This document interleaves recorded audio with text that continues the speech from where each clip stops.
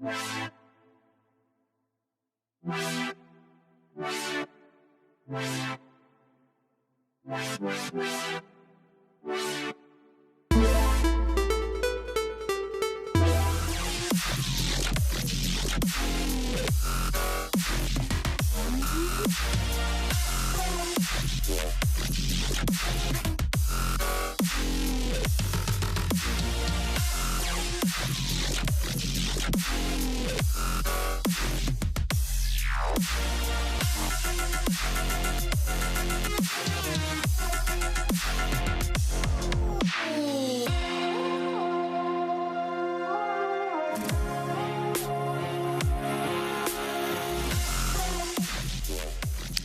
everyone, and welcome to the Victory Up Valorant High School Esports League. Today I am Jesslyn and I will be your caster with...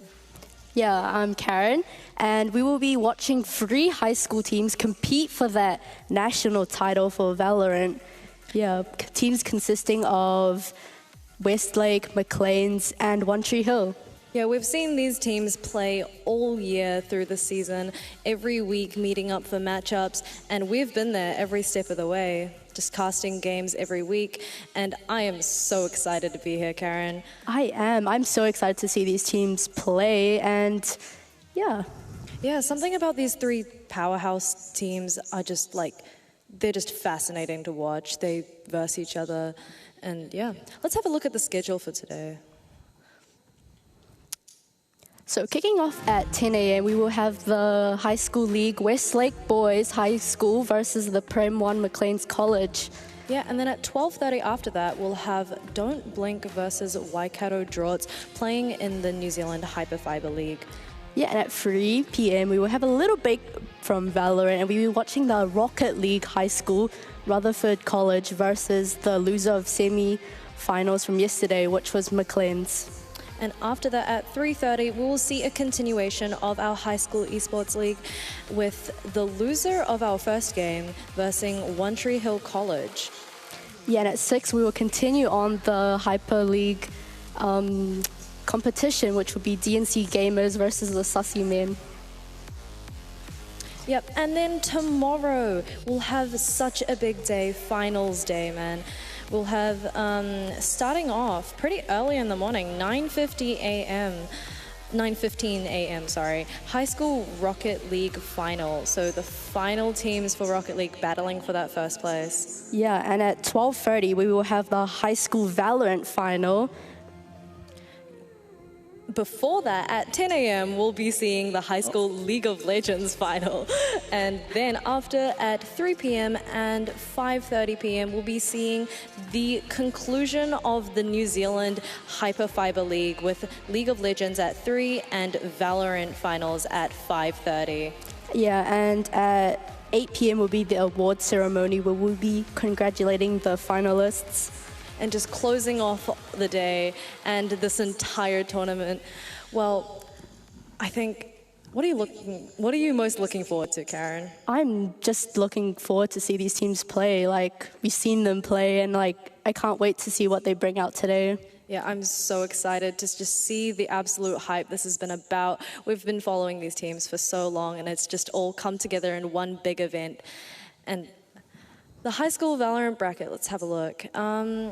Starting off our first game today, we'll be looking at Westlake Boys versus McLean's College. And of course, as we saw before, the loser of that will be playing One Tree Hill College in another matchup. And the winner of both those matches will go ahead to play in the grand finals in a best of 3. Any predictions, Karen? Predictions. Oh, it's hard. I've heard that Westlake and McLean's, they've been really close, you know. I mean, we've seen them play time and time again. Yeah. Even pre-season, the pre-season invitational tournament, we've seen Westlake and McLean's, just old rivals at this point. They always play together, and every time, narrowly, McLean's comes out a little on a loser. On the Westlake team, well, like, they're a powerhouse school, man. Yeah, they are so strong, consisting of like immortals, almost radiants. Yeah, and we see our Westlake Boys High School Prem 1 team. We've got Ted, Envy, Kid, Dart, and Nat PF with our captain, Ted. Well, these boys are so good at the game. They are. It's very impressive what they've managed to pull together as a team. And yeah. And now, moving on to the McLean's team. I mean, McLean's, something to be said as well. They're not exactly apologies. They're not exactly a weak team. They are very, very strong. We've got... This is actually the league team, but for Valorant, we do have the captain Ming following 4 other members. Yeah, Ming leads his team. I guess we'll find out their names during the matchup. But these two teams are, like, we've seen them play. Every time they play, they always bring it to, if it's a best of 3, they bring it to map 3. It's always overtime every game. If it's a best of 5, which we did have the pleasure of casting. Oh, you did? It was a long stream, I'll tell you that. Like, overtime, I think it was like 17-19, I remember the last score. But always Westlake coming out on top. So today I'm so excited to see maybe McLean's, the underdogs. Yeah, because we've had McLean's play yesterday, but unfortunately none of them actually won. Yeah, so let's see if we can get McLean's into a finals or a semi-finals spot and win a matchup. Well, yeah, we will go to the countdown. Yeah, stick around, and I'm so excited for these matches.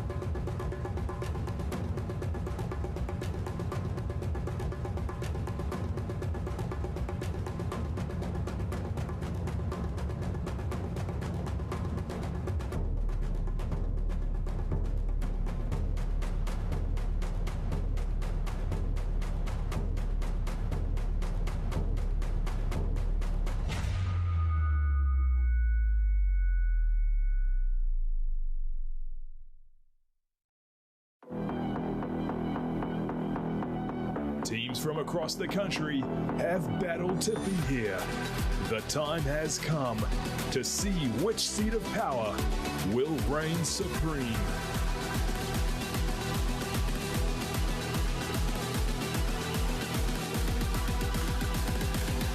This is the New Zealand Esports HyperFibre League.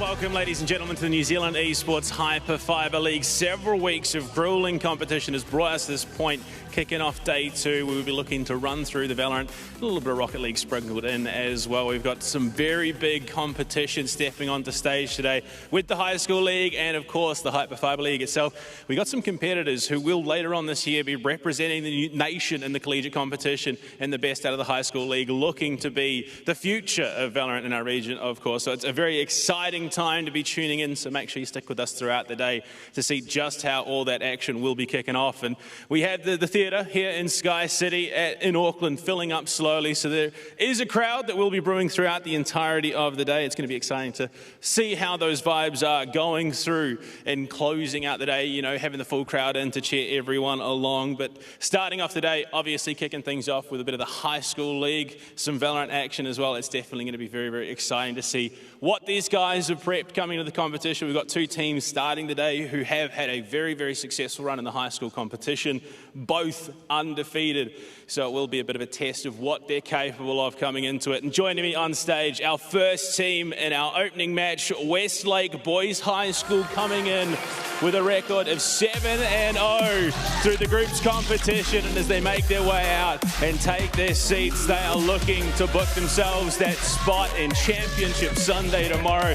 So they're going to be bringing their absolute A game, looking solid, looking tough. And I have no doubt that we are going to see some big clips coming out of a school that has had huge representation in the high school esports scene over the last few years.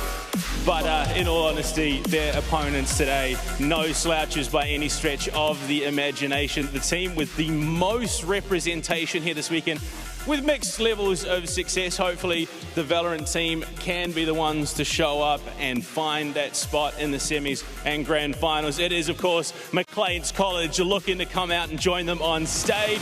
They themselves also boasting a 7-0 record in the initial competition, so they are just as capable. From what I heard, these 2 teams have been playing each other, obviously both Auckland natives, and there is a bit of animosity, a bit of rivalry coming into it. So hopefully Maclean's looking fine in their number 1s as well, can potentially step up and take one over the competition.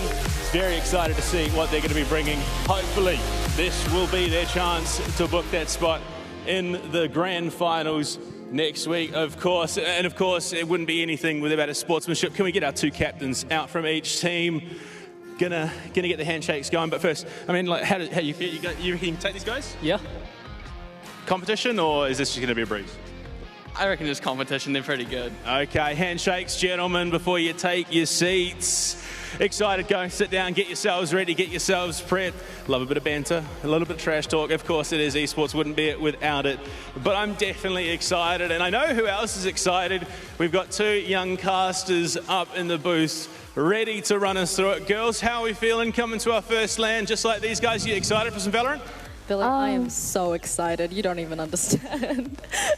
Well, yeah, also very excited, but also kind of nervous. I mean, yeah, it is our first, it's our second LAN experience, but something as big as this, it's definitely our first time. You'll be absolutely fine, but I mean, I heard a bit of talk, you guys saying Maclean's had a bit of a rough time in the past. Do you reckon, you know, the stage buff might be enough for them to pick up the win? Oh, heck yeah, yeah. Yeah, hopefully. I'll frame 1. They're going to pick this up, don't worry. No bias whatsoever, but ladies, we'll send it on over to you. Take us through all the action as we jump into pick ban.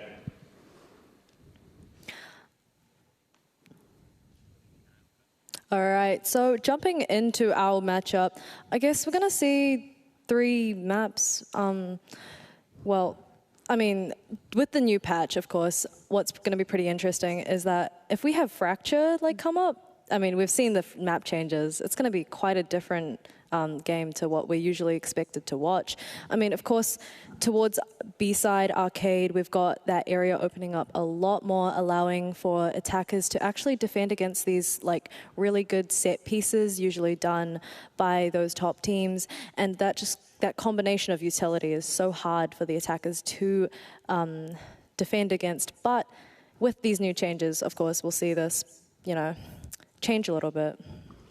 Yeah, there's also some changes on A with Dish making it one-sided, as well as that little ledge on A ropes, making it possibly easier for attackers to hold those angles. Yeah, but also that could work in both ways. Of course, we know that Fracture is a pretty attacker-sided map. We've got those 2 attackers from both sides pinching those defenders on site, and those changes to the map could potentially change Fracture as we know it. Yeah. Yeah, and also we have a couple of agent changes. I'd say they're pretty minor. A couple flash changes. We got Sky's bird getting buffed. I mean, you can't break it anymore, but... Yeah, we also have Reyna's buff on her blind, as well as KO's nerf, actually.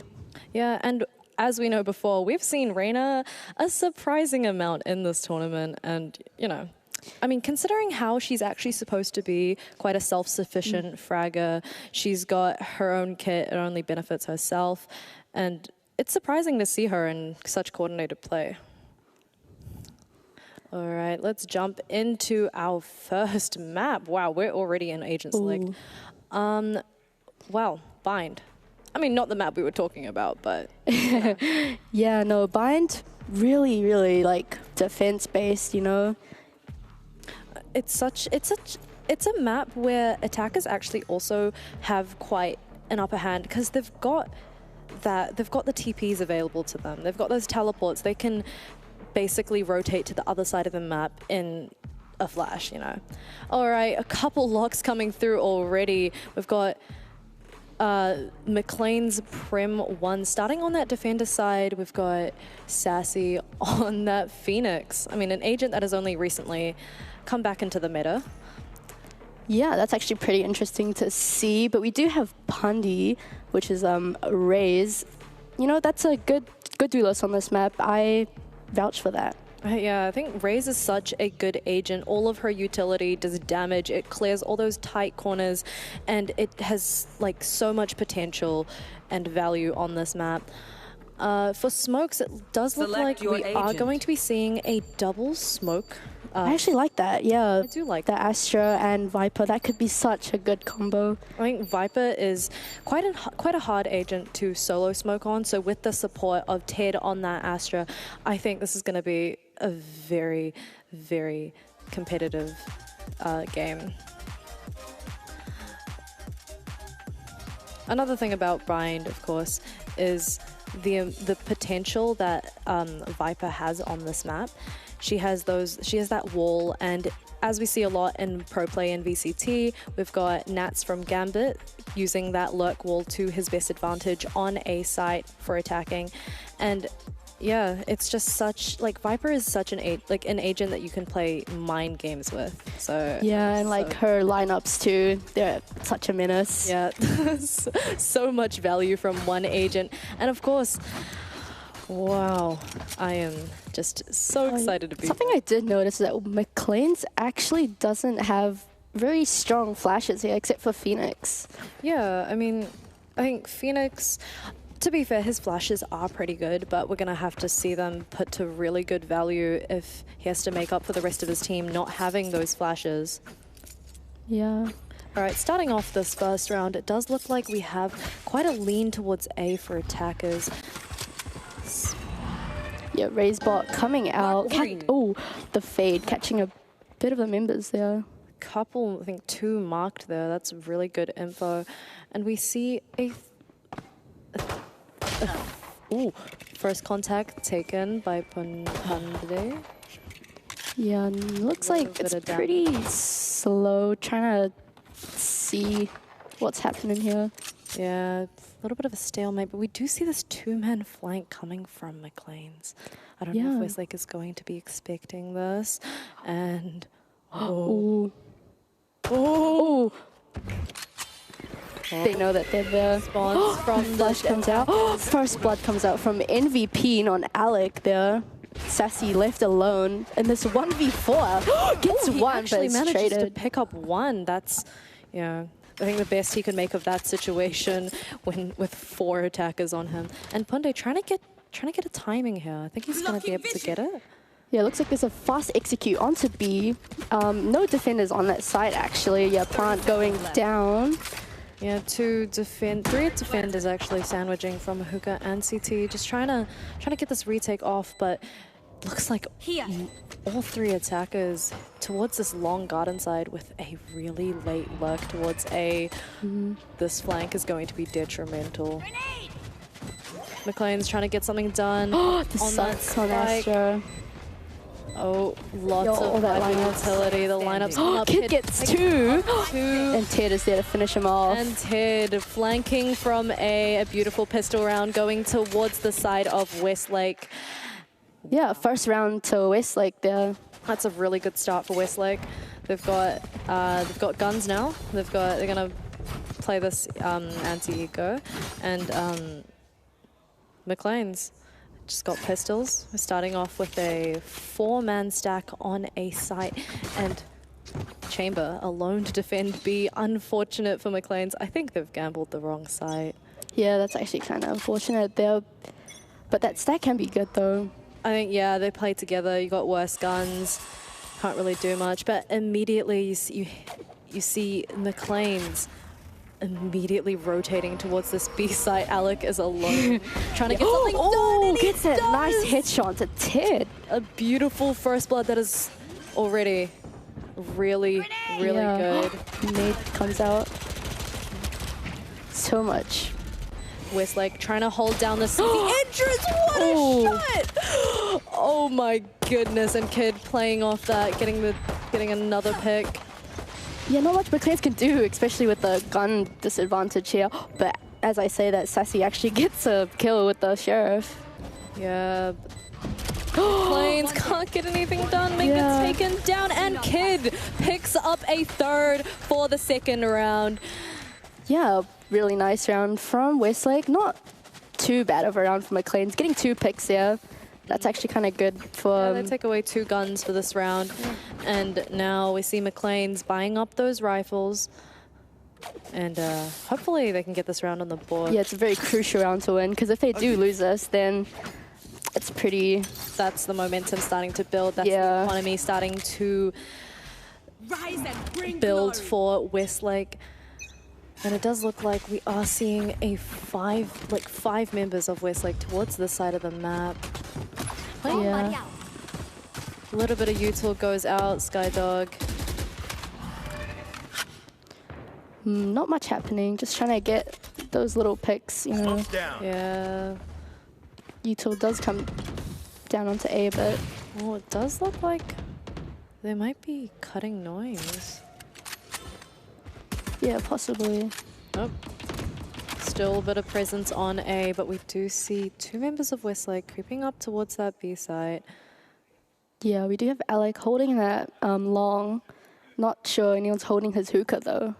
Yeah, there's two members in garden.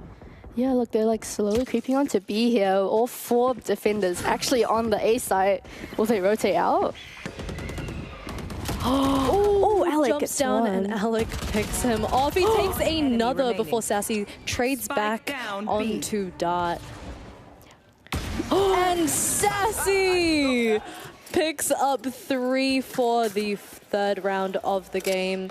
Yeah, nice round, yeah. Only dropping 1 member there. Really, Not too bad, really not good. too bad.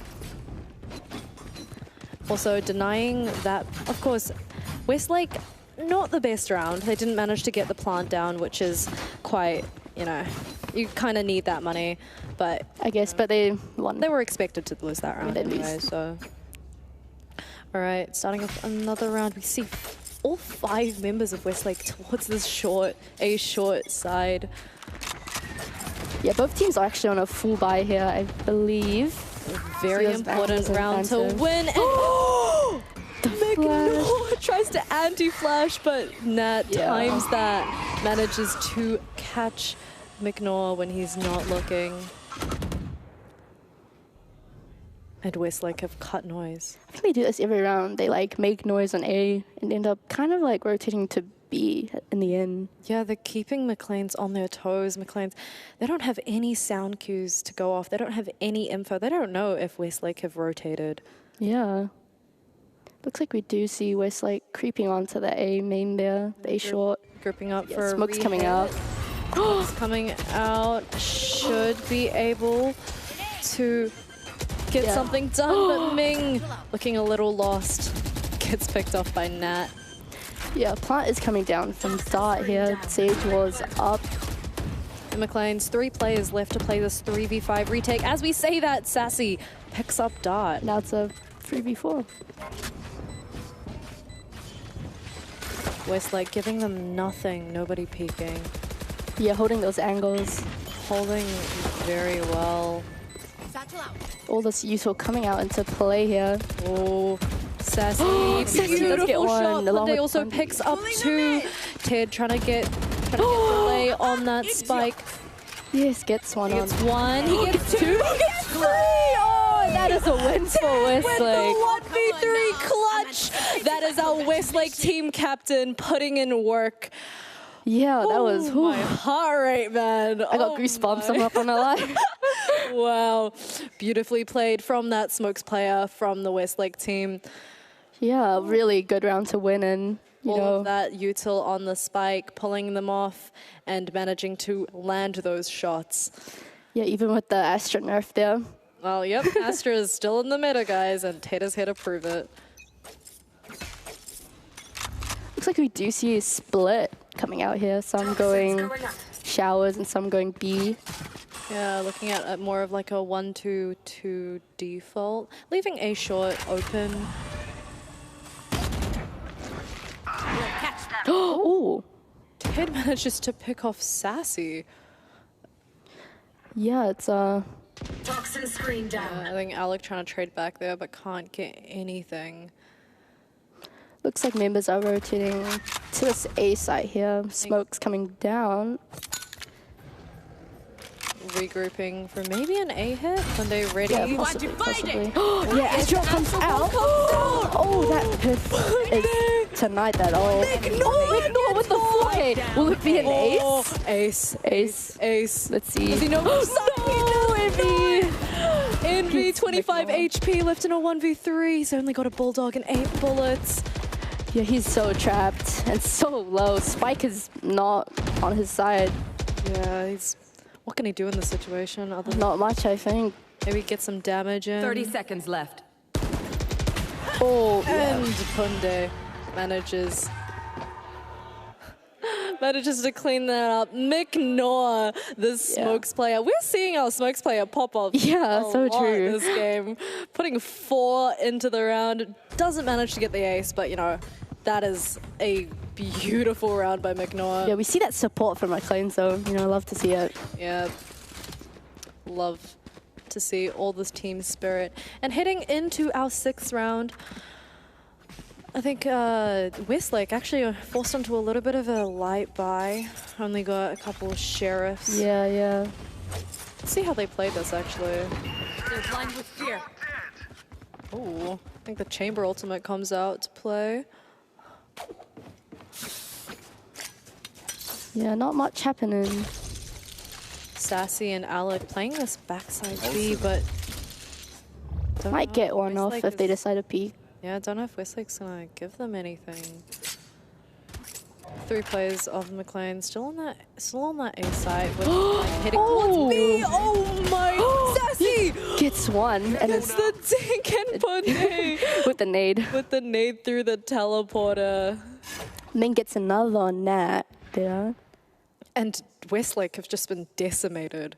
Yeah, what can Dart and Ted do? The 2 smokers. Everything's shut down. Let's see what they can get done here. A little bit of presence towards A. Launching smoke. And McNaw, let's see if he can do it again. Does a bit of damage on both of them. Oh, Ted, what a shot. They're so trapped. 30 seconds left. Oh! Oh my. Hops through the teleporter as well.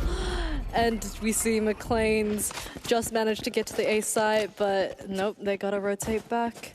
Yeah, Dart left on 4 HP. Ted with that gun there. Should be able to get Spike down here. 10 seconds left. The timing? Spike planted. Oh.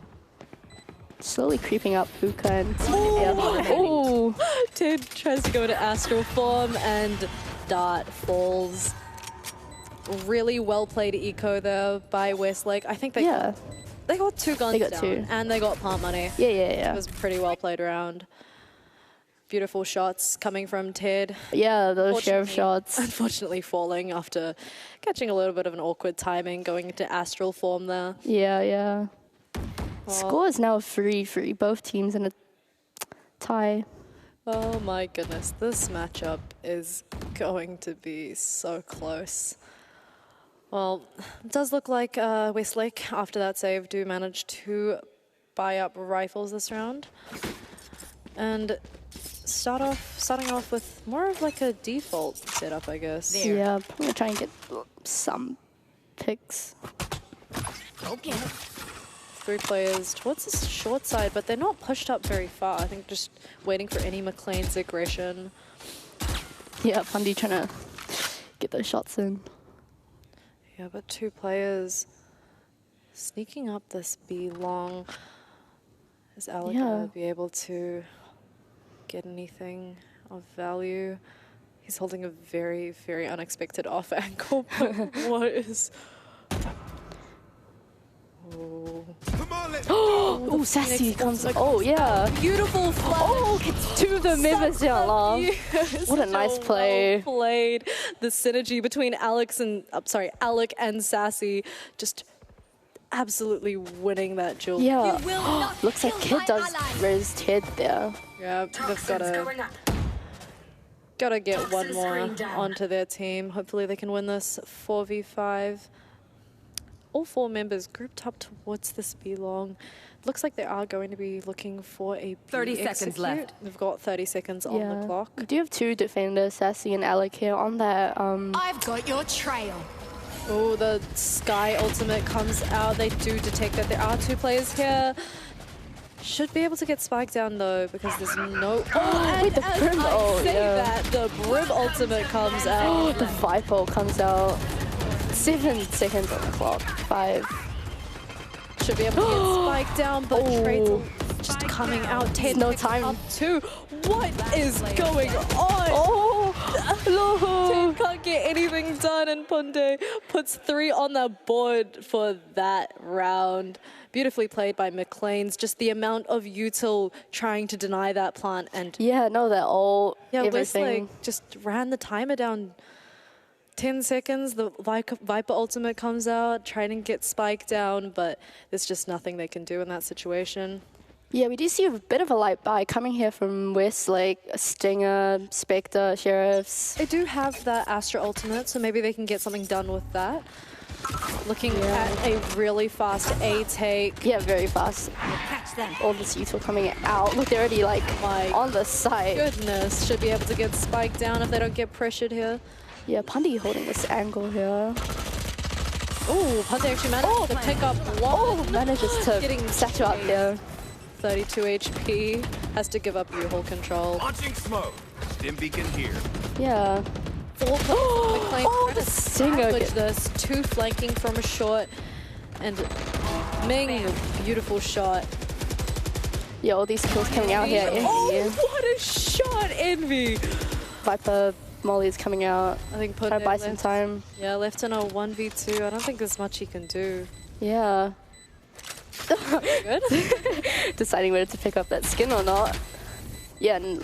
Yeah, and the timer just goes down. Envy putting 3. Yeah, oh my. What a nice round from Westlake. They actually win that eco there. They win their eco round. That is insane. So well played. Just 5 members rushing onto that A site. just the amount of manpower, I don't think McLean's could hold that site down. Yeah, we still have that Astro online and the Fade ult too. Yeah, Fade ult, really, really good for retake. Let's see how Ming decides to use that. Yeah. Both teams still keeping their rifles. A little bit of economy damage there last round, but McLean's should be alright. Oh, Alec. Oh, out in time. Doesn't actually manage to get anything with that.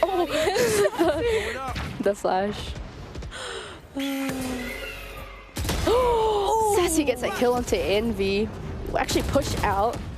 Pushes out. Mollies himself, trying to keep from getting pushed.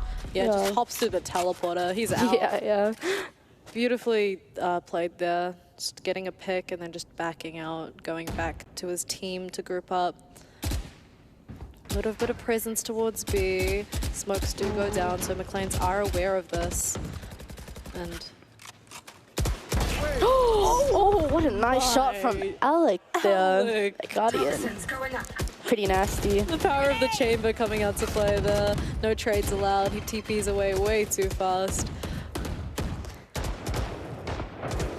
Oh, Dart gets that kill onto Alec. What a shot. Yeah, what a shot. And Yeah. Fatal comes out. I don't think... It does.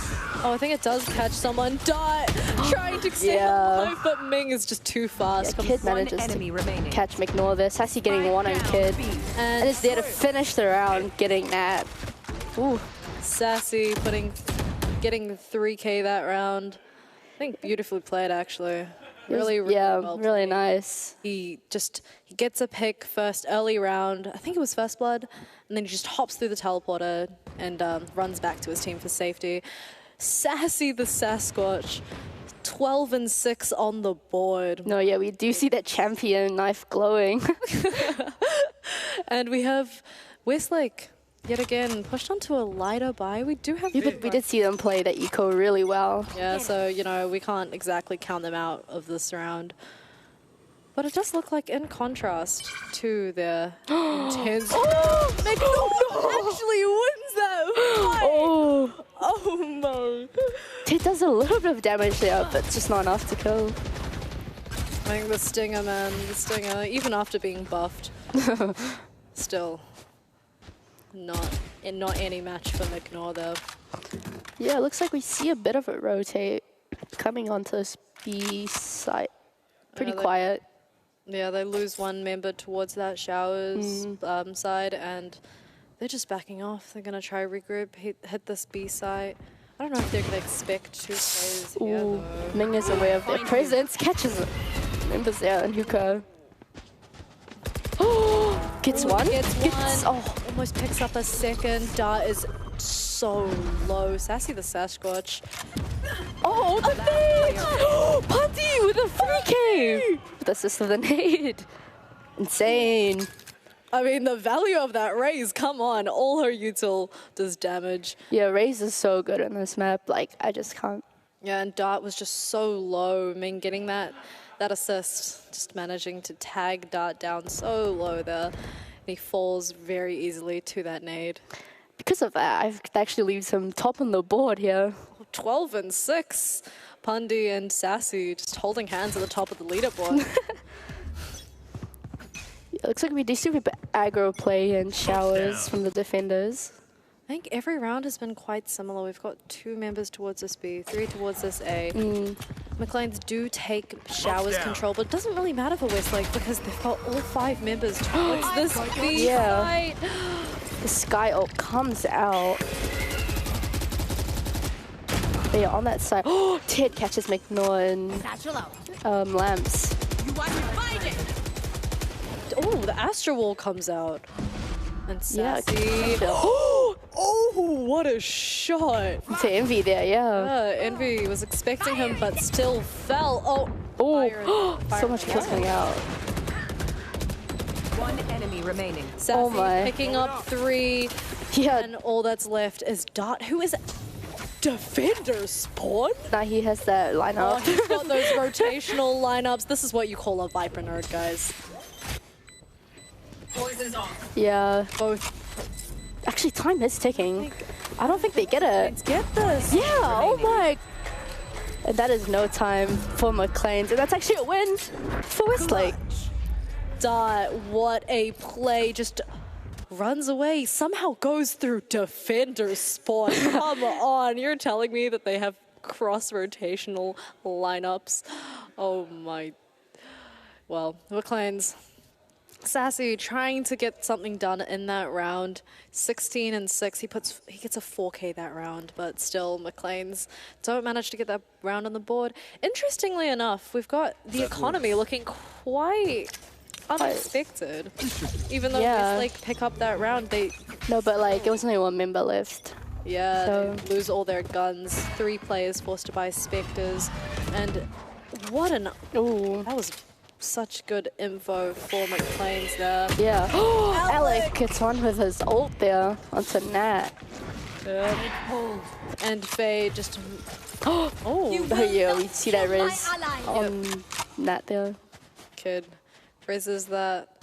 And it's like the round has reset again. Yeah. It's like it never happened.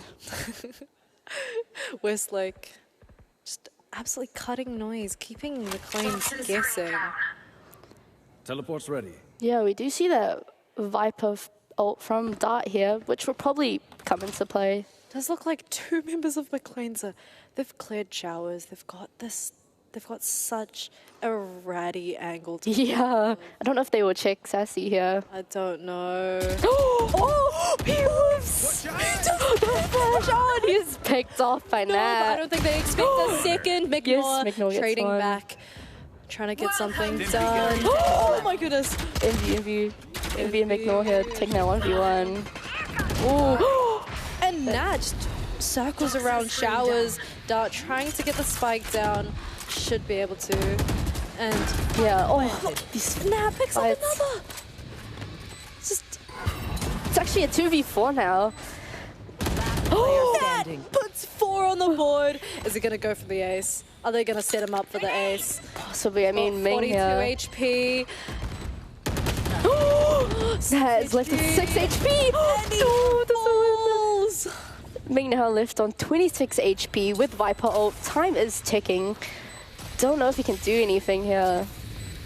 Down to 1 HP. Yeah. in that Viper ultimate. Oh, the shorty. Comes running around the corner with a shorty. Oh my goodness, we have face cams? Wow.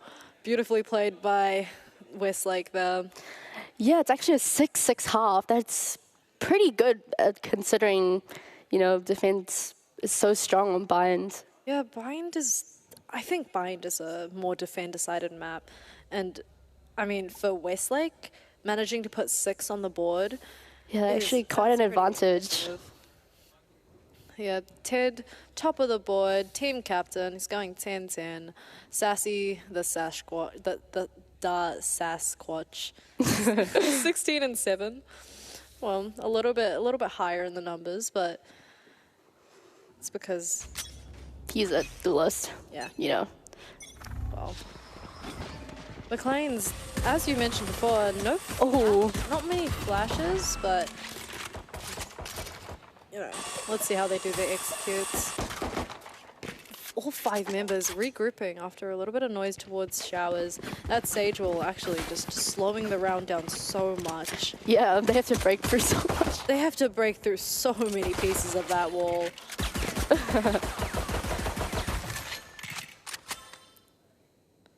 And it's gone quiet. It is going quiet. McLean's, I think, getting ready to do this A execute. There are 3 members of Westlake on this site.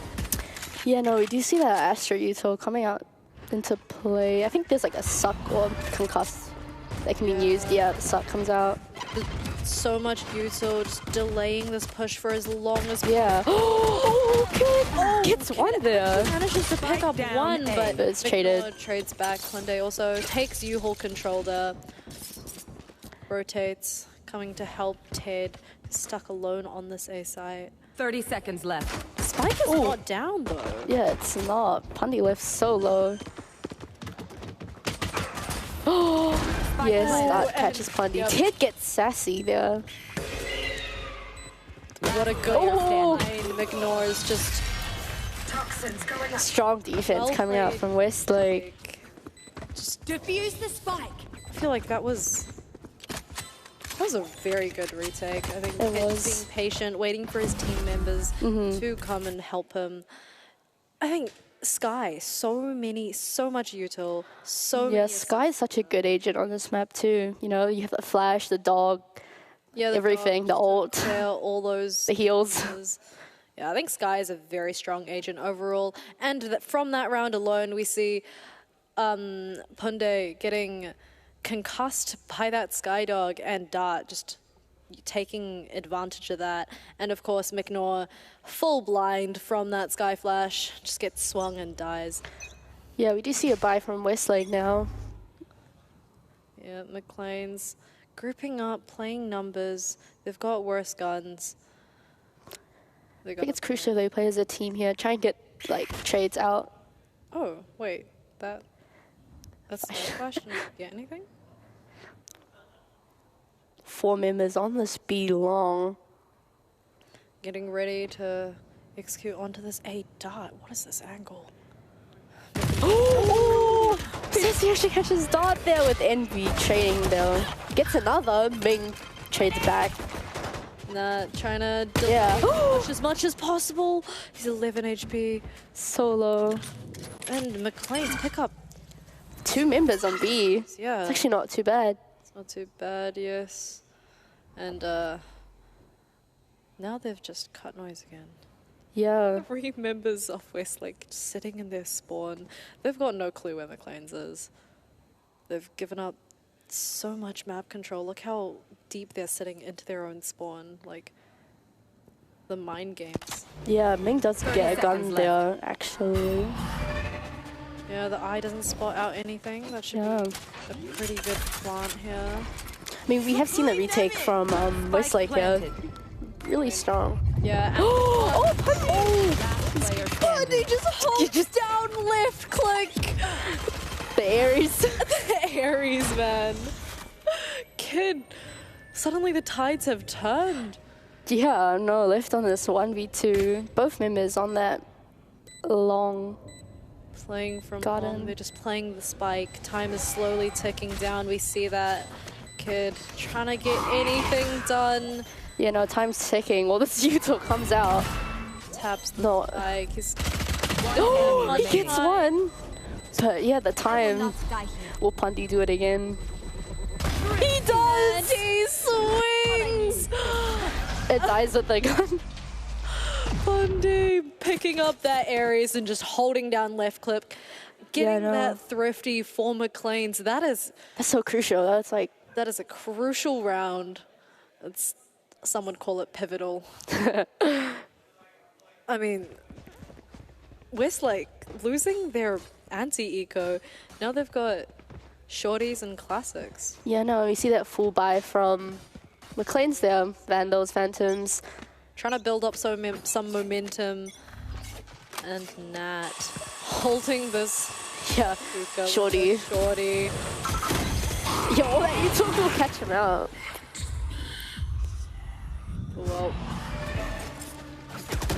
Oh, Dart left so low. gets spammed through the smoke.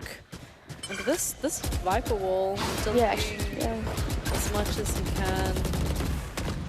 Yeah, so much gunfire. Oh, Ming Ming! just spams through that tube and takes down Nat. Yeah, no. Oh, Dart pushes that, but dies. Tries to get a timing, but there's just too many members Yeah. firing towards CT right now. Spike planted. What can these 3 Westlake members do? Classics, but gets that doesn't one. matter for Envy as he kills Ming. That is 1 member down for McLean's. Yeah, Ted in this. A little flank here on long. Ted, I don't know if Alex gonna expect this, but nope. He The gun diff. 1 enemy remaining. does. Yeah, oh. And McNor cleans that up. Envy managing to get 1 pick from McLean's. Yeah, nice try from Westlake there. Not much you can do when you have, like, not that great of guns. Yeah, classics and shorties versus rifles. Not much you can do there. Well, McLean's Are they starting to build that momentum? Like they Possibly. They may have lost they may have lost pistol, but they've picked up a thrifty and the gun round, and now we see all the rifles coming out to play. Yeah. If Westlake doesn't win this, What? wait, with the wall? What? Oh, sassy. Okay, Sassy Ult's out of gets showers. blood. Ult's out of showers, yes. And he doesn't manage to get anything from that, but It's okay. Gets the info. look at the defenders just immediately rotating, leaving Dart alone onto B, and McLean's respond by just sending the spike over towards B. Face your fear! Yeah, Fatal comes out from Ming. Does catch Dart here, backside. Yeah, He's very alone. I mean, Yeah. as I say that, nope, Westlake boys have come to back They have, yeah. team up. McLean's missed their opportunity No. fade ultimate. Yeah, we see Sassy here actually pushed out so far onto this A side. Yeah, I think he's going to be able to get a really, really... Yeah. Yeah, gets And he one. does. Rotates coming out onto this A side here. Oh, Ted. What a 30 shot. seconds left. Managing to clean up, punishing Sassy from being a little Spike planted. too close. Yeah, Spike does come down from McLean's. Probably gonna Full play for that post plant. Yeah, they do have numbers advantage. They play the smart, they play the bomb. Oh, the doesn't actually manage to get anything. Two defenders taking U-Haul control. Ming, Ming, that is the team Oh captain my. of McLean's Prem 1, putting in that work. That was amazing. Ming Dynasty. Well, beautifully played around from McLean's. They rotated what? They rotated a B and then they rotated... Yeah, no, that was so good. You know, you get that like A site there for free. I mean, they sent Sassy up so close to defender spawn, just delaying that retake longer and longer. Yeah, that was so well played. Well, 9-7. McLean's trying to peel away with a little bit of a lead.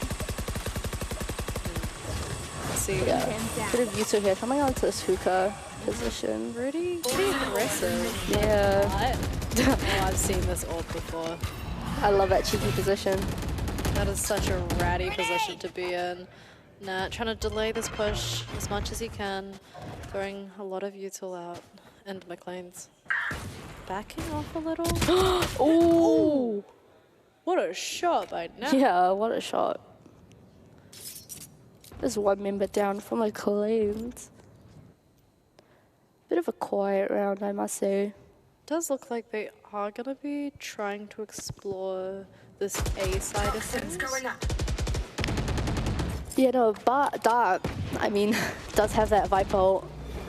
Don't know if he's going to choose to use it on an eco round, but we'll see. Yeah, McNair giving up on that A side, just heading back, trying to hit B with his teammates. Smoke. Yeah, looks like they are gonna try push out. 30 ult seconds from that left. Nat comes out. popping that. Oh, the Rip ult! Oh, trades himself. And McLean's take that B control. They do. Spike goes Spike down. planted.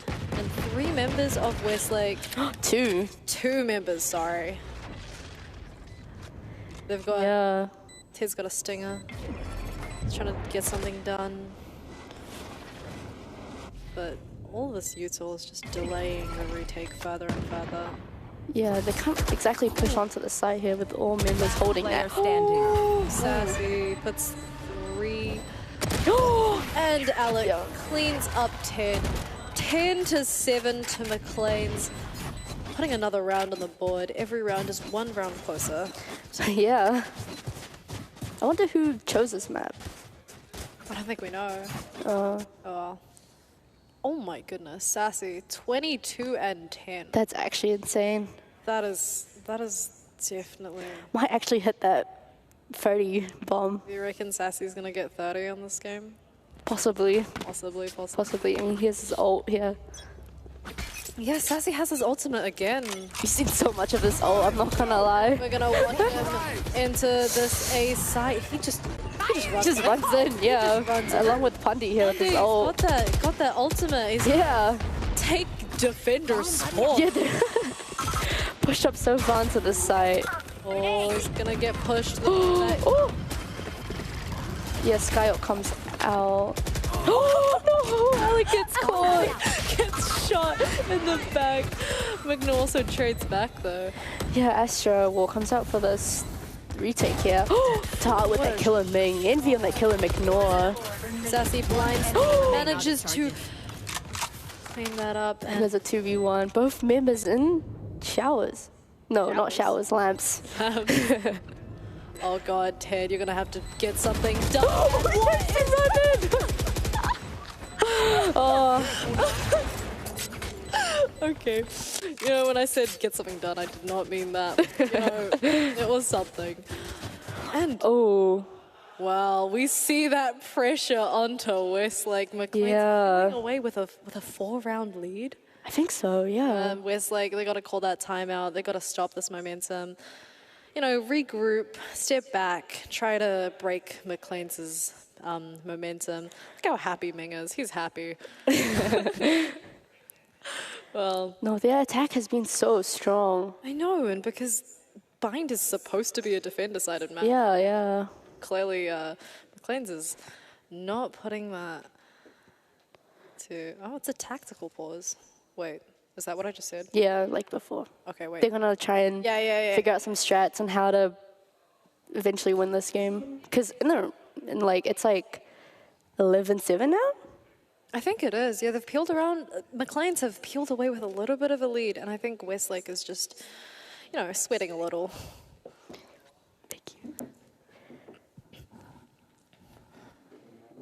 I think we've seen some great plays from individual players, and I think the teamwork from both teams is just, No, it's been so good. it's been great. The two duelists on McLean's, they play together so well. Yeah, I think Alec and Sassy on that defense, just taking long every round. That was beautiful. You see the Prowler come out. Oh, stopped by the Sage Wall. The Sage Wall's a little bit deeper than usual. Ted trying to do a little rat play there, but you know, decides against it.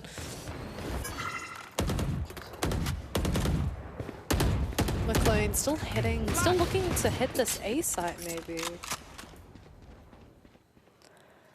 Yeah, I know they've gone quiet a bit. Still holding. I think just baiting out a lot of utility, playing more of a defaulty round. It does look like Spike is headed towards B side. Maybe McLean's trying to hit this B side. Yeah, no, Dart trying to get that info on long. Only 2 members here to try to deny this push. Face your fear! Ooh, the Fatal comes out. Doesn't catch anyone, actually. Oh. Sassy gets one at Kid. Picks up Kid on A side. Yeah, 30 seconds left. Yeah. And Ted.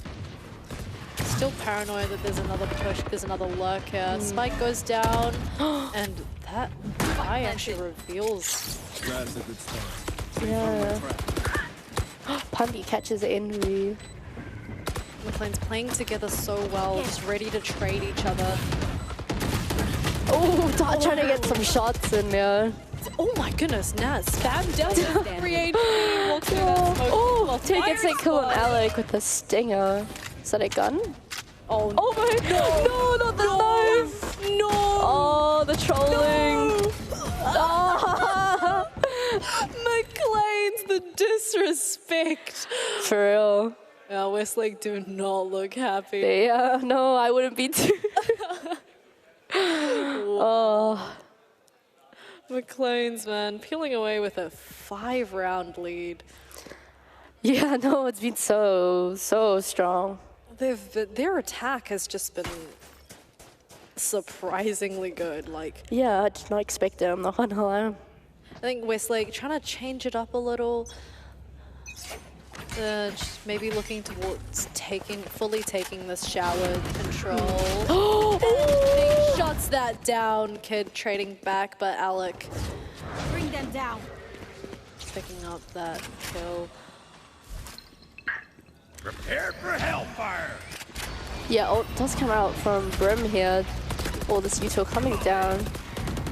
Yeah, should be able to get Spike down, but this Molly is Yeah. delivering the plant pretty effectively.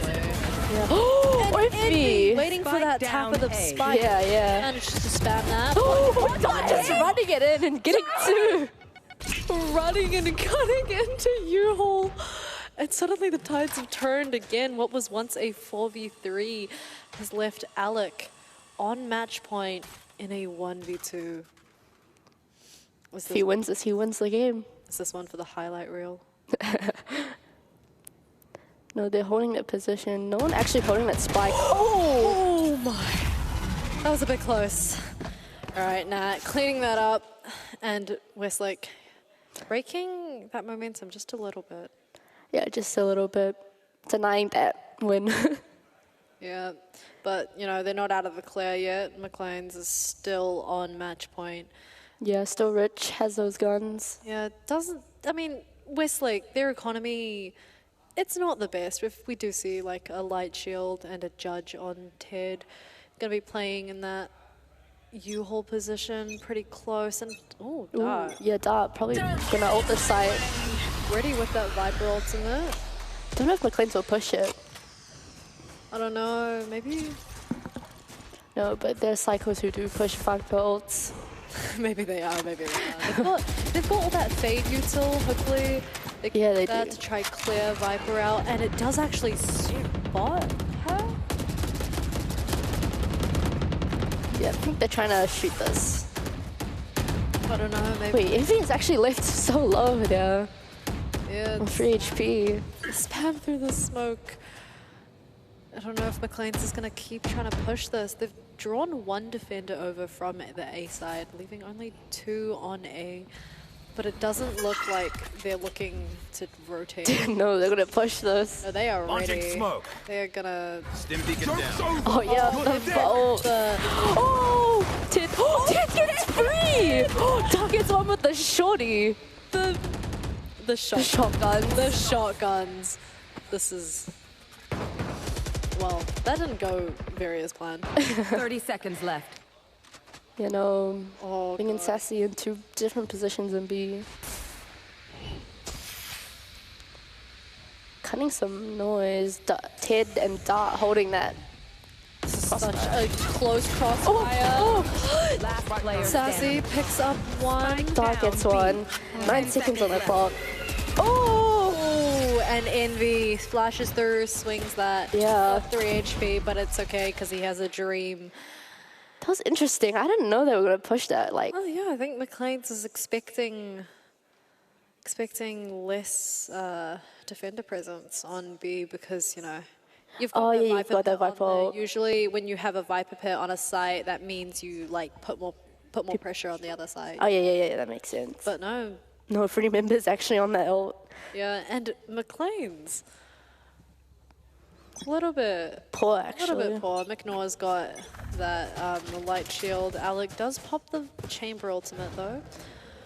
Trying to get something done. I think they've got to win this round because if they don't, they have to save the round. They just have to keep playing and Dart playing in this elbow position. I don't know if he's going to swing out of the smoke. It's very risky. Oh, they do have plant down now. That's looking kind of bad for Westlake, but they do have 5 members, so it's like could go either way. Yeah, 5 members for both teams. I think Westlake wary of a late lurk. Oh, The double feed. double hold bro. Oh my goodness. Oh my god, so Sassy. much kills come out. Get one. The Riz, the ult. So many ultimates come out. And 3 members of McLean's just stuck. Yeah, they try to push They that. can't do anything. Yeah, they push out one by one. Absolutely denied. Decimated. Well played by Westlake there. I mean, of course it wasn't wasn't cheap. They used how many ultimates? Sage ultimate, Sky ultimate, Astra, yeah, 3 ults there.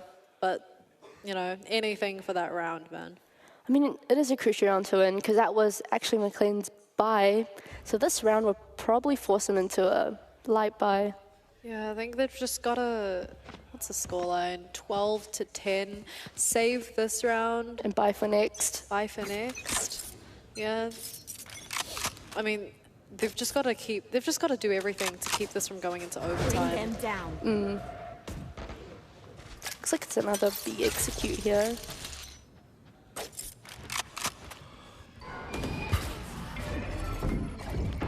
Yeah, Util coming out.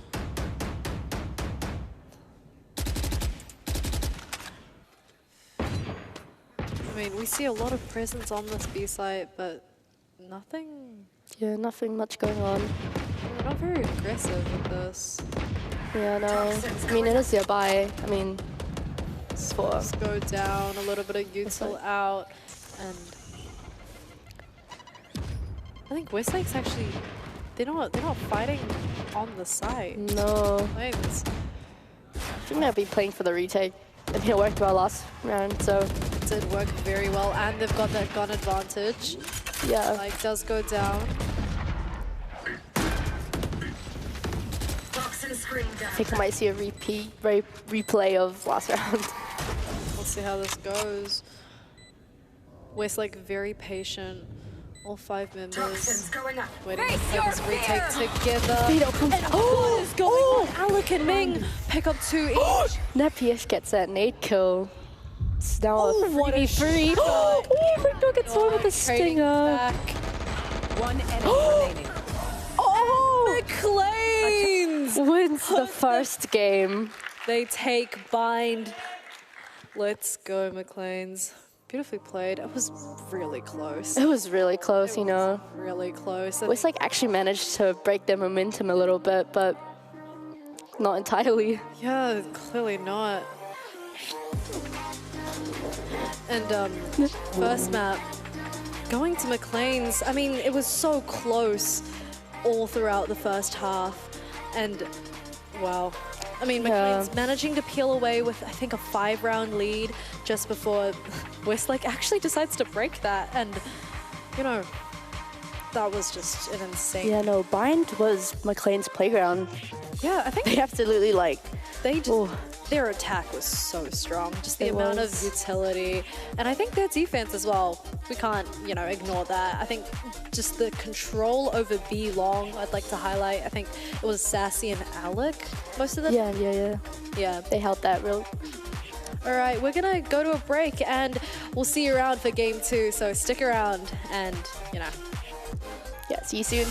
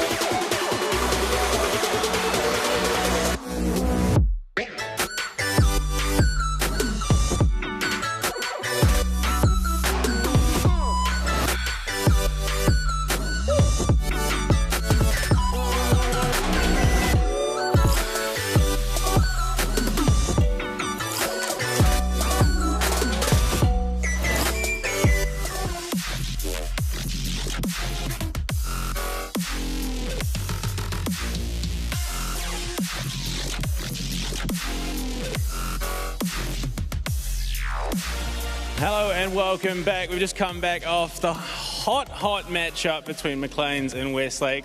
We're joined by Mr. Cady, the teacher in charge of esports at Maclean's College. Now, the boys, they got put through the ringer a bit. They were looking good at the half, and then it started to come back. But, I mean, how did you feel about the performance overall?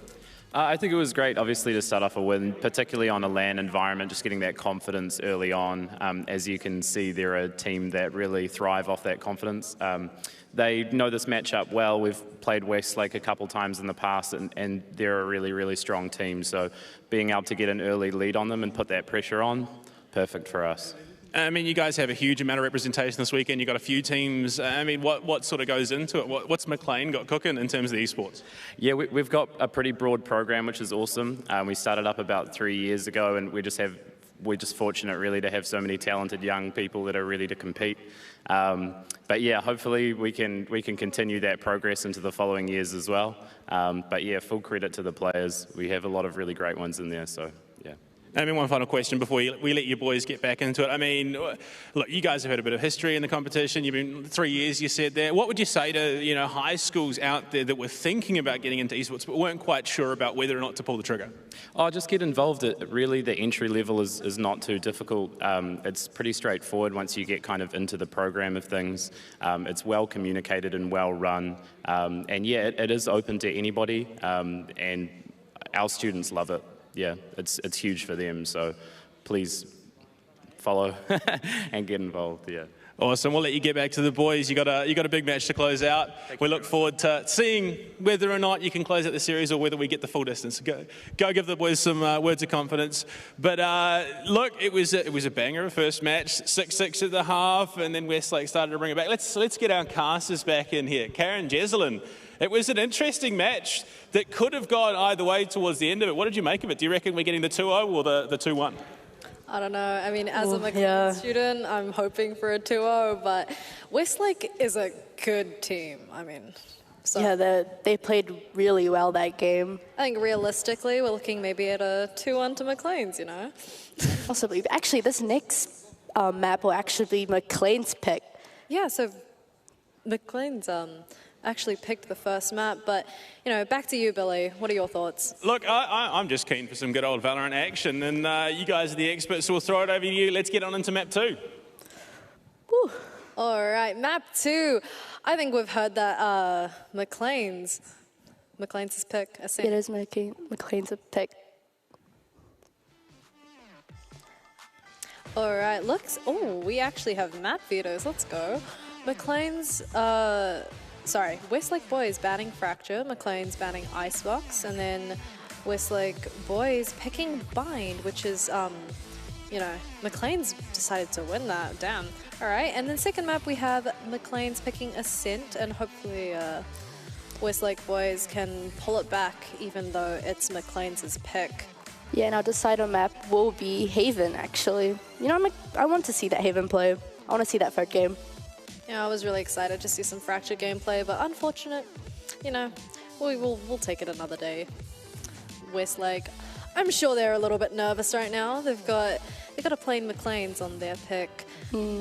But, as we've seen, anything's possible. Maclean's winning on Westlake's map pick. And, Yeah, that is true. Also, Ascent can go both ways, you know. It's a very, like, kind of 50-50. More strong on the defense, though, I would say. Yeah, I think its reputation is to be more of a CT-sided map. I mean, mid-control is such an important factor to this map. You've got that top mid area, the B-link, and the tree area, and there's just so much potential for set plays and attacking like tactics, and of course like defensive pushes. Yeah. Yeah, agent picks. I'm hoping we can see a KJ out. I'm not gonna lie. That is something a KJ main like you would say, Karen. No, but like KJ is just so strong on this map. I think, as well as like smokes like Omen, maybe a double smoke. I think double smokes would be very interesting on this map. I don't think it's a very common pick. Yeah, but it would be interesting, you know, I think. Westlake did bring out that double smoke on bind, so anything's possible. I think this map we will probably see Jet plays. Yeah. I mean, rather than Raze, I think Jet is a much stronger duelist on Ascent, depending on, you know... We see some super dashes into mid. I don't know if super dash is legal in this tournament. I don't know. I don't know. I think it's a bug exploit, but, you know, I think Chamber, Jet, just using that operator to shut down mid and just all those long sight lines, I think Jet, we're definitely going to see a Jet. Oh yeah, you're so right. Ping on this map is just, whew, it's so strong. I mean, the operator is just such a broken gun. It is. Yeah, it just absolutely shuts down just huge sight lines on a map. And yeah. Yeah. Back to that KJ thing you were talking about. Killjoy, such a strong defensive agent. No, she can hold like a site by herself. It's like pretty insane. I think her B lane setup is iconic. So if we see a Killjoy, let's we can keep an eye on B lane. But we might have that KO to deny that KJ util actually. Yeah, I mean, KO is another agent which has been so strong in the meta recently. I think it's just his ability to just shut down util that can deny pushes or, you know, set up pushes is just super strong. And plus, I think he recently got nerfed in the patch notes. Yeah, I think the flash was nerfed just a bit. Yeah, I think his pop flash it's just too strong. I think that's exactly what Riot said.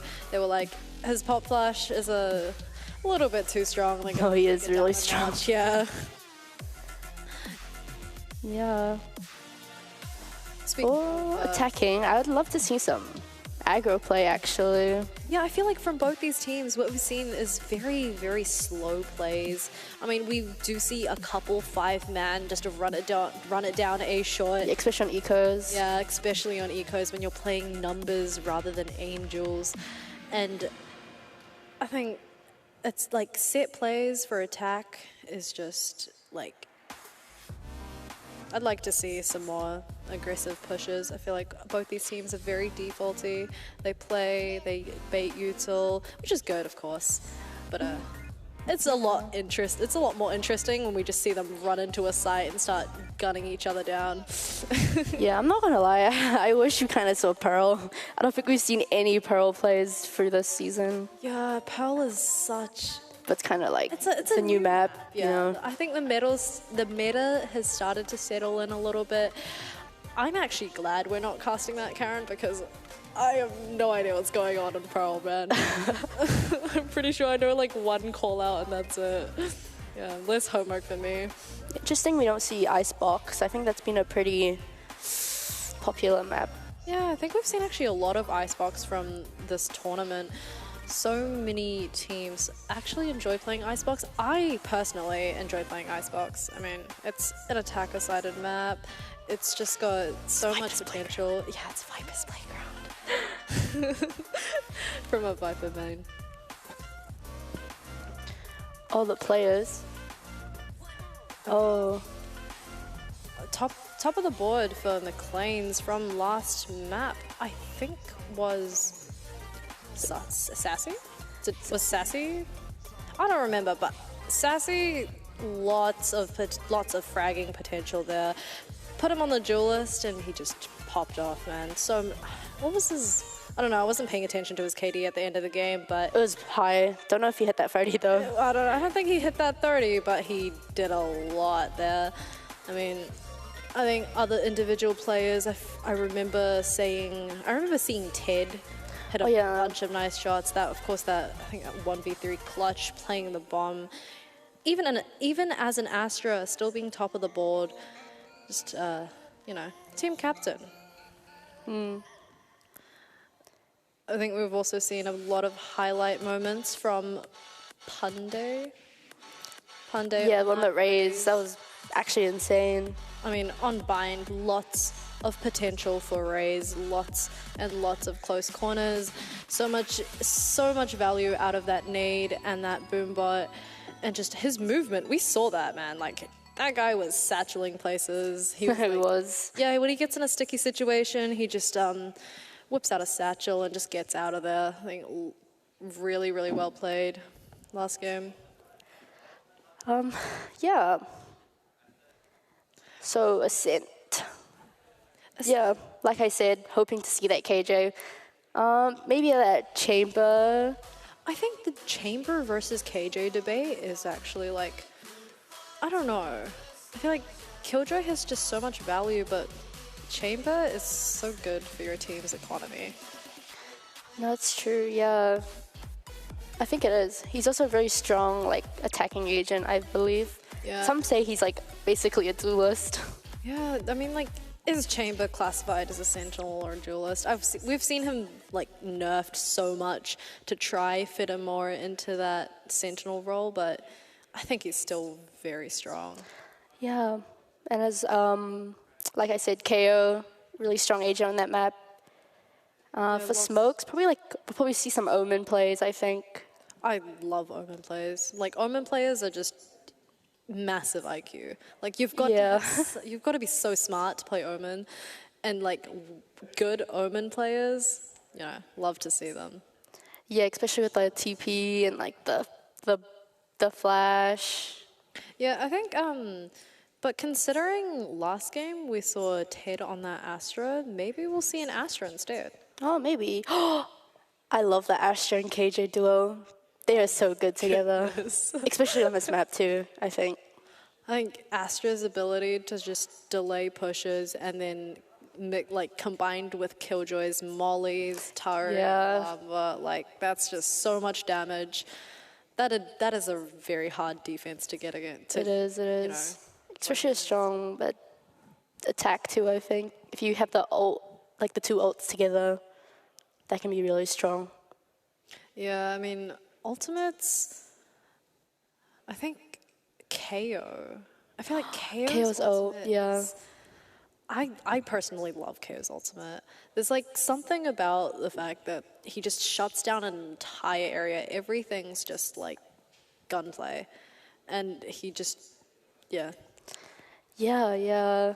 I feel like if there's going to be a Killjoy pick, I'd love to see a KO pick to counter that. No, I think that will definitely happen. Love to see some Jet knives too. I mean, Jet and Chambers, like such good agents for the economy. They've got those, Jet's got her knives, Chambers got his headhunter and his, what's the name for it? Rendezvous? No, I think it's the other one. His op, his ultimate ability. And they just bring so much value to the team's economy. Like, they go heads against. They do. Actually, now that I think about it, I think we've seen these players play Ascent before. I think we actually see that Reyna. Do we? I think so. Oh my goodness, wait, I don't remember this, but... I think Reyna's actually a pretty popular pick for Ascent, which is actually kind of surprising, but I think she can do well if you utilize her well. I think it's so surprising, especially for like coordinated play, because Reyna, she's a self-sufficient like fragging duelist. Like she doesn't need her team, but that's kind of true. Yeah, and the recent patch, we've seen Reyna get a little buff. Her blind. Oh yeah, I want to see how they play that. Maybe that will push Reyna into more of a likable, favorable pick for this next match. And yeah, I mean, Westlake, I think they look pretty in the zone. They're ready for the second game. They've got to play for their tournament lives here. Yeah, no. Considering this is McLean's pick, Oh, they have to win this to bring us to the free. Map to Ascend. We see that Yoru. Is that a Yoru? Please. Oh, no. Okay, had me sweating for a second. And, well, looks like Dart has transitioned from that Viper onto the Fade. Not too surprising because Viper is, I mean, even if I'm a Viper main, it's a pretty pick on Ascent. And Ming still on that Fade as well. Oh, we see an Omen. Let's go. Omen. We didn't talk about the Sova. The Sova is actually really good on this map. Especially when you have the Odin too. Oh my goodness, that like one wallbang down like B main. That's, yeah. Sassy's still on that Phoenix. Oh, interestingly enough. I mean, he popped off last game. I don't see why not. True. They also need that flash too, I think. Ted looks to be locking in KO. KO, yeah. KO. Switching from the Astra. Let's see what Westlake decides to pick for smokes. I think both two Choose Sovas your coming agent. out. The thing is that if they have a smoke, then they'll have no duelist. Oh, true. That's actually pretty interesting. Looks like Kid might not pick. Alright, you know what? You know, it was just a teaser for the next map. Well, you saw those agent picks. Oh, you saw those agent picks, guys. Surprising we don't have a Killjoy. Yeah, I'm after we just talked about Killjoy. a little disappointed. Alright, I mean, we did see that KO. Unfortunately, no Killjoy for it to counter. And we've got a couple technical lobby issues, so we're gonna go to a break. And so just stick around and don't go anywhere.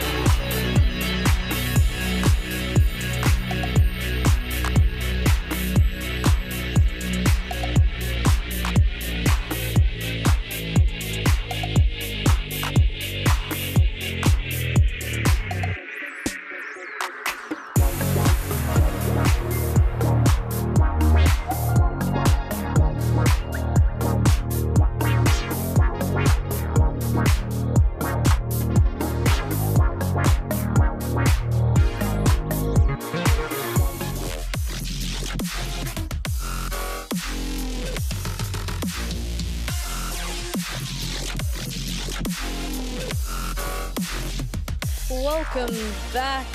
We are back after a little bit of a break and straight into our second map. Yeah, it looks like there's the same picks coming out here. Kid on that brim, so no duelist. That's very interesting. Last time we saw no... I feel like this exact thing has happened before. Probably has. I mean, do you need duelist? I mean... when you have chamber? I remember, I think we've actually seen these two teams play this map before, and I'm pretty sure the exact same thing happened where Westlake didn't pick a duelist.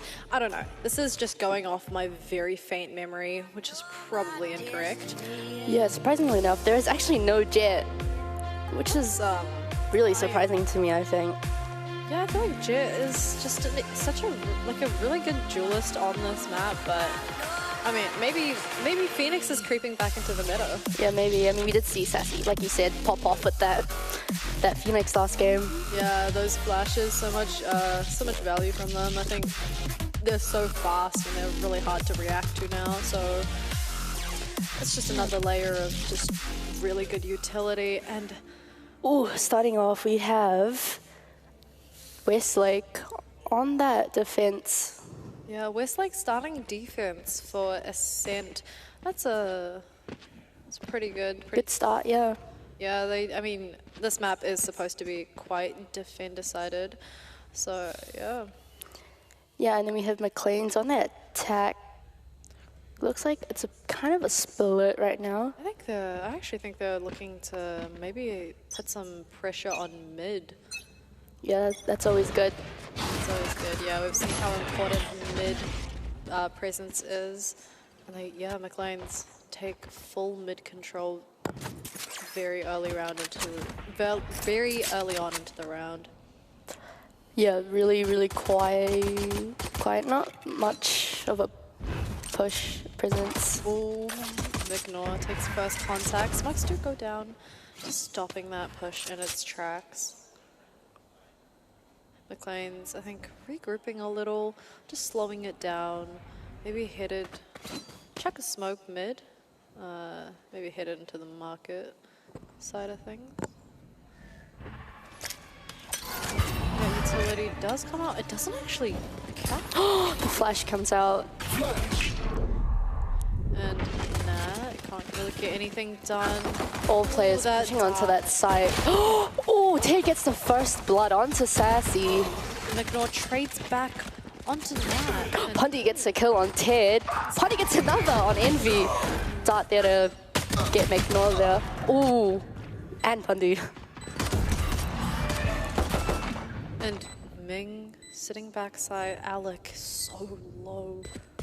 Yeah. Oh! Right click on two. God, Alec. Oh. Just getting that right click collat, nothing that double swing can do to stop that. Why does my right click not do that? Yeah, what a dramatic end to the first pistol round of the second map. Going towards McLean's. I think. Oh, that was such a nice finish to that round. Yeah, I mean, McLean's buying up some guns. They've got a Guardian, a couple Bulldogs, maybe a Spectre. Right here. Yeah, should be a pretty standard round. Maybe Westlake, see what they can do with only pistols. Oh my goodness, Sassy already taking first blood. Punishing Ted for creeping up B main, trying to take some control there, but nothing he can do. Oh, kid, he's got a short. Oh, peeks out of that spots too. McLean's is definitely aware that he is in here with a shorty. I don't think they want to push this.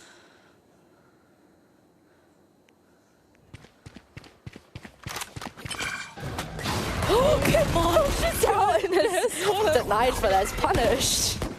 What a maniac. Oh, wait, that Oh, Dart. Dart does some damage there, but unfortunately not enough to kill. Ming gets that kill. His right click isn't as good as Alex. Oh my goodness. Last player standing. Envy stuck in a 1v5. Spike should be able to be planted here. What can Envy do? He's 66 HP, he's already taken some damage. Oh my. Pundy comes out of nowhere and just Descends from the heavens, man. My goodness. Flawless round from McLean's. Not dropping a single gun and managing to get that spike down, so.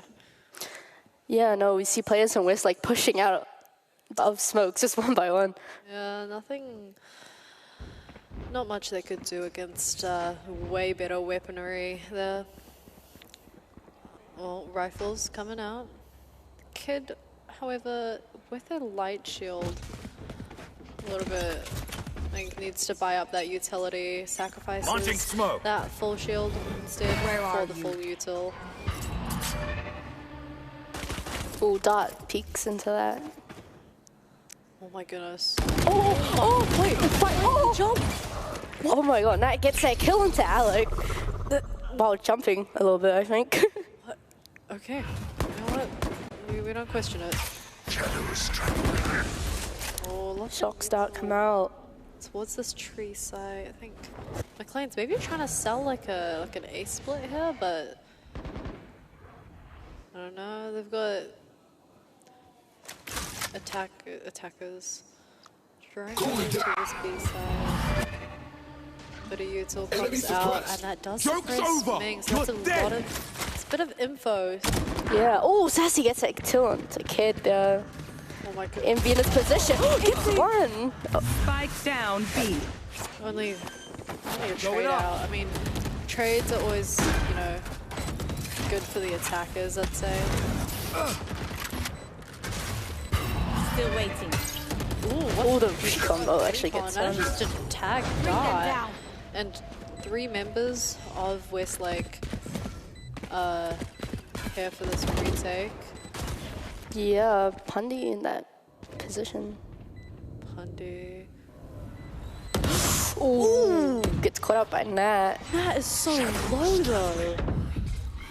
Sassy trying to get that kill, but doesn't. Ignore getting that. Oh, tries to TP out, but Tries to make an individual play there, but nothing he can do. Nat still on 16 HP, diffuses, and defenders take the round.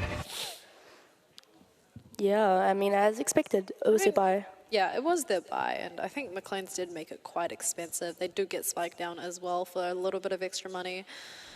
It was a pretty well played round. I think only 2 members of Westlake survived that. Yeah. I mean, yep, McLean's buying up full rifles here, and Westlake, they've only got 2. I mean, even if McLean's did lose that round, they did not make it cheap. Oh, Nat kind of trying to go for that aggro play there. Oh, did Gets wall banked out. Yeah, that Dart, he couldn't break it in time, just got absolutely decimated behind that wall. Launching smoke. Molly. Kid, with that Molly and smoke, gets caught out by the Woman paranoia. fade. And Ignore gets a kill onto Kid. he immediately backs off though, so the doubt is planted in Westlake's mind. They've got to clear a lot more than they needed to earlier. 2 players Spike planted. on the side of Westlake boys. 2 players trying to get something done. Sassy gets tagged, gets dinked. Stays alive, stays alive. Revealing area. Oh, Sassy gets that kill. Envy gets that trade there. Oh, he's aware of He's aware of that flank. Yeah, gets one. It's left with 2 HP. What can you do? Oh, Alec finishes the round. Nice try, very nice try. I mean, he was 2 HP. He was like peeking into a firing squad. Very well played by McLean's. Pretty clean round. All right, headed into our. Oh, what round is this? Fifth round? Yeah, headed into our 5th round. Finally, a full gun round. Oh my goodness, Envy has an Odin. The Odin. I love to see that. Oh god. Scanning ahead. Dart catches nothing out this time. Oh my god, Envy actually does get one for the wall bang. Oh, the belly of the Sova, the wall bangs. Listen, every wall in this game is made out of paper. Like, genuinely. Spike down B. Wait, Envy just put another onto Mingda. Oh my. What? That's 2 players down for McLean's. Envy, what the heck, man? Well, Is he gonna do it again? I'm gonna do it again, I swear. Might get an ace. Oh, God, Nah, if they don't.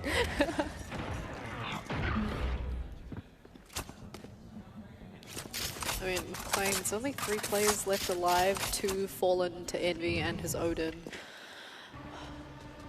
We've got 40 seconds on the clock. They've got to make something work now. I think Envy hears. I think they might explode onto the site here. 30 seconds Yeah, left. I'm gonna try time this, but Ted is ready. Yeah, ooh. The ult comes out. Does it do damage? Not really. But Envy gets caught up by McNor. 13 seconds on the clock. Spike should be able to go down, and Yeah. 3 members of McLean's playing this Oh, before. Hundy trades that.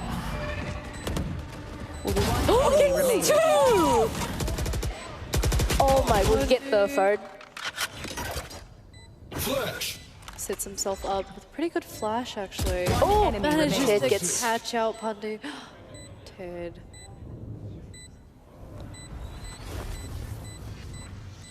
Oh, McNor gets that. Cleans that up. Debates. Such a close round. Bro, Envy put in so much work that round. Like, I mean, I can't believe McLean's won that. The 2 servers. Oh, damn. The 2 servers both having their pop-off rounds, I think. It was just unlucky. Oh yeah, it's to conceded. land. The 2 servers on the board. 2 servers, both top of the boards. And Westlake forced onto sheriffs and pistols only. I mean, they have 4 ultimates. They have 4 ultimates. Oh, I would love to see all of 4 of them get popped up. Knife doesn't. Oh, sorry. Knife does get a little bit of info. Like only 1 though. So.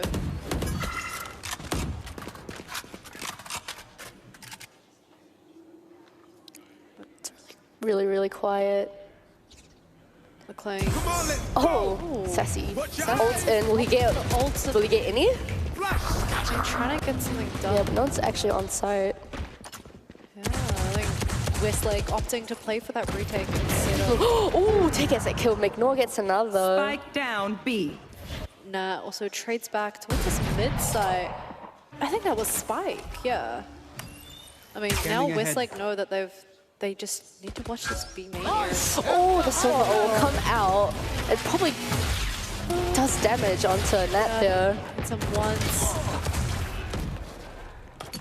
And I think we see Spike, yep, managed to move onto the side and get planted. Careful now. 4 members of Westlake. Oh, is the ultimate gonna come out? Maybe. I mean, we already saw that ult from Envy, I think, come out. Yeah. I mean, Oh, Sassy gets that kill onto Sassy. Envy. Yeah, so Dart does pull out that ult. Catches. I like it. 1 enemy And remaining. McNor, both on 1 HP. so low, but Sassy is just putting yeah. in work. Oh, McNor spots his shoulder. Sassy with Sassy with the 4K. 4K. Puts that round on the board for his team. I mean, McLean's pretty strong, pretty dominant post plant there. And Westlake, I mean, they had pistols. They did quite a lot of damage. I mean, Yeah, that was a really insane round from McLean. Sassy getting that 4. You know, with that little lurk, I think. yeah. And it does look like we have a little change up of pace. Ooh. Yeah, that 1-way comes out. Oh, Sassy flashing in. Oh, that flash forces Nat off that angle. Joke's over. Yeah, And it looks like 2 ults come out. Oh, Oh, Sassy catches out. Nah, even.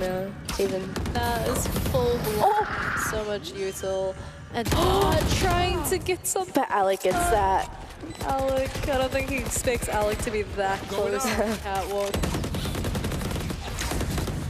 Ooh, this util comes into play.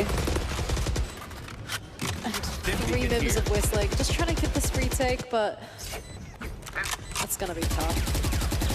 Yes, very fast paced, trying to get what they can. Enemy suppressed.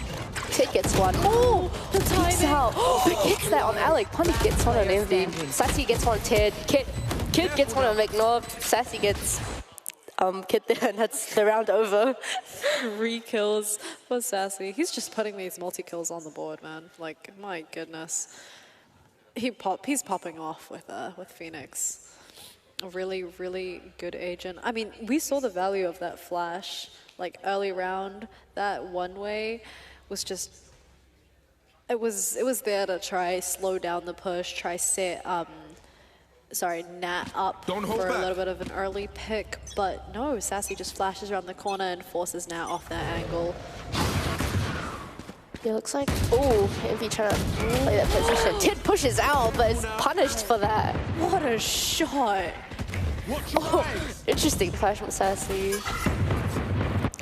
Nat gets one at mid. I think McLean's looking to trade that, but Nat doesn't really give them anything.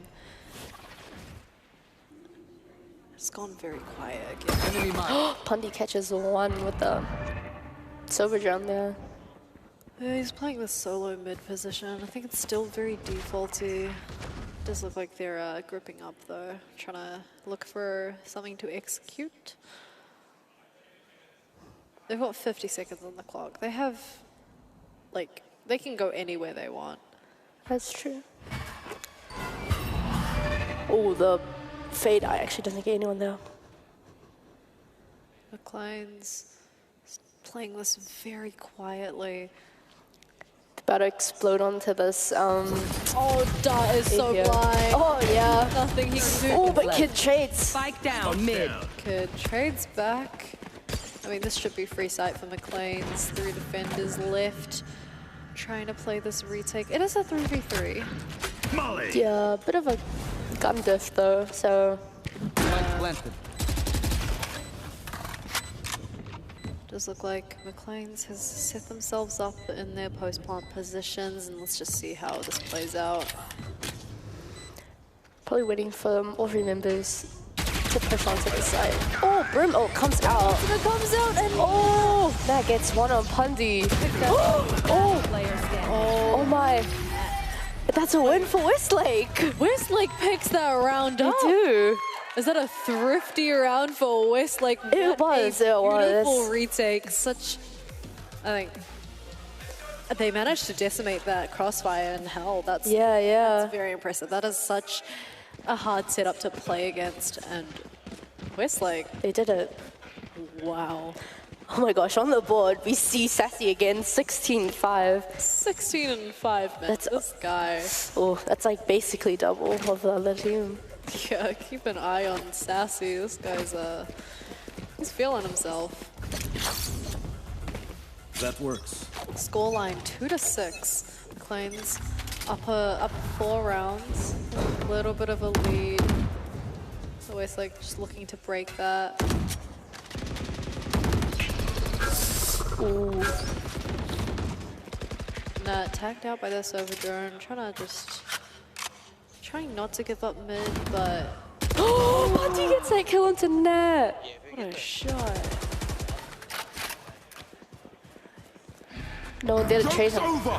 You're dead. Sassy's gonna push out into this mid How does Sassy position have here. kills in every round? My goodness. And you just Doesn't get any actually. Envy this position. Oh, gets one, but it's traded by Spike down Pundy. B. Molly. Spike does go down, Spike planted. and Flashback. 3 players for Westlake.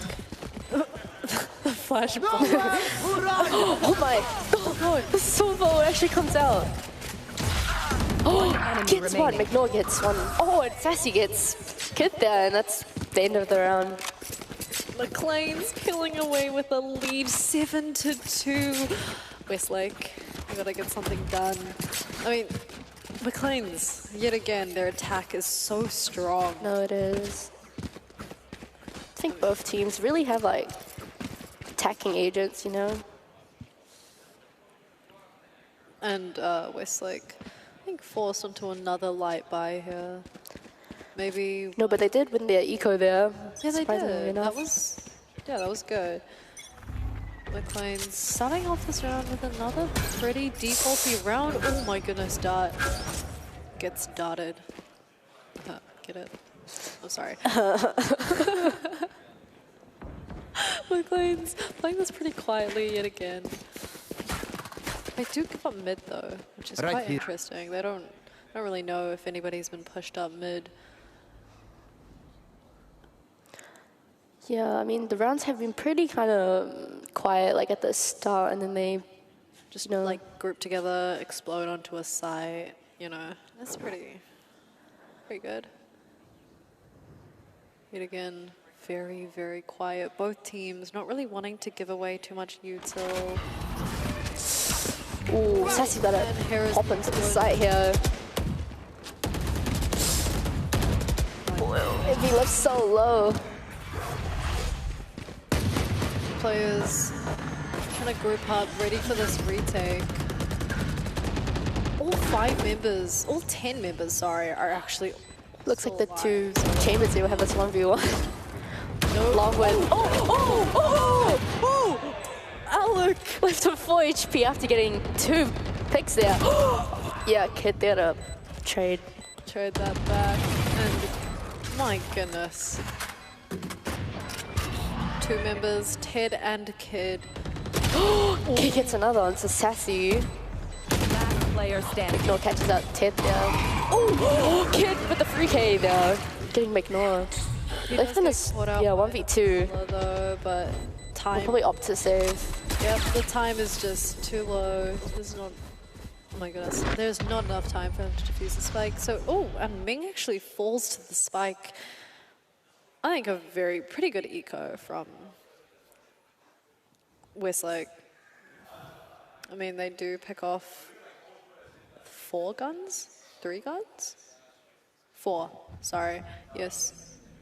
And surprisingly, their economy is not looking too great. I think a shorty on, oh no, sorry, Chamber, about to pop his ultimate. I think McLean's is kind of... Ooh, to try to play that little aggro position there. All set up. That's a good spot. Maybe opts to play this market area, trying to catch any mid presence from McLean's, since McLean's has been pretty good at taking mid, I think, every round. Here. Does look like McLean's has cut noise once again, grouping up, getting ready to execute. Dart is holding that position. Oh, but Sassy knows that he's there. Careful now. Oh goodness, the jump peak. They've tagged Dart down a little lower. Yeah, like once again, they're on this A site here. Should be able to get Spike down here as well. Doesn't look like Westlake is going to contest this. Dart's coming out. Fatal coming out. Oh, so chaotic. Oh, the Omen ultimate also. Yeah. Oh, now gets first blood actually onto Ming. Well, the KO ultimate comes out. Yeah, all these guns coming out into play. Kid gets one. Tid gets another. Down. Last player. Ming gets one for the smoke. Ignore, come on. It's traded. Nice try from McNor there. Not much he can do, but does find a little bit. And defenders, Westlake put another round on the board. 3-8. It's a staggering scoreline. Yeah, no, last round before the half. Let's see what Westlake can do. I think it's currently like they're pretty far behind. Yeah, 3-8. 5 rounds behind. If they get this to 4 to 8, I think Might be doable. might be doable, yeah. But Westlake boys, full guns finally. Heading into the final round of the half. Yet again, McLean's taking early mid-control. I mean, we've talked about how important mid-control is in Ascent, and McLean's is definitely using this to their advantage. Yeah, Nat holding the angle. Will he push out? Probably not. No, Sassy. Oh, timing on that smoke there. Smoke drops, and Nat gets a free kill onto Sassy, who just isn't looking his way. That timing is actually unfortunate. Calling down. What will happen? All the speeds are coming on to play. Ted in this CT position, along with Envy. Oh, the timing on that. Pundy gets that. Oh, Nat gets that trade onto McNair. And McNair pushing a little too far into defender spawn and gets punished for Alec opting to play for a little bit of a rat position.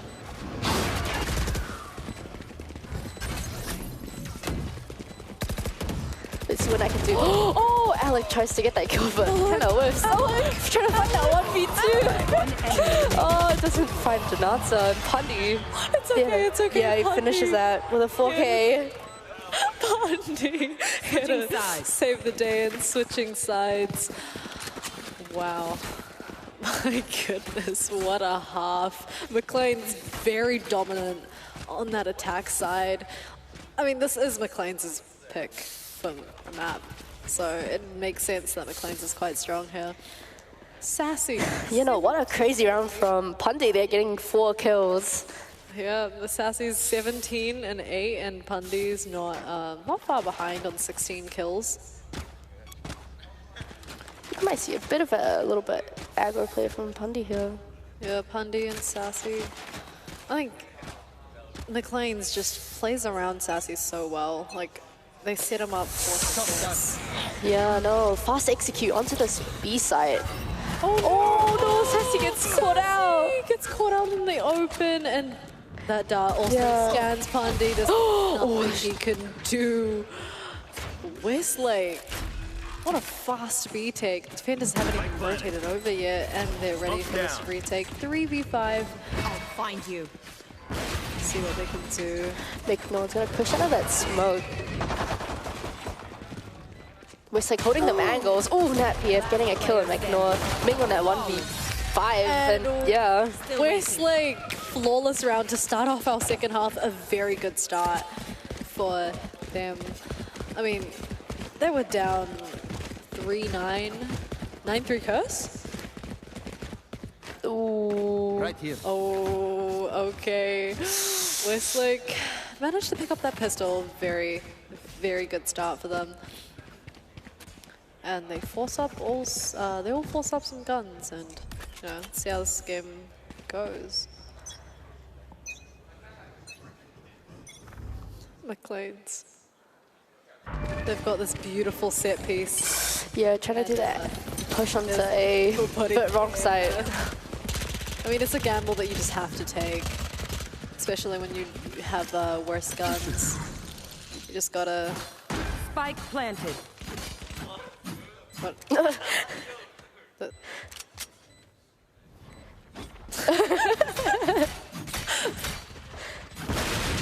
Well, McLean's hopefully just trying to play numbers here. Look at them all grouped up. They've got pistols only. They've just gotta, like, you know, play together, play numbers, try to get something done. I think they might be. Mark one. Oh, yeah, all 5 members on this side. They probably have to push them. I don't know. Look, they're all in the stairs position My here. goodness. Oh! I think McLean's trying to play some exits, trying to like get a bit more money. Sassy there to catch 2. Gets 2. Good eco. I mean, yeah, they take away 4 guns there. Yeah. I need a drop.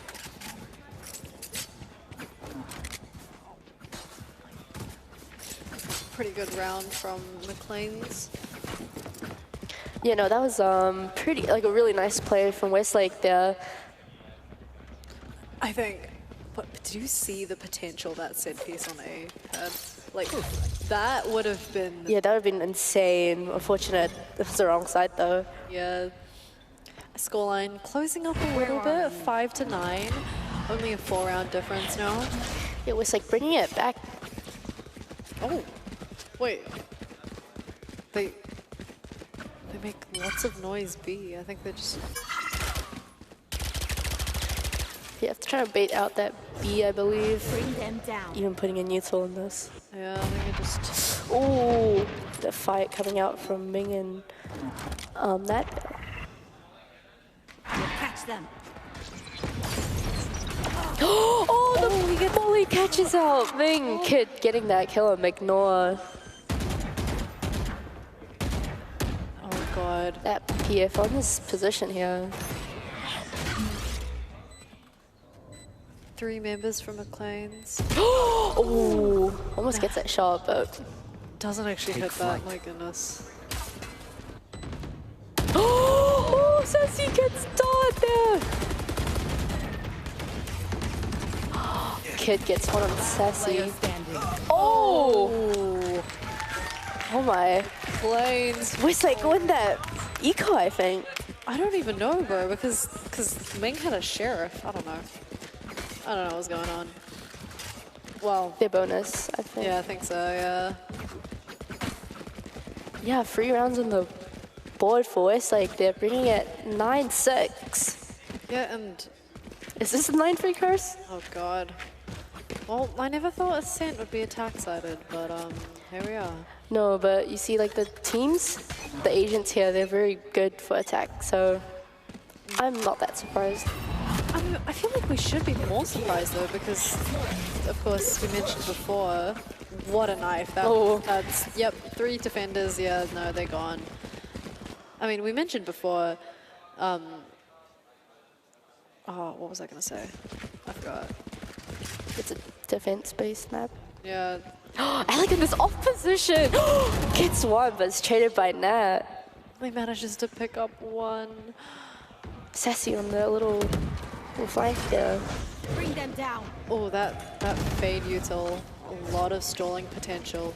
Yeah, no, already on, it was like on the site already. What can McLean's do? Oh my gosh, Ming with the air, he's getting 2! Oh, Bundy gets them. Oh, Sassy's gonna finish it! Oh. My goodness. Oh my goodness, How indeed. did they... Was that a thrifty round? Yes. That was a thrifty round. McLean's answers back.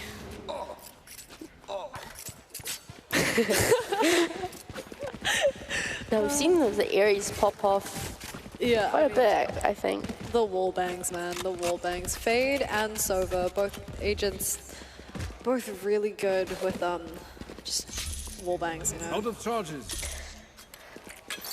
Yeah, full buys coming out from both teams. Really excited to see how they will utilize the guns, basically. Sassy's dropped 21 again.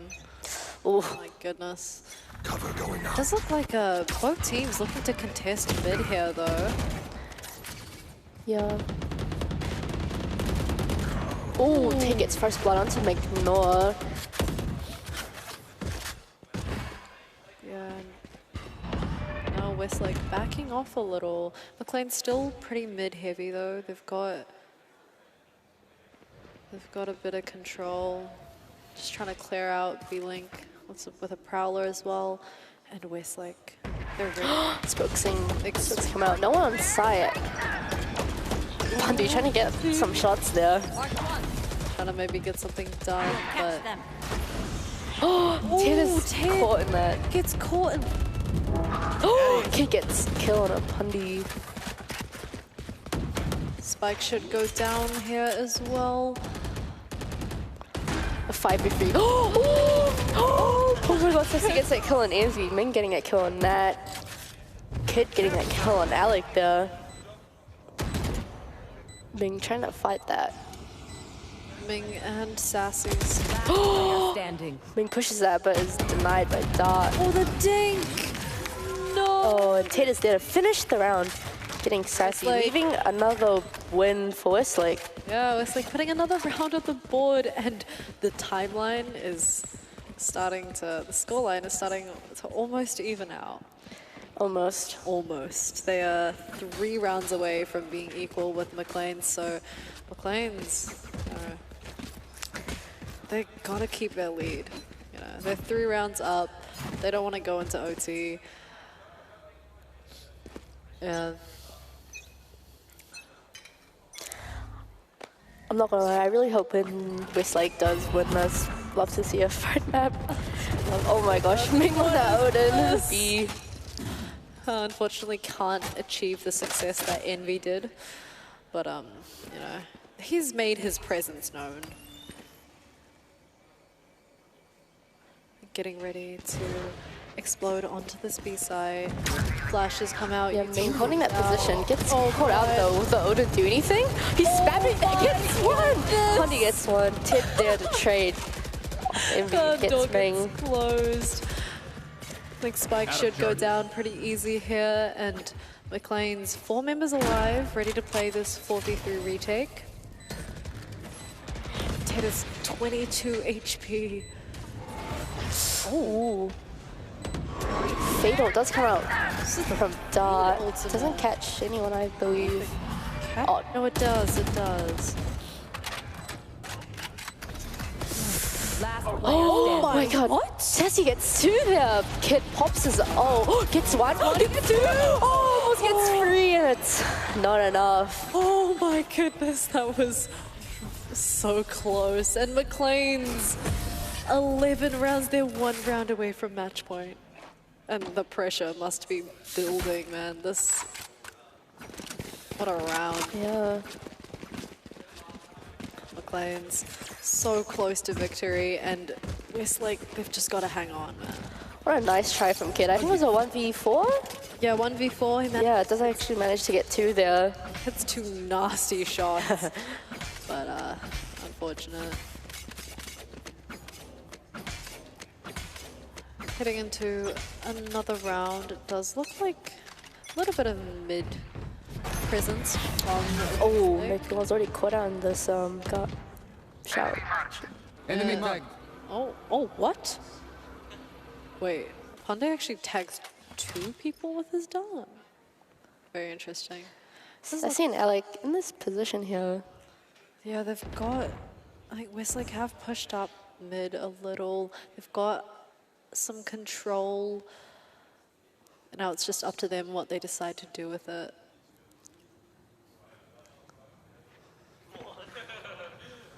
It is so quiet. Will Nat get this kill onto He spots his Ignore shot. here? Oh my goodness.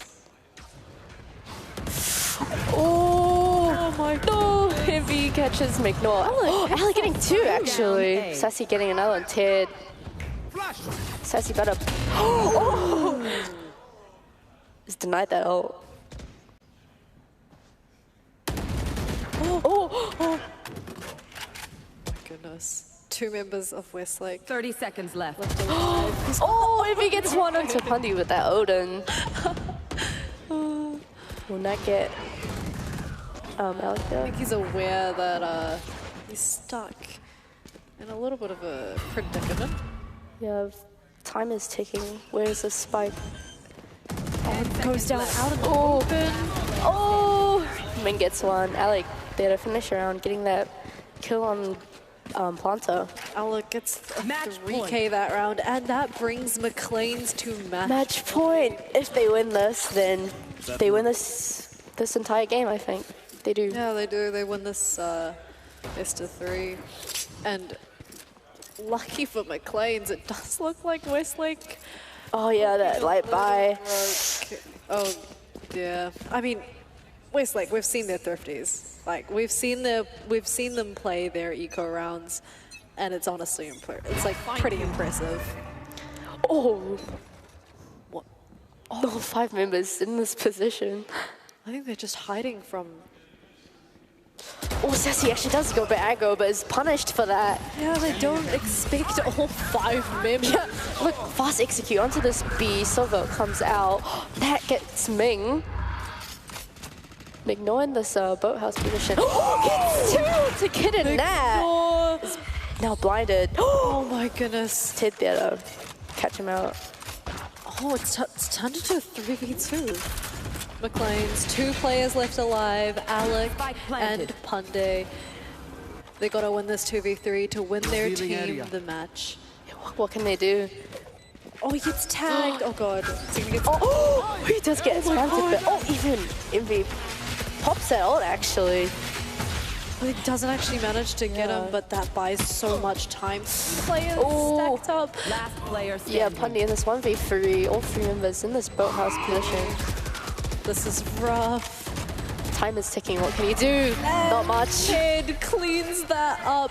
Westlake put another round on the board, and they stay alive for 1 more round.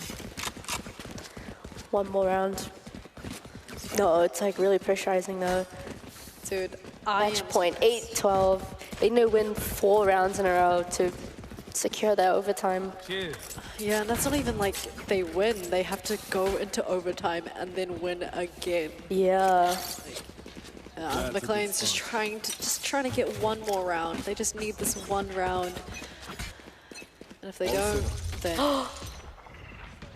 Alec. Alec in this position will get. That was a really good flag. Oh my! It Lands right on top of him. All this util onto Alec here is caught out immediately by Ted.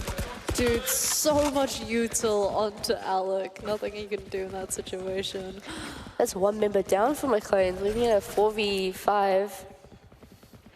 I mean, it does look like Westlake is gonna be headed towards a just regrouping for another execute. Oh, it's so quiet. Yeah, they have the advantage of members, so you just gotta use that well. Using a little bit of util. Looks like Ted is gonna pop that KO ult, denying all that util. Smokes go down. No. Oh, Sassy. Oh, Ted put Sassy down. My goodness, Sassy sits in that molly, but still Ted expects them and clears him. Oh my goodness, so much damage. Yeah, so much. Oh god. Oh, and Kid's got lineups. Nat getting 2 there in heaven. Oh, Pundy getting that kill on that.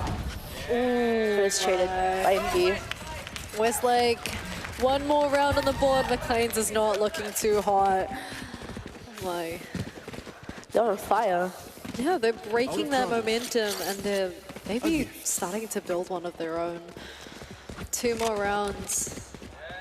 Wait, no, sorry. 3 more rounds before overtime. Can Westlake hold on? I don't know.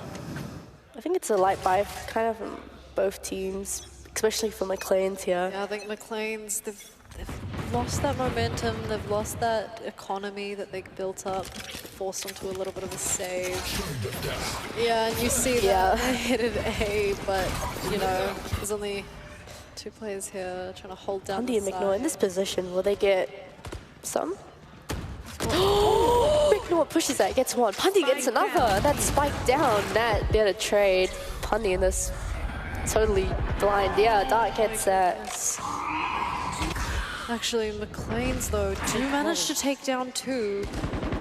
So they've put it back to a little bit more winnable. Spike planted. Yeah, Plant goes down. It's now a 3v3. The pressure's on. Pressure is on. Ming's got to get things done. Yeah, gets that gun. Look at that! Look onto that! Sassy gets that killing kid and it might be... Oh, that is the win for McLean's. GG's. Oh my goodness, GG's to McLean's. 2-0 first map and second map. Well played.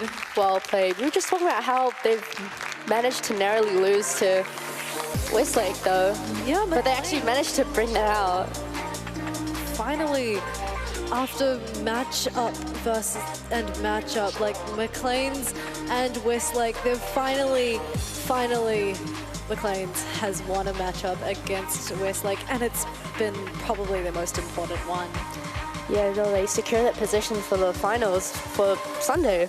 Yeah, and tomorrow. Westlake, they go on to play One Tree Hill this afternoon at 3:30, I think. Yeah, we will see One Tree Hill versus Westlake, who will get that final spot. Yeah, really such a well-played best of three. And to you, Billy, to you. Look, ladies and gentlemen, McLean's, look, it's in the name. You guys cleaned up the 2-0 sweep. You knocked them out. You make yourself a spot in Championship Sunday in that grand final. We're joined by Sassy, of course, who, look, leads by example. You put up some numbers. You guys had a great game today. Yeah, well, I just want to thank Ninum. Ninum taught me the powers of how to do that, so yeah. Motivation, support behind the scenes, all the rest of it. But I mean, sort of talk us through it. You guys come in, you got a bit of representation this weekend, but what's it like playing in an arena where you can see your opponents across the stage?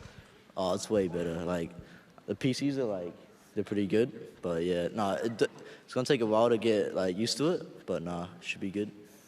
I mean, you know, esports in New Zealand is growing. It's not just the high school league. We've got the campus clutch now as well. So you've got several years of potential esports ahead of you, competing, you know, in an academic environment. What's that like? How does that feel, knowing that you can do something that you love and get rewarded for it? Yeah, it's pretty good. Like, I don't know, people look down on the esports. People like, I don't know, it's all coming into the real world. People aren't ready for it, and yeah. And look, speaking of people who may not be ready for it, you're in the grand finals. Have you got words for your potential opponents going into that? Just watch out, yeah? Like, that's all I gotta say, just watch out. Watch out, yeah, look, big stuff. Congratulations, a big match for you and the boys. You get to have a bit of a break, you get to go and chill out. I'll give it to you. Final question. Of the two teams, which would be the one that you would prefer to match up against in that grand final? Definitely Westlake. You want the rematch, do you? Yeah. Do you reckon it'll be just as easy as this time, or do you reckon they pushed you to a third mapper? I'm not sure. Like the thing of Westlake is they've beat us before, but it's kind of like who performs better on the day. So we'll have to see what happens. Well, congratulations. We'll let you go, chill out with the lads, and get yourselves prepped up for your next match. Yeah, thank you. Was that good? Did everyone enjoy the Valorant going on? Super enthusiastic. We'll have to work on that throughout the weekend. But for now, that's High School League done and dusted. They'll be back later today with some more Valorant action. Westlake will be taken on One Tree Hill. But for us right now, we're going to throw it to a break. When we come back, it's time for some HyperFibre League action. Don't go anywhere. We'll be back soon.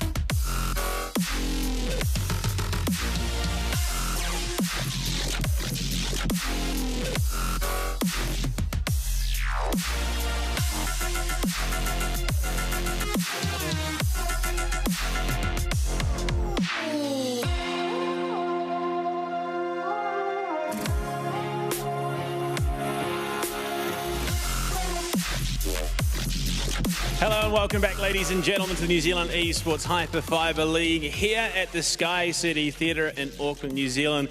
We've had a big day already. Only one matchup played, but it definitely paid out. McLean's looking very, very good. But it is day 2 here, of course, at the HyperFibre League. We have had a day played out already. League of Legends and Rocket League took to the stage. They had some big matches and there were some real highlight plays. We've put together a little bit of a taster so you can see what you may have missed out on yesterday. We've got a great lineup for you. It's really exciting. I think it's going to be a great weekend. Like I said, we've got Valorant, we've got League of Legends, we've got Rocket League. It's going to be great. Oh man, this is such a back and forth fight, but Bumney. No minions to block. Equalizer is cutting. Retreat. They can't get away. Remember, Snap keeps grabbing it back, going for another shot, trying to outstyle Oceania. the defenders, and Ocean. But it's Jamie's in position. Goes right past. Finds his moment, finds the opening. Oh, back on in with the glass cone. A surprise, call an ambulance, but not for us, as they turn the fight completely around. The Lilia drops, the Shen drops. It's a double kill for Why Not, and he is not finished at all just yet. Wants another 1v3. Zonia's will deny the reset, but I don't think he cares at this stage. Immunity's all around, but it's all about delaying the inevitable. Hello and welcome back. We've got a bit of a pre-match interview here going into our HyperFibre League matchup. We're joined by the representative for Inferno playing for the Waikato Drafts. Mash, coming into this, I mean, how does it feel? You're back at a LAN environment again? It feels great. You know, playing LANs is just, honestly, it's incomparable to online, and it's just a great feeling to be able to play on stage, especially being right next to all your mates, all your teammates, and being able to just share that energy. And I mean, run us through, obviously you faced off against the Frost representatives, Don't Blink, at the campus clutch not too long ago. Heartbreaking loss. They really took it to you, but that was a best of one format. You're now coming into the best of three. How confident are you feeling going into a best of three against these guys? Well, you know, I feel like our team carries our energy very well, and I feel like we can come back from behind. Obviously, in Red Bull Campus Clutch, we were down a lot, and we almost brought it back. And on LAN, I feel like that momentum is very important and very prevalent. So with knowing that we've got the ability to bring things back and we've got the ability to change the momentum, I feel like in a best of three format, we're looking quite good for it. And I mean, talk us through. It's been a little bit since you were, at the campus clutch. What sort of prep have you guys been doing coming into this? You know, we've had a few scrims here or there. We've all been pretty busy with uni, obviously coming up to exam season. So, as I'm sure the members of Don't Blink have too. So, you know, we haven't been able to practice as much as we'd like to, but we put in quite a few hours before Red Bull Campus Clutch, and we're hoping that they will still, continue on from before. So, yeah. Well, best of luck to you. We'll let you go and get ready for your matchup. Of course, go take a seat, get yourself prepped and ready, and rep the mighty Waikato.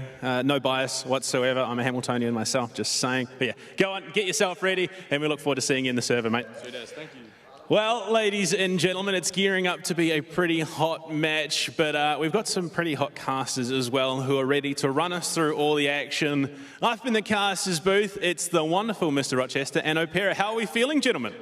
Oh, yeah, no, we are doing great. We're really excited for this match, and I think it's going to be a really good one. A little bit of a rematch there. Really exciting to see Waikato Drafts and Don't Blink go back into this sort of rematch, Billy. Well, gentlemen, I'll throw it over to you. Give us the rundown on our two teams. Yeah, so if you're looking at the Waikato Drafts, a very, very experienced team. You've got great players there who've played for a long time now, household names in the Australian and New Zealand scene. You've got Mash there, and you've got Azulia, of course, and Mash was being quite humble there on that interview when he said that they've been scrimming a little bit. We know that they've been scrimming a lot, and they're going to come into this looking really drilled. On the other side, you've got the Don't Blink squad who've got that dynamic duo of Squeef and Poof, and they've absolutely sort of tore up and caused that upset that we saw at the campus clutch. The other players for that roster as well, a little bit less experience for them, sipping on a drink, but they're coming into this feeling like they want to make a repeat of that win that they got that last time. And a repeat will be great to see if that can come through. But of course, Waikato Drafts, they've got a team of their own, and they are going to be trying to take it back. Like you said, Azulia is going to be a key figure to be keeping an eye on. Mash as well is going to be great to watch. But then Avante, Zane, Snuff, all key players for Waikato Drafts. So realistically, I think this is going to be a very close matchup, potentially going all three maps. Yeah, I think it could as well. These teams are pretty close, sort of linked, I think. Waikato now, they've had some time to learn from their mistakes, and you've got Snuff there, the captain, and he's, had some time to do his homework and things, and ready to bring the experience that they have and show who's the better on stage. And the difference between here, of course, and that campus clutch scenario, we have a crowd, so there's an added pressure of the people there. Absolutely, and just to speak on how even these two teams are, both of them through the NZEHL tournament so far have gone 9-1. So they have both played phenomenally well. There's a reason they're second and third. It's going to be great. Yeah, it's going to be really good, and I think we're getting into our map vetoes now. So it does look like the Waikato Drafts did ban out Pearl, that new map that people aren't quite comfortable. Don't Blink ban out Heaven. Waikato Drafts will pick Ascent. This is a map that they're very comfortable on, and you've got Azulia on that Killjoy, one of his most favorite roles, and they look really strong on it. And for the Don't Blink side, they've gone to Breeze. That's a repeat of the Campus Clutch upset, where they went with that, and they had some fun Asian picks there, where they picked out the Yoru, and a couple more bans coming through, and we're left onto New Fracture. So if we go to a full best of three, that third map will be fun to see. Absolutely. That change on Fracture in the new patch could be critical in how this next match goes, really. I think if we hit Fracture, that's going to be a fun map to watch. Yeah, I was having a chat with the Don't Blink boys in the Discord last night, but we will be throwing just back to Billy. Just talk us through how the teams are feeling on the stage and if we're getting right into the action.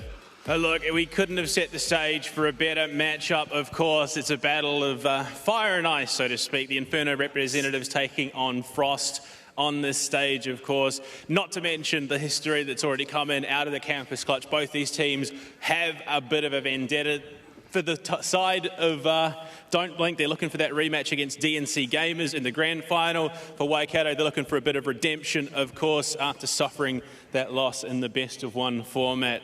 But it's definitely going to be a big match. I'm expecting at least 3 maps. This should be a very, very deep one. But, ladies and gentlemen, please join me in welcoming to the stage the Inferno representatives out of the mighty Waikato. It is the Waikato Drafts coming to play here on the HyperFibre League stage. They've been putting in the hard yards. They themselves sport a 9-1 record. They are looking solid. They've got some great international competitors. Last year, they were second in the Campus Clutch. This year, they were third. As they take their seats, getting ready to hit those headshots and take some names. Look, I'll be honest, their drip's looking pretty good as well. Again, no bias as a Hamiltonian myself, but their opponents have already claimed the Inferno scalps once this year. Can they do it again? Representing Frost, it is Don't Blink out of the deep south. Coming in, they took second at the Campus Clutch not too long ago. Coming in is the new hot blood to this roster, Poop and Squeak. Some dynamic gunners in this crew, and they're young, ambitious. They could definitely do some damage in this matchup, of course. They are looking ready, they're looking hype. Let's get the captains over here. Both of you come join me in the middle of the stage, Mash. Come on, come on, come on. You guys have been here before. All right, you know how it goes. Confidence, do you reckon you can do it again? 100%. Mashed? Definitely not happening. Definitely not happening? Gentlemen, shake hands and then take your seats. It's time to frag out. We've got some Valorant to play. Exciting. The history has been written already, but it's now on Waikato Draft to change the future and see if they can upset and get that score back to 1-1. Rochester, Opera, it's over to you. Take us through it all. Perfection. Yeah, no, this is, you can see the rivalry between those two captains straight away. The energy is tense between those two, so I'm really excited. I'm excited to see what heroes they're going to run out, whether we get that classic Killjoy. You know, it's going to be interesting to see what comes through. It will definitely be interesting to see, and I know the boys, we do have to have one winner, so yeah, we'd like to see who they come up with. We are going into that Asian pick now, seeing pretty standard comps coming through. Bit interesting here is that we have that Astra favorite for Wat Swong there, otherwise known as Boss. So using that role more as a Sentinel, and for the actual Sentinel role, we got Squeef on that chamber, Poof there on the Raze, and for the Waikato side, we've got Mashed on the Jet instead of his Raze as his preferred agent. But Azuliet very comfortable there on the Killjoy, Avante Snuff on the standard roles there of those Initiator, trying to help people get into those sites.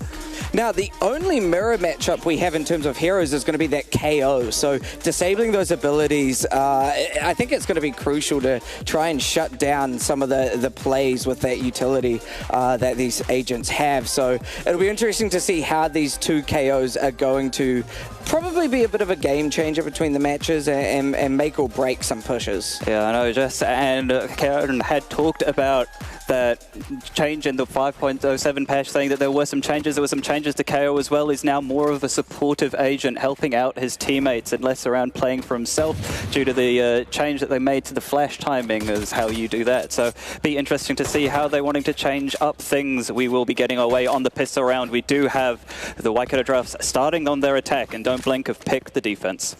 Yeah, no, and it's looking like it's a bit of pretty even matchup in terms of guns. A couple of ghosts out there, you know, the classic chamber Headhunter has been pulled out, and early initiation with the KO over on B site.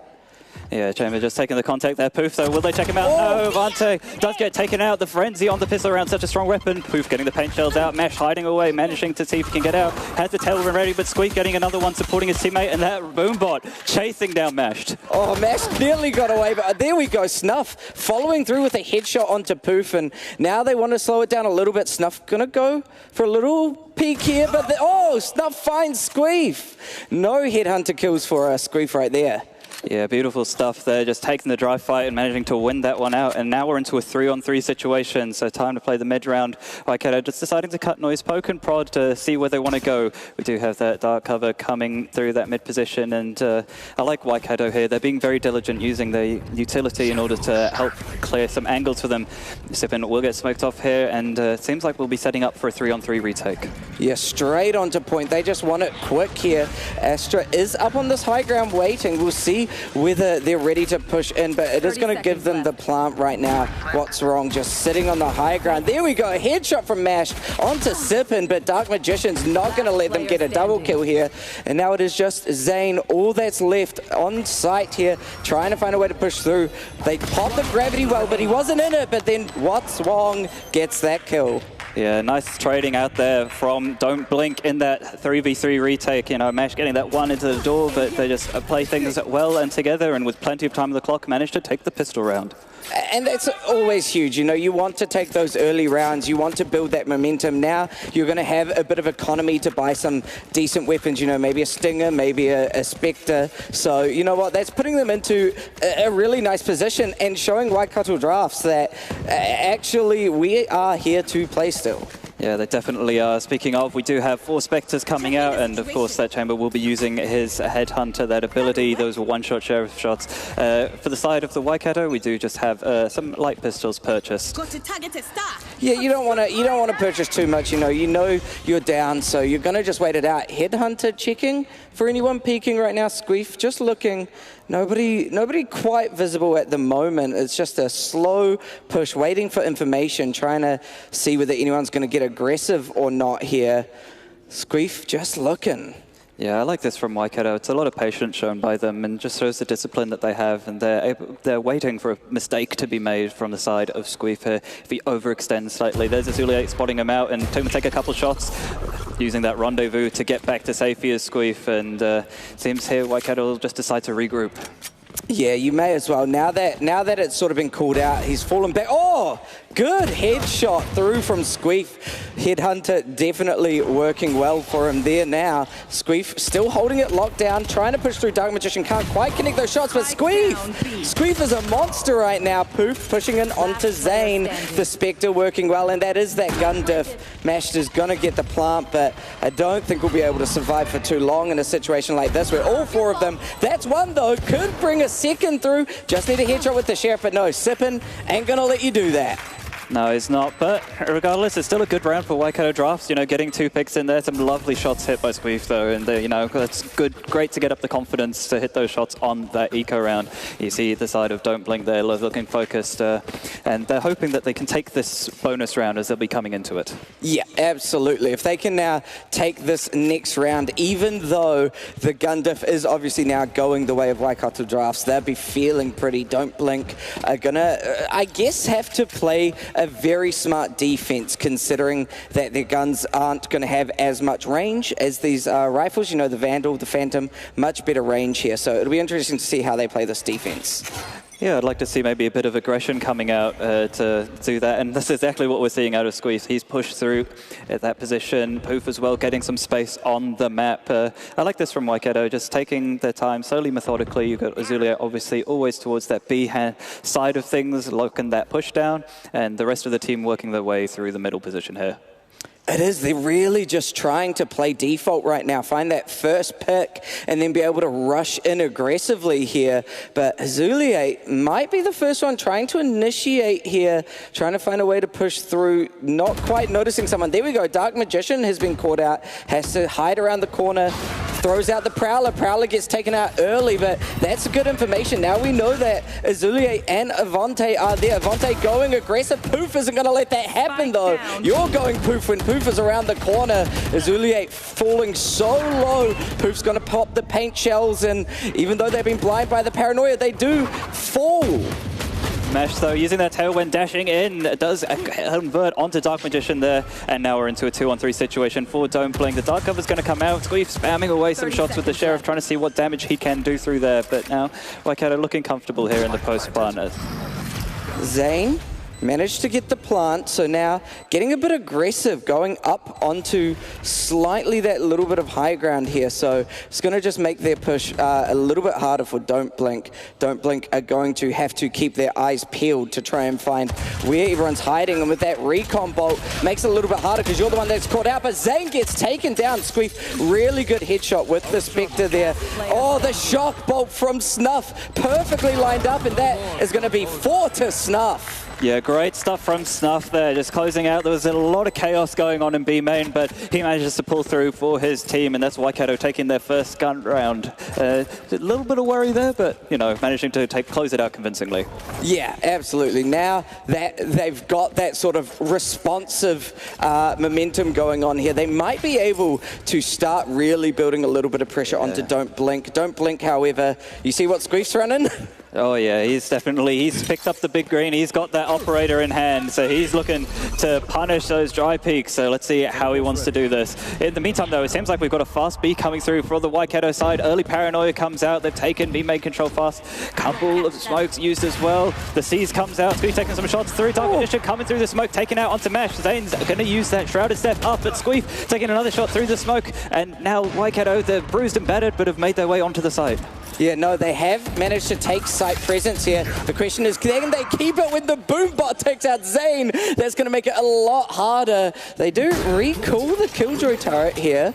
Pop out a wee bit of a frag. Oh, what a shot from Squeef. This operator is insane right now, but Dark Magician's going to be the one to clean out the fight. Yeah, great stuff there. Flawless round for the side of Don't Blink, and we were talking about it just at the start. You know, that operator, you don't expect it coming out so early, and it does, and it pays dividends for the side of Don't Blink. Obviously, that one-shot kill above the legs just really helps, and if you mean, what more can you do? Oh, exactly right. And I mean, the knowledge Squeef has to know that, like, they're going to probably push in and they'll be standing here so they can get that operator shot through the smoke, through the dark cover. It was incredible from Squeef here, and if they can keep that up, they're going to really put Waikato into a little bit of an awkward position. Yeah, just due to the damage as well in that previous round, Waikato do have to go on the pistols for this round. Fortunately, not able to have a complete buy. Do you see the Aldrone coming out, and Poof spotting a lot of players in towards that tiles position. Mashed here has his Bladestorm online, so Waikato going to be looking to see if he can open up the round for them. Trademark does get destroyed in that pizza position, and Sippin's going to start receiving this B hit that's coming on through quite fast.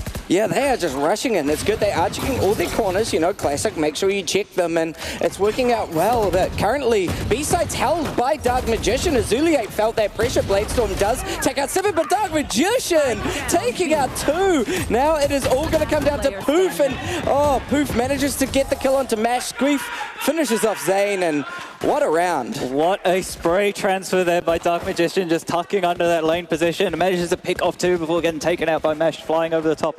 Chaotic round, but Don't Blink, they managed to close out. Was looking a little bit scary, and they're looking in a strong position now. Lots of ults available online, but we did, you know, still some good damage there for Waikato getting those few picks. The operator still going to be alive for Squeef, though. In the meantime, for the Waikato side, they do have that Hunter's Fury available, and they're one off that overdrive on Avante, that KO ultimate, so maybe they're looking to farm some ultimate ult here. Yeah, they may as well try and get KO up and running. Disabling everything that the enemy can do is always quite brutal here. Snuff gonna try just cause a little bit of potential distraction. It's looking like they're slowly trying to get a bit of information, see where Don't Blink are hiding, and try find a way to push through here. Avante nearly getting sightlines, seeing if they can find someone. Sippin waiting, ready, finds Azulier. there's that call trying to shut them down on this push right now. Yeah, 0 point only reveals 1 as well, so not too much info given away for the side of the drafts. And the turret, is it going to spot him out? The player just tucked below. No, it's not going to spot him out, so this might be an unexpected position. Oh, that is lucky that turret is not quite seeing them there. Recalls the turret. Now we're going to see a little bit of aggression. They're going to call that the rotate's happening because that turret's gone. They know they're not committing to this push. And yeah, you can see here, heavy start into A, the paint shell slowing them down a little bit. Out comes, Kamad Null there. Oh, there we go. A headshot from Sippin onto Azuliate. The plant comes through. Zane just trying to take control of this point, and it looks like they've solidly got it now. Yeah, they do have that. It seems like we'll be setting up for the full retake. Keep in mind, Nightfall, that Fade ultimate available here for Dark Magician. So Paranoia comes through in towards the Heaven position. I think Cosmic Divide's lined up as well. Prowler's going to be coming on through, and a couple players spotted out, but the recon ball back through. Sippin managing to get one onto Mash. The Prowler comes through, tags on Zane. Sippin with a third in the round. Poof going to take out the one player. It's just Avante left in hell, and it's a flawless retake in that 4v4 for the side of Don't Blink. Man, Don't Blink are so solid right now. We might need to get some eye drops for them because I think they literally aren't blinking. Yeah, they're definitely not. They're not missing anything at the moment. It's great stuff. I'm not sure what drink Sippin or Drank was drinking that round, but he was doing some good stuff. You see the Waikato there, they're trying to figure out, okay, how do we come back from this? How do we, stem the bleeding? Yeah, absolutely. You need to have that mental to be like, look, it's okay. We give them this, but we will be able to come back. Sometimes you've literally just got to say, let's get 2 more round wins, so we go for the 9-3 curse. That might be a play, who knows? Yeah, we've definitely seen, but keep in mind they're a very experienced squad. They know how to do this, and given the comp that, Don't Blink are running as well, it's quite defender-sided with the combos of the Raise, the Fade, and the Chamber. 0 point coming out there in towards the tile position. Aldrone coming out. Who's going to take a fight? Mash, though, getting 1, getting 2. Great stuff there by Mash to open up things for the round, and this might exactly be what Waikato need. Squeef is going to stabilize there, taking 2 themselves. The operator is so good, but from the shadows, we do see Zane going straight onto point there.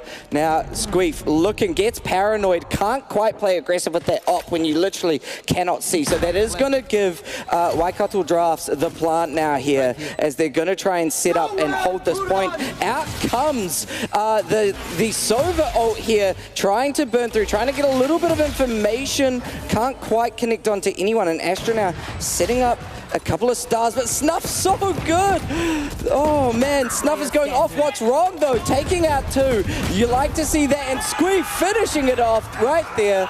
Don't Blink looking strong. Yeah, looking like a scary round at the start, especially Mash hitting a couple of beautiful shots, but that 3v3 retake, What's Wong just does it all, getting those 2 picks onto the players in back Boathouse, and even with that Hunter's Fury invested, it's not looking so good. But keep in mind, Waikato are on pistol, so they'll be happy that, they've at least done some damage. Yeah, you got lovely to see Squeef there on your screen. He's looking happy now, and they're looking confident here for the side of Don't Blink. And that's one thing that, is quite understated, the stage pressure playing in front of the crowd. We hear you guys cheering out there, just maybe adding that little bit more pressure onto the players there. Zuliate here sitting on that 0-7-0, but he does have his lockdown available, so maybe able to get something going for his team. That's the goal here, that lockdown can lead to a little bit of aggression and hopefully a couple of kills as well. Straight away, right in the corner of A, it's going to push everyone down to backside, but What's Wong doesn't really care. They can just wait it out. Pops a bit of a gravity well. No one's there to get caught in it, but they do take out Mash. Devontae does get the trade, so they can continue pushing onto A site quite heavily, especially when Zane is already there. Yeah, another 4-4 retake, but keep in mind they don't have What's Wrong this time to be able to smoke off those choke points, so it's going to be rough for them. They do have the overdrive available. They ain't going to be using that Dark Cloud. No, he does get cancelled behind. Closing the door, and Snuff going to take him out on that wide swing. The Parallels are now starting to come through, but Avante here in a great position in towards A main. Squeef managed to get 1 Dark position. Avante needs to go huge, managed to get 2, and now we're just left on the 1 player. But Avante!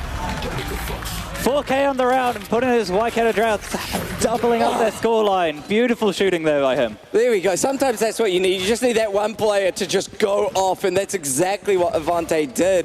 What a good play right there. And, you know, that's also a big speaking point on positioning. Once you've planted where you're going to be positioned, because he was hiding down at the entranceway of A site, he was able to take those frags as they entered in from heaven. Yeah, using the advantage of that Vandal as well, that one-shot headshot, as opposed to the other guns that you can choose, like the Phantom. A little bit of peek going in for Squeef, but Waikato have now learned their lesson. It's time to avoid Squeef, and he's on at this tour de force that's been popped here. A couple of agents been detected with this 0 point now, and now I think we're starting to slow back into things. Yeah, just a bit of a slow push. Once again, trying to gather a little bit of information, trying to see whether you can find anyone here. Squeef does have that tour de force there, so already has a free operator just for themselves. A lot of bullets traded without much happening at the moment, and it does just seem like Waikato Drafts are trying to gather around together. Yeah, but the position that Squeef's in just provides so much info. It allows the side of Don't Blink to have a bit more of a gamble stack over towards one side. The Nebula does come through, blocking Mesh line of sight, but here comes the Overdrivers. They're ready for this push. The Cloudburst going up as well. Poop will be spamming through the smoke, trying to see what he can do. Does he decide just to come through? Poop though, managing to get one, managing to get a second one. Just completely blind. Are you sure he's not got the wall hacks on? Yeah, I don't know. Maybe we need to check his computer. Azuliate, though, is going to be the one to take out what's wrong, shut them down, and now it's going to be Azuliate trying to hold this point. They've got the spike down. It's going to be tour de force, putting a bit of pressure onto Poof. Poof takes out Snuff. Is Azuliate going to be taken out? Poof going crazy right now. Yeah, blast backing in for that final kill. He's feeling himself. You look at it, they're so happy. That's Don't Blink. It's a very confident round, you know. They managed to get set, but then Poof just through the smoke. Yeah. Can you believe it? Poof is incredible. I mean, they literally saw Avante get 4 and they're like, whoa, whoa, whoa, whoa, I can do that too. Let me show you. So really impressive to see here. Looks like there's going to be a little bit of just game chat, you know, discuss, let's get our heads in the game, guys. What's our strategy going into this? Try and sort of recalculate how you're going to be playing, because at the moment, it is really looking like Don't Blink are playing a phenomenal game. Yeah, they are, and I think it's just a lot of it's based around the amount of value that Squeef's managing to get, and he's just managing to cut off so much information. Yeah. So for the side of Waikato, I think, okay, we needed to stop Squeef getting this amount of information on the map, and then we'll be able to have free reign and to hit those side execs at the moment. Everything, because they've got all that information, everything Waikato is doing is quite telegraphed. And like we saw last round, they're able to have 3 players over towards that one site. So objective number 1 for Waikato, find out where Squeef is. Objective number 2, make sure we can, you know, push him back off those angles, destroy that trademark, and then we can have free reign over the map. Absolutely right, yeah. Squeef is just really putting a lot of pressure onto them. So I think that's exactly what they'll be talking about right there in that tactical pause. We'll see how they now take this next round. I mean, Squeef has had so much value because it was what, like 6 rounds with an operator, and then they were able to use tour de force. So it's just so hard to break that down when they've got that momentum. Prowler out early, finds Azuliate at B site. So there may be a call saying, hey, look, it seems like it might be a B site push. We'll see. The patience, however, coming through from Don't Blink, not rotating. Squeef holding point, Dark Magician and Squeef. That is a duo to behold right there, taking out one apiece. Mash throwing away the Blade Storm. That's not what you want to see. No, it's definitely not. Snuff, though, managed to get a beautiful shot there with the Sheriff onto Poof. Now they're speeding up into this position, but Similar Drake through Mesh's own Cloudburst, and now we're just left on Devante. 1-on-4 situation, can't do anything. Dark Magician cleans him up, and Don't Blink. It was just up against pistols, but making things look very comfortable. Yeah, absolutely. Don't Blink, they just seem so solid. I mean, they can literally shoot you through your own smokes, your own Cloudburst, your own dark cover. They don't care. They will find you through them. It's very impressive to see, and I'm really enjoying how this is matching up right now. Don't Blink, every single player playing really well right now. All of them are positive. Yeah, definitely great stuff. We do have that showstopper online for Don't Blink as well as the Cosmic Divide. And meanwhile, Poof's going to go down though, pushing aggressively into A main. Does Waikato just speed up off this? I think they do. Out comes the flash drive, but Sippin managed to get one with the fragment grenade. Zane has TP'd across into sight, and the 0 point comes out, spotting the rest of the players. Is he just going to go through the Sippin? He's ready to pop that flash, but no, decides to fall off. Zane managed to get a beautiful pick, but that's traded out there by Watswong. Man, that early pick coming out by Sippin was huge. Unfortunately, they did still take point here, and now we do see Squeef getting caught out by the L drone. They know Squeef's hiding up there. Sippin just looking for a way to enter, throwing out a flash, and there is the Cosmic Divide that you were talking about. Sippin and Squeef take out Azulia at the same time. Squeef going off. Avante finishes off Squeef, but it's going to be Watswong that takes out Avante to clean up that fight. Yeah, great 3-on-3 retake there, you know, just having that Cosmic Divide available, but still checking all your angles. And, you know, you saw what we talked about at the beginning of the game, that supportive KO, Sippin actually throwing over that flash drive, blinding the players there in sight, and then, you know, teammates swinging off that. So you want to be doing that, you know, setting up your teammates for success, and that's what we're seeing from Don't Blink. Absolutely. The communication is on point right now. You can tell they've been practicing and training, and so it's really cool to see how well they are putting the pressure onto Waikato Drafts right here. And Waikato Drafts, they really want to win this one, because being 2-10, that's a big pressure going into the second half of a match. So we'll see how they try and take this final round, maybe bring us to a 9-3 curse, but it looks like it's just going to be a very aggressive A push straight onto site, trying to get some value, teleporting in. Omen already so deep, searching around, trying to see if anyone's hiding on point. Snuff going for the plant. They are rushing in. They want it, shooting through the floors, trying to find some toes to put a bit of pressure on. Yeah, it's good stuff. They managed to get in. Zane has been tagged down a little bit, but now just defending off the push. The late lurk, though, from Azulia in towards that catwalk position does go down there. Mash is going to be smoked off. Zane's going to have to do a lot, but no, does go down to Squeef. And then on a drag, trying to see what he can do, but Snuff from Hell managed to get one, managed to get a second as well. Mash coming through the A-main smoke, managed to get third. And now Snuff on for a 4K on the round. Can he win the 1v1 here versus Dark Magician? Going to see what he can do. Out goes the Horn. He's going to shoot the Horn, but Dark Magician going to strike straight through the wall. No!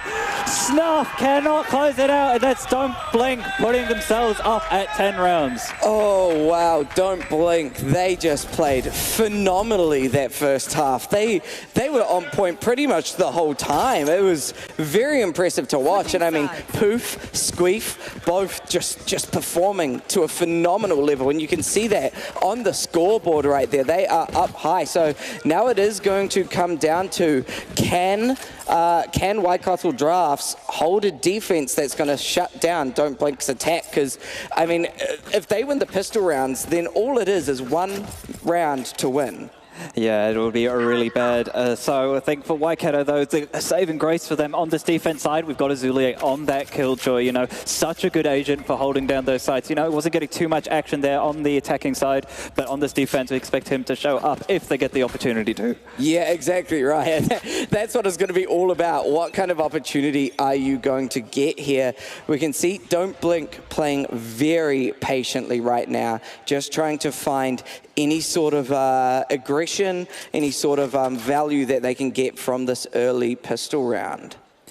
Yeah, just a couple jiggles here for Zane. Going to see what he can spot out, but Dark Magician going to spot him out instead. And, well, Don't Blink to speed off this. We do have the 0 point going out in towards backside Stuff here with the shot ball. Can't quite get it off. And no, second one into the market door. A couple spams going down, but he's getting tagged on through. There's no market door smoke as well, so he's worrying as that position. Azulia managed to get one, though, onto the controller player for Don't Blink. And now 3-on-4 retake. It's looking rough for the Waikato Drafts. Yeah, they need to take this retake here. They want to win this pistol round to just get a little bit of value for themselves. And with Squeef taking out Azulia like that, it makes it harder. Avante is going to take out Poof, gets the trade, but Dark Magician does not care, and Don't Blink 11.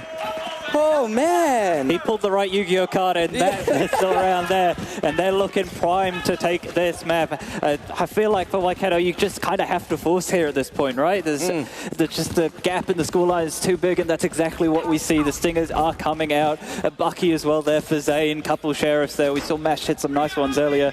Meantime, Vandal out for Squeef, but, you know, just some Spectres and looking to, you know, comfortably take this and get themselves set for third maps. If you're Waikato here, do you just decide, okay, let's take rounds to take it slow, just take a rebreather, work a couple more, and if you get a nice little streak of maybe 3-4 rounds, then you can get that confidence back for the next map. You need to just take something to get that, that pride back, that momentum back, that feeling of like, yeah, we are going to be able to do it. So if they can find any sort of value here, it's going to be critical just for their mental, because in video games, especially in a live event, mental is huge here. Zane didn't see Poof go right above them.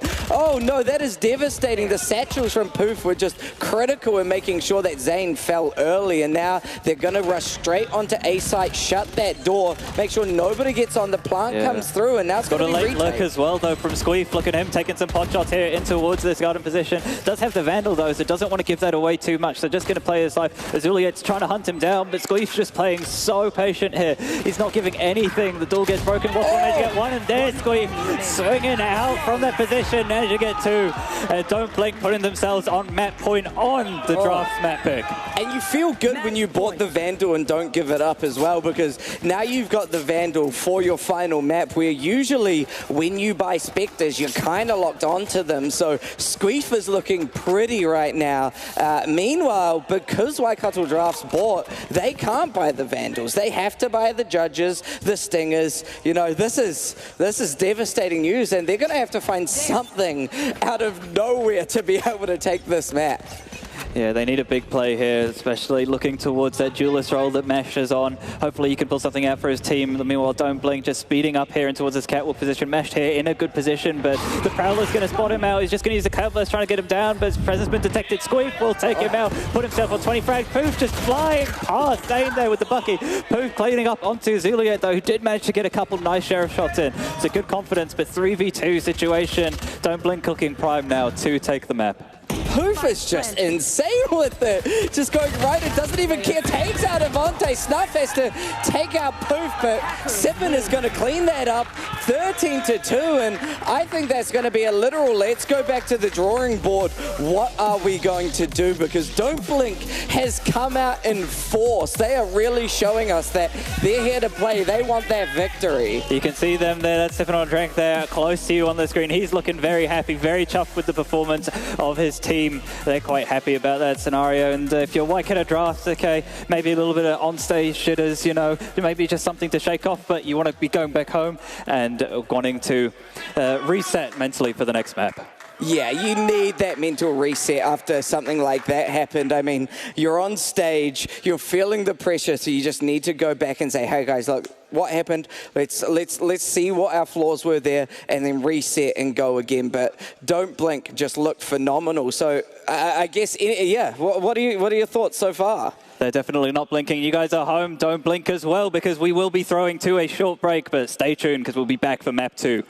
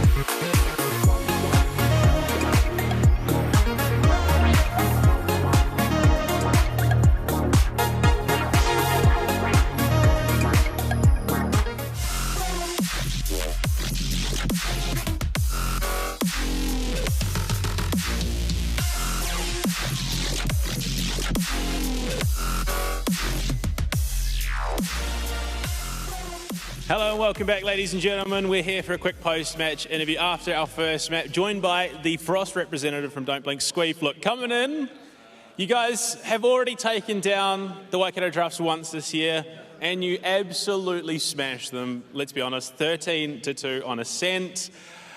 I mean, look, how are you guys feeling here? Oh, we're feeling great, man. Because we kind of predicted this outcome. It was their map. We're feeling good about it. 13-2, you know. Well, look, map 2, Breeze. Is it in the name? Do you think this is just going to be a bit of a breeze? 100%. Our map, we're just infamous on Breeze. We're throwing for content the other game. That's why they came real close for Breeze. But it's going to be different this time. Well, I mean, obviously, you came second in the campus clutch. Unfortunately, couldn't take out the DNC gamers. Is that obviously the ultimate goal here, is get that rematch and try and take them down? Oh, yeah, for sure. DNC's our next opponent if we win this match. We're kind of excited. We've been practicing, and we feel like we can win. I mean, look, it's definitely showing, mate. Squeef, we'll let you go back to your desk, join your team. We look forward to seeing you in map 2. All right, thank you.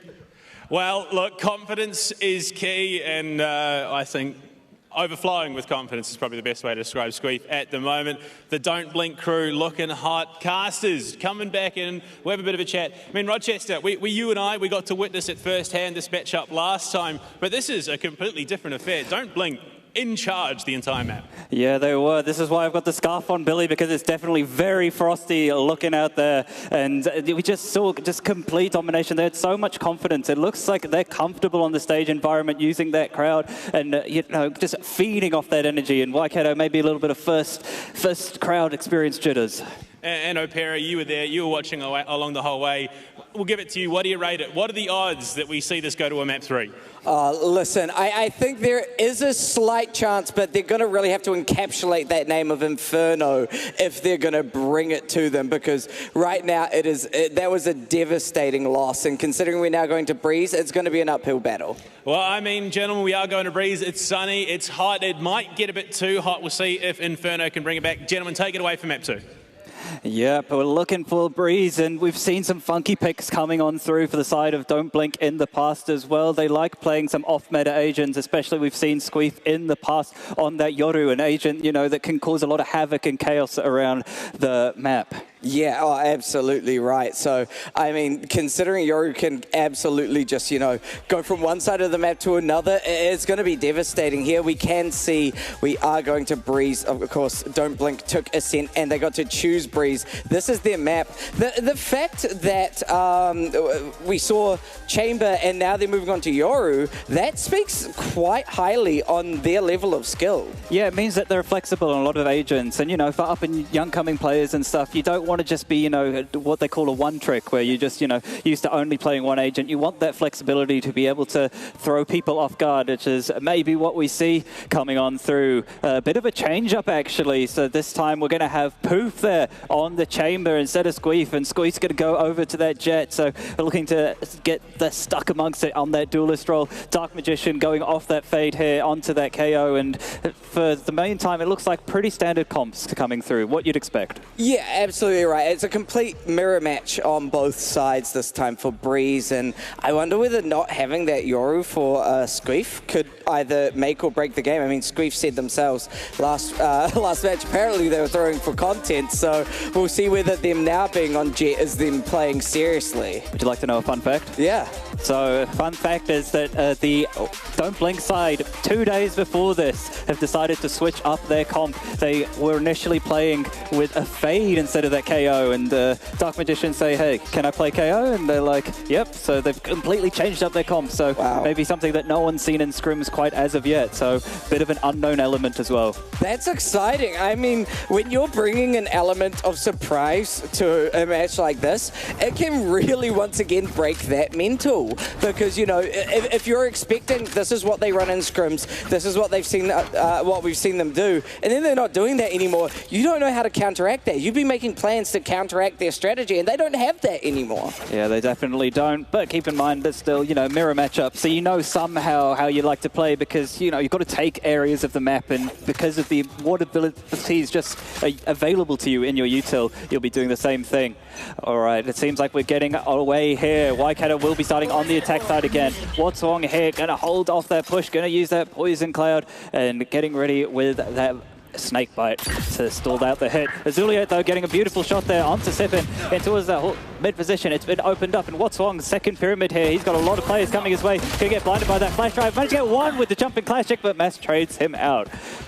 What a trade. That is how you want to take point, you know. Early pick onto mid, rush on in, and now you've got this early defense. Squeef is going to try and go through, but Zane is ready and waiting with that ghost. Beautiful shot coming through. Dark Magician trying to approach as well, and with the help of Poof, they might be to rush in, but no, Mashed is waiting for you. They look like a completely different team now. Waikato Drafts really looking a lot more solid. They certainly used that break to their advantage. Yes, they did. Looking confident now. Now you can see them starting to get back into the rhythm of things. They're happy and quite a convincing pistol around there. Just, you know, barreling off the opening pick. There's no indecisiveness to say, okay, where are we going? It's no, we've got this opening pick. Let's just go somewhere. So beautiful stuff there by Waikato.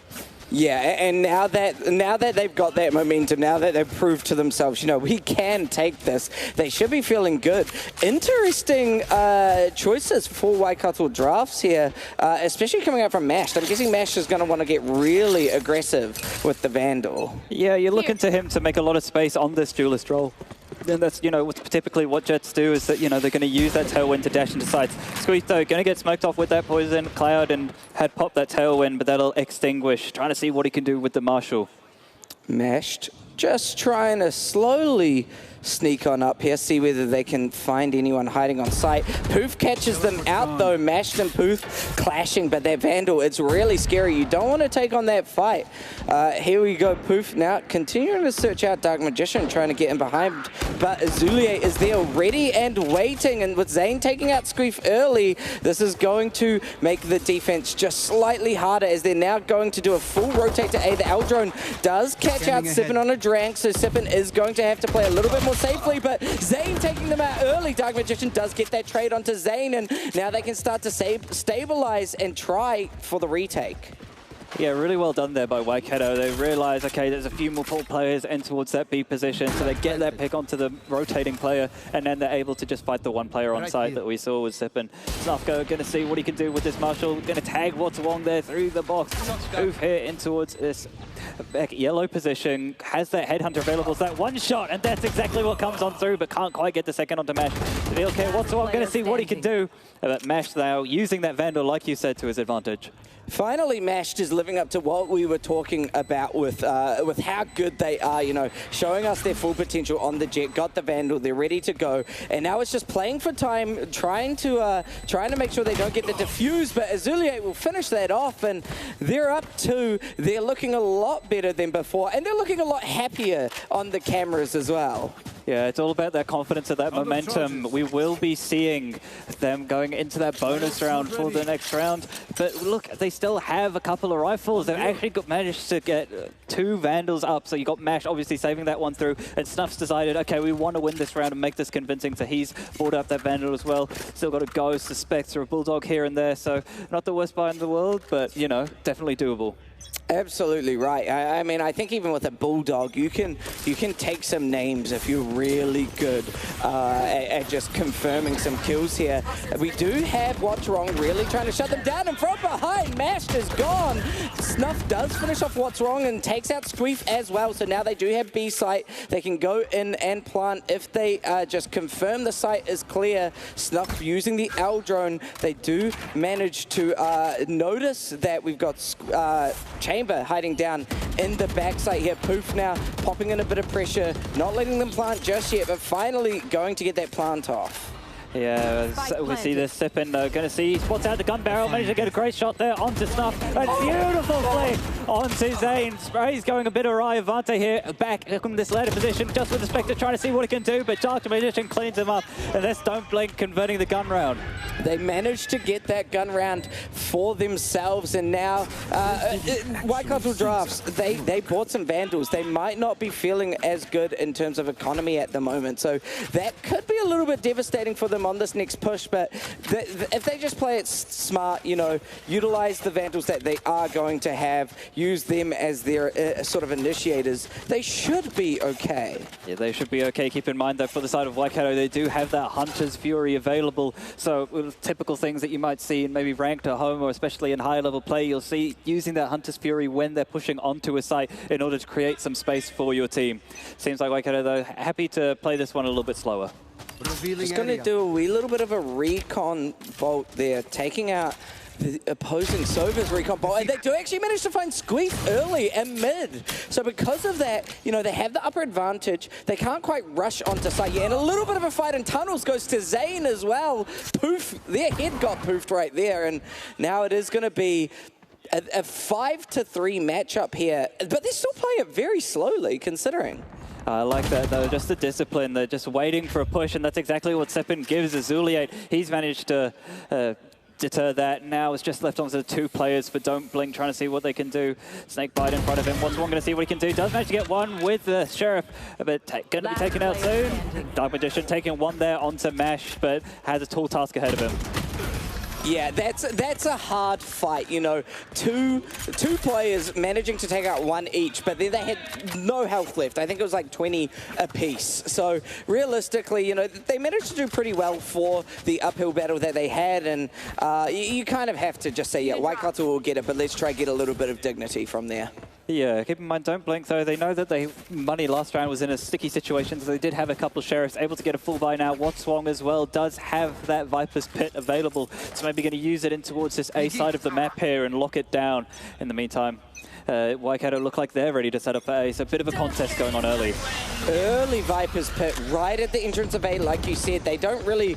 it makes it so much harder to commit when you can't see where you're going, when you can't see what's inside. So it might just be an immediate let's go B, but you can also see that Squeef is waiting! Squeef was ready! Squeef is here, and they are taking names! Pops out the Blazestorm, can they get the ace? They're searching for it, it's just Mash that's left. They cannot confirm the ace. Oh, what an absolute beautiful show there by Squeef. Just taking shots, just taking the 1v1 fights. He doesn't care, and he's ready to take those. I mean, he got punished last round for that mid push. Does the same thing again. He doesn't care. He's ready. And Don't Blink getting a lot of confidence. That's a statement to make to Waikato. That you feel good when something like that happens. Squeef was saying, you know, we were throwing for content, and now Squeef is showing us why they are playing phenomenally. That 4K was gigantic. Unfortunate they couldn't confirm the ace, but it confirmed a round nonetheless. It seems like Waikato now they've got a little bit of thinking to do after that round. How are we going to stop that? The way that they're going to stop that, have Mashed on this Bladestorm, taking space for them. Owl Drones coming out as well. Just Poof here on this backside. The Viper's Pit comes through in that front side as well, so it's going to be extra hard for the retake. Mash using that updraft, trying to see what he can do, but going to see if he can spot the one. Does manage to, but decides to dash back to safety. Yeah, you may as well play it safe. Get the plant and then try play for time as much as possible. The longer you can keep this fight going, the better. But they still haven't planted here yet. They're still just sort of baiting it out, waiting for someone to push into the Viper's Pit here. And because of that, we do now see Don't Blink has managed to take a bit of site presence. Spoof takes out Mash. Mash could not get value from that Bladestorm. Azuliate is going to be caught out. Dark Magician taking out two because of it. And that is going to be Poof to follow up. Flawless retake there for the side of Don't Blink. I mean, just that initial opening pick on the back lines makes everyone worried. Dark Magician spraying away in that Viper's Pit, and I don't know why they didn't get that spike down just sooner. Yeah, I mean, it makes sense. You've got the point, you've got that presence. What was happening that they weren't ready to place it? Were they just hearing the bullets and getting scared, or were they trying to bait out people to go into the Viper's Pit? Either way, whatever happened, Don't Blink responded perfectly by just playing patiently and getting on site into positions that were valuable to them to be able to just completely surround and destroy. Yeah, definitely. Well done there. And now that has forced the Waikato Drafts onto an eco buy. Let's see what Mash can do with the Sheriff at the moment. The Chamber tour de force, that ultimate has been popped as well. So that one-shot kill, looking to see what it can do. Mash going to decide to pop his tailwind and see if he can go for an opening pick. We've seen some phenomenal chamber plays, so I hope Azulier can come through and bring that pressure again. Mash gets caught out by Watswong, can't quite connect the shot there, has to dash away just to stay safe. And it is just a slow push so far. They're trying to get the information, try and find that first pick so then they can start the hard rush. But, oh man, don't blink. They just hold position so well and they set up perfectly. Yeah, I like this. They've got very defined roles for Don't Blink. So, you know, Watswong going to send out the snake bite to try stall the hit. That's his role there. Going to get the perfect pick onto Zane, trying to sneak on through. But unfortunately can't. They're playing both on this left-hand side. Avante managed to get one with the headhunter. Cloudburst comes on through, and Squeef just taking a few shots. Is fully blind. Decides to get one onto Avante. Snuff's left alone on site. He's waiting for his teammate Azulier. Managed to get one on a big flank. Snuff going to see what he can do. Flying over the top is Squeef. Takes out Snuff, and you're just left onto Azulier here. He's been suppressed by that overdrive ability and can't see what he can do with that classic, but no, does go down. Man, that was just solid patience from Don't Blink. They just waited for the push, positioned themselves perfectly, and then like you said, the Viper Snakebite came out, zoned them out, and immediately found Zane hiding in that corner, so Watswong were able to take them out, get the spike in a really uncomfortable position, and force Waikato to play in a way that really didn't suit them. Yeah, interesting to note here, we still don't have an operator online for both sides. You know, Breeze being this super long sight range rep, you sort of expect one to be coming out, but apparently not. They're wanting to play this fast pace, and this is the fast pace coming out through for the drafts. Our drone coming on through as they're hitting this site. Yeah, trying to see how many are on site. I think they caught just the one. They're going to pop the Hunter's Fury, try and take them out, but Poof's going to be the one to take someone out. 700 Drank has gone there, and they did manage to land a little bit of damage onto the Viper as well. So that's going to be a bit devastating. Squeef cannot go through your spawn this time. This time Squeef's flanks are not going to come through. Dark Magician gets caught out as well. Everyone is just ready and waiting from Waikato Drafts, and they're doing a lot of good work. Yeah, they're doing some great stuff here. Watswong managed to get one here, but is he aware of Mash coming up behind him? I'm not sure about that. Mash is going to have to walk his way through, so a lot's just going to be here on to Poof in this McDonald's position.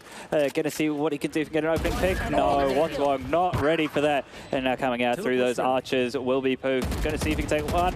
No, not quite. Running out of bullets, and Avante cleaning it up, and beautiful stuff there by Waikato Drafts. Yeah, that's what they wanted there. This is a much more back and forth map from previous, and we're seeing Waikato actually play to that level that we're expecting of them, which is really good to see. But it is nerve-wracking considering that this is Don't Blink's map. This is the map that Don't Blink had upset Waikato on. So I'm slightly worried for Waikato, but they are certainly showing us that they've got the power to take it. Yeah, they do, and it was great from them that round as well. You know, they put that little presence there, and that makes all of Don't Blink decide, oh, we need to go help here, and it just creates these holes in the map for such a big map as Breeze that they're able to worm themselves through. Here's the operator though coming out, here's the change up, and takes out Mash. Squeef as well pushing down mid, gonna see what he can do if he can catch players off, but no, Avante's there holding on. Poof, will he decide to stick around, see if he can trade out his teammate, but look at where Azulier is. He's managed to lurk his way up and has taken out Dark Magician on the B side. B side's completely open now. I don't know if the Waikato are aware of this. Yeah, that is you do see that they're going to start pushing over to B, and this is such a good play right here. You know, they can take it, they can get an early plant, and with no one defending it, they're just going to have free reign of point. And you can also see Waikato, they've got Zane lurking. Zane is waiting for those frags, or exit frags in a sense. They take out Poof, no more operator. Sippin might try go for a trade there, but no, they do just take out Zane. Don't even bother picking up the operator, it doesn't look like. Hunter's Fury available, as well as the toxic screens can still be put up. So there is a world where Don't Blink are able to get through this, or they might just decide that they want to keep this operator and save it into the next round. Can he use the snake bite onto Avante's position here? But no, Avante's just too crisp. And they take a third as well in the round. Avante. There we go. That's what they're doing. They did actually grab the op. I missed the pickup just at the end there, so it was worth the try, but definitely didn't work out, so they don't get to keep that operator there, and I think they might have just done it for a little bit of fun, to be honest. We'll see now whether Don't Blink can even us up to 5-5, but if Waikato Drafts now keep this momentum, keep getting those wins, they might be able to come out ahead. Yeah, definitely looking like so. They're playing really well here at the moment. Here's the change up from the Drafts as well, and from Don't Blink, they're going to decide to go for a bit of aggressive horse push in the meantime. Seems like a fast A is going to be set up for the side of the Drafts. And they do fairly well on these fast pushes, so we'll see whether they can take it. They do take the ult orb, and now they've slowed it down a little bit here. Mashed trying to play that long sight line, try and see if they can find anyone. Squeef getting aggressive, sees Snuff's head, but Snuff sees Squeef's head, and that is going to be Snuff coming out on top right here. Because of that, they might be able to call a little bit of a rotate, not quite aggress onto A as much as they want to, and it does look like that might be the game plan. We'll see how they go. Yeah, I like this though from Waikato. They decide, okay, let's cut noise, let's group up, and then we're going to work the place together, you know? So you can't get caught off guard. There's always someone to refrag you if you get taken down. So beautiful patience there. Toxic screen now coming onto B, but no, the overdrive comes through and that cancels Poof's tour de force. Does manage to get one deep with the classic, but Mash taking him out on that long sight line on that operator. And now 3-on-5 situation, not looking great here for Don't Blink in this retake. That's going to make it really hard. All three of them are going to come out from their spawn, so it's going to be a really quick push through if they can, but the recon bolt catching out Sippin makes it take a little bit longer. Azuliate popped out the Headhunter, but Hunter's Fury comes out, taking out Zane. Dark Magician finishes off Azuliate, and this might be able to be turned around. It's now 3-3. Mash, though, does have that operator and has such a perfect position that if they go for the defuse, they can just pop ahead like that. There goes one. Can Mash take the other? Looking for Sippin. Sippin pops out. Doesn't manage to find them. Sippin takes them down, and now it's just KO that's left, and Avante is going to just confirm that round. 3-on-5 retake almost going in the way of Don't Blink, but Waikato Drafts closing it out there. Avante in such a good position there in the end, and managed to close out. Was initially a tense situation. Yeah, that was really tense at the end there, but Avante managed to secure it and secure their lead as well, because now they're 6-4. They've got 2 more rounds. Don't Blink probably want to try to take these 2 rounds to even it up, to make their attacking round just a little bit easier.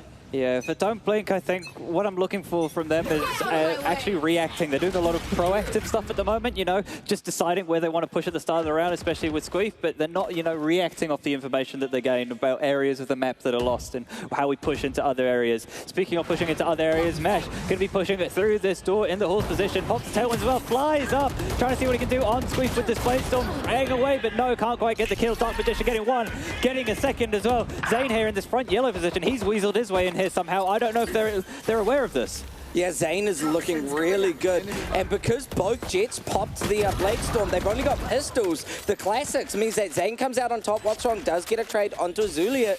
But, I mean, look, they've got 2 players each. It's going to be literally just a battle of aim here. Who can get the headshots? Who can confirm the kills? And it's going to be Zane. Zane wants to now try and find Poof, see whether they can take out that final player here. Pops out the poison orb, and Zane just looking pretty, playing that hiding game, not going to let Poof find them. And it's really good positioning. Recon Bolt isn't going to find Poof, but Zane is the one who finds them. Yeah, great stuff by Zane there, just weaseling away in the front yellow position and doesn't get cleared out by the Owl drone. He knows he's got all the space to work with, and it's just a great showing the experience that he knows he's safe there in that front yellow position as well. So great to see out of Waikato here, and now they've put 4 rounds on the trot. They're looking comfortable and hoping to close out this, make this an 8-4 half for them on their attacking side. It certainly looks like they're more comfortable on the stage now. It looks like every single player is feeling a lot better about themselves and how they're performing.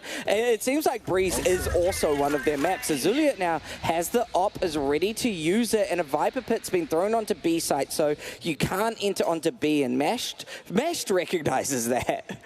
Yeah, he definitely does. Great patience though. Oh, Waikato, you know, just poking, prodding here and there, but not giving away too much, and they playing so well together as a team at the moment. You see, you know, his teammates just all around Avante here, ready to trade out. So we're going to wait for the call from the captain to decide what's the plan. Yeah, it's all about just getting a little bit of information. Once you know what's happening on each site, you're able to try and push. And Mashed does manage to find Sippin, gets a little bit of damage onto them, but Poof is ready. Poof made Mash go poof right there, and Avante's trying to get the trade there, but it's not going to happen as Poof gets 2 beautiful headshots. Poof confirming that mid push to be a failure right here. We do see Zane get taken out by What's Wrong with the judge, a little bit of judging going on, and I respect it. I respect it. Yeah, that's really an interesting choice on a super long-range map is those shotguns, but seems to be working out for Don't Blink as they're able to get that final round of the first half and put themselves at 5-7, you know? Yeah, absolutely, and the crowd is loving it as well. This has been such an entertaining match, and the crowd is, yeah, absolutely going wild for what seems like both sides. I mean, Waikato and Don't Blink both performing phenomenally for us, and if they can take a really aggressive attack here, Don't Blink could turn this around. Yeah, they could. Look at the scores, though, for each of the teams. You've got everyone so close together. Don't Blink between 9 and 7 frags. You've got Waikato there between 10 and 6. That just shows the amount of teamwork that they got on there. It's not a one-man show. Both these teams are playing well together and going to try and see if they can carry that through to the second half. Yeah, absolutely. It's good when it's not coming down to one person has to carry, and then you figure out who the carry is and just focus them every round, because that's when games don't go this evenly. So I'm really excited to see how Don't Blink try to take this attack, and it's looking like they're wanting to push through mid into the double doors here and try push onto A. We do see we got Dark Magician trying to come through A main here. Squeef, sorry, already getting aggressive. Mashed feels the pressure from it. Up on the high ground, though, What's Wrong takes out Avante. Mashed in such an awkward position because everyone was around them. They could not stay alive, and the plant's gone through. Yeah, Plant has gone through now. 3v5 situation for Waikato. Snuff taking a beautiful shot. Will they click out close right? No, they won't. The right click comes through. We're going to take out one. Is What's Wrong. Snuff trade him out, though, on that classic 3. Onto position. Toxic screen for Zane, though. Going to come through and hits a beautiful shot. Snakebite coming through in that bricks position. Is that going to tag out Poof? It will. He's been spotted as well. Zane getting another one, and Snuff on the retake with the classic. Managed to take out 3. That was phenomenal from Snuff, you know. It's not very often you see a classic carry like that, but man, Snuff knows how to use the classic to just an absolute perfect kind of play style. You see Snuff in that middle. He's looking happy now. He knows what he just did to them. And that's sort of the breaking point here for Don't Blink. Oh man, I mean, maybe when you get dunked on with a classic that hard, it's devastating, especially even like What's Wrong. What's Wrong was waiting around the corner, but Snuff managed to take them out. So, oh man, that's going to be hard. They have decided to purchase some Marshals, which we talked about that long range, so it makes sense. And Zane's got a Guardian. Yeah, Guardian's actually really underrated on this map. You know, the long-range positions, that one-shot headshot potential, and also if you're just spamming away through smokes, that more body damage comes in handy. Saying, gonna toss the Snakebite out as well, has this toxic screen that's now favored in towards this B site. This is how higher level teams are now playing this toxic screen. They're not just, you know, saving it for a retake wall A. They've got an area to play around in that ladder position. So, like, as you see, as you're coming out into that close B site, you don't know which way to shoot. It's so smart. It just really puts a lot of pressure onto the attackers here, but Sippin is going to take the pressure and run with it as they did manage to take out Zane. Snuff is there ready and waiting with the Spectre, takes out What's Wrong, and now it's just Dark Magician and Poof trying to hide around the corner, but everyone is aggressing onto them. Snuff manages to take out Dark Magician with the shock bolt, the shock dart there. Can't quite take out Poof, and Poof takes out Avante in the mix. Now it's going to come down to Mashed to try and take the fight with the Sova going on the flank. Snuff finishing off that round. Yeah, Snuff's feeling himself at the moment. A little bit scary there for the Waikato Drafts up against those pistols as Don't Blink managed to at least get onto the site, but not able to get that spike plant down and are able to close things out. We're now expecting, you know, good sized guns coming through, and that's exactly what we see. Some Vandals and Phantom there coming through for Don't Blink. In the meantime, Waikato, they don't have the funds to be able to afford the better weaponry, so it seems like they're going to be saving it up for the next round. And fair enough. I mean, realistically, you want to make sure you're going to have those rifles to match the Phantoms, the Vandals. It's important to be able to take them on head on. So if they have to give them a round just to match, that's going to be fine. Early little bit of information, 2 players detected there, so they can potentially make that call of it could be quite a heavy B.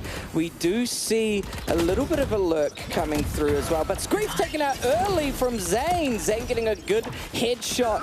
That's going to be devastating, though. The lurk from Poof was good. Azuliate gets taken down. Zane's feeling so much pressure, so much damage. Hunter's Fury comes out. Oh my gosh, these shock darts have been huge. Dark Magician finishes off Avante, and now Dark Magician trying to get aggressive.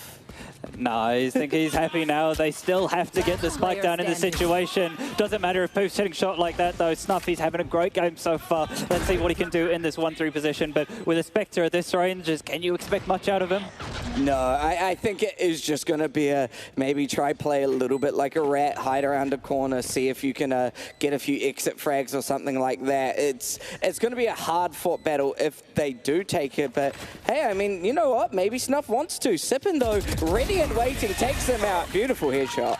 Yeah, good stuff there by Sippin on that late lurk, and that's, you know, a staple that we'll see in Breeze as well, where you'll have the whole site hit coming on through, and all 5 players will hit the site, and then they'll rework back around mid behind the defenders in order to halt that retake coming on through. But good round, and they're starting to close the scoreline back up. Now is the side of Don't Blink. Yeah, Don't Blink needed that round just to... If they had lost that round, that would have been devastating, but considering they were up guns and everything like that. So it makes sense they win it, and hopefully they can start to take that momentum on the attack and push through. But Waikato Drafts, they've shown that their defense is solid, or at least their retakes are solid so far. Retakes are solid, so how do you stop the site hit? This is the difference that we've seen, as Mash will be on that operator, locking down that A site. In the meantime, Don't Blink seem to be happy, just working their way slowly, getting areas of the map. Azulia trying to see if he can take a 1-tap there onto Squeef. He takes a shot and speeding up into B. Squeef going to pop the tailwind here, going to see what he can do, but Avante just too crisp and holding that position. Azulia taking out onto What's Wrong and Dark Magician as well. Going to take out Azulia there. Chambers trading each other. Zane, though, holding on to the speed position, knows that no one's lurked through now, and 2v4 situation not looking great here for Don't Blink. Yeah, that was a really good fight for Waikato Drafts. I mean, they performed so well. Avante and Azulia, both of them, put in a lot of work to make sure that they're up in this fight. However, Don't Blink, they're opting to go for a little bit of a rotate, you know, trying to see if they can catch anyone out through the rotate as well. Sippin just searching for someone right now, maybe searching for a drink. Might be searching for a drink, that's true. I'm not sure what his favorite beverage of choice, but it would not be wanting to have a Waikato Draft at the moment, because that's what's getting put amongst him and putting them in this round deficit. Bomb is going to be able to get down on towards this A site though, so Poof, if he can manage to get a couple kills here, might make this doable. I'm not sure if they'll be aware of Poof's position. Poof managed to get one, getting a second as well. 3 kills on the ramp for him. We do have a flank coming on through, but Sippin seems to be aware of it. Going to get the dink off as well. Dink's traded either way. Mash, we're retaking with an operator as well. Going to be a very tall task for him to do. He's going to get spotted out, and Mash, no, not able to do it. He's got a classic. He's pulled out the Poof. Wow, they actually took that. The 2v4 managed to claim the operator for themselves as well. That is devastating for Waikato just there. That is a round that you would expect to win, but just beautiful positioning from Poof, and Sippin managed to confirm that. Yeah, great teamwork. That's the synergy that we say there for Don't Blink, and Waikato just stumbling a little bit, trying to get over the hurdle, and now they're forced back onto Sheriffs. They're looking rough on the economy here, that they do have the round advantage still. You know, 9-7, you're not too worried this time, unlike last map. You get a little bit worried about that operator that they've got now, though. Poof sitting in the middle, just searching for someone, seeing if they can find someone to take out. Doesn't manage to see anyone on this early check, and now quick rotate. They're pushing onto A quite hard here. Poof is going to wait for anyone on the rotate, see if they can take them out, and that's going to be Azuliate taken down early. Poof has to be respectful and give them the rest of mid, but it is going to be a little bit of a quick push onto A. They want the retake quickly, but Dark Magician isn't going to let them do that. Snuff being taken down. Dark Magician just throwing out a couple of flashes there, trying to shut down this push, and they've got really good positioning right now, but Mashed is going to get the headshot. A couple of clicks is going to take you out. What's wrong, though? Waiting down below from Mashed, and this is finally going to be getting planted. Yeah, Hunter's Fury coming on through, doesn't take him out, actually gets both of them. Oh no, they just walk both into that Hunter's Fury in what was looking like a scary round for Don't Blink. A 2-on-2 situation. They managed to close it out with that ultimate there. I like that though. Usually with Hunter's Fury, the last shot is kind of the one that confirms damage, but I've never seen two people get sort of caught out by that, because it is a lot of a mind game of like pushing you this way, pushing you that way, and then pushing you into where I want you. And man, that was so impressive. Yeah, seems like Sipin's able to funnel them into that position. Don't Blink now looking like they want to tie up the game here, and how they're going to do that, they're just deciding to go for a fast B on this position. Zane, they managed to get one onto What's Wong. Snuff does manage to take one onto Dark Magician though, but the res is available up for that downed KO because of that ultimate ability pop. So it's going to be rough for Don't Blink because they don't have that controller player anymore, but do manage to get the spike down. They are going to get the plant here, and now it's going to be Mash trying to get in aggressively. The operator from Poof puts on so much pressure. Azulier, however, cannot take the fight with the tour de force, and so now it's going to be Avante trying to take the fight of the operator. Manages to get a beautiful headshot too, even. Now looking for Squeef or Dark Magician here, but it's going to be Squeef to clean up that round and make us even. Evening up, we're back at even Stevens 9-9, and beautiful stuff there. Nice shooting there from Avante at the end. But just a little note for you folks at home, you see that teamwork that they have there in the end. It's not one people taking the one fight in that 2v1. You got the player there in that B main position using that flash drive to make the player turn away, and then Squeef's able to trade that out there onto Avante. It's a beautiful teamwork. Really cool to see them work together, make sure that they push together, because when you are taking that 1v1v1, that's when you fall apart. You've got to push as a team and go on different angles. Poof getting aggressive onto this tunnel here, trying to use the operator to their advantage, and that is a greedy peek right there. But Azulier manages to get the headshot. That shuts down the operator and potentially opens up the fight. What's Wrong, however, has evened it up, taking out their Viper counterpart. Yeah, it seems like they're going to be able to take this B site. Interesting hit for Don't Blink is that they're deciding just to push through this Archer's position. Sipin managed to get one back onto Azulier. He's done phenomenal work, but Snuff going to go down. The Tailwind comes out through for Mash with that. Sheriff going to take one out, but What's Wong cleaning up. And Don't Blink now put themselves in the lead. Oh man, they are looking good right now. That is exactly what you want if you're Don't Blink. You know, you want to be able to just continuously run round after round after round and put that pressure onto Waikato Drafts here. And so, now, you know, with that hard work, Waikato have to figure out something to break this 5-round win. What's the difference here for Waikato? The difference here will be that they do have the Viper's Pit online. Look at this here, Zane ready to use that and towards this A position, and I'm not sure how they'll be able to do and deal with this. Zane able to use that, pop in the snake bite as well. They're really worried. This is a change up here for Don't Blink. We haven't seen a whole lot of Halls pressure coming on through. Out comes the Poison Cloud so that they're able to open up the Halls door. They're going to see if they can flash onto site. Mash has a lot to do on this hold in this yellow position. Just using that Tailwind, managed to get out, but no! He's going to just dash into the open. Poof getting one as well onto Azulier, clearing out that late left. Squeef's going to see what he can do with the Blade Storm. Just Zane now left in this position. He's got to go massive for his team. Manages to pick up one, staying alive in this Viper's Pit, so they can't get the spike down at the moment.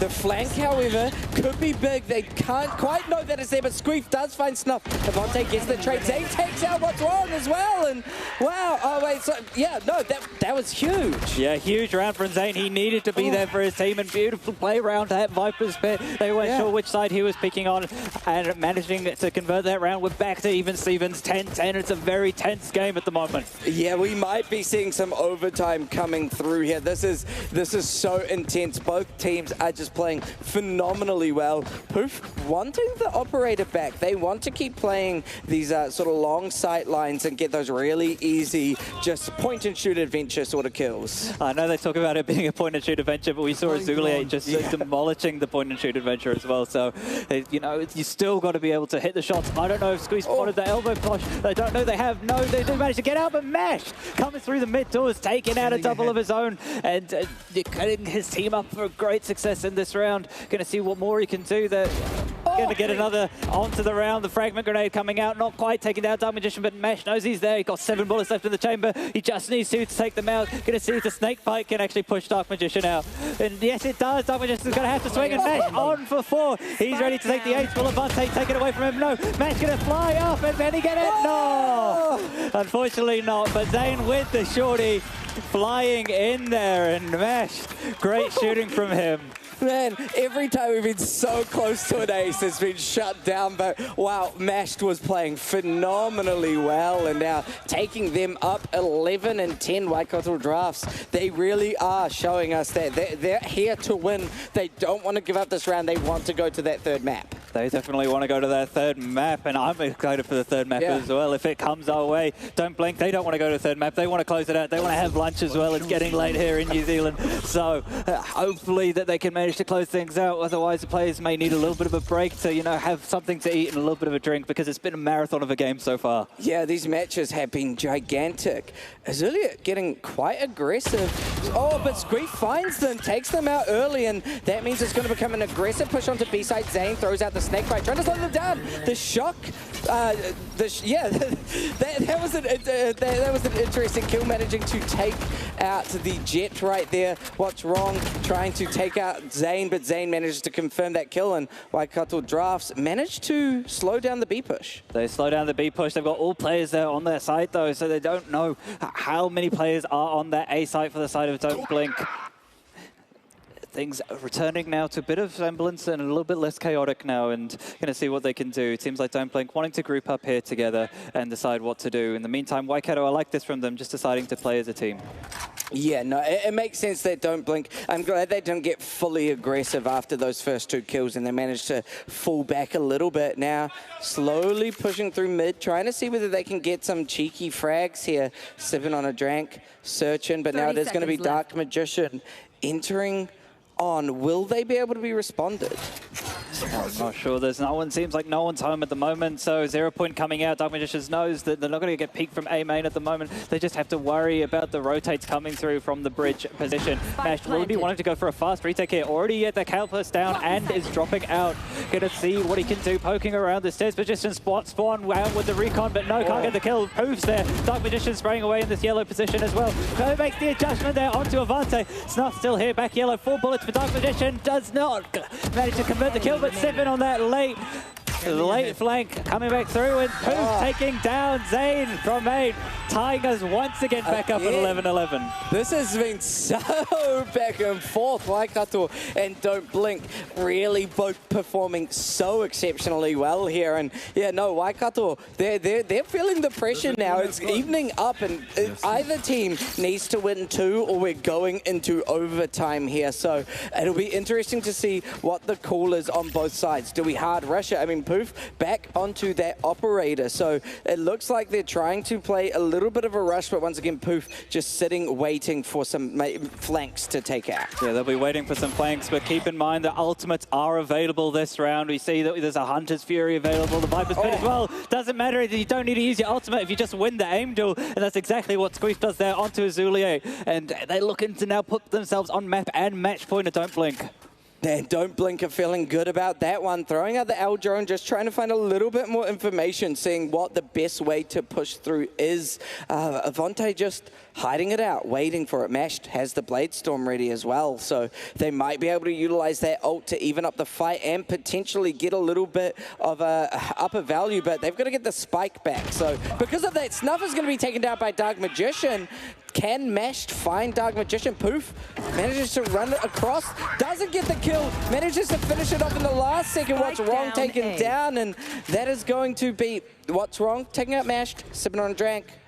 just flanking around. Oh, he's in such a good position here. I don't know if they're aware of it. No, they're not. On the rope there is sipping on a drink. Managing to take out Avante now, and huge opportunity here for Zane to put his team on that point if he can close out this 1v3. He's got a lot of work on his hands, and it seems like they're aware of his position. What's Wong going to spam away? Zane managing to get one though here, and it seems like now that Don't Blink are aware of his position, they're going to play a crossfire here. Shock Dart coming out through, and the toxic screen going to be used here by Zane, trying to isolate the fights, which he manages to do. Sippin's been caught off. He's going to come through that toxic screen as well on the other side. It's not planted for the players. There's Dark Magician. The 0 point comes out, dropping the Viper wall, and Sipping will put his team on to map and match point.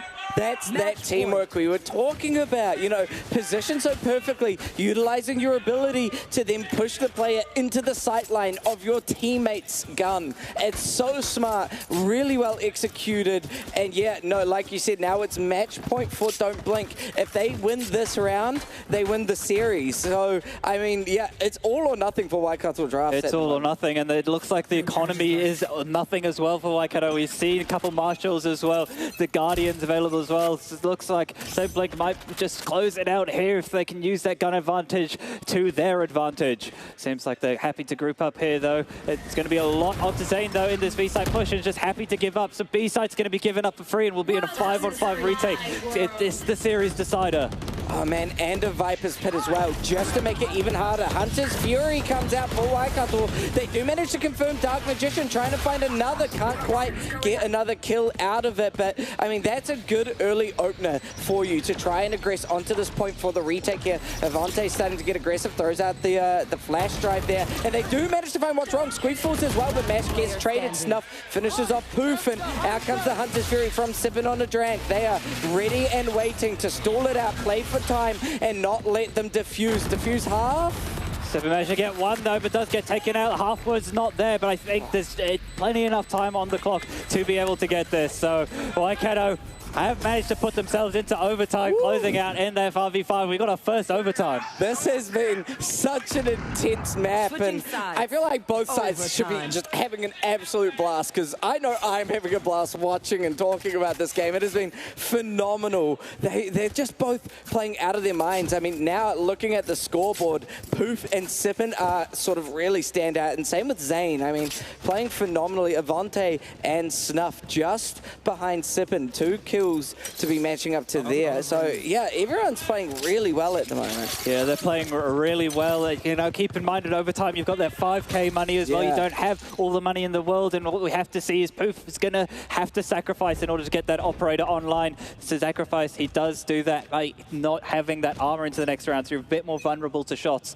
So it's going to be a little bit tender to push up. We have a side swap, of course, for that overtime. The 0 point comes out, but it does get destroyed, and the Poison Cloud comes out as well. Snakebite going to get hit, and Mash flashing through. No, it does not manage to get anything. Dark Magician and What's One cleaning things up on the B site here. And now just 2 players left for the draft. It's not looking good for them. Sometimes using your enemy's smokes and hiding inside them is the best thing you can do. Poof with that operator onto Azulia, and now it's just Avante. All that's left to try and take it. There's not even a point of saving. You want to win it here. Gets the headshot onto screen, throws out the flash drive, but cannot confirm the kill. Sippin, ready and waiting. Ready and waiting, and they're ready and waiting for this, hopefully for them, final round so that they can close it out. But for Waikato, they need to win this round in order to keep pushing these overtimes. Yeah, it's gonna be so hard for Waikato, because every round that Don't Blink win, they have to then win another round. So they've got to take 2 rounds. Meanwhile, Don't Blink have to take the 2 rounds themselves, but they've just got 1 left here. Looks like they're going to play quite strategically here from what we can see. No, now opting to go just one side. Yeah, you know, keep it simple. You know, there's been so much happening in the meantime that they're wanting to keep things simple. That recon bolt is going to go in towards bottom mid, and Squeeze managed to get the pick onto Zulier, trying to trade out. The Snuff managed to get one back, and Sippin cannot trade that back, and now we're into a 4-on-4 situation.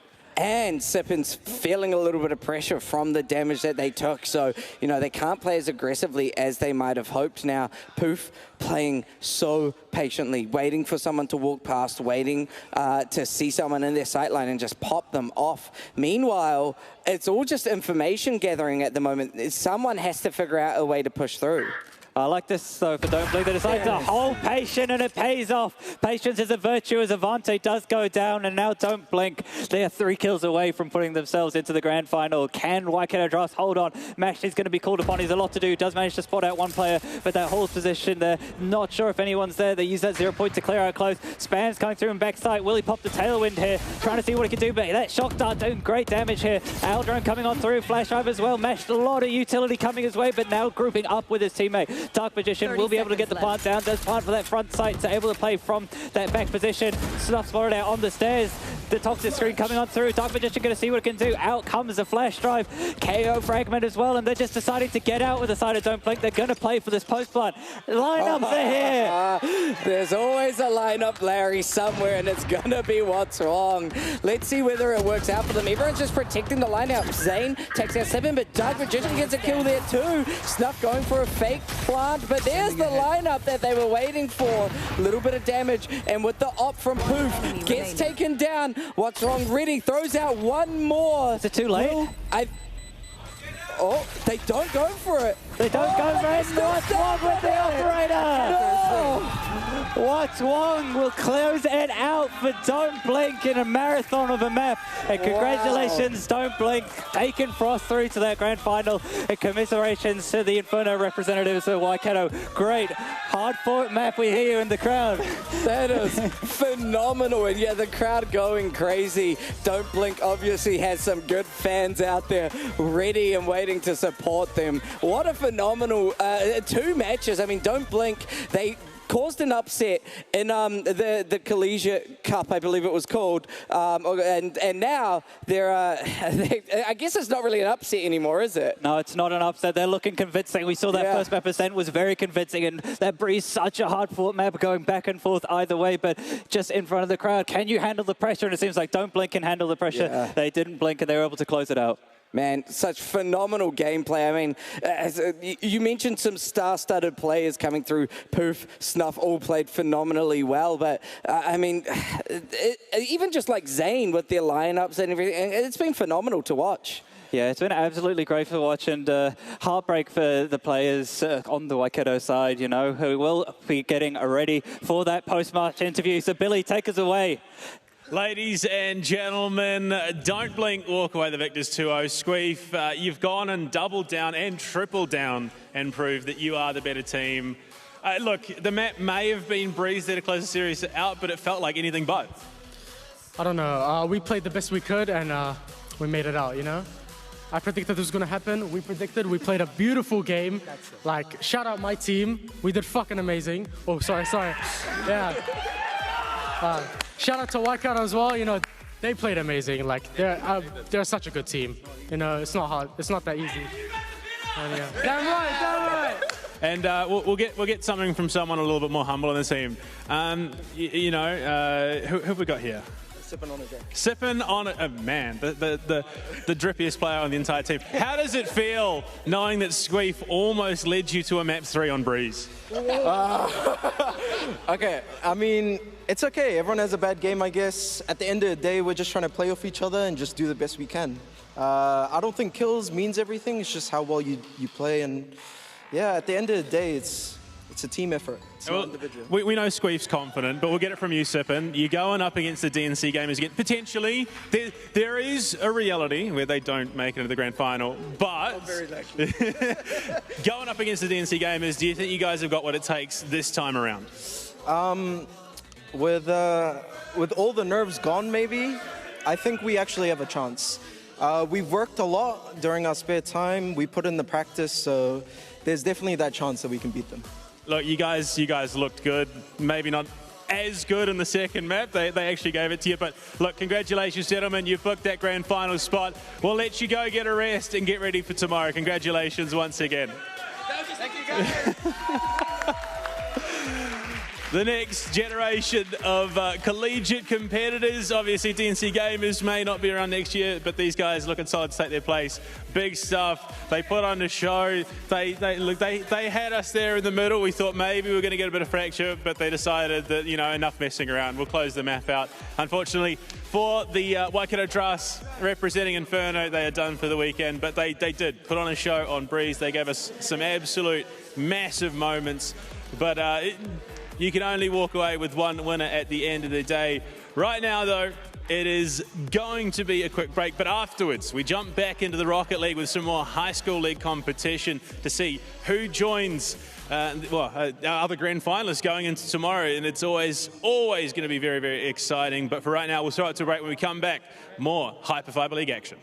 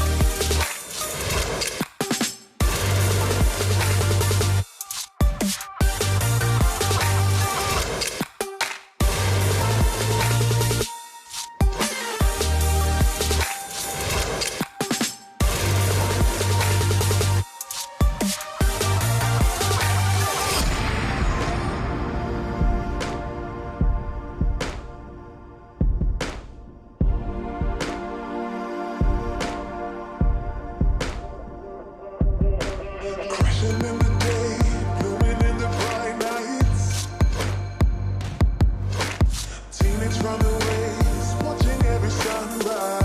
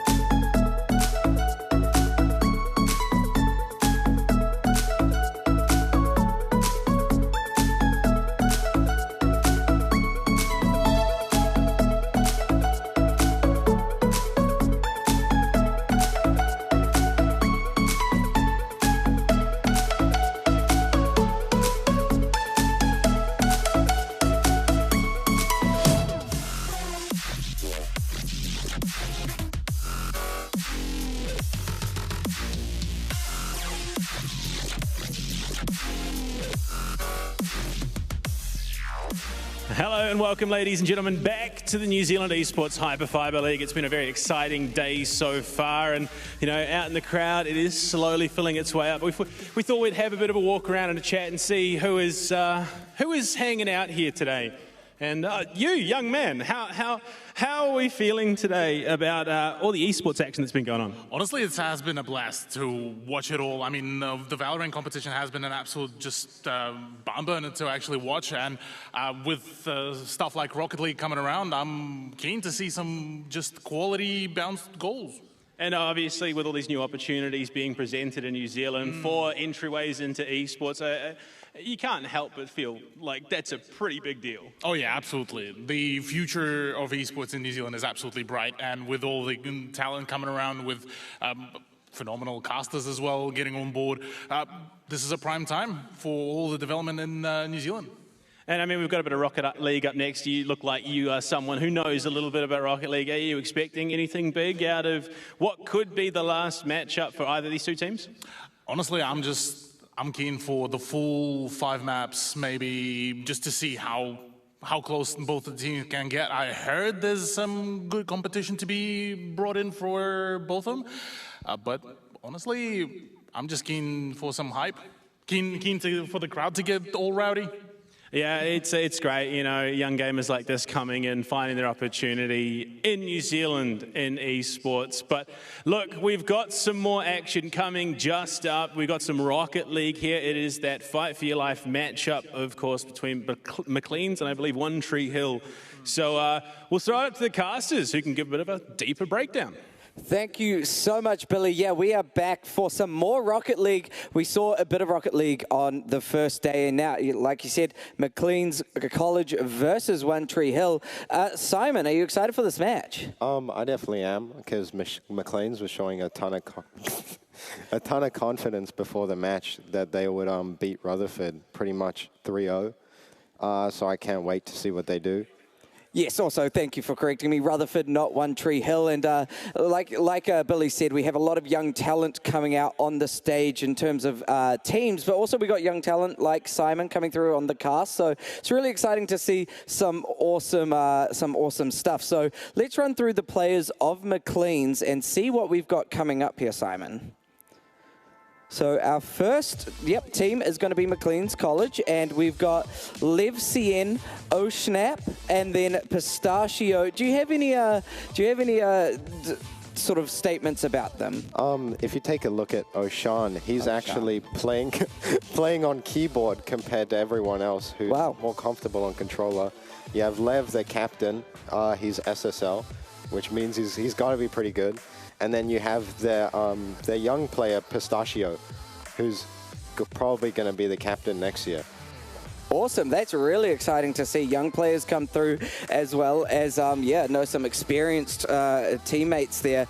Up against them is going to be Rutherford. So let's see what they're running here. Rutherford College is going to have Viz, Gianni, and Gonorecu. A little bit easier for me to say that time, I hope. So I haven't seen much of Rutherford, but they did get here at least, which is a good start. They did go against their own team in the losers bracket, but then the other one ended up forfeiting, and then they beat New Plymouth to get here. Right. Whoa. Wow, very impressive. So yeah, they've had their own journey to make it to our semi-finals, and whichever team wins this is going to go up against our grand finalists. So it's definitely going to be a really exciting match to see McLean's and Rutherford go head-to-head. So Billy, is there anything else you want to cover for us? I mean, what's there to talk about? It's car soccer. It's pretty simple. You hit the ball into the goal, you make sure they don't demo you, and you try and avoid letting them score against you. I mean, you guys know how it works, right? Yeah. Oh, absolutely. As long as you get more goals than the other, that's the big thing, isn't it, really? It is a game by the numbers. It's pretty simple, in all honesty. But, I mean, look, you guys may not have as much information. Well, actually, you have more information. If you had to call it, we'll give it to you. Who do you reckon walks away from this one? I'm going to put my money on McLean's to win this. Oh, there we go. A little bit of a call for McLean's. I mean, I guess I'll take the other side and take Rutherford. Say, hey, look, let's see some dark horse action come through. So a little bit of some underdogs here. All right, so you've split the difference. Beef, we'll go to you again. What do you reckon? What's the score? The score, it's probably going to be ending up like 3-1 or something like that. Maybe in overtime. Maybe in overtime. Oh, what do you reckon? Oh, I guess I'll give Rutherford the 3-2. If I'm giving Rutherford, I think it's going to be a hard-fought battle. You reckon we go in the full distance? I think we'll go the full distance. Even with what Oceania was putting up yesterday? Yeah, even with, Oceania's pretty phenomenal, but yeah, no, I think they'll put them to their money. Well, we are going to be having the teams joining us on stage in just a moment. We'll be throwing back to the casters very, very soon after that. So looking at our teams coming out, McLean's having the biggest representation today. They will be making their way out onto the stage in just a moment. Very exciting stuff from them. You could only imagine that they've got a lot to play for, given, well, their Valorant team has already booked themselves that spot in the grand finals. They want to be able to do exactly the same, so they've got a lot to prove here. And here they come out onto the stage. McLean's Rocket League team coming, looking to do battle. They weren't a complete shutout yesterday. They have the opportunity to do some damage today, but they are fighting for their tournament life right now. They have to show up and pick up the victory. Look at them, very dapper gentlemen, and they're number ones. If you're going to show up, you better look the part as well. My God, you guys are putting, just dripped out, absolutely massive. But their opponents, can they go toe-to-toe with the monsters at McLean's and their esports program? Rutherford looking to try and upset, of course. One loss so far from McLean's. Can Rutherford make it a second? Right now is where they get to see if that happens. Walking onto the stage, Rutherford, they have the opportunity, they have the prime time spot here on day 2 of the New Zealand Esports HyperFibre League, making their way out to this stage. They've got a tall task. They've got the jerseys though, look at them. They're coordinated, they're looking good, feeling high. All right, captains, come here, join me in the middle. They're both our captains. Who have we got? All right, Rutherford, you're coming in. You don't have the same representation as McLean's, but do you reckon you can take it? Easily. McLean's, you guys have already got a team in the grand finals tomorrow. Are you going to be the other McLean's team joining them? Yeah, we'll make it 2. Make it 2. Gentlemen, shake your hands, take to your desk. Get ready to go. You like it? A little bit of banter, a little bit of team chat to get into the matchup, of course. But we've got 2 casters who are going to be chatting away, ready to take it all over. Gentlemen, look, Beef, after hearing that, are you guys confident in your picks with the confidence that they were showing? Yeah, I mean, I like Rutherford's confidence. You know, that's really good to see. If you feel confident, then you're gonna perform that little bit better. So, yeah, I think this is going to be a really exciting match. What do you think, Simon? I think Lev was just being a little humble for them, not trying to break their ego yet. I like that. Well, this is going to be a very exciting match to come through here as the teams do get ready. McLean's versus Rutherford. And, I mean, okay, who do you think, we've spoke about Oceania being quite a standout player. Who do you think we should be keeping our eyes on? Just Oceania, or? I think you should keep your eyes on the captain Lev. He was having a little bad day yesterday, but I think he's going to deliver well today.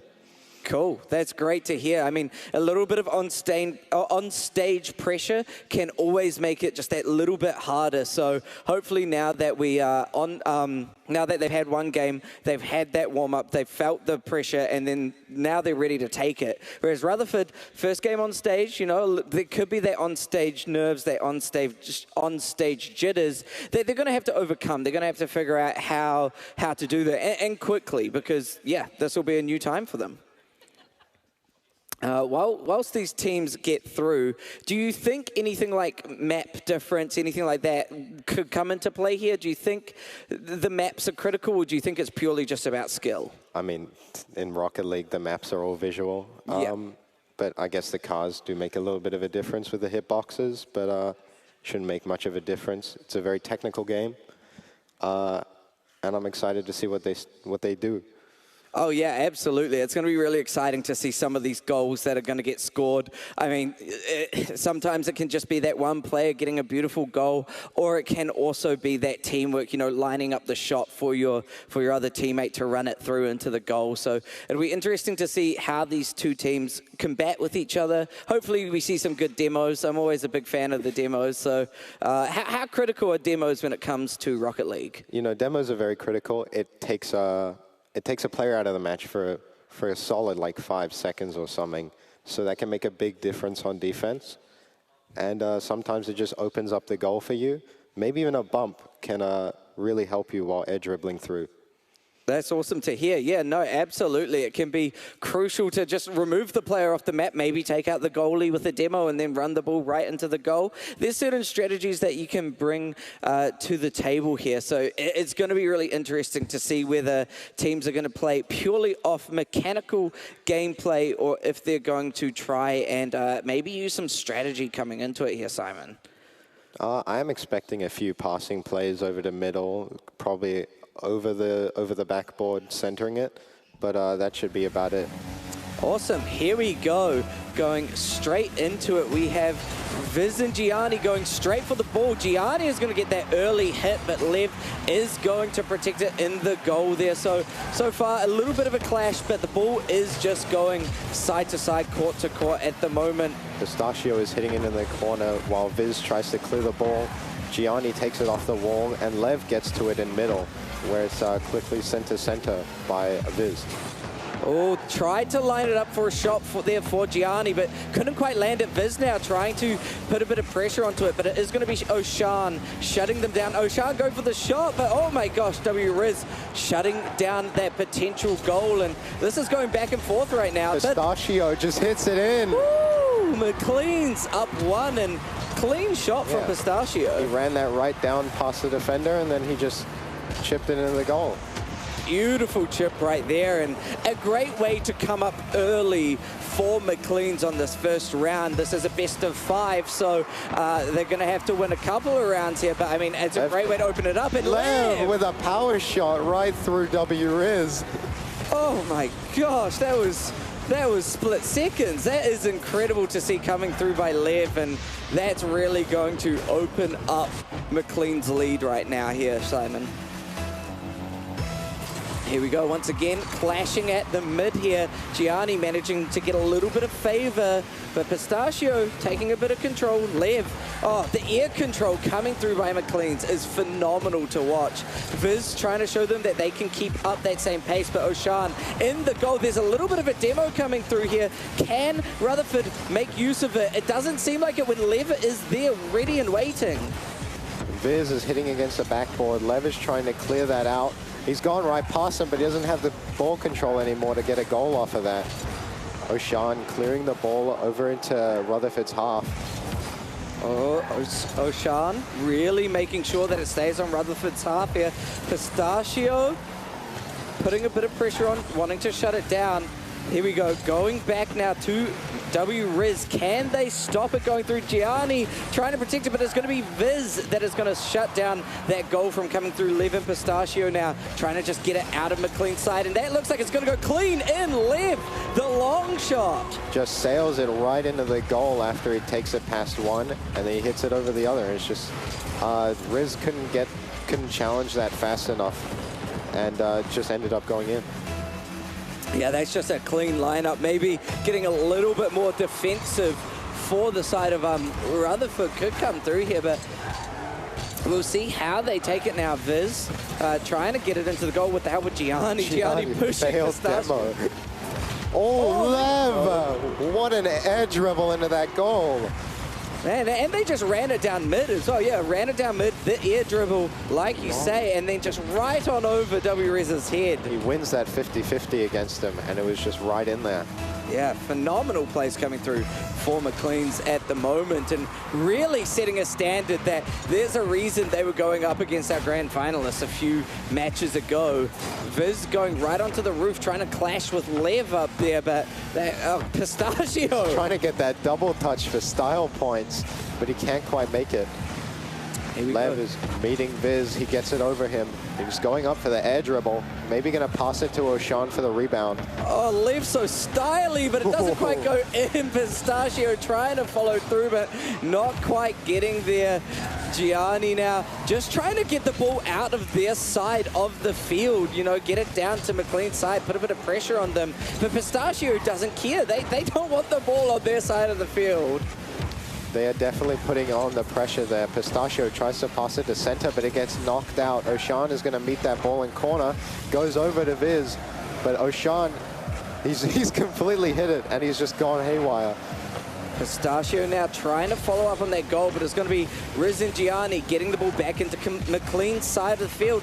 Ocean really taking ball control right now, making sure that they have that higher opportunity to get the goal here. But it is still Rutherford trying to defend it, trying to get it out of their side of the field. Lev throwing it back, trying to get it down into Rutherford's side. This ball is just going up and down the court. Viz has control of the ball. He hits it off the wall. It should be a pass to Riz, and he's trying to get it in that corner there to set up a play, but Ocean is having none of that. Man, they are making sure the ball stays on Rutherford's side as much as possible. And all of this is just time burned. With a minute 20 on the clock, it's going to be really hard for Rutherford to even attempt to score 4 goals. So as long as McLean's keeps this up, they'll be sitting pretty for the first round of our best of 5. The pass from Pistachio hits off of Ocean and is in corner. Viz can't quite get air control over there. Pistachio almost had a goal there with that rebound. Riz had a really good block though, making sure it doesn't quite go in. Viz now trying to get the ball out of their side of the court, but this has just gone back and forth. McLean's are so aggressive, making sure that they just do not get the ball down to McLean's side. So their defense is phenomenal. The defense is really just made up of the rotations that they have, and they're so well timed with each other that it just works. There's always someone by the goal. Oh, but he doesn't have enough boost to get up in the air. There we go. Gianni finally getting a point on the board for Rutherford. With 30 seconds left, it could be quite difficult to try and get 3 more goals, especially with, like you said, McLean's rotation and defense. It's going to be an uphill battle, that's for sure. Ocean wins that 50-50, and they're all chasing it. Viz is trying to just get it out of their half so they can go back on the offense. Gianni trying to push it down to McLean's side. They need to get these quick goals here. Viz in the sky, can't quite get a goal from that shot. And now they do just have to try and play defensively with 10 seconds on the board. Right in front of the goal. Ocean misses. That is so unfortunate for Ocean. Viz gonna try run it down, but with 1 second left, that is just likely gonna be the round gone. Ocean blocking the goal, and yet McLean's are going to take that first round. 1-4. Wow, okay. So you see Lev and his heavy lifting here. 3 whole goals, 6 shots. You can see why I was talking about it before. It's really just like gameplay and technical difference there. I mean, going off of the score, Lev literally, like if you combined both of Lev's teammates in terms of score, he's still beating them, 700 to both their 300. So Lev is definitely coming through as that clutch carry at the moment there. Really impressive to see. And what do you think Rutherford's going to have to do to try and counteract that really aggressive play from McLean's, but also their solid rotations and defense? Rutherford is definitely going to have to make an adjustment to faster rotations, because you can see that there's only one person and they just get caught out there. And it just gets sailed into the goal with basically no problems. Yeah, no, that makes sense. Focusing on rotations, playing that slight bit more defensively so that when the ball is going down to their side, they can protect it. And then, yeah, focusing on getting some solid goals. But so far, McLean's looking good, going up 1 in our series. They need 3 points to take it. So really setting themselves a good standard, and if they can get that next round, potentially a good momentum to take out the series. Once McLean's gets rolling, it's really hard to try and stop them. So this could be a game ender for Rutherford here. That is devastating to hear from the side of Rutherford. But hey, you know what? There's always a comeback. Reverse sweeps can happen. So we'll see as we have jumped into our next match. Already the ball is so deep on the side of Rutherford. They're going to have to try and get it out of their side of the field. Gianni trying to play a little bit more defensively, and it's going to be W-Riz passing it off to Gianni, just gliding right over top of them. And Pistachio almost catches him out on the backboard. Ooh. Ocean just goes past for that aerial. Pistachio trying to win the 50-50 between Gianni to stop the pressure. Now the pressure is being put onto McLean's, and if Rutherford can keep the ball down this side of the court, they could be able to keep it going quite strong here. Ocean trying to get this goal. Pistachio trying to follow up. It's looking quite a bit of pressure at the moment for Rutherford. Almost got set up for Lev there on the backboard. Pistachio going on the offensive, trying to catch that ball. Oh, and Ocean's here to respond. Potentially going to line up the goal for Lev, and that's going to set McLean's 1 up. What a beautiful rebound that Lev just caught. Look at that, yeah, right in. Perfectly lined up for Lev to cleanly place the ball into the goal here. And once again, our first clash of Viz and Ocean. Ocean's going to get slight upper hand, but Viz takes ball control, takes it up onto the high, but Ocean manages to deny any sort of value coming through from that. Lev trying to work with Pistachio now, and you know, their handling is phenomenal. Viz trying to run it right down mid. Pistachio there just to block it. Oh, Lev is about to style on them here with that. Oh my God. That was phenomenal. Just completely juggling it in the air, making sure it goes over everyone's head and just slightly bumps it into the goal right at the end. All that air roll training finally paid off, right into the goal like that. Man, and that's putting them 2 up in this next round, and it's looking quite a bit the same. McLean's just getting a couple of early goals, and then if they can continue that momentum, Rutherford might be really sweating here. They do have to try and even it up here, and Gianni and Viz going to try and do it. It sounds like we might need to just jump onto a quick little technical pause and potentially have to restart the match. It sounds like some of the computers were lagging there, so unfortunately we might have to restart that one. But I mean, so far McLean's looking pretty solid. Yeah, so theoretically, if McLean's can keep that up, they should have quite an easy ride to the grand finals. Rocket League is all about momentum, I guess figuratively and literally with the whole car thing. So they've definitely found their momentum, and they're just going to carry it through and see what they can do with it. Hopefully this wee little reset doesn't break their momentum, but I mean, it looks like Lev was playing phenomenally well. You know, like you said, the air dribbles and even just going off of that rebound. It was just such a clean lineup, and just knowing exactly where to position yourself to get the ball into the goal can be crucial. I mean, I know I couldn't execute a lot of what Lev is doing. This is a completely different Lev to what we saw yesterday. You know, he's definitely playing more offensive and actually getting those hits in. Yeah, absolutely right. Lev looking really good. Ocean still keeping the pressure going. And I mean, realistically, all of McLean's, we can say, are playing phenomenally.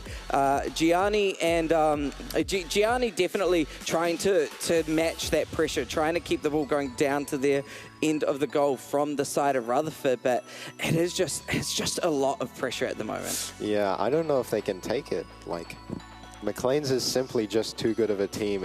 Just if you take their ranks, they're all very high up on that leaderboard. Yeah, we'll have to see. I mean, there's always a chance that, you know, with a little bit of a reset, you can have that time to chat to your team, come up with a strategy, decide, you know, maybe someone just become that permanent goalie. It's not always the best, but hey, sometimes it can work, or just decide who's going to be playing aggressively and more defensively. If you can get those strategies going, it can be huge here. So hopefully we can see that coming through for Rutherford. It'd be great to see quite an intense match coming through. They're really going to have to bank on that workaround to McLean's strategy of just pressure, and shutting them down on their own goal.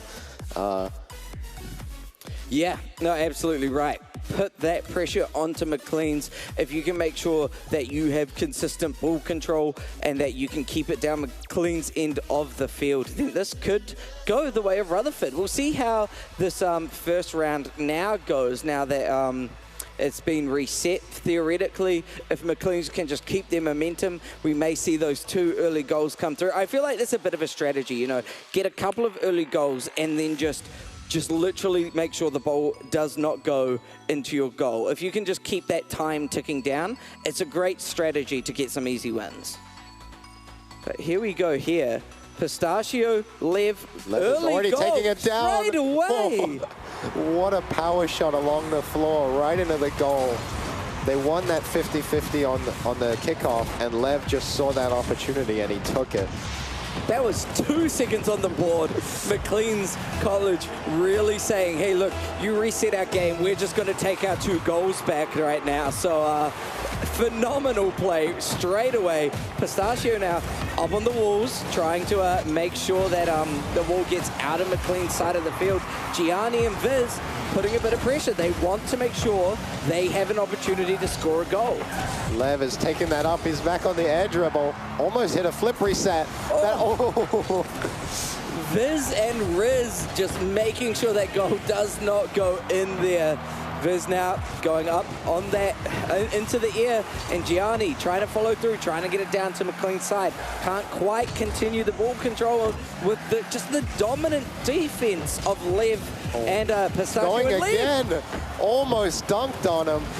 Oh man, the defense finally starting to wake up for Rutherford though. You can see that they definitely are focusing a little bit more on that aerial defense from Lev, considering how good Lev has become today. Here he's going to try and go for it again with a ground pinch, but he doesn't quite make that. Well, here we go though. Viz now trying to line up a shot for Rutherford, but Oceania is going to be the one to shut it down.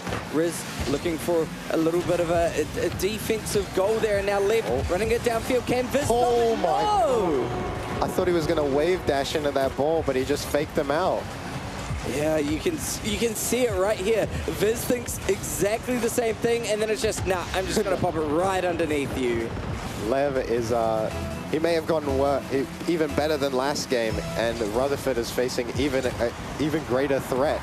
Yeah, I mean, you can certainly see that Lev has eaten his Weet-Bix today, really just putting in a lot of work to make sure that they get to go back to the grand finals. I mean, it'll be a rematch of the century if we get that. So Lev trying to secure the grand finals. W-Rez is going to be the one to shut that down. Pistachio trying to go through, trying to get that goal in, but not quite landing it just yet. Oh, a demo on Pistachio that takes him out. But that may have helped them get back to the goal faster. Here we go. There it is. Okay, Rutherford scoring a goal a little bit earlier than last time, so they could potentially even this up and maybe bring it to a tied 2-2, and then if they can continue that momentum, make it 1-1 on the series. Here we go, both teams lining up for the clash. It's going to be Oceania and Gianni. Doesn't quite go either way, but Lev manages to secure the ball into the side of Rutherford. It's going to be Viz to try and run it down. Can't quite land it because of the solid defense from Oceania. Lev is trying to clear that ball, but might have set him up, but he hits the goalpost. Pistachio is really trying to clear that ball from the corner, go over and under. Oh man, the pressure coming through by Rutherford now. Oceania has to literally demo Viz just to get them out. Another demo coming through. No cars are allowed on the field today. Viz trying to come back, get control of the ball. Oceania pushing the pressure into Rutherford's side of the field. They're trying to race back to that ball so they can already get back and start pressuring them again. Gianni gets a little touch in the air. Over to Viz. Seems like Oceania could catch that. Lev trying to line it up. He's get a couple of air dribbles. Fed in the air by Viz, but he wins that 50-50.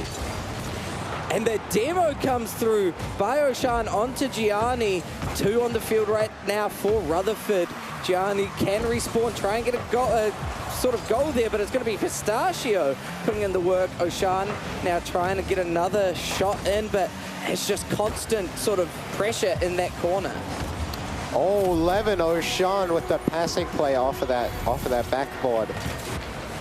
What a shot right there. Yeah, just completely lined up and... Nothing you can do to stop that. They were kind of boost starved over there after being there for so long. And that's what can happen when there's so much pressure on your side of the field that the ball keeps bouncing off post after post after post, and then someone just lines it up. So really phenomenal sort of just teamwork and making sure the ball stays on Rutherford's side. Potentially a quick goal just gets blocked by Viz here, but they don't want to stop the ball from going in. McLean's is trying their best to score this goal. The very good in-goal defense from Viz and Riz, but Lev is coming already back. Oh my gosh! You can see they're happy about that in the cameras. Yeah, and you would be. With the amount of pressure you are putting on Rutherford right now, you've got to be having a blast here. I mean, 4-1, and with 1:17 left on the clock, Rutherford once again have that uphill battle that they had last round. So, I mean, Rutherford, they've got to find something within themselves to be able to take this. Lev has already hit it up. I think might be trying to take it through, but he gets a demo on W Riz. Gianni is trying to take the ball down. Ocean is in goal. Over to Pistachio in the air, which is a pass to Lev. Can't quite connect on to score that goal. Riz and Viz were there to stop it going through. Gianni now bouncing it over Ocean's head there, but Pistachio going to stop it from lining up into the goal. Oh, phenomenal defense. Man, so close to getting the goal, and the defense, nearly turns into a goal there. Man, the defense on both sides putting in a lot of work right now. There's going to be Viz. He gets that long shot over there. They were a little bit out of rotation.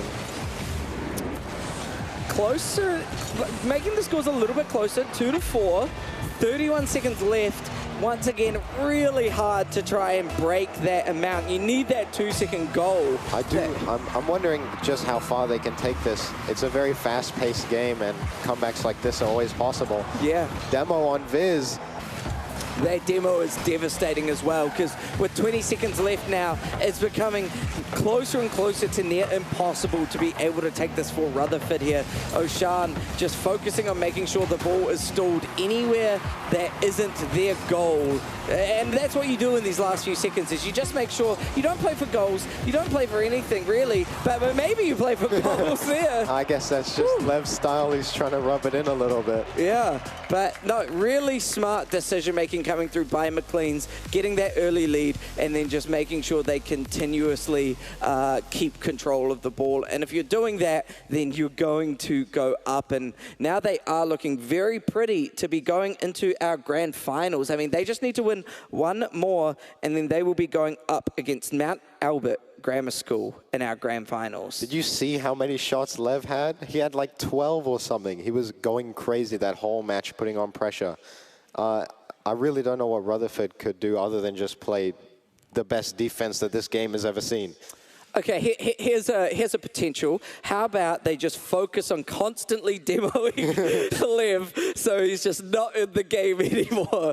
That's my strategy when I play Rocket League, you know. Tilting him off the face of the earth is definitely a good strategy. Try to get him going and try and break his mental a little. Exactly right. Yeah, if you can make it just impossibly hard for him to play, then that carry potential is gone. But when we talk about McLean's, it's not just the carry potential, because we saw yesterday how phenomenal Ocean was playing. So, I mean, if Ocean keeps it up, if Lev and Ocean keep up this level of play, when we come to the grand finals, it may be a whole different scenario of who we see come out as the winners. Of course. So here we go. Here, teams are now just getting ready. Do you think Rutherford are going to be able to take a map here from McLean's? I think me saying 3-1 was a little generous, possibly. Yeah, we'll see how it goes as we are now into our potential, our game match. If they can win it, that will be game match here. Early demo onto Gianni. Ocean heard demo people and said, no, how about I do it instead? Pistachio is peeking, taking that ball down. Name tags. Looking for a potential shot there. Riz now trying to line up, potentially go off of this rebound. Can't quite get the momentum needed to score that goal. And the pressure coming through right now from McLean's is just complete control once again. They're taking that ball down into their corner. Oh, Gianni just demoed Pistachio from behind. He's got to make his way up back on the field. But he's going to see that ball. He's going to smack it right back. Almost got a double touch. Oh, Lev with a rebound. Lev is going to be the one to get that goal. Just completely lining it up. Sees the rebound. Knows exactly how to position it. Viz just underneath the ball for the defense. You saw his pop off in the corner. He was very happy about getting that. An early lead is very good in this game. Yeah, I mean, literally every round, McLean's has made sure they've gotten their early lead. Again! Oh my God! Pistachio just smacked that ball in from halfway. Not much they could do after they double committed to that defense, and Viz couldn't get back in time.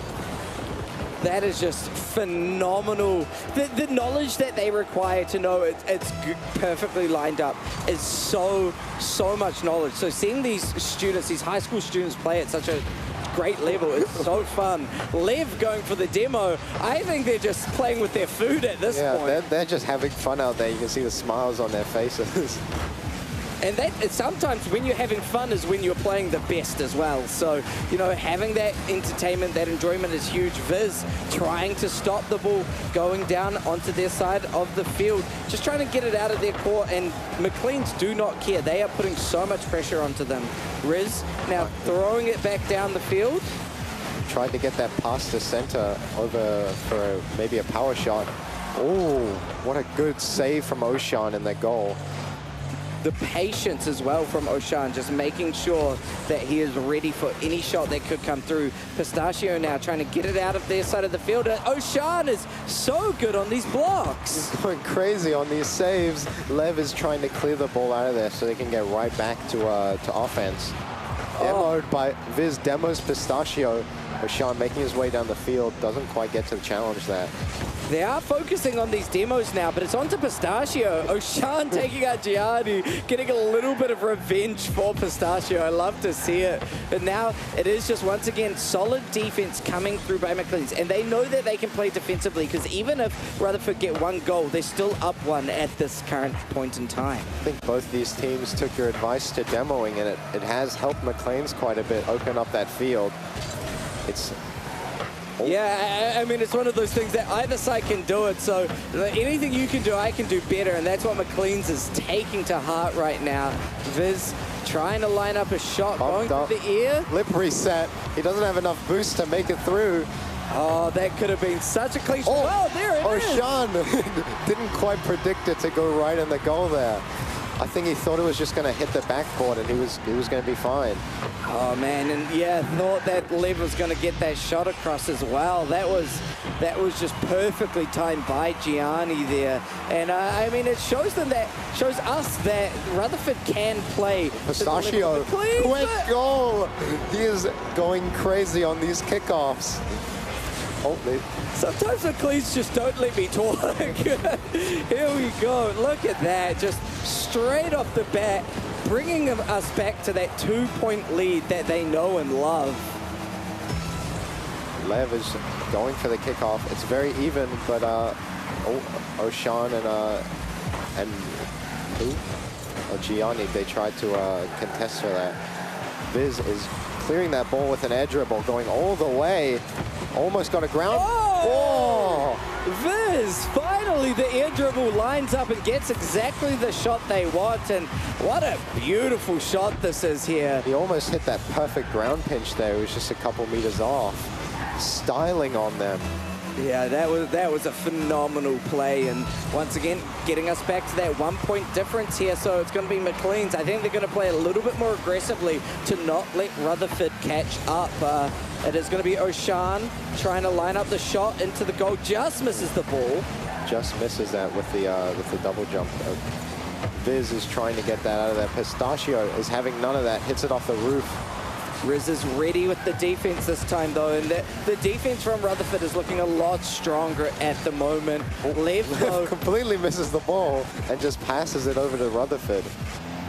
Viz is going to take opportunity of that, but Pistachio is going to try to shut it down. Gianni now trying to line up for that goal. Can't quite connect on. The defense from McLean's is so solid. The demo onto Lev from Gianni. That's the key player you need demoed. Okay, they're just going at it back and forth.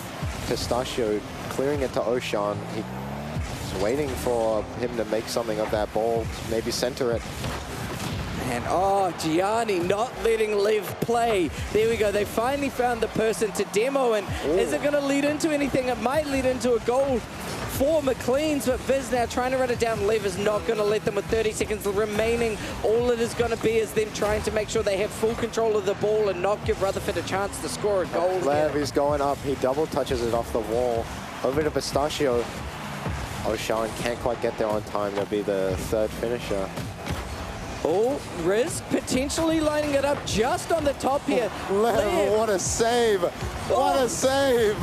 And those two saves may have just saved them the game, as well as the ball is now on the side of Rutherford, and with 1 second left, there is not going to be a chance for any sort of goal. It's the ground. McLean's have... What, was that the third game? That was our third match. McLean's took it 3-0. Rutherford, in that last match, certainly started to come back and show the pressure, but McLean's, they got the embarrassment yesterday of losing, so they definitely went home, practiced, really made sure they were on peak performance, and we saw that with Lev. Lev played a phenomenal game in every round. They definitely do want that rematch against Mag so they can finally take out the title. I mean, between them, it's always, it's like a rivalry, I guess. They're the only two teams that can really compete against each other. So it just makes it even better to watch when they play. So you definitely want to be there tomorrow. Absolutely. Tomorrow will be our grand finals against Mount Albert Grammar School, and now McLean's College going to our grand finals. And what a phenomenal match. So really exciting to see here. We are going to jump over to Billy to have a wee chat. Hello, ladies and gentlemen. I mean, Crisp and McLean, it's kind of in the name, isn't it, gentlemen? You guys were looking very, very hot out there. Got Lev, we got Pistachio, we got Ocean P. Lev, look, we'll put it to you, the man of the day so far for the crew. You guys were looking hot. Was this, how much of this was, frustration over yesterday and wanting to get in that grand final? Yeah, I think yesterday's game played a big part of it. We're motivated. Valorant team made it to grand finals, so might as well make it to join them tomorrow. Fair enough. And I mean, look, Ocean, we'll go to you. You got a lot of fans in the Twitch chat. I noticed that yesterday. You got some very, very vocal supporters. Anything you want to say to them? Oh, we're going to win it tomorrow, trust. You can't say that, dude. Oh, well, it's been a good run. No, I'm kidding. But Lev, I mean, talk us through it. You had a phenomenal performance, and then coming into game 3, they kind of had your number. What was going on there in your head? Honestly, don't know. I think they just pick the best player, go for the demos, and kind of worked, kind of didn't. We overcome it, so it worked. Pistachio, would you agree with Lev's assessment that he is the best player? Nah, he's not. Obviously, I'm the best player. It's pretty obvious, like you. Yeah, I mean, it's in the name. Again, you're kind of nuts, so there it is. But, like, blokes, we look forward to seeing you in the grand finals. Go, get your rest up. You want to make sure you take it nice and easy. You book yourselves that spot in grand final Sunday. So best of luck to you. We'll see you tomorrow. Have a good one, yeah? Awesome. You love to see it. The young gamers coming in, repping the school. 2 teams for McLean's going to be in Championship Sunday tomorrow. So make sure you're tuning in for all that action. They've booked the Valorant, they've booked the Rocket League, so it's going to be very exciting for them to see if they can take the whole thing. But right now, we're going to throw it to a break. When we come back, more high school Valorant on the way.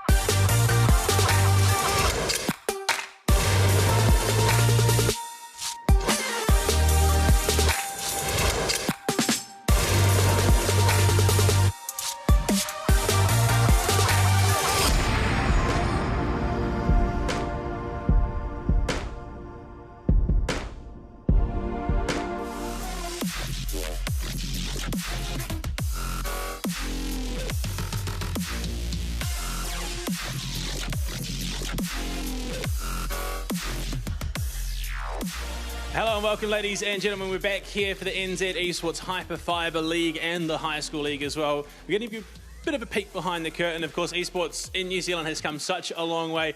Myself, I remember the time spent in the back, you know, bedroom broadcast, but here, behind the curtain, we've got a full setup, everything. It's not just a couple of PCs thrown together. We've got a very, very talented crew from LetsPlay.Live making sure everything works together, of course. So it's just great to see what we can achieve and what we can put on for the High School League as well, making sure that these guys show up, get the representation that they definitely deserve. And you can see it's a pretty hard yakka deal. There's a lot going on, a lot of moving parts, but as we look to get into our High School League matchup for the day, a bit of High School League Valorant, the crowd is there as well, getting a bit excited.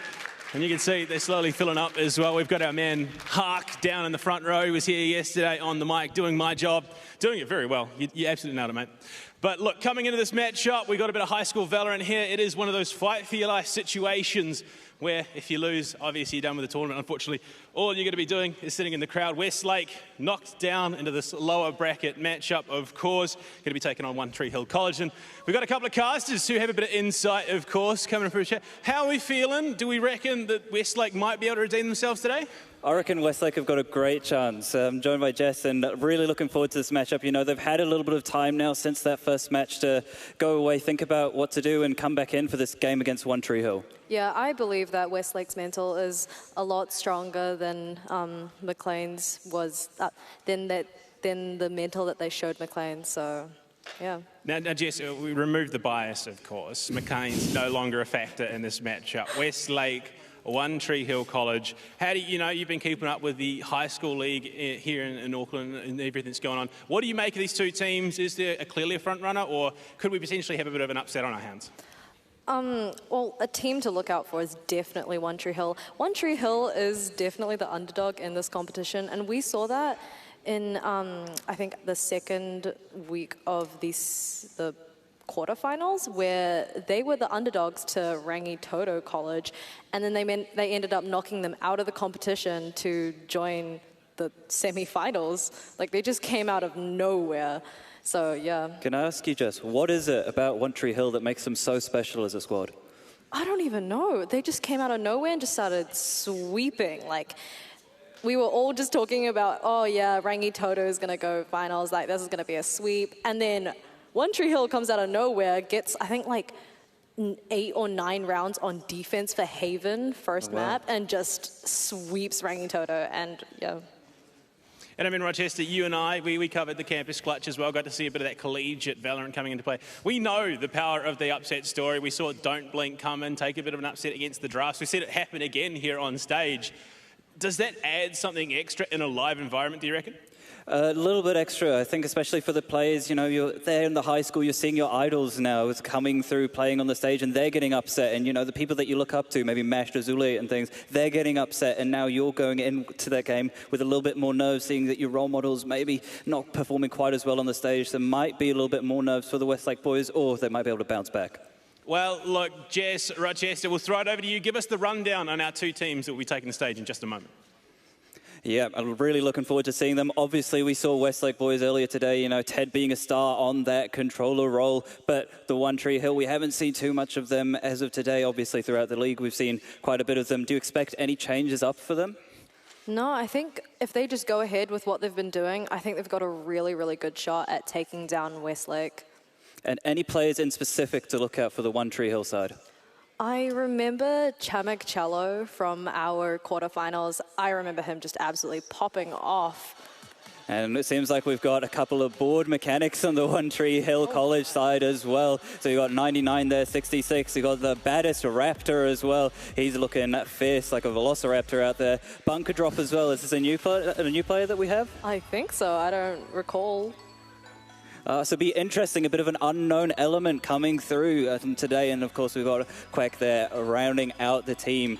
So it looks like a pretty strong squad that they've got. They're looking confident as well in those photos. And we'll throw it over quickly to have a look at maybe the Westlake boys team as well that we did see earlier today. Are you expecting any changes up for them in their comms, or will they look pretty similar?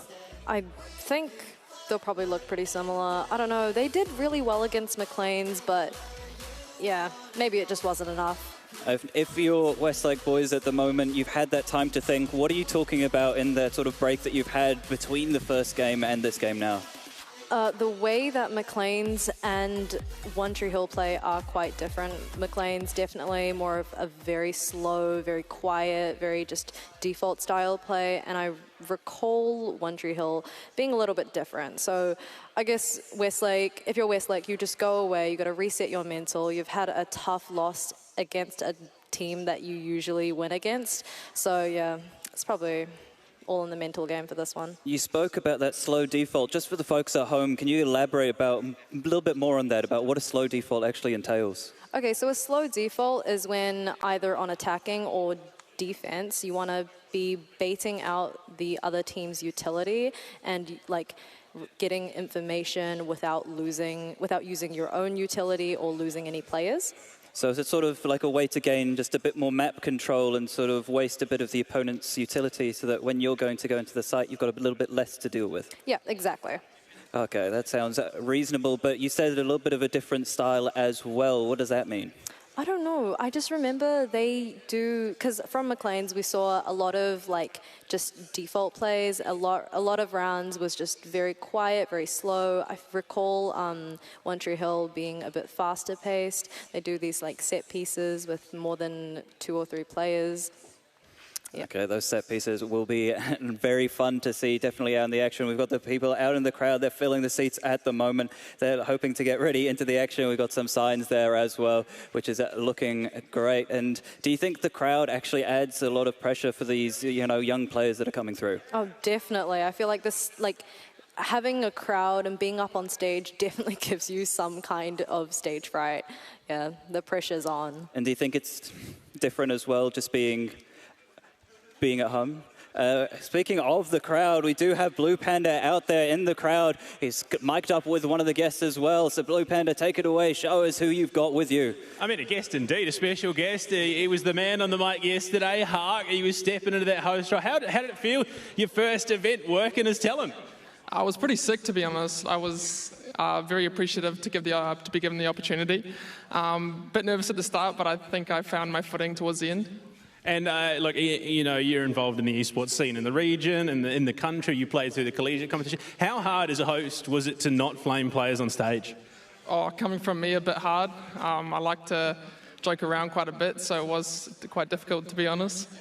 And of course, we're going to have you back tomorrow in the morning as a host, from what I understand as well. Do you reckon we see more of that in the future? Old Hark on the stage as a host or a caster? I'd like to qualify maybe one time to play in a LAN and not lose a final, but yeah, definitely I'd love to do some more hosting as well. I do. I have something for you there, Hark. believe it or not, as a caster or an analyst or a host, you're almost guaranteed grand finals. You can't be eliminated. It's pretty easy, I'm going to be honest, so we'll see. But, I mean, what you've seen so far, anyone that stood out for you? My little brother Ted. He's been playing pretty good, to be honest, and he's obviously, when he first started playing Valorant to now, there's been a huge he's grown as a player, so I'm super proud to see him on stage now. And how much of that would you accredit to yourself and your influence? Oh, everything. I've taught him everything. I've taught him everything he knows, so. You didn't qualify for Campus Clutch. Is that surely, you know, the lesson you want to be imparting, or? No, not really. Look, it was awesome. Big round of applause for Hark. He'll be back tomorrow on the hosting station, so make sure you give him your support. But right now, we're going to throw it back to the casters. They'll give us a bit more of a rundown. Yeah, the old question, when does Hark play? Maybe not Hark Senior, but Hark Junior definitely will be playing for that Westlake boys. We saw Ted, he was a demon on that Astra, you know, using that util, and especially we're hoping to see maybe a bit more of Astra as we go into the map Vetoes. We'll take a look at what they're picking out. We'll see a couple of bands coming through. There goes Bind for the Westlake boys. They're not happy with their performance on it earlier today, and they've decided to pick Ascent as the first map. Well, Ascent, we saw this earlier actually, Westlake boys versus McLean's on the Ascent. Well, I'm trying to remember what did happen during that game. I think it was another good showing for McLean's, but some life for Westlake boys. We will have One Tree Hill picking New Fracture as well. Are you excited about that, Jess? I am so excited. This morning I went on and on about the Fracture changes, and I'm so excited to see how, I mean, One Tree Hill picks it, so they've definitely got something in plan. Yeah, its patch hasn't even been out for that long, so a couple changes there, especially in that tower and dish position. It's a bit of an unfamiliar environment, or One Tree Hill might have just been practicing that really well and they feel comfortable on the new map. We will see a couple of bans coming through with Westlake, you know, banning Breeze, banning Bind, and our final map, if we do take it to a third, will be Haven. I'm very sad that they've banned Pearl. I still haven't seen a Pearl game, but, you know, Haven's fine. Haven's fine, yeah, and Haven's your stock standard staple as well, apart from that extra place to plant the spike. You know, that seaside always causing a bit of issues. If you're Westlake boys here, are you wanting to close this out in 2, or are you happy to take it to a third if necessary? I feel like Westlake boys could take this to a third. Of course, it's better to close it out on 2. I feel like it's been a long day for them. They've had a game already, and their mental's definitely, you know, taken a hit. So maybe it's just time to clean this up in 2 and go home. You know, One Tree Hill will be feeling fresh, and because they didn't have that game earlier on in the day, and we'll just take a quick look at that schedule just to highlight the fact that they didn't have that game earlier on today. We do have the One Tree Hill College versus that loser, which was Westlake boys, and later on tonight we've got a very, very exciting match for you. The DNC Gamers representatives from the E-Blacks in that squad versus the Sussy Men, and then we'll finish off the day there. Looking towards Sunday, we'll start it off with the High School Rocket League final. I mean, that was a great match, sort of the one that we just saw before. So looking for a good rematch of that initial Mags versus McLean's college fight. Then we will see the High School League final, which should be an absolute banger, followed by the New Zealand League final as well. Then finally into High School Valorant at 3 p.m. That'll be you there, right, Jess? Yes, sir. All right, and that grand final, the NZESF Valorant final, where it's going to be such a good game. You know, we already saw Don't Blink qualify for that earlier on today. So someone out of DNC and the Sussy Men looking to join them in there. And then we'll finish it off with a nice award ceremony, you know, the winners taking it home. And how much do you think it means for high school players? You know, when a lot of high school sports is mainly focused around, you know, rugby and football and things. How much do you think it'll mean for the high school esports scene if, you know, you take home that trophy for your school? I think it's going to just be such a great thing. I mean, esports has only recently, it's very recent to most schools, and I don't know, I feel like it's just started to, you know, get out there and, you know, become like a bigger thing, become a respected sport, and of course hoping that McLean's will take home that dub, but you know, no bias here. No bias, definitely. And if you're sort of a school and you're wondering sort of what esports is all about, how would you explain that to them, you know, if you're wanting to sort of maybe get a team going for your school? I think it's a sport that is very underrated. I mean, it takes training just as much as any other sport, although maybe not, you know, physically up at 6 a.m. Okay, and we will be throwing to quick interview. So just taking a look and seeing the players there. They're having a little bit of technical difficulties, but Blue Panda, you don't have technical difficulties. Who is your guest today? No, just mental difficulties, but we work through it. Caffeine is a great thing. But we do have a bit of a One Tree Hill fan in the crowd here. Come on, you got some signs. He's got about 24 at my feet right now, but One Tree, One Love. Look, run us through it. Why are you back at One Tree Hill here? Because they're my school. I help train their team, even though I don't go there anymore. But yeah, help train them up and got them on the stage. Look, I'll be honest. I had a quick look. I'm from Northland myself originally. We had one school sign up for the competition, Whangarei Boys High School. It's a shame. I want to see more in Northland. I'd love to see my old high school there. But I mean, what does it mean seeing this opportunity for the younger generations? Oh, it's pretty cool. I wish I could have been up there, but guess not. But I'm glad they're up there. Too little, too late, unfortunately. But look, okay, you know, you're one former student. Yeah. You're going up against Westlake Boys High School. What do you reckon? You got some words for them? I reckon they're going to 2-0 them. 2-0. Confidence, you love it. Confidence is key. Back to the casters, though. Thank you very much for that, Billy. And we see 2-0 coming out for a former member of the One Tree Hill School. So maybe a little bit of insight there, definitely. And you were talking about, you know, that training that's required for these teams, especially, you know, being almost the same amount of time and effort that you've got to put in for physical sports as well. So, you know, we saw him, he's saying he's trained up the boys as well, ready to play today. So if you're looking for One Tree Hill here, how much preparation do you think you will have gone in? Will you have watched that previous game that just happened this morning and try and plan some anti-strats around it, or will you say, okay, we'll just play our own game? I think for One Tree Hill, that game earlier on Ascent, that was a beautifully recorded learning opportunity for One Tree Hill. They've got a lot of Westlake Boys strategies already in the bag. They know what to expect, and yeah. Anyways, back to you, Billy. Anything to say? Out onto the stage to join us. We got some confidence, we got some fans in the crowd, former students cheering the boys on. He may have helped them get here, but unfortunately he won't get through at the school, so he's going to have to live vicariously through them. Westlake, they've been knocked down to the lower bracket. Both teams currently fighting for their life in the tournament. Winner of this will move on into the grand finals tomorrow. The loser, unfortunately, will only be joining the crowd, so they get to sit there and watch and wait for next year, of course. But both teams, stakes are high. We get to witness new fracture as well coming into it. Unfortunately, Jess not getting her pearl pick, but joining us on the stage, of course, One Tree Hill College. Coming in, looking for that spot in the grand final. They've got fans that reckon they can do it in two. Whether or not they can is up to them. So as they come joining us on the stage, you got to hope for them. You got to feel confident. Whether or not they can do it, though, they're going to have to leave it all in the server, of course. Standing tall, looking good, all uniforms crisp and clean. But their opponents, the Westlake Boys High School, have already suffered one defeat today. I don't think they're going to stand for another one. So as they come out onto the stage, give them a yell. They're looking for redemption here. They want that grand final spot. They want the rematch tomorrow. So they are not going to be going quietly. There is a bit of a chip on the shoulder, so I can only imagine they're going to be doing the hard yards. Look at them there, looking clean in their uniforms as well. Come on, boys. You've been here before already. You know the drill. All right. Come on. There you go. There we go. All of them. Captains, come join me in the middle of the stage. All right. All right. All right. Westlake, you had a rough day already. Do you reckon you can redeem yourselves? 100%. 100%. All right, One Tree Hill, you've opted into the new fracture pick. How confident are we feeling about with the changes?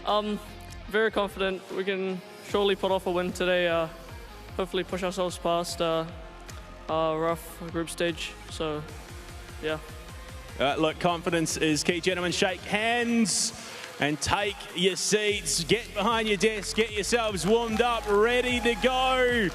A fight for your life matchup. One Tree Hill College taking on Westlake Boys High School. The loser is done for the weekend. Casters, take it away. Thank you very much, Blue Panda. I'm very excited to watch these teams. They look pumped. You saw Ted as he was walking out, throwing those punches as well. So he looks like he's bounced back, definitely. And we see One Tree Hill saying how they've had a bit of a rough game, but looking like they're ready, especially going into their own map pick. When we saw those punches coming out. He was ready, all right? He's ready, he's here. They look like their mental's been fine.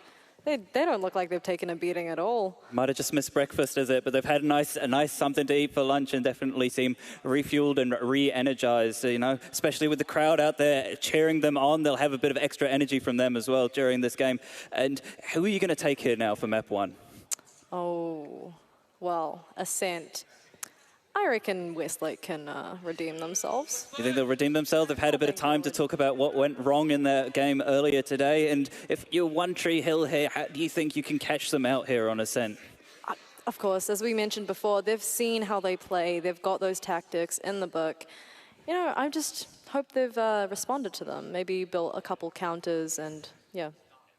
Yeah, definitely. And, you know, there's a couple of ways, obviously, to play that Ascent map. You can play it very aggressively with the duelist, like, you know, you could have even double duelist on this map, but you can also have different style comps. So you've got the triple initiator, which we already see coming out for the side of the attackers. We saw this already from Westlake boys, how they were playing their triple initiator comp. So looking to see if they can repeat what success that they had in their Nat PF. You know, we saw him on that chamber. He was doing some good work. In the meantime, for the side of One Tree Hill, we've got that Killjoy coming out for Quack, so looking to be a bit more of a defensive comp here.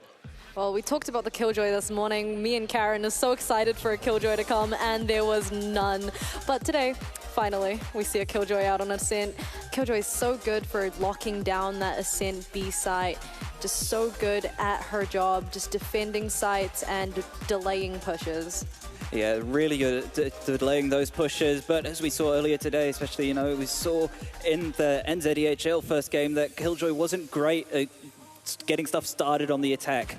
So if you're on the attack side, doesn't matter because the Killjoy will be starting on the defense. We will have the Westlake boys starting on the attack, whilst One Tree Hill on the defense here.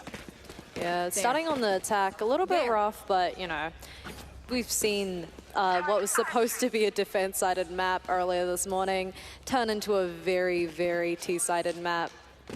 Yeah, it can be a T-sided map just due to the nature of the rotations where you have to give up an area, and that's where this Killjoy, I think, is going to really help because you don't have to give up so much map control because you've got those two pieces of information in your utility. We will be getting underway now, and it seems like Quake here, he's ready to receive. The 0 point comes out fast in towards B main. Out goes the Prowler, and it seems like they're just speeding up here as Westlake.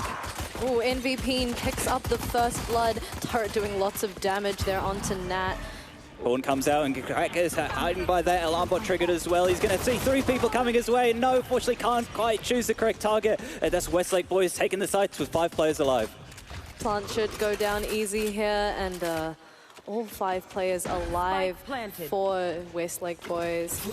Yeah, a couple players damaged up as well. Out goes the flash drive. 99 looking to see what he can do. 66 also, but the shock dart's coming his way. The fragment grenade's coming his way. There is a seize available here for Baddest Raptor, but unable to do anything. The 0 point comes back out. Out goes the recon as well. Mechanic 66 gets one net. Trading back though, and closing it out is Westlake on that pistol round. Quite convincing. Westlake takes first round, and that is one step closer to their victory. Well, hopefully they'll buy up some guns here, see what they can do. And One Tree Hill, they've got pistols only. Let's see what they could do against this anti-eco round. They've got worse guns, maybe they're going to play numbers. Yeah, if you're One Tree Hill, you're just looking to do some damage to the economy, right? Yeah. We see them like grouping up, maybe 3 stacking, just trying to get more value in that numbers. And obviously every kill that you get will farm up those ultimate orbs. We see another fast B coming on through, but the Paranoia does come out to stall the push. Bunkers though hiding in this Nebula. Quack's in a good position here, right clicks with the classic, but no, does go down. And Westlake boys have finally taken the site. They should be able to get down, get down Spike easy. That was a dink. Ooh, they're nice. taking one with the Spectre, does go down though. There comes the Sheriff out for 66. They're going to see if they can score out, but no, the Shock Dart takes out the Baddest Raptor. Just left onto 66 to see what he can do with the Sheriff. Does use that Tailwind to get back out and seeing if he can find a pick. It's 38 HP, he's got nothing to do because Dart is just too fast. Seize comes out and 15 HP for 99. But we're going to pick up a gun, try to do as much damage as possible, but no. Kid shuts that down, and Westlake take the second round as well. Yeah, good stuff there for Westlake. Pretty clean round against the light buy of those pistols. I don't know, good things for One Tree Hill. They did manage to get at least one kill there and do a little bit of damage with those pistols, so that forces some rebuys and armor into the bonus round. Yeah, looking a little nervous, but now they've got guns brought up again, and now it should be headed into what should be a round for One Tree Hill. Let's see how they play this. Yeah, we do see One Tree Hill still keeping Quack there on that B side, looking for him to lock it down. MVP going to get that recon bolt out in towards the mid position, and Bunker going to get spotted out, so we'll have to fall off, and we will see Westlake Boys actually speeding quite fast. Bunker Drop's going to find a lot of people to spray both down, though. Bunker Drop just with a dry peek and manages to take 2 out, and Westlake Boys battered and bruised down to 3 players.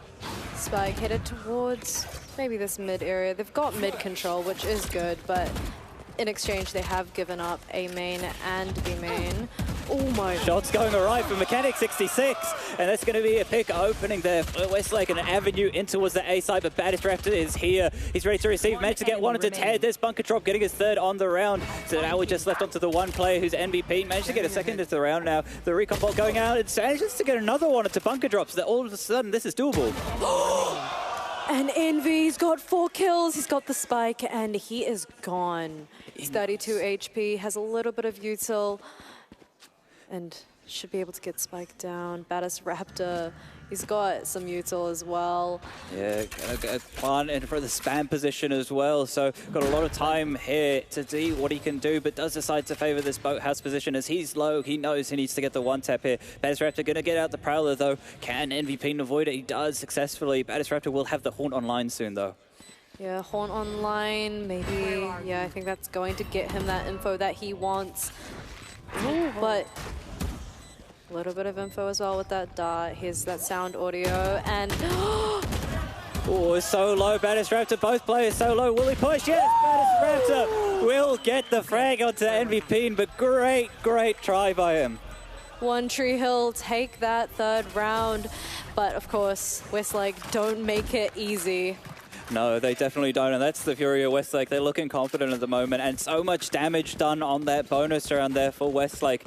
Now puts One Tree Hill a bit of a broken buy this, and I don't know how they decide to buy around this. They decide, okay, we're going to save up for next round here. So a couple of Sheriffs and Frenzies coming out, but the Vandals in full swing here for the Westlake Boys.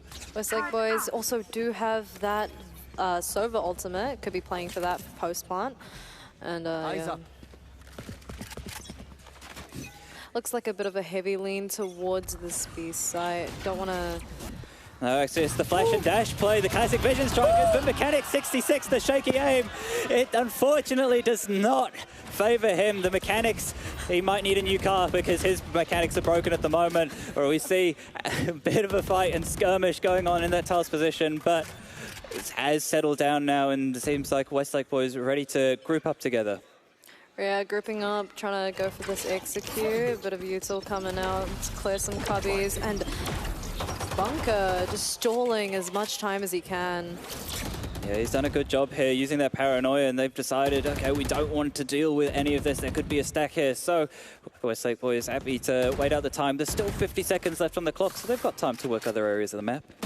Yeah, a couple defenders grouping up together, trying to play off each other. They do have worse guns. They're going to play numbers rather than just taking aim duels against rifles. Yeah, those worst guns, I mean, we've seen sometimes what those worst guns can do and sometimes what they can't do, but I like this discipline here coming out for Westlake Boys, just deciding, okay, let's group up together and hit somewhere, and this perfectly played as well. They managed to avoid the 0 point, so it's going to be a complete mystery as to where they go, but now that the Nebulas have come through, they're going to hit fast, and it shouldn't be too much of a mystery now. Yep. On to site they go, and they should be able to get the spike down with 10 seconds to go. Yeah, the spike down as well. A couple Astra Stars available to keep re-smoking this heaven position. Out comes the Seas, and that's going to do a chunk of damage. And Dark going to spare through onto the Fade counterpart. Has the Faunt available as well, so going to throw that up in the air, trying to get some more wallbangs. Does get destroyed, and no, Dark with the 2nd, not destroyed in time. So much util just delaying this retake. One Tree Hill stuck in this heaven smoke. Can't do anything, but Quack swings out with the frenzy. Trades come out, and attackers take that round. Yeah, bit of a shaky start there, definitely at the beginning with the attempted tiles crunch, but I think they'll reset now, and One Tree Hill know that they were on pistols that round with the one hero weapon. They've got a full buy here. It would be interesting to see if an operator can be brought out, but unfortunately the funds aren't there. Good things to note here though for One Tree Hill. They do have that Fade ultimate online, so very useful if you're playing sort of retaken towards that A position. Baddest Raptor also on, both Fades do have their Fade ultimates, their Nightfall, going to be a really good tool for retake and just taking sites themselves. A lot of noise towards mid, lots of presence. Yeah, Ted's up here quite fast at the moment. Bunker Drop seems like he's got the Paranoia primed for a little bit of a swing, and beautiful flick onto Ted. The shaky aim once again going all awry, but Kid managing to trade out, and we're in a 4-on-4 now. Maybe a little bit of nerves, a bit shaky on the name there, but Mechanic 99 just holding this cross, waiting for any signs from Westlake. Maybe the names mean like what year the Mechanic was trained in. So he was trained in 66, so it's a little bit less WD-40 there, and 99 a bit more of an oiled machine. Speaking of oiled machines, there he is, the 99, taking him out. The Nightfall comes through though, does get tagged up, trying to see if he can stall the push, and yes, no. Quack managing to get one, and he's still here onto this backside as the rest of Westlake boys are pushing in, but beautiful shot there by Quack, and now you just left onto the one player, and Baddest Raptor's going to take out his Fade counterpart. One Tree Hill, pretty convincing round. Very, very well played there. And the scoreline now 2-3, pretty close. Westlake only leading by 1 round. Another ultimate online for One Tree Hill. They've now got that Killjoy ultimate, that lockdown that Quack has in hand. That's very, very good for retakes. And they've got some really common spots. Let's see if Envy is ready to counter that with his Sova ultimate, or if he decides to use it for post-plant. If he decides to use it for post-plant, we'll have to see. Seems like they're going back towards where they've had the most success this game, or Westlake, you know, grouping up here towards this B side of the area, but Quack seems this time ready to receive a bit better. He's happy playing the stairs position. Recon Bolt going out, and actually out comes the overdrive. The KO ultimate's going to nullify all of Quack's utility. Says they're flooding out. It's just going to be him and his gun in this backside position. Going to see what he can do. It's nothing. Kid takes him down. Bunker Drop going to fly through that smoke over and towards Market, but does go down, and Westlake now comfortably have the site. Yeah, 3 players for One Tree Hill remaining. 3v5 retake. This is going to be tough. Yeah, it's definitely going to be tough. The ultimate's not available as well. The flash drive does come out through the Nebula Cloud, and MVP going to actually find a couple people with this owl drone in this position. Kid playing up close though. Going to manage to take one out, but Nap just swinging through the smokes, and Westlake very comfortable round and flawless as well. 4-2 on the scoreline.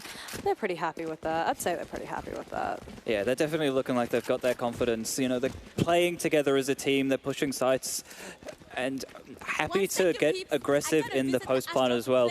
Good news for One Tree Hill, even though they're on that lighter buy, if they get a couple of opening picks, they might be able to invest those ultimates. Plus the Blade Storm there is online for Mechanic 66, so we'd love to see what he's going to be able to do with this Blade Storm.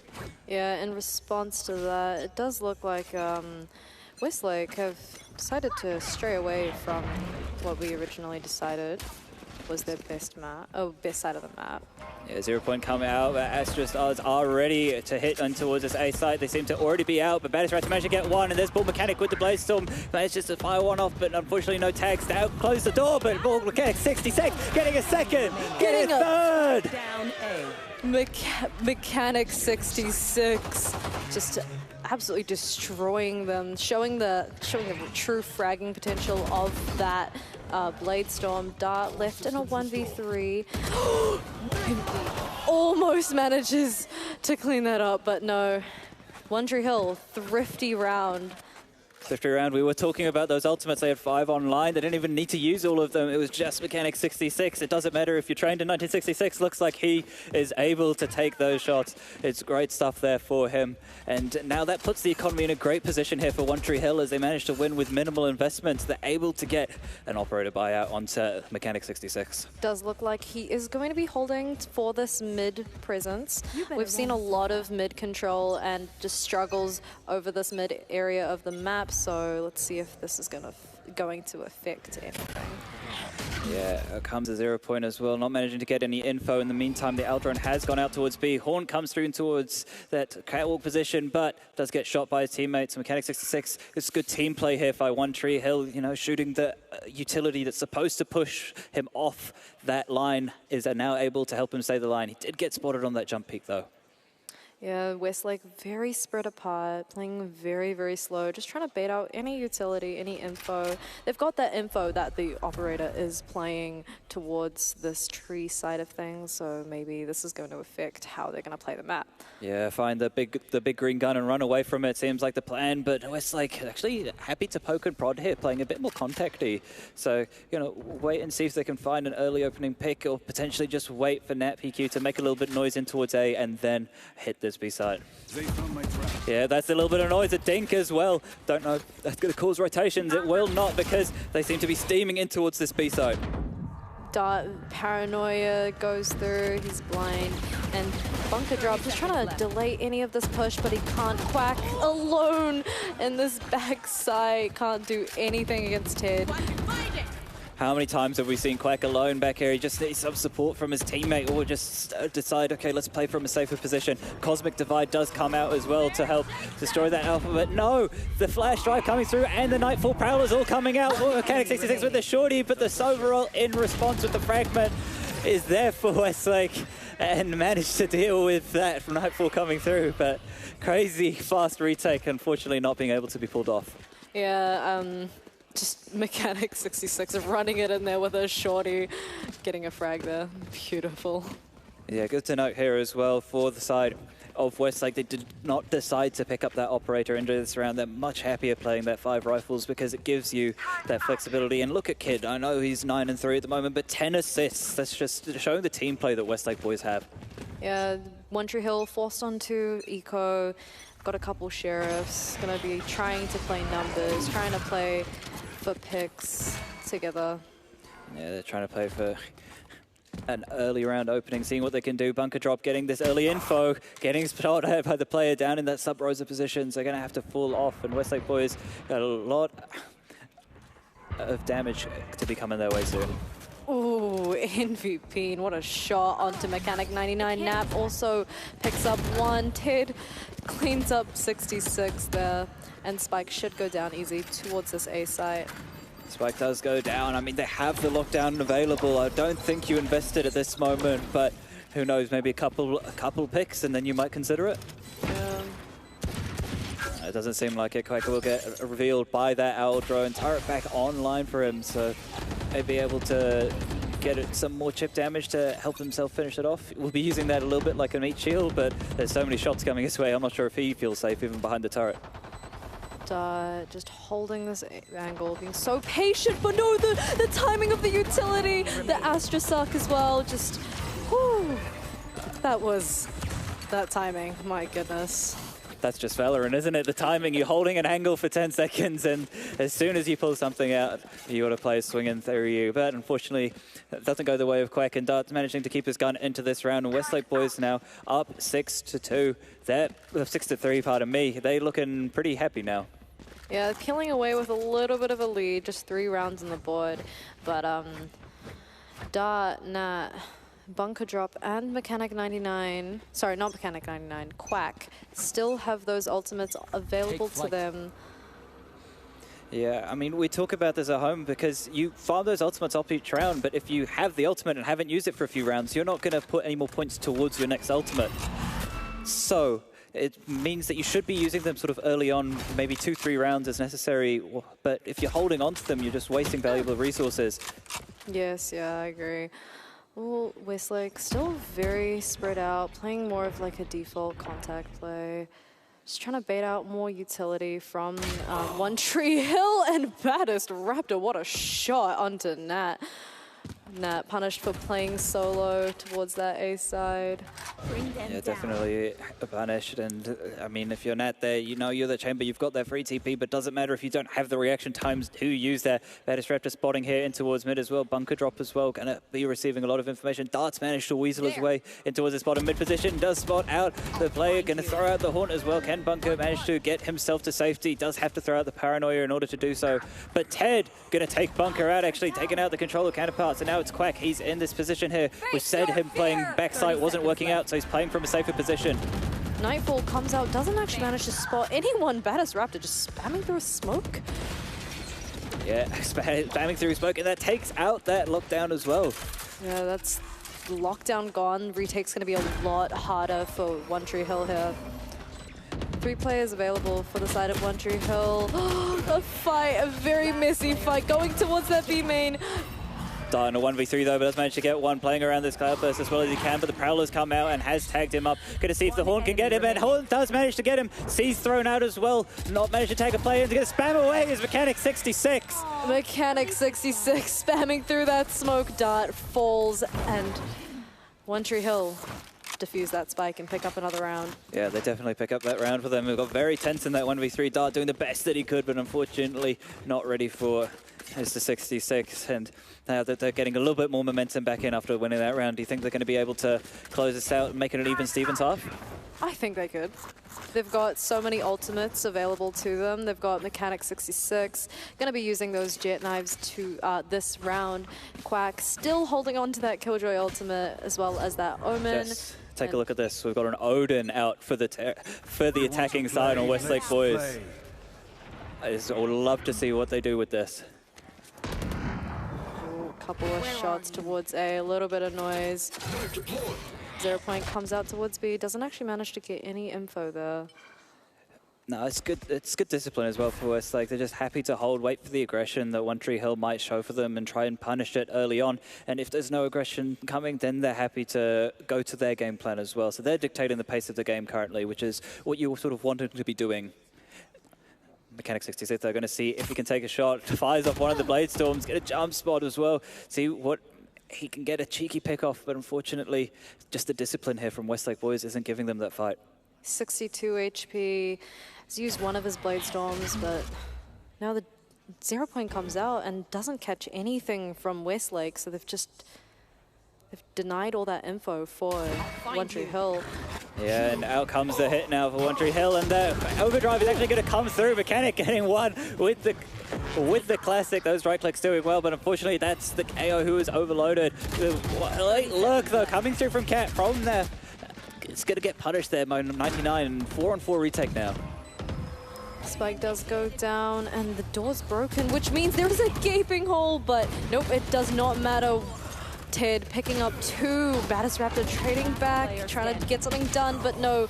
Envy cleans that round up. Attackers, Westlake picking up another round. Last round before the switch. Yeah, it's looking really good there for Westlake, and we talked about how that door wasn't closed. It actually seemed to work out well for them because they knew when that Killjoy lockdown came down that they had to push that door to destroy the lockdown. So they decided, okay, if the door's not closed, we could just fight it anyway, and it can catch them off guard. It caught One Tree Hill off guard, and Westlake were able to capitalize.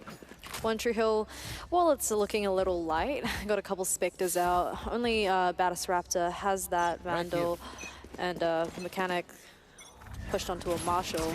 Yeah, it seems like we might be heading for another fast B again. Prowler's already coming out. Quack's going to have to fall onto backside, but he has been spotted out. Haunts revealed him. Recon Vault's revealed him. Bunker's going to be here on a fast flank, using that from the shadows. Quack once again in this backside. Is he alone once more? He is. So he's got a lot of people coming his way. Kind of spray away with the Spectre, still staying alive. Trying to see what he can do the best, but no, can't do that the best. And now it's looking rough for One Tree Hill. Yeah, that flank also is shut down. And Mechanic 99 trading back onto Nat. 3 players remaining for this retake. This is going to be rough, but this Pop Flash might be able to get something done, but nope, Dart shuts that down. 1 enemy remaining. And the trades just all come out in the favor of Westlake Boys. Yeah, Westlake boys looking clinical at the moment. They are very decisive. They're happy just to go into B, and they're punishing Quack, who's just hoping for a teammate to come and help him out on B side, but unfortunately can't find one. He's a duckling out there in the wild, but maybe on this attacking side he won't be so alone, as you're able to dictate the pace of the game and you can play with your teammates a bit more. 8-4. That is a steep scoreline for the One Tree Hill to play against, especially now that they're on the attacking side, which is notoriously a bit harder for Ascent. Yeah, definitely harder for Ascent, and we talked about that triple initiator comp, how it might be rough on the attack, but Westlake boys managed to put 8 rounds on the attack. Now they're on the defense where this comp shines so much. One Tree Hill are fighting sort of a losing battle at the moment, so they're going to have to climb up a big hill. Would you say maybe even the size of One Tree Hill? Yes, yes. They might be having to do that. That's a good start for them. That's at least one step up the mountain. Is Mechanic66 taking down the peak on-nap PQ, and he's just speeding up here. Going to pop the tailwind as well, dashing through, Cloudburst out. Going to close the door, creating so much space for his team. The rest of his team finally coming out now, and we're going to see if Dart's actually able to hold off the site. Manages to get one, has been suppressed, but they've decided not to push into the site here. Yeah, I think they didn't manage to get Spike over that fast, so they've lost all that space. They're giving it up, and now they're just trying to regroup, maybe look to hit something else. They've got 50 seconds on the clock. That's enough time for them to do whatever they want. Yeah, I like this here for One Tree Hill as well, just cutting noise, waiting for a mistake, or a little bit of an overpeak here for Westlake. Kid, though, being very patient. He's very diligent in his duties and going to take a few pod shots onto the players coming up cap. Unfortunately, can't quite connect them. Ted will be ready to receive here with the Frenzy. Let's see what he can do. Spamming away onto Bunker. Not quite there. It does get the ding, but Battistrata cleans it out with that Ghost headshot. NVP going to have their recon vault ready, and we're into a 3-on-4 retake. 3 members of One Tree Hill so low too now, now that Envy has taken one down with him.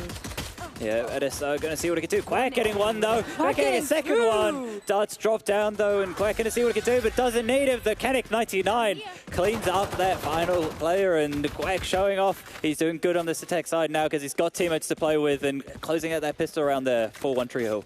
One Tree Hill taking that pistol round. They just played that round with such patience. They didn't feel the need to just follow blindly into that B site, even though they had taken that space. They just backed off, waited for their team to regroup, and then just executed and played the spike. It was lovely. Yeah, definitely playing the spike well there. A bit of a fight going to be happening here early on in the round. Kid here with Shorty as well. Might be a little bit ambitious. Astrostar's coming on through. NVP going to be hiding in these areas. Going to see what they can do. Maybe a couple of Prowlers going to have to get through to clear everything out, or One Tree might just decide to hit the brakes and say something looks fishy, and that's Ted. Ted looked fishy, but that gets punished. Yeah. Now it looks like One Tree Hill deciding against going towards this A area, and oh my goodness, Nat is so far up. He's so far up, he's got 2 shots as well. That's the first, taking out Bunker Drop. Beautiful shot there. It does the smoke's gone as well. Do One Tree Hill decide to speed up into this? They're going to see if they can. Dart's here as well to help out the player back site. So going to see what they can do. Nat, can it see? Dart though, can't get anything done with the classics. They're just onto Nat here in this backside position, and unfortunately can't get anything. Great cleanup there by One Tree Hill. Spike goes down. 2 players for Westlake to try play this retake, but with a Shorty at this range. With a Shorty, oh god. Oh. Mechanic 99, just showing off his little tennis ball skills. Yeah. Envy, 34 HP in a classic. I don't know. This is looking like a hard fight. Don't think it's possible. No, not anymore when the horn comes out, but trying to see what damage they can do to the armor for the players of One Tree Hill. They manage to close out that round, and they'll be going into their bonus. If One Tree Hill can close out this bonus round, they'll be looking good. Yeah, they will. They'll probably even up that scoreline just a little bit. Hopefully break Westlake's momentum, build up a little momentum of themselves. Yeah, definitely, and it's all about that confidence and that momentum that you want to be seeing, and what we want to see is Mechanic66 just warming up and getting that rotary engine going so that he's able to barrel into those sights in that duelist role. One Tree Hill happy to play a bit of a default here and got maybe a fast A split coming through. I don't know, the smoke is just denying so much information mid.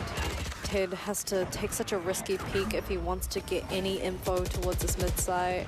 Now they're going to take one onto Mechanic 99 from this heaven position, and doing a great job holding off darts here, holding tree. The Prowler actually goes past him, so he's going to pull his gun back out, and unfortunately the Prowler has betrayed the Fade, and Bettis is going to take that out. One Tree Hill now, 2 players left, and Westlake looking very clinical here on their defense.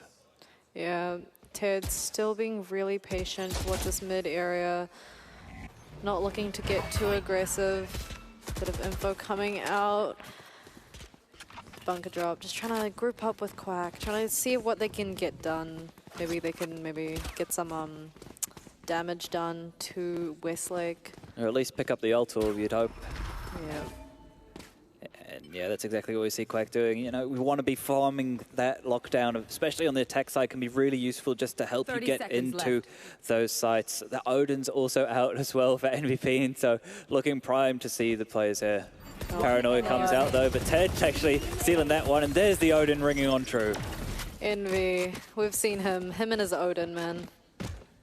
They are best friends. They're best friends. The thing about Ascent, and especially playing an agent like Sova or Fade, where you're able to use your utilities to get that information through the walls. When the walls are penetrable with those high penetration weapons like the Odin, like the Operator, you are able to shoot them through the wall. So it's very good as an agent on this map. The scoreline 6-9. Westlake still hanging on to that 3-round lead, but we'll see what they can get done. Yeah, a little bit of a skirmish here in towards B main at the start of the round, going awry. But they don't want to be dealing with any of the skirmish at B main because that's MVP in there with the Odin. They're not going to be getting through that wall, spamming away. So Hutch, but maybe they try to take a timing here. One Tree Hill onto the utility getting shown out. Shot bolts go awry, and MVP is just having a field day out here. He's got so much damage done, and my goodness, MVP. Yeah, definitely having a field day out here, just spamming away, not worried about his ammo all, but Paranoia comes out, unfortunately misses Ted, and there's the first with the Odin. Gonna see what he can do. Mechanics 66 getting one back onto Ted though. He's already through into the site, and MVP gonna get spammed out actually. Quack, they're coming up that lane side, so the Odin goes down, and One Tree Hill now have the site. Spike goes down, and Westlake 3 players to play this retake. And the attackers are they've got their post plant set up. They're ready to play this. What a shot by Mechanic 66. Yeah.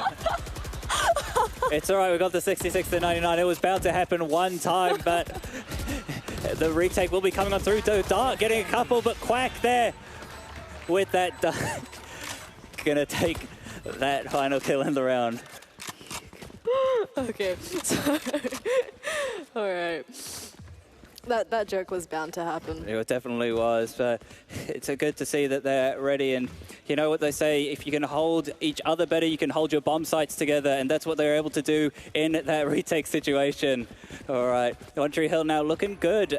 Bai will be coming back on through for the Westlake boys. Ted will be downgraded to that Spectre, that submachine gun, so maybe not the best weaponry for everyone. MVP going to be switching it up though, and this is what they were not ready for. The fast B coming on through. Horn going to come out through. He's going to be revealed as well. There's got the blade storms just flying in, and MVP going to see if he can stay alive for as long as possible. Trying to get a spray and manages to get one. He's got a lot of players coming his way. Going to spam away, but no, don't quite get it. Yeah, the attacker Killjoy ultimate gets them that side. Spike should go. Ooh, Spike does not go down. Spike does go down, but the nano swarms there, putting a good amount of damage, and you've got 4 players on the side. The fast retake will probably be ready to come in, and that Nightfall's available here. This Fade ultimate for Dart will reveal the locations of all the players there onto the site. So now it's just a matter of the aim duels. The Prowler's coming on through. 10 managed to get one, Nat getting a second, and now just the 2 players in the back here. They're blocked up by the Nebulas, and unfortunately can't get anything. That's Quack with 1, but no, cannot get more, and Westlake with a pretty clean retake. Westlake up yet again, 3 rounds. They're keeping this 3-round lead. Ooh, defenders managed to defuse that spike. Beautiful retake there. I mean, they took advantage of that nightfall. All players are deafened, they're marked, and they just get rained upon. Yeah, really good usage, and just the team play that we saw coming out from Westlake there. They're not taking initial early fights. What we see there in that retake scenario is they clear out all the other areas that the players could be that wouldn't be on site, and then they use that ultimate to gain ability. We see just how much of a team play they're seeing. Ted 17 assists, Kid 19 assists, Dart 10. So, you know, they're really playing off each other well here. 0 Point managing to suppress 2 players towards this A side. That's the info there. Yeah, Board Mechanic working his way up here in towards this mid position. I'm not sure if Ted knows that this is there. Does just spot the tippy ahead of him. Going to use the Cloudburst to smoke off the chamber trademark. I'm not sure if they're aware of this. I think they are a little aware. Maybe Ted holding this. Flash coming on through though. Board Mechanic going to see what he can do, and there's the counterpart. 99 trading out. MVP here in this backside, going to see what it can do. Holding off in this position, doing a great job. And the rest of the teammates for Baddest Raptor is so far away. He's got a lot of work just to do on his own. Out comes the Haunt in the backside position, but the Recon Bolt traded effectively as well. Quack! Doing great stuff, and Spam's coming through. He's still alive in this backfight position as Envy. He's got no support though. He's looking a little bit like Quack, but Kid comes swinging from the stairs. Yeah, 1v2 scenario, both players are low. Can Kid manage to do this? Actually, out goes the turret, manage to get one. Can he swing around the turret? No, it's Quack! Managing to close out in the 1v1, but what a closed round. One Tree Hill putting themselves and trying to reclose that gap. Quack with a 3K that round, left on 30 HP and does manage to get that spike down for a little bit of extra money for One Tree Hill. The extra money and also another ultimate orb, remember. So Quack now 1 away from that lockdown. We have the Nightfall available as well. Westlake boys, their money is looking in a little bit of a worse off situation now, so they're going to have to be downgraded to those Sheriffs and the Spectres. Yeah, but Nat does have that Chamber Ultimate online and available to him. The Tour de Force, though, does get spotted out, and the TP, unfortunately, doesn't go to a very safe position. He won't have his Tour de Force online for another couple moments. Haunt's now finally going to come out. Nat's going to have a lot of work to do if he wants to hold this off by himself, but he's the one with the big green. He's got to do what he can, but no, decides to get out at the fragment. Just the utility is so oppressive. But Mechanic 66 too fast, dashes into Boathouse and picks up a kill as well as his counterpart, Mechanic 99. Yeah, One Tree looking pretty comfortable here to take this round. There's another couple of shots. The shakiness seems to be gone. There's no more nerves on the stage here for 66. MVP's going to see what they can do, and Ted at Mechanic 66 just taking fights. Wants to farm up, get that confidence. Ted managed to get one though onto 99. MVP trying to get some info here, maybe play for this retake, which does... Ooh! Ted picks up another with that Spectre, but the time on that bomb is ticking down. Time's ticking down, there goes Quack, and Ted now is trying to see what damage he can do. Take a couple of rifles away. No, can't do that, and One Tree Hill closing that round. Will they go down to the spike? The Baddest Raptor does go down there, so a little bit of money lost. A reinvestment will be needed, but One Tree Hill now within 1 round of tying the game up. The scoreline is so close. Well, One Tree Hill, the underdog's doing a lot better than I expected. Yeah, definitely, and that's on the back. We were talking about Quack sort of having those struggles on the defense side, not being able to play with his team. It seems like he's really coming into his own element here on the attack, and Mechanic 66 actually happy to take over now that he's brushed off those nerves. 0 Point comes out and is broken, so that's a little bit of info towards that A side as well as the Sova Dart. Yeah, ultimates are very available online for both teams, so this is going to be a very big round, maybe even telling of who might take the map. Ted here in this mid position, happy to hold off. Prowler's going to be coming through Catwalk here, so 66 is going to be getting a good amount of position here. There's a gap for the fragment grenade so that Mechanic can climb through that. Prowler's going to come out, try re-clear this position. Seize comes on through as well. There's the smoke, there's the tailwind over the top. Dart though, spamming away, going to take the pick onto Raptor. Keep getting another one onto 66. That's that entry down. Spike down A. Envy also picking up a kill with that shock dart, tapping this bomb plant there, and that distracts Kid. Yeah, there's a recon ball coming out as well, so 2v4 situation's going to be looking really rough. Hunter's Fury's coming out as well. Can Mechanics 99 avoid it? No. Quack's just going to be left here, has his turret there to fight the cat plays for him, but once that's down, he's going to have a lot of people come to save him. Beautiful first one tap there onto Dart, but Nat cleans him up, and Westlake putting themselves 2 away from taking the game. 11-9, that is a very close scoreline. 1 away from match point. Westlake boys, can they hang on for 2 more rounds and close out the first map? Yeah, you'd like to hope so. You've got Ted there, the captain, rallying the troops, saying, let's close this out here and now. And for the side of One Tree Hill, you're looking to Bunker, looking to Mechanic 99 to get going in this game so they can push themselves, either to clean it out or take it in overtime. Need a drop. Yeah, I feel like overtime is looking like a very big possibility right now. Definitely, but it seems like One Tree Hill are happy just to take a bit more of a passive buy here, because they know that next round's going to be so important. That's that potentially final round if this goes to 12. In the meantime, though, because of the position where Nat PFQ's actually pushed up, it means that they're able to have this gamble stack over for the side of Westlake. One Tree Hill just playing this round quiet, they're playing numbers, like we said before, worse guns, trying to play numbers, trying to get picks, and Nat in an off angle has that chamber rendezvous available to him. TP's out after taking first blood. Yeah, definitely managing to do that. Does seem like One Tree will be able to take the site, but no, he's just going to spam away there through that tree smoke, and Mechanic 66 got to see if he can get a couple opening picks for his team. Going to find 3 players, but unfortunately can't quite land the shot. KJ Molly's going to come out. Quack does manage to take down one though. The turret does go down. No spike down, 1v4. Is this too much for the Duckling? Let's see what he can do in this high pressure situation. 30 seconds left. Westlake, very, very disciplined though. 4 players just grouping together, not giving Quack what he wants, which is separated 1v1s. Yeah, keep in mind though, Quack going down here would mean that he gets that ultimate online and will be able to do so. That has that lockdown available for next round in order to help his team push onto that side position. If you're Westlake here, you're looking to close it out here and now. Yeah, the 12 on the board for Westlake. Map 1 is, you know, such an important game to set the momentum, and Westlake, they need this. Their mental, it's been a rough day, and, you know, it's time to close it out. It's been a long day. These boys would have always been playing for, what, 3 hours now? Yeah. Feel close too. So it's a bit of a battle, especially in this LAN environments. We've got games back to back to back, so it becomes extremely rough. Just physically taxing as well. Bit of aggressive showing here for Westlake, and here's the change up for them. You've got Nat actually taking fights out in towards this A main position. Gonna see what he can do. No, can't do anything. This was a perfect bait here. The lockdown coming through in towards B was just a fake here by Quack, and they're gonna speed up in towards the A side. Oh, One Tree Hill. A little bit blinded towards this tree side.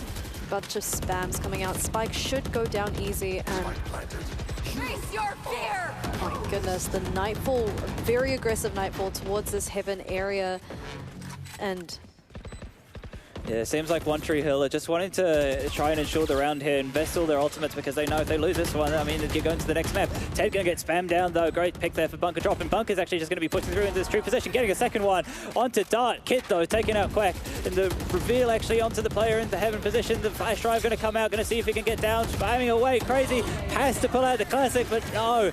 Get it out in time, and One Tree Hill still keeping themselves in the game.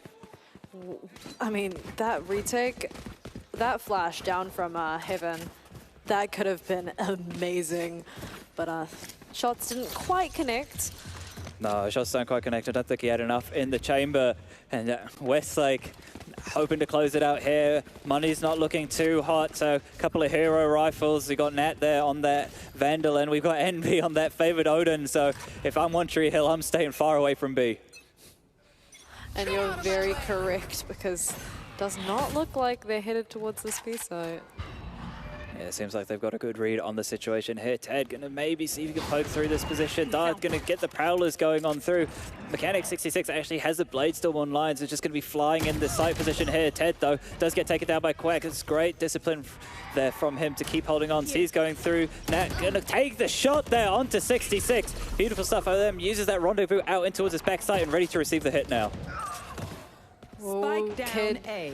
Trying to get something done towards A main. Mechanic 99 picks up another, and Dart. Oh, P 99 just picks up 3 there. He's gonna try to get Spike down. There's a world which Envy does this. There's the recon available. And gonna see one. Can it spam away? No, take it down extremely low as that player at the shock dart. Can it come through and take him out? Not on the first one, maybe on the second, but he's in that front gen position, so he can't be spammed playing that safe. No, he's not safe in that position, and now it's a 1v1. Oh, this is the MVP with the Odin, gonna see what he can do. Gonna try and take the position, but no, board Mechanic 99 will put the onto that final 24th round. The shock dart lineup so close there for Envy to close it out for his team, but not quite enough. Envy, what a shock dart, my goodness. Holy. I think that's the Sinatra lineup. I think Is that that's the Sinatra lineup there for you people at home. Better learn that one. Especially useful on those retake situations. But if you're Westlake here, you're hoping to close it out now. Not even have to retake into this round. But if they do, they have the Nightfall available. They have the Cosmic Divide. So lots of ultimates if required. Yeah, and it does look like they are playing quite far back, especially on that B site and that mid. Just, you know, probably going to be playing for that retake, playing off those retake ultimates. Is this just the same round again? Just sort of going up cat fast here, Born Mechanic. There's a Prowler coming on through, and Dart spots him out. The Nebula, though, comes down this time to try and deter them. In return, the Dark Cloud comes out, and Mechanic is once again fast up cat. Prowler's coming on through as well, and the A site's pretty open for business. Only Kid here to defend him from heaven, but no, has to give it up. Not quite an addle yet to hold off the Entourage coming on through. And the defenders, Westlake, they've been pushed so far back. That smoke, just more delay util for this. Quack here, though, on a late look. Gonna see what he can do. Oh, beautiful shot there onto Ted. Managed to take down. Is that the Cosmic Divide gone as well? It might be. Out comes the Nightfall now. Mechanic 99 getting on one. Envy, though, gonna take them out. And Mechanic getting one. The time's running low. Can they do anything? Okay, a second. Mechanic, can he put him through? No, there's Envy closing it out. And that will be Westlake boys taking it. We went the full 24 rounds. What a chaotic final round. But Westlake finally managed to hold on through. Westlake taking the first map, they managed to hold it out. They don't go into overtime. That is a beautiful win for Westlake boys there. Yeah, great stuff though then. Just able to hold off in that retake situation. And what a marathon for both these teams. And it's got to feel good there for Westlake. You know, a game earlier today not going your way. If that had been a comeback there for One Tree Hill, probably would have worsened the mental a little bit more. But they're able to close it out and they're able to assert their dominance now. So they're going to be really happy to close that one out, as we will be going to a quick wait whilst the teams load up into the next map, Fracture, which is going to be really interesting. I can't wait for Fracture. Yeah, this is going to be really, really fun. Very different to how Ascent's played. You know, if you think about Ascent, we've got mainly one avenue, 2 avenues for some places to go into each bomb site. With Fracture, you've got 3 avenues sometimes into different bomb sites. So plays very differently. And we're looking forward to seeing Fracture just very quickly after a short break. So don't go anywhere, folks.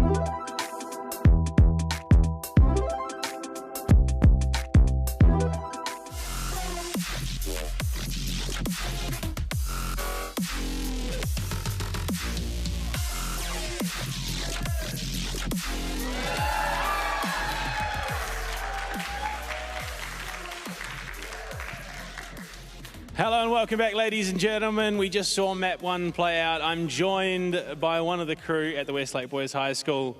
He's a man, a myth in the making. Ted, the younger brother of the legend, Hark, of course, coming in. How does it feel, playing under your older brother like that? I mean, I do have a bit of expectation from my older brother. He wants me to perform, obviously. And just like having that older brother figure that does do gaming is nice to have in the Valorant scene, yeah. And I mean, look, match 1 was a bit rough. They really pushed you. I mean, how did it feel from you guys? You've had a long day. How is the team feeling? Sums it up. Yeah, we did make a couple of mistakes in that map, which happens, obviously. But we did decide to change our play style a bit compared to the McLean's game we played together, and we are very hyped that we did win out that first map, yeah. Well, I mean, now you go on to, obviously, One Tree Hill's map pick being the new changed Fracture. You guys have had a long day already. How are the vibes? How are the vibes of the team going into this new map? Yeah, we've talked about it. We understand what the changes are made and how we can probably act on them. And we're just very excited to get another map in. Fracture, new, fresh, new strategies, new ideas. Yeah, it's going to be exciting. Well, look, you're one map away from making that grand finals tomorrow. We'll let you head on over, get yourself ready. Westlake Boys High School, you guys are gonna you gotta make your man Hark proud. So go for it, dude. Go sit down, get ready into your game. But look, the Hark dynasty, younger brother Ted coming in. They've picked up the first map. We now go to the new Fracture. This one is going to be interesting given that it is One Tree Hill College's map. Casters, how are we feeling map 1? Do we reckon this one goes a bit further? Do we see the third map, or is it all coming to an end here in Fracture? We're feeling great, Blue, and I'm glad to be joined by Newcastle. We've got new Fracture Newcastle. We do have Karen with us, and she seems to be a little bit of an expert here on Fracture. So why don't you tell us a little bit more about the changes? Oh yeah, we talked about it this morning. There's the changes in like the B arcade. It's been opened up, as well as the changes on A with the A dish and A ropes, giving like a advantage, I guess, for both sides, I think.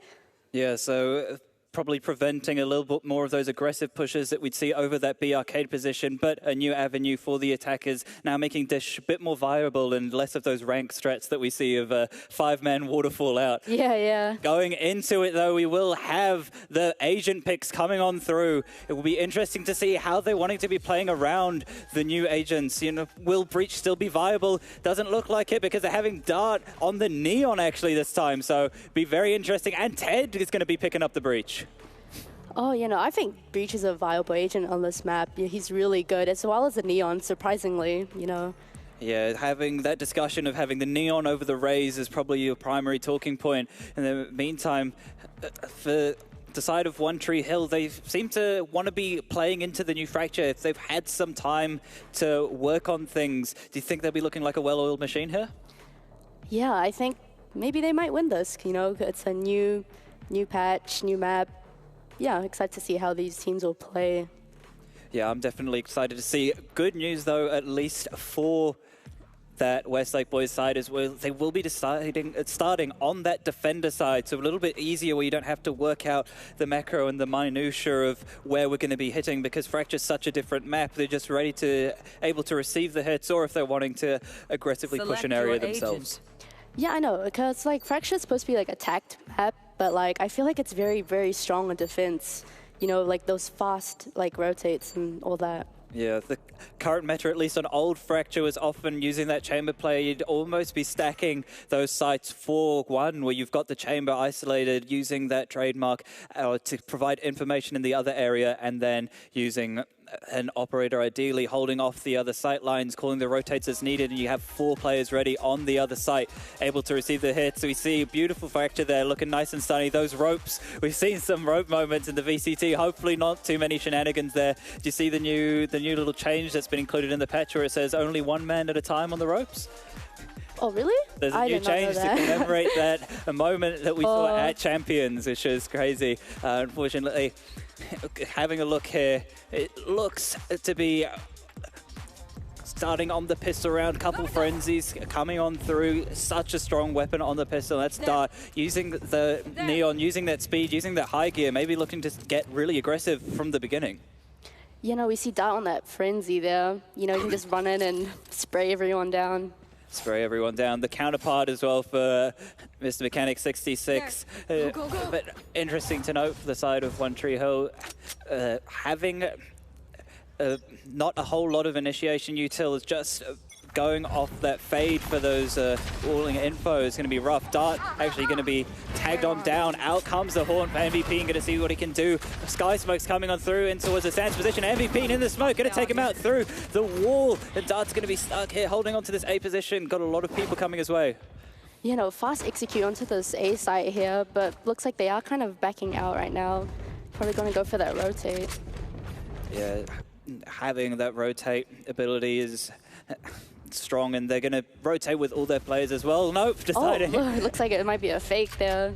Yeah, a little fake. One smoke, Sky Smoke there, still available for bunker drop as well, making lots of noise actually coming on through here. So going to be seeing Kid and Dart ready to receive this. Has a stun available as well. There gets the stun, trying to isolate the player on site. Kid though, taking down the counterpart of the Brim, just running into sight. The fault line comes on through, that takes up Dart, and Quack's going to respond with his counter fault line. Going to tag up the player in Dish, going to see what he can do, but no. Nat taking shots 2 and 4. Dart going to spam away, and Westlake yeah, no, very tagged up. So fast.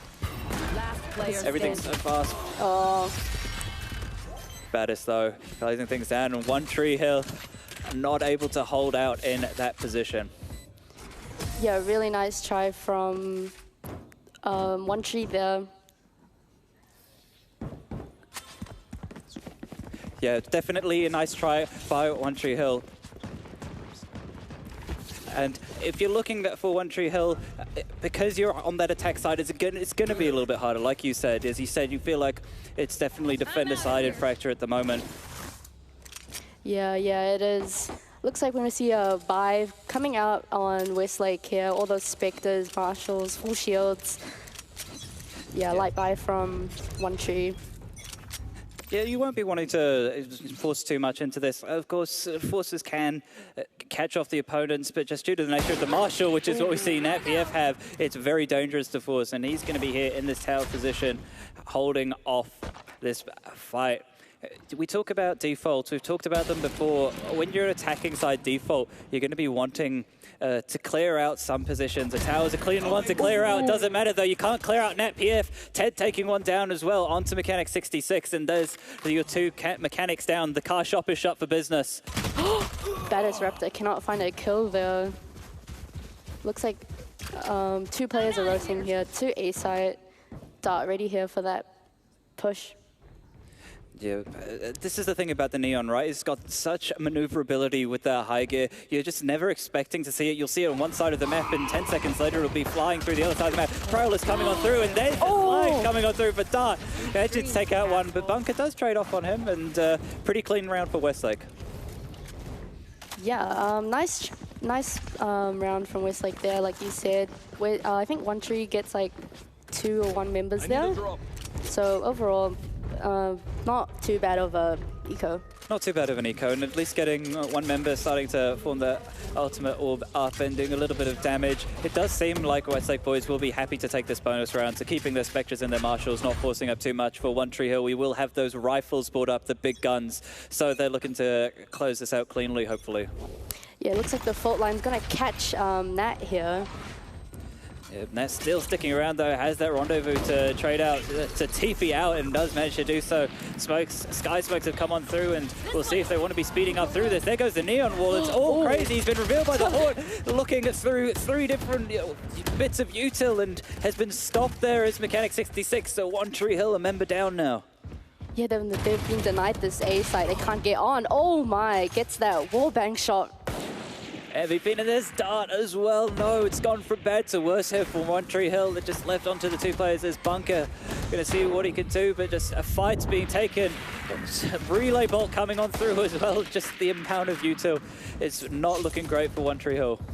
Yeah, no, it's a 2v4. 2 members stuck in this A main.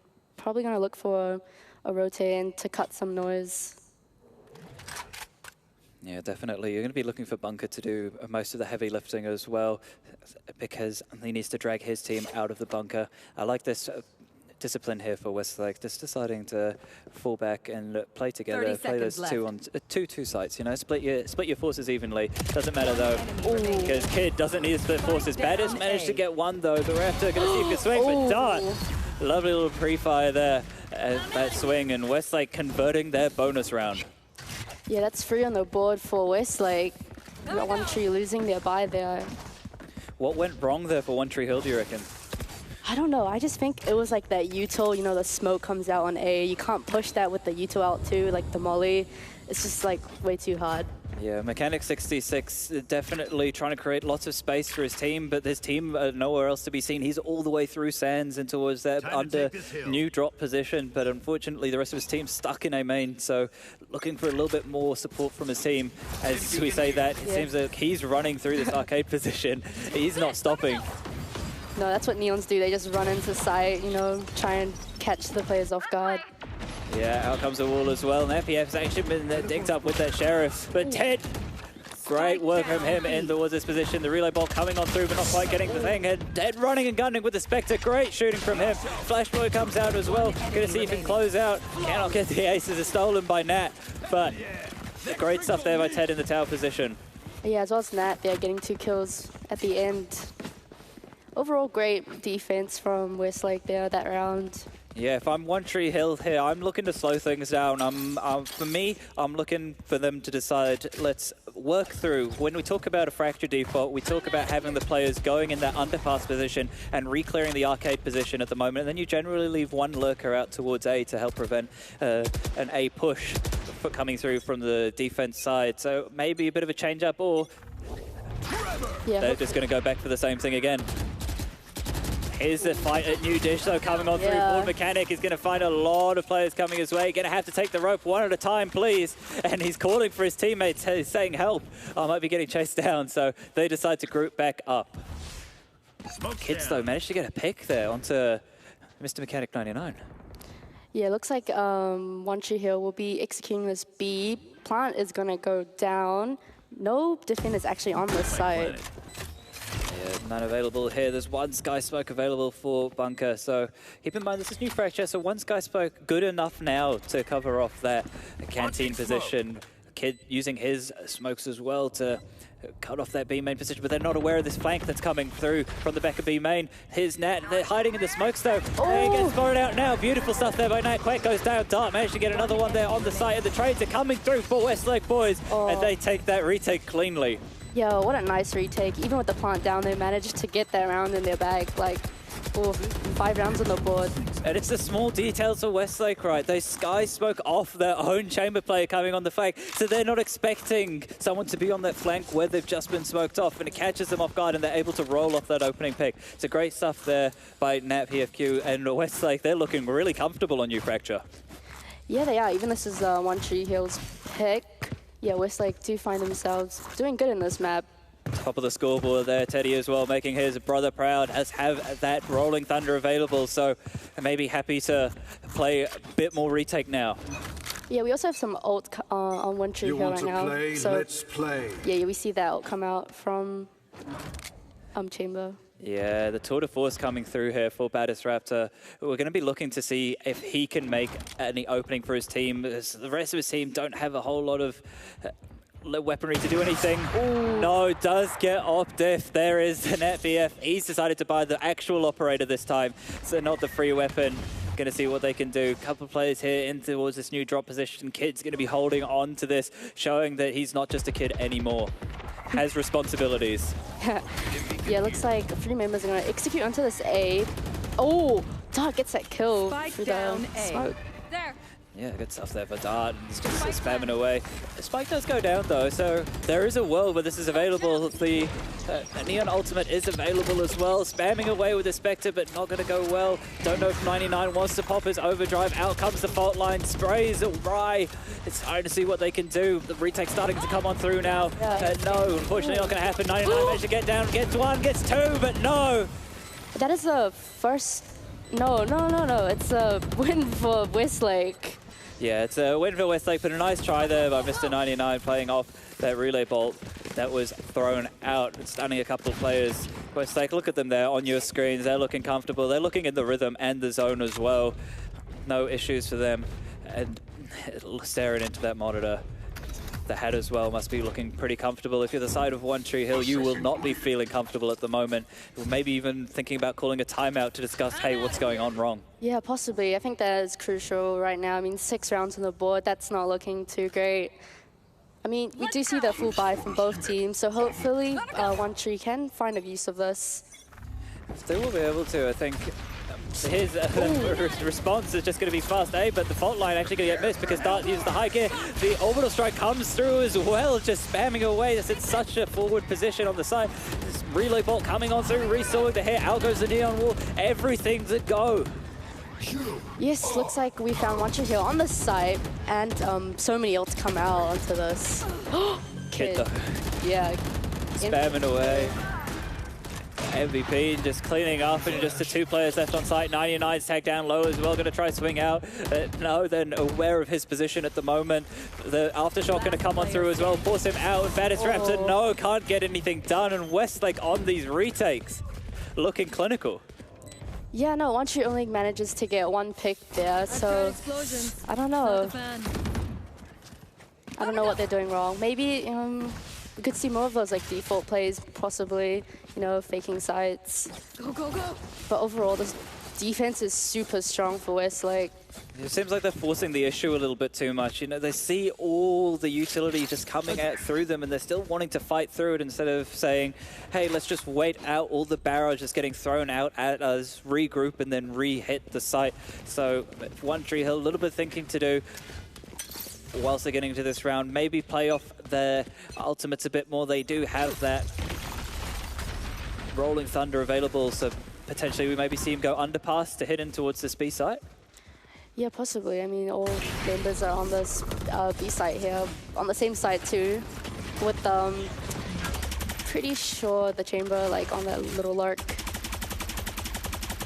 Yeah, the chamber will be there on that lurk coming on through late from that arcade position, but MV spamming away. Out goes the orbital strike though, and the Rolling Thunder now invested. Orbital strike does get it onto the Brim counterpart. Spike's not even down yet, it's been dropped, and now 2 players left for One Tree Hill. They're not going to be able to do well. Prowler's coming on through, but the near site Vadis Raptor still able to see things here. So Mr. 99 and Raptor going to see if they can pull this round through, but it's a tall task.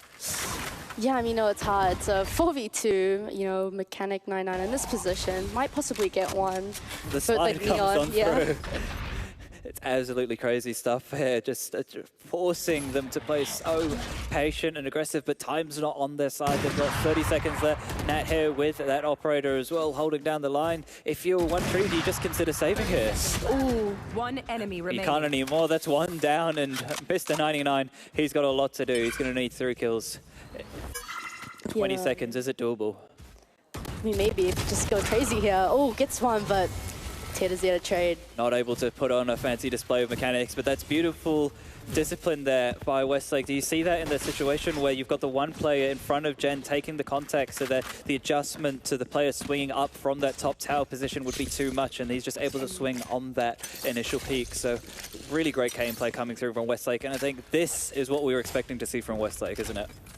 Yeah. We predicted that they were gonna not sweep, but like, no, I think they would win. That was our predictions.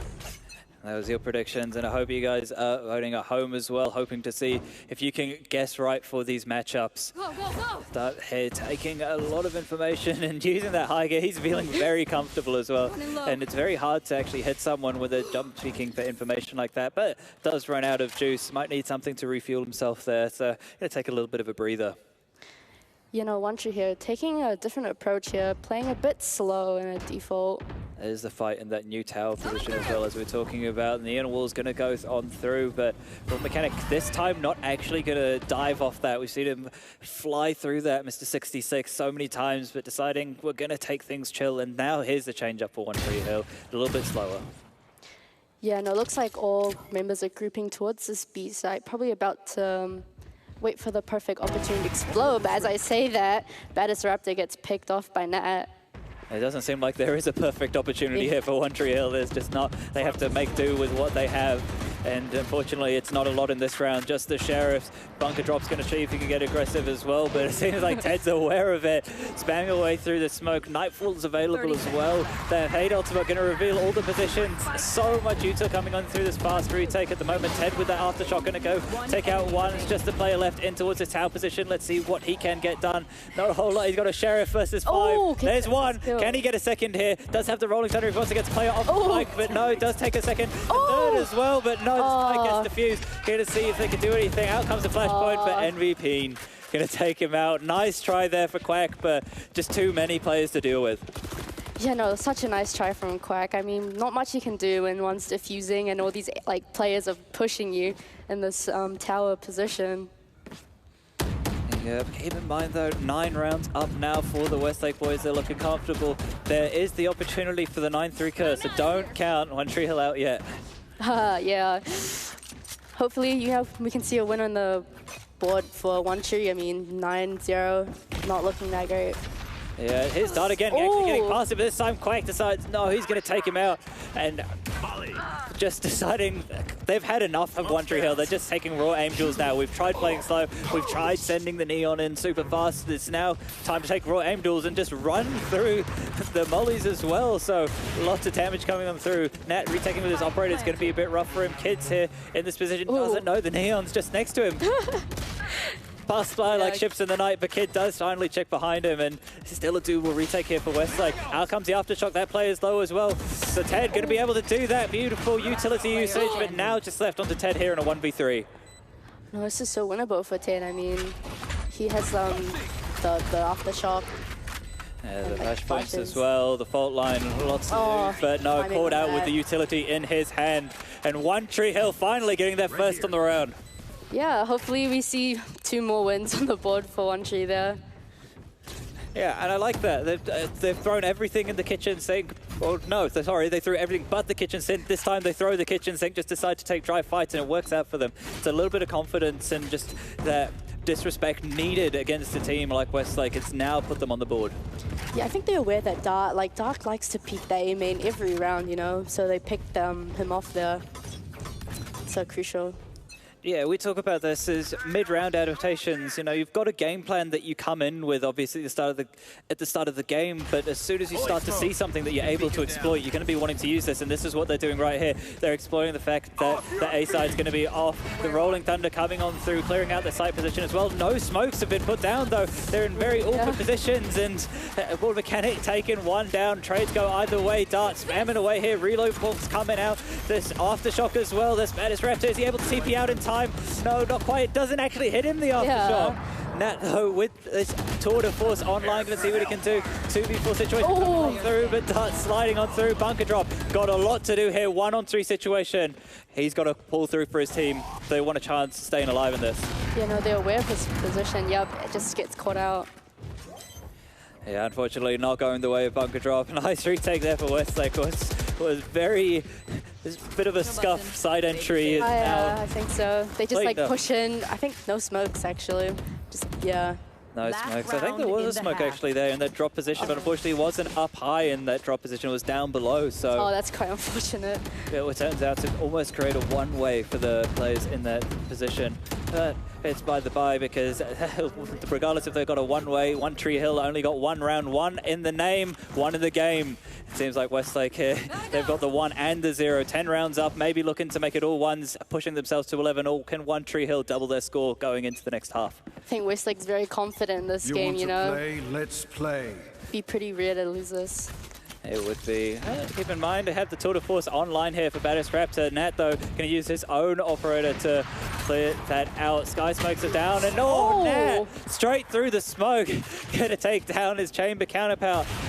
The Frenchman's feeling ruthless today, and now One Tree Hill, just not a whole lot they can do. I don't know if they're aware of Dart hiding in the Sky Smoke as well. Bull Mechanic trying to see if he can play the gap, but Dart might be a little bit too sneaky here. Yeah, I mean, if that smoke drops, then I don't know what could happen. If he gets the kill on Bunker, then that's Spike down. Dart does get that kill on board Mechanic 9-9. Yeah, it's going to be just dumping around, sliding around. Dart's having a good time using that ultimate. Having a great one, and it is Westlake putting themselves onto that Nelson, that double one. Only One Tree Hill with one round. Yeah, 11 round. This is looking quite different from the first game, I must say. It's looking quite different, but we are switching sides, and like you said, you feel like Fracture's quite a defender side of map now, especially with the changes. So One Tree Hill, if they could take the pistol, take the bonus, maybe they've got an avenue back into this game. Yeah, possibly. I mean, it's winnable, 11-1, not over yet.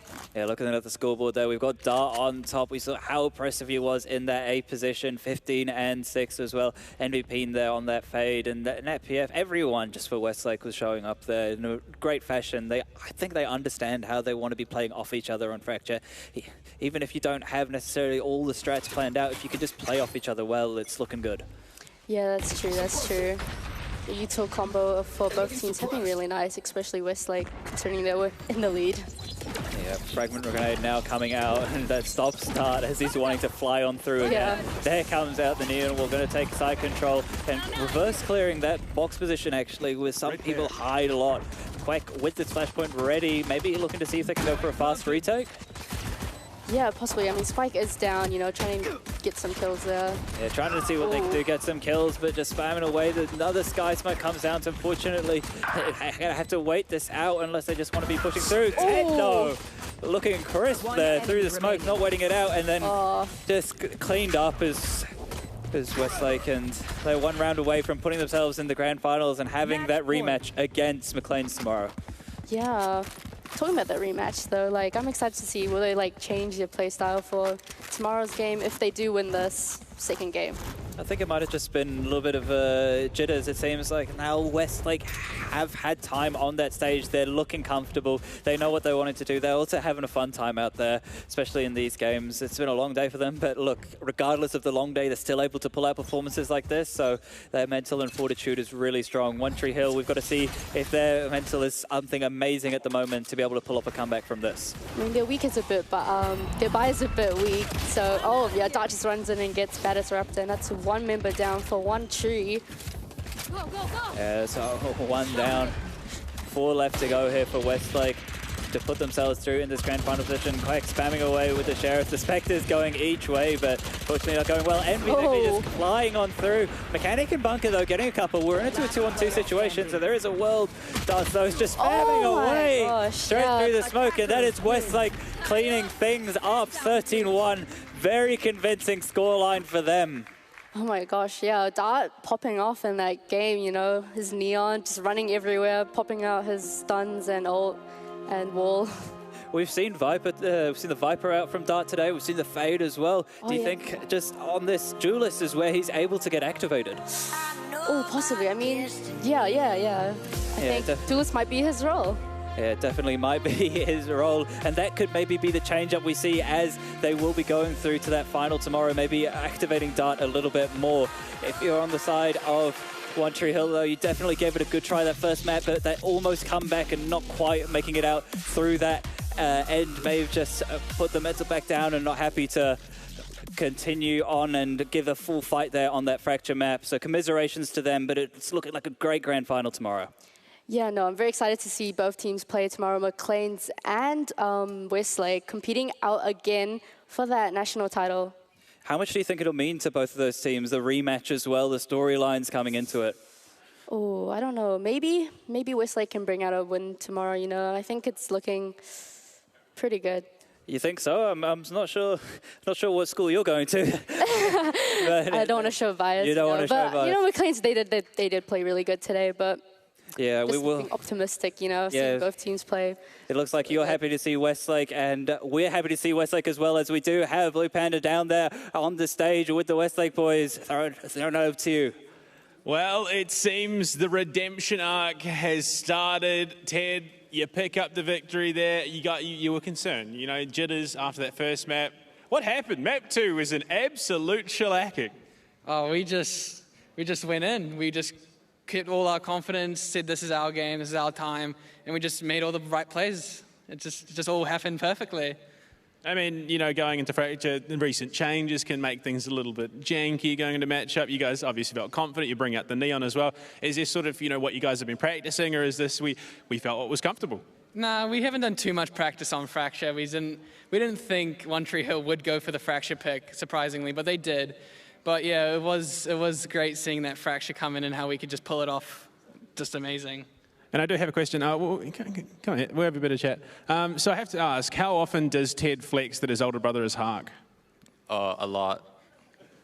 Too much. Well, look, obviously you've lived up to his expectations. You're obviously going to be pretty stoked with that. You know, coming into this competition, it's a high school league. I mean, I have to know, you know, how do the parents feel? What's it like at home? Do they support this? Oh, my parents are great. They honestly, me and my brother both get fully supported by my parents, and it's just amazing being able to have the opportunity given to my parents to be able to like get a nice setup at home, pay for my like fees for esports, help me get to like games and things like this. It's amazing having this type of support from them. And of course, you guys locked in for the grand finals tomorrow. That rematch. We'll throw it to you again. You look like a confident bloke. Do you reckon? Do you get the revenge? Is this going to be the Westlake Boys High School comeback? Yes, absolutely. We'll be doing some grinding today. Yeah, you guys have been putting in the hard yards, been putting in the long hours, so we'll let you go, get your rest. You got a big day ahead of you tomorrow, so make sure you rest up, take it easy, and we'll see you back tomorrow. Congratulations, gentlemen. We'll see you then. You love it. You love the comeback story. Knocked down into the Elam bracket. They come back taking down One Tree Hill College. And they book themselves that championship Sunday spot, the rematch. It's always great. You love to see it. But right now, we are going to be throwing it to a break. When we come back, our final matchup of the day. DNC Gamers taking on the Sussy Men. It's going to be an absolute heater. So make sure you're back ready to go when we kick it all off.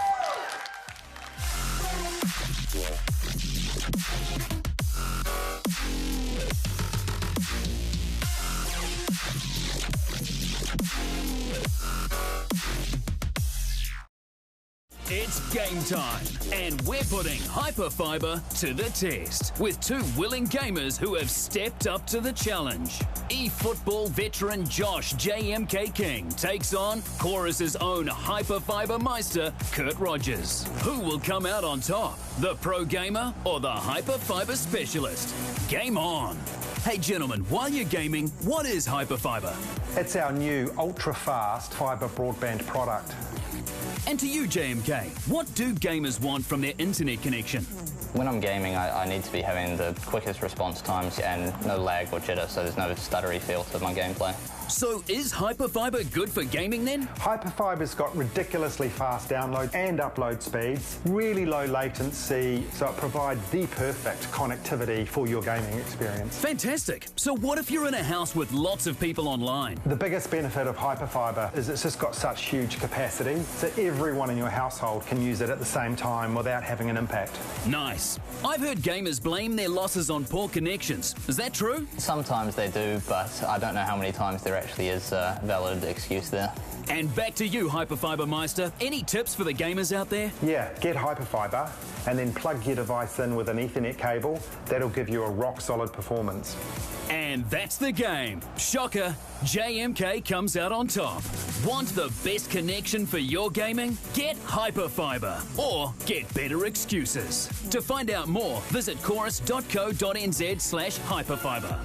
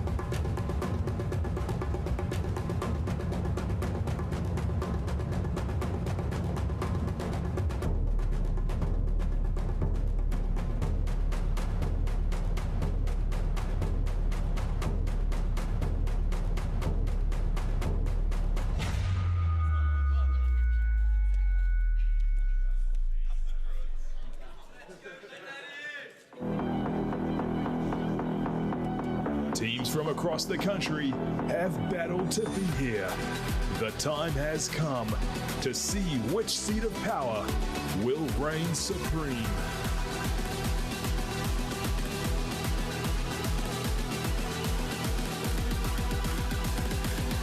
This is the New Zealand Esports HyperFibre League.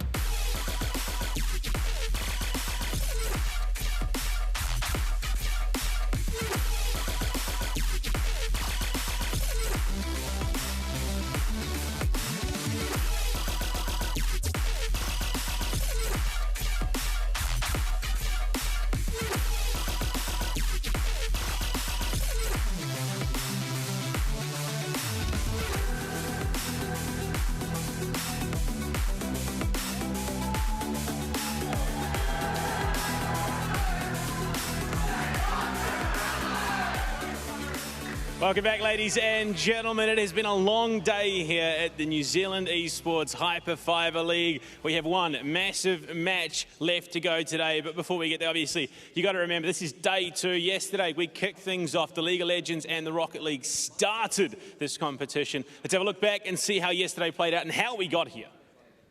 We've got a great lineup for you. It's really exciting. I think it's going to be a great weekend. Like I said, we've got Valorant, we've got League of Legends, we've got Rocket League. It's going to be great. Oh man, this is such a back and forth fight, but Bumney. No minions to block. Equalizer is retreat. They can't get away. Remember, Snap keeps dragging it back. Going for another shot, trying to outstart Oceania. The defenders and Ocean. But it's Jamie's in the position. Goes right past. Finds his moment, finds the opening. Oh, back on in with the glass cone. A surprise, call an ambulance, but not for us. As they turn the fight completely around. The Lilia drops, the Shen drops. It's a double kill for Why Not, and he is not finished at all just yet. Wants another 1v3. Zonia's will deny the reset, but I don't think he cares at this stage. Immunity's all around, but it's all about delaying the inevitable. It was an exciting day to kick off the competition, but today has been just as exciting. And speaking of, we're joined by a very exciting individual. Look, Yifeng, you're coming into the competition. You've just won Campus Clutch. You and the DNC Gamers. Now the E-Blacks are going to be going to Brazil. You've put the call out again. You've got another competition to win here in studio. How is the crew, this revamped DNC roster, coming into it? So I believe that the roster we're putting together for this competition should actually be stronger than what we played for Campus Clutch, even though majority of it's the same. Especially now that we've had a bit more practice together since we played Campus Clutch and we did the other lands as well, so yeah.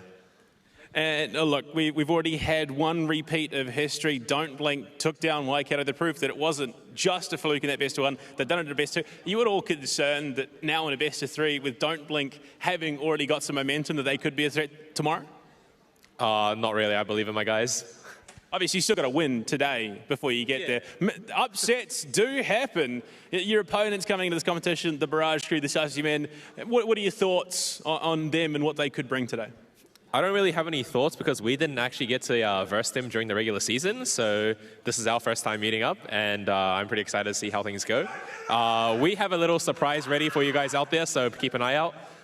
Oh, look, we know Yifeng, we know you, and it's always an exciting time when you take it. Now, I did notice while we were getting ready, your name's not on the cup yet because you haven't won it yet. That's why. The script isn't set in stone, but look, obviously you're rock solid at this point. Is there any nerves from the guys? I mean, we know Clutchy got a bit lost when he rocked up today. Is there any issues you think that could arise at upsets, maybe?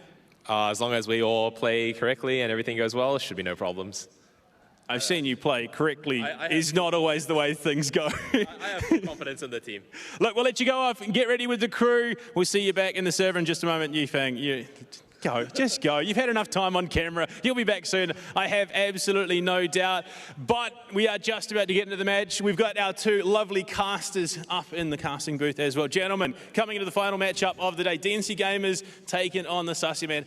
This seems like it could be a stacked matchup. Rochester, do you think there is any chance that DNC might not walk away from this? I think there's a small chance that's there. We saw Yifeng there saying that they hadn't played the Sassy Men before, so if they come out with some very odd, unusual picks on their maps or have a very different new playing style, they still might not be able to adapt in time to see. And the Sassy Men, we've got footage of what DNC do, how they like to play, so we might be able to see them pull out at least an upset and maybe even take a map, and maybe two. We'll have to see, though. And, of course, you know, I believe it... Yeah, it is. It's up. He's up there. I thought he was. Look, it's been a long day. Look, coming into this, Yifeng alluded to a bit of a surprise for the crowd at home and here in the theatre. Do you have any idea what that could be? No, the biggest surprise that I think could come through is Yifeng losing, so maybe that's what they're planning? That might be the surprise. Yeah. I mean, it's a staple of Yifeng's stream having the top off at least, so unless there's another item of clothing that he can remove, he cannot be doing that on stage, so we'll have to see what surprise is in store. Maybe a bit of a fun comp, some live duelists or something might be interesting. A bold gambit, Yifeng intentionally throwing the game as a surprise for the viewers at home. But, I mean, look, in all honesty, we are expecting them to come in the clear favourites. They've got an incredibly stacked roster. But dark horse stories do happen. Gentlemen, we're about to get into it. I can only assume you're as excited as I am. We'll send a lot of you. Break down the teams. Give us your thoughts on what we're going to be seeing today. Awesome. Thank you so much. Yeah, we have two incredible teams going up head-to-head. We have DNC Gamers, of course, the one and only Yifeng, Bobo Signed, El Snow, Clutchy, and RGN Exus. One of the Sassy Men managed to somehow sneak on over to DNC, surprisingly. He sneaked over, but if anyone has seen Exus play before, you know he loves to yell at the competition, getting in their opponents' heads as well, talking a great smack, you know, getting in the minds and just completely demoralizing the opponent. New face as well as Clutchy. You know, we've seen him play at those high levels, specifically on Kunga and teams like that. So maybe a bit of a role swap for the DNC Gamers as well, because he's usually on those duelist role. Looking over at the Sassy Men though, a bit less common household names, but we do have teams here like a Mythical NZ from playing for that finality roster, who's really good, used to be playing really well on that Reina, Chad as well, and CC Melon. So a couple of names that we should know from the LPL scene, and a couple of new faces as well in Zout and Bidiman there. Yeah, no, it's going to be really interesting to see how they match up. A little bit of behind the scenes, just in the green room earlier, DNC and the Sassy Men did get to have a wee little chat, and it was actually quite civil. They gave them a little bit of information of like pre-game nerves, everything like that. So really cool to see that sort of sportsmanship coming through from DNC. But here are our bans and map picks. DNC choosing Pearl to ban, and the Sassy Men going for Breeze. Yep, and looking at the first map, we will have the DNC Gamers picking up Haven. This is one of the strongest maps we've seen, them using that Sova Breach combo so effectively and just able to capitalize off that. And they understand, because they're such high-level players, a map like Haven, the problem on it is it's such a large map with those 3 sites. It takes a long time to get from the A site to the C site, so they understand how to play the rotation. So it's really good to see them picking into something that they're happy with. And let's see if that confidence stays there. Blue Panda, are you ready to get into it? I am more than ready to kick this matchup, of course, off. And I mean, look, we're coming into this. Dark horse stories do happen. We saw that at the Campus Clutch this year with Don't Blink coming in, upsetting the Waikato Drafts and taking out that second set. Unfortunately, they fell short against DNC. They've booked that grand final spot. They want the rematch, of course, but it starts here. We need our second grand finalist, of course. Two very big teams. And up first, representing Barrage, the Sussy Men coming in, going up against some absolute titans in the competition.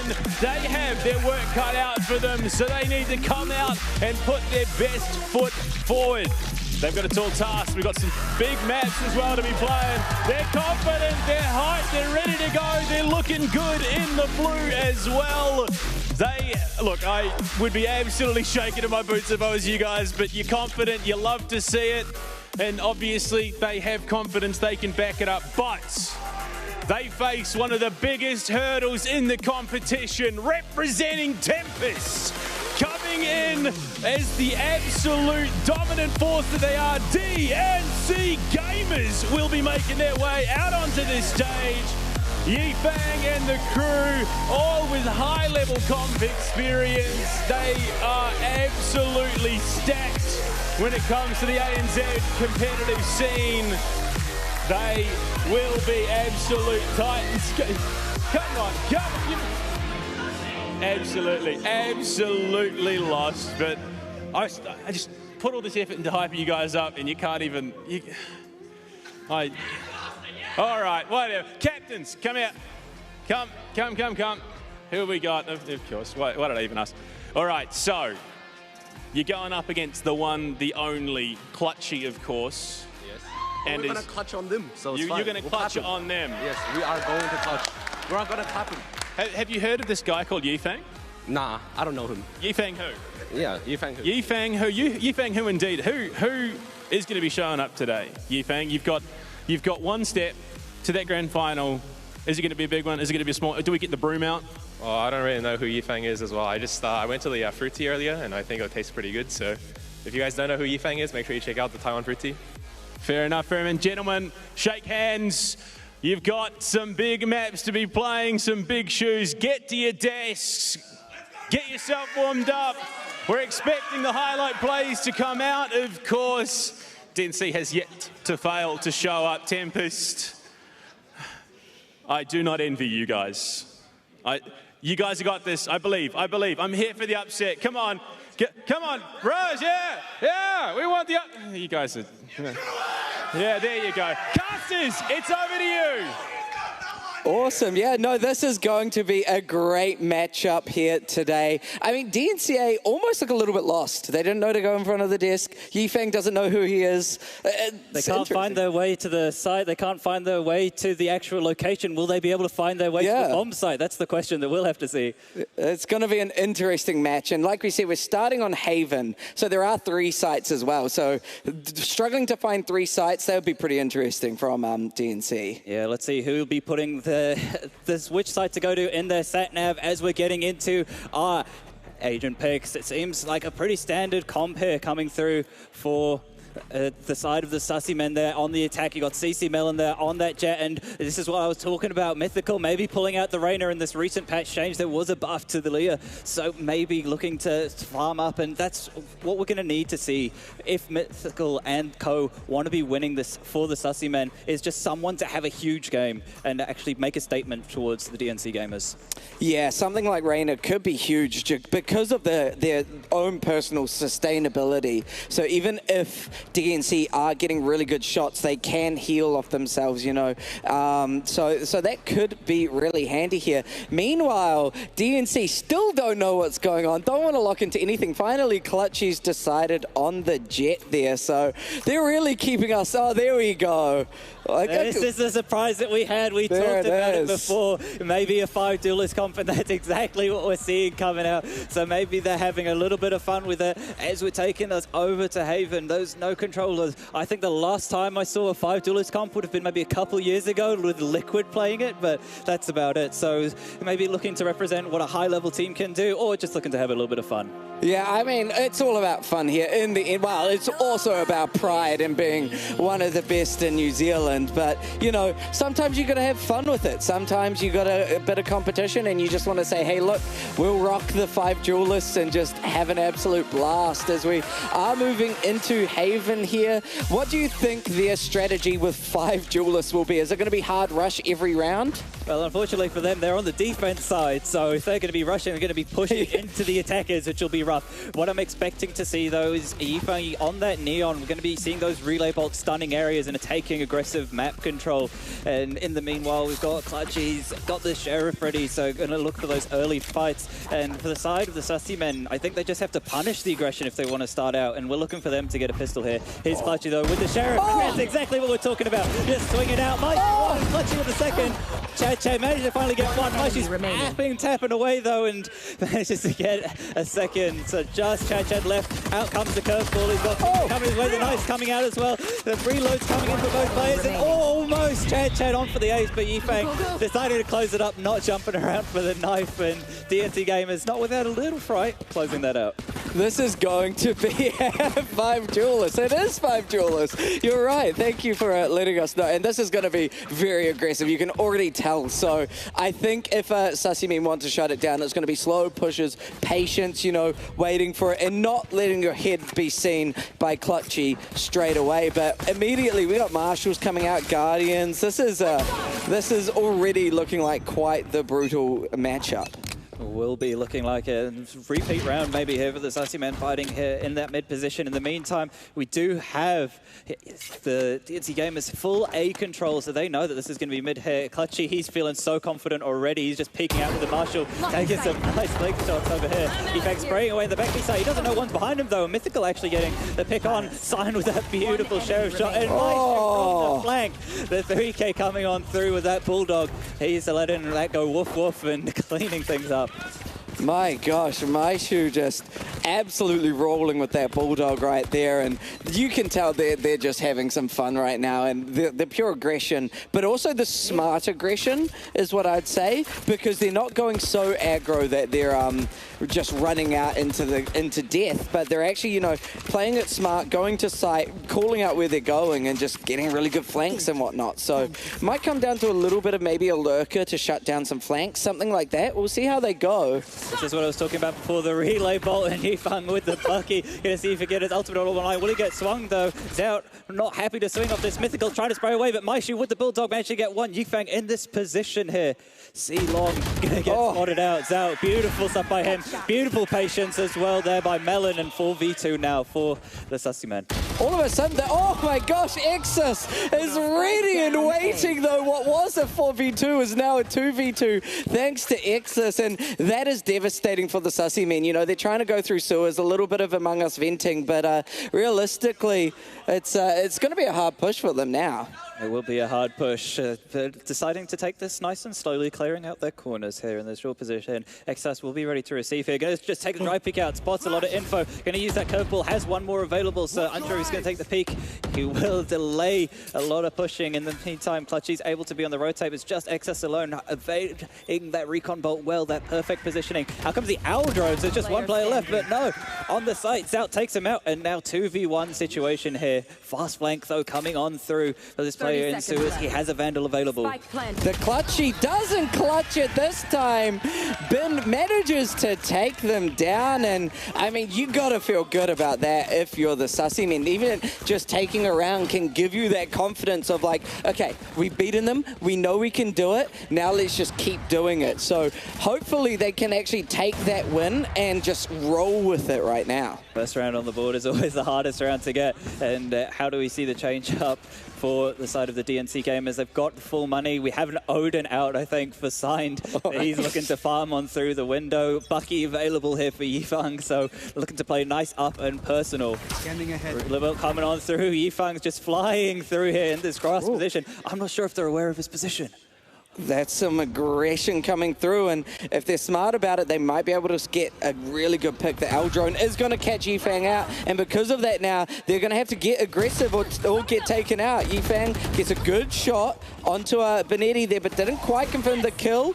Pops out. Oh, that's the shot you want, but CC Melon is going to clean it up, take that trade here.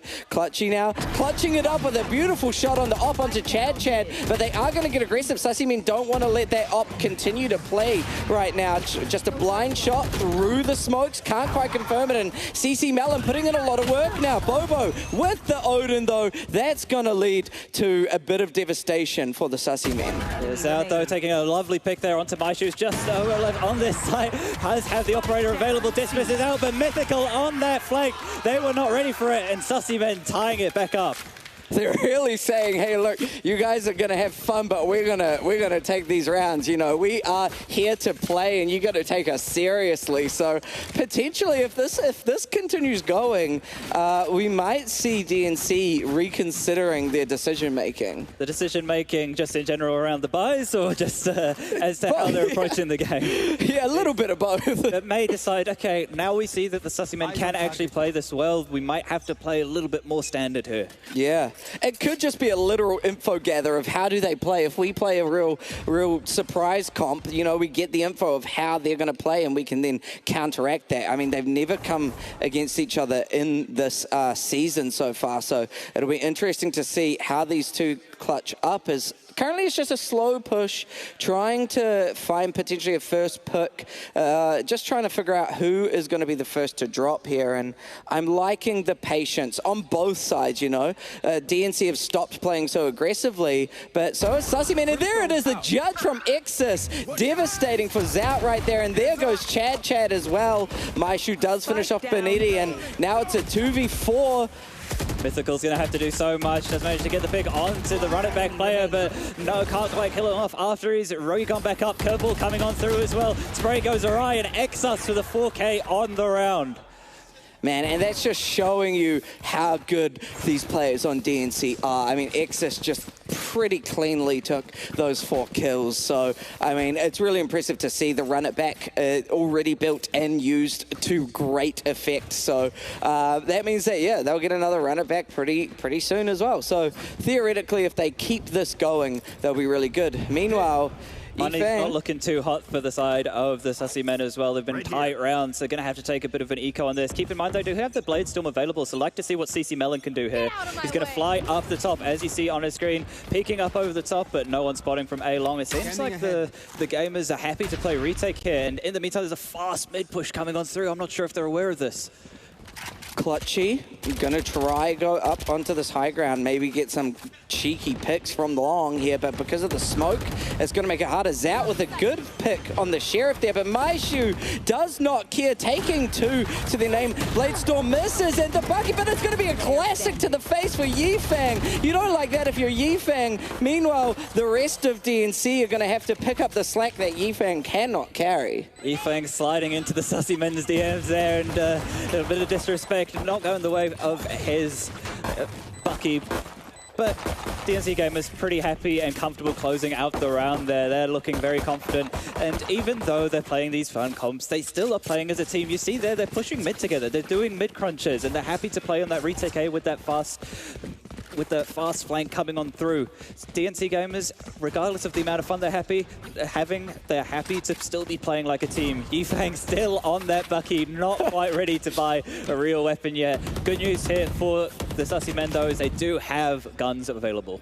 Yeah, and they've got a lot of ults ready as well. Like, they've got everything but Blade Storm, which we saw get used last round. So we'll see if they use any of it. The Odin though is causing a lot of havoc. CC Melon getting a good first pick onto Exus, and Zout taking out Yifang. They are now up 2. If they can keep this going, especially when Mythical takes out Maishu, that is huge. And currently, nobody really knows where they're going. DNC is not sure where the Sussy men want to go. So we see the rotation from Clutchy. They do take out CC Melon, but they still don't know where the rest of the team is.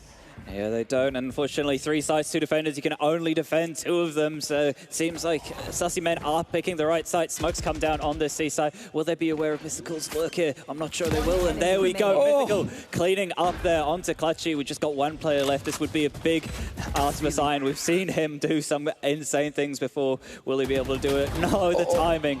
Just the way the game, the Valorant works. It will be interesting to see if they want to save on this or if he's happy just to take the fight and do as much economic damage as possible. Yeah, I mean, you may as well try and do a little bit of damage onto them, especially considering, yeah, I mean, it's 4 players at the moment. If you can take down a couple, that does damage their eco here. But also, it's looking like they just want to keep the gun, maybe go for some exit frags. If they feel like they're getting flanked, they can get into a good position for that. But yeah, currently it's just a slight save. Can't quite confirm the kill onto Bernie. And that is going to be Bobo, unsigned. Yes, unsigned. Benetti doing great work there, just closing it out, not giving up their weapons, and you want to be keeping your economy good. You don't want too many unwanted deaths so that you don't have to rebuy those weapons into the next round. We see the DNC gamers this time. Okay, still a couple of shotguns, but the operator this time now out for Maishu. Not known to be the best operator player in the world, but we'll see how he goes with this. And the Sussy Men just doing the best they can to adapt to what's coming their way, and so far they're doing a good job. Yeah, absolutely. They are keeping up pace, which is really exciting to see. The early Odin spam is devastating, but that's even more devastating. The operator pops out the showstopper, and that showstopper doesn't quite connect onto anyone. Benetti just got right into Maishu's face there, so it's only 1-for-1 at the moment. CC Melon trying to stop anybody aggressing onto that back site. Bobo, though, considering the push, not quite committing. Clutchy, though, on their fast flank, managed to take outs out, though, so there's 1 player here in Suze that they've got to deal with. Mythical in this hell position, managed to get 1. Sign spraying away, unsure where it is, and now has the spray transfer with the Odin. My man's been practicing with the heavy machine gun in the range and able to take the pick off there. So retake comes on through, and once again, it's that fast flank from mid that they're just not expecting, and they're unsure of how to deal with it. Yeah, you almost need to do almost like a 4-man rush onto site and leave the 1 lurker, because there is always going to be someone in spawn. This is the thing about the Sussy Men's comp is they don't have a Sentinel player. Yeah. They've gone for that double duelist and that double initiator role, so therefore you don't have that information. If a fast flank is coming, you've got to dedicate a man to it. That makes your sight hits weaker, so it's, do you want to trade up the sight, or do you want to trade up maybe having the fast flank? So far the fast flank's not working, so potentially we'd like to see a change up from the Sussy Men, going for a little bit slower, leaving 1, preventing that mid push, and then working back into it. Yeah, it could very well be playing a little bit of default, could be the smart play here, and currently just a slow push. People are just waiting for any sign of aggression here and pushing up B. That is going to be Zapped getting taken out with that operator. CC Melon tries to get aggro, but when an Odin is in your face, you are not going to be surviving very long. The stuns are just phenomenal as well. Yifeng finally making a use of the Bucky that they've been purchasing every round. Only 1, but Clutchy can clutch up and take the final 2. Yeah, sliding on through there. These boys are having fun. I think a little bit of unsurety in how to play the 5 duelist comp, because you never play the 5 duelist comp. So yeah. Trying to figure out what's the best approach to it. Seems like the best approach to it is just taking the fight, and that's exactly what they're doing. Yeah, they're waiting for the push and then getting aggressive, and I love to see it. And Maishu is actually working really well on this operator. I know, I flamed him before. I feel like he's heard me, and he's wanting to prove me wrong, which is great to see. We're hoping that the Sussy Men can also prove us wrong and cause an upset. So 3 rounds still looking okay. The curveball comes out immediately, but the fault line, no. Exos managed to get 1. Clutchy going to trade out onto Mythical there as well. He's behind here in this garage position, but Maishu onto Zout. That's a long peak, unfortunately not going down, and 2 men now left for the Sussy Men. Man, that is devastating to be in this kind of position as well. It just becomes so much harder. They know where the spike is, so you got to try aggress onto spike location. Clutchy's searching for Benny here and take out the recon bolt. They're not going to let you get any information. Clutchy now in behind Benny. Can they get the pick there? That's a good headshot onto Yifeng, but then the rest of DNC are going to clean that up. Yeah, it's not looking too hot at the moment for the Sussy Men. They might need a little bit of a timeout to think about how do we want to stop the aggression that's coming through. And for me, I think even though they're playing that Brimstone comp, they need to be denying at least some presence on the map, either having a top C smoke to deny that sightline down the long C angle, or taking garage control early. It's one of the two for me. Yeah, and now as well, the other struggle for the Sussy men is DNC are figuring out their play style. You know, once in these sort of pro levels, when you know how the other team plays and you counteract that, it can be devastating. How do you counteract an Odin spamming down mid? You can't even swing into there. You can, my issue on this operator here is just happy to sit and wait. He's a very patient player, and it's exactly what he's going to do. Oh, the jiggles as well. Maybe just spotted the leg on the first jiggle. Mythical not knowing his lines particularly well. She's going to readjust his position here as well.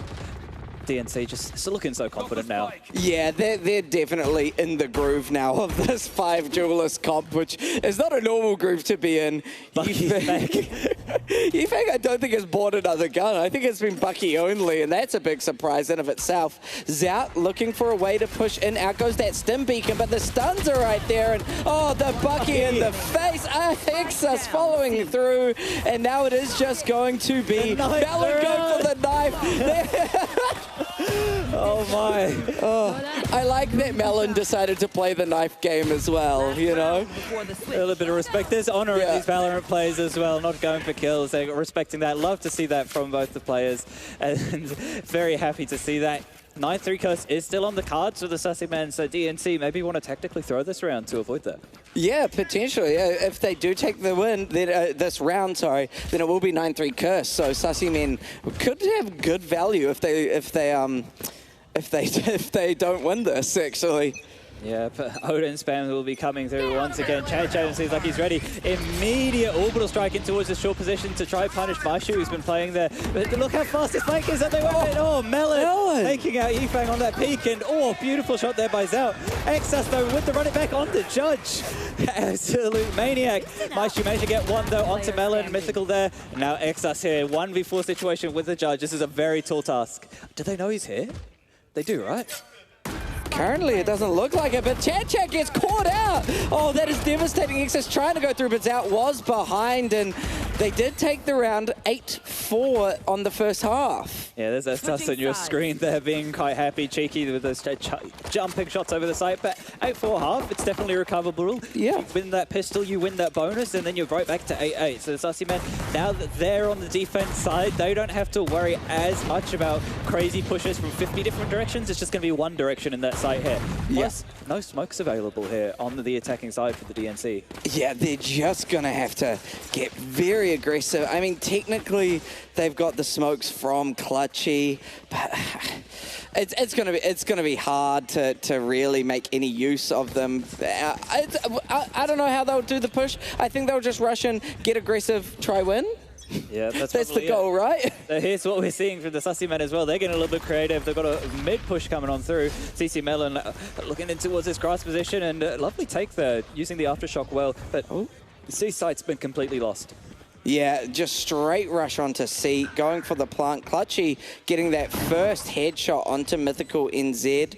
Yifeng trying to find a pick with that shorty, but Exas is going to take out CC Melon. Now, no. Fortunately, it does go down, but Exas there is ready to trade. Time manages to get one, dismisses out, and just left onto the one player. Going for the knife, the right click though for Binetti work out. And there's the knife coming on through. Clutchy going and taking out Binetti. DNC gamers, they're looking very strong now, putting themselves on the 9 round. Yeah. They're looking very good right now, and I don't know how Sussy men are going to shut down this pure aggression. It might be matching the chaos with chaos, maybe getting a bunch of judges and just not letting them come through. It's hard to tell when it's such a chaotic comp that you're just not used to. No, definitely not what you're used to. Love to see this. Yifeng still sticking with his Bucky. He's going full gorilla mode today, and that's what we'd love to see from him. Clutchy seeing what he can do with the Marshall. One with the shorty there is CC Melon in that short position, getting that shotgun diff. But Clutchy's wormed his way through into B-side. He's got a fast flank. Are they aware of this? Does seem like they are. With that frenzy. Going to spray away. There's no smoke, so Exas just going to be fighting. One more Bucky here for Maishu. Curveball comes out. They're aware of the player close to Exas with a double on that Stinger, able to control the 20 bullets. So now, Chad, 1v3 situation.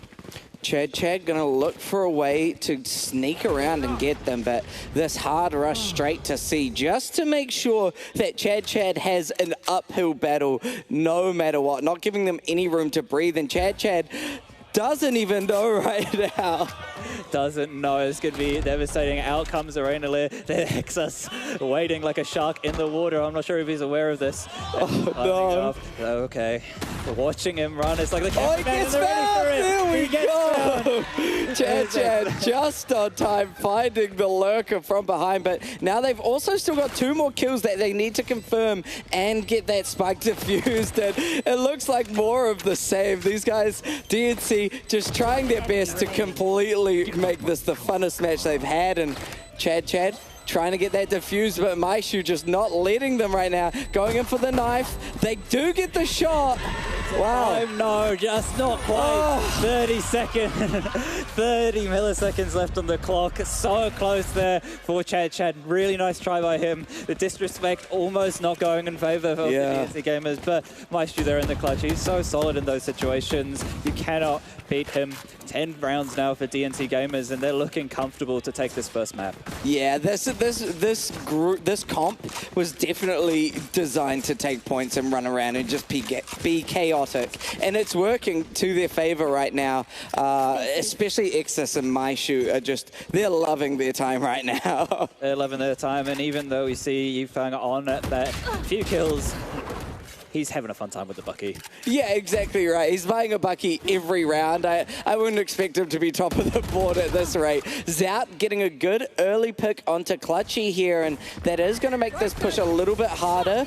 Out comes Yifang trying to aggress onto B-side, and Benetti's going to be the one to feel the Bucky in the face. Oh, can't quite get it back out in time. Zout doing a great job. Exus, though, actually playing serious. You know what strat they're doing? They're doing the 1x1x1 strat. So they've got the other 2 players still in spawn, and Exus got to do what he can. This is going to be really fun. Does decide to fly out, and we're going to see who's going to take contact next. It's going to be Exus. I love this strat so much. It's go be the hero, go 1v5. It's a 1v3 at the moment, though. Exus flashing itself in as mythical aware. Just gets spotted out into the backside. A beautiful shot there by Exus, but he has a spike and his teammates are nowhere. Yeah, I mean, they're just hanging out, waiting, having a good time. They're having a good time. It's still in spawn. I'm not sure if Zout will spot them out here. He actually might spot the players out in grass, so unsure. 30 seconds still left on the clock, and they have to wait here for Exus to die. And there's Exus dying, so who's out next? comes the next shoulder. It's Signs. Signs the next shoulder. I don't know if they're ready for him in this position. Now, getting one. He's on for the ace in the round. Maishu trying to trade surely give him the ace. Not even the respect of letting him get the ace there. Maishu with a little tactical crouch just to show them what's up. Injury, the 1x1x1 strat. Sending the soldiers out seems to work when Exus is feeling himself. It's good to see there. You see Tail Sign there in the middle and Exus on the end. They're having great goods. We will have a tactical timeout coming through for the Sussy men, trying to see if they can talk things over, saying, how do we stop this? What do we do to stem the bleeding? Yeah, absolutely. They need to figure out some strategy to stop this just absolute aggression coming through. I mean, was there even aggression when it's 1x1x1? It's like, it's a slow but sure trickle of aggression coming through. It is, and you'd say when people are just taking raw angels, the adaptation that you'd normally make is to get an operator online so you can just punish those dry peaks that people are doing. But the problem is this 5 duelist comp is actually working out well because you've got the blast packs to go across those sight lines and 2 flashes with the Phoenix, the Reina, the relay bolt as well, just stunning you and unscoping you. It's very difficult to play this operator. So it'd just be interesting to see. Maybe they go 5 judges or something just to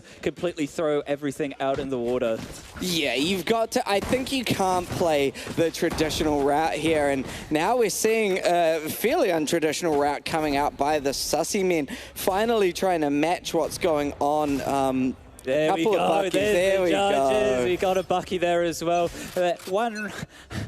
One Spectre, one Sheriff. They're happy to keep playing things well. Chad's going to be ready to receive. The Tailwind, they're going on through as Exus on the trade with the Judge, taking the garage position. Nice. We've got Mythical here with the Spectre. They've gone by like ships in the night, and Clutchy in his own Cloudburst, able to close it out there. Clutchy having a little bit of fun there with the Cloudburst. Going to see what we can do. 360 there in towards that spawn position. He's very much feeling himself. Oh yeah, you can tell they are just absolutely vibing right now.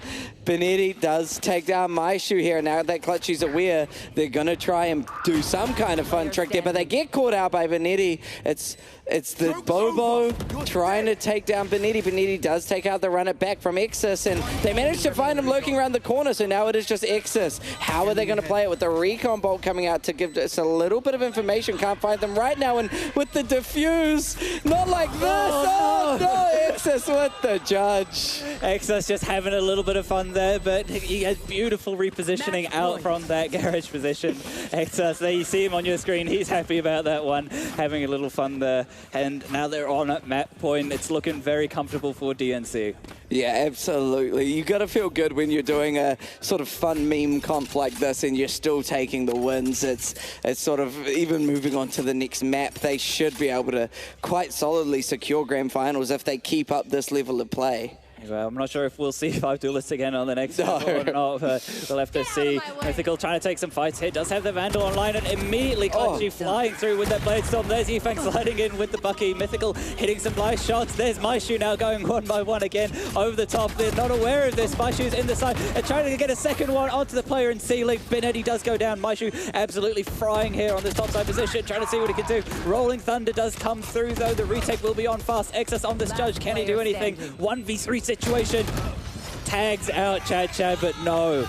Goes down. Sussy Man getting around back.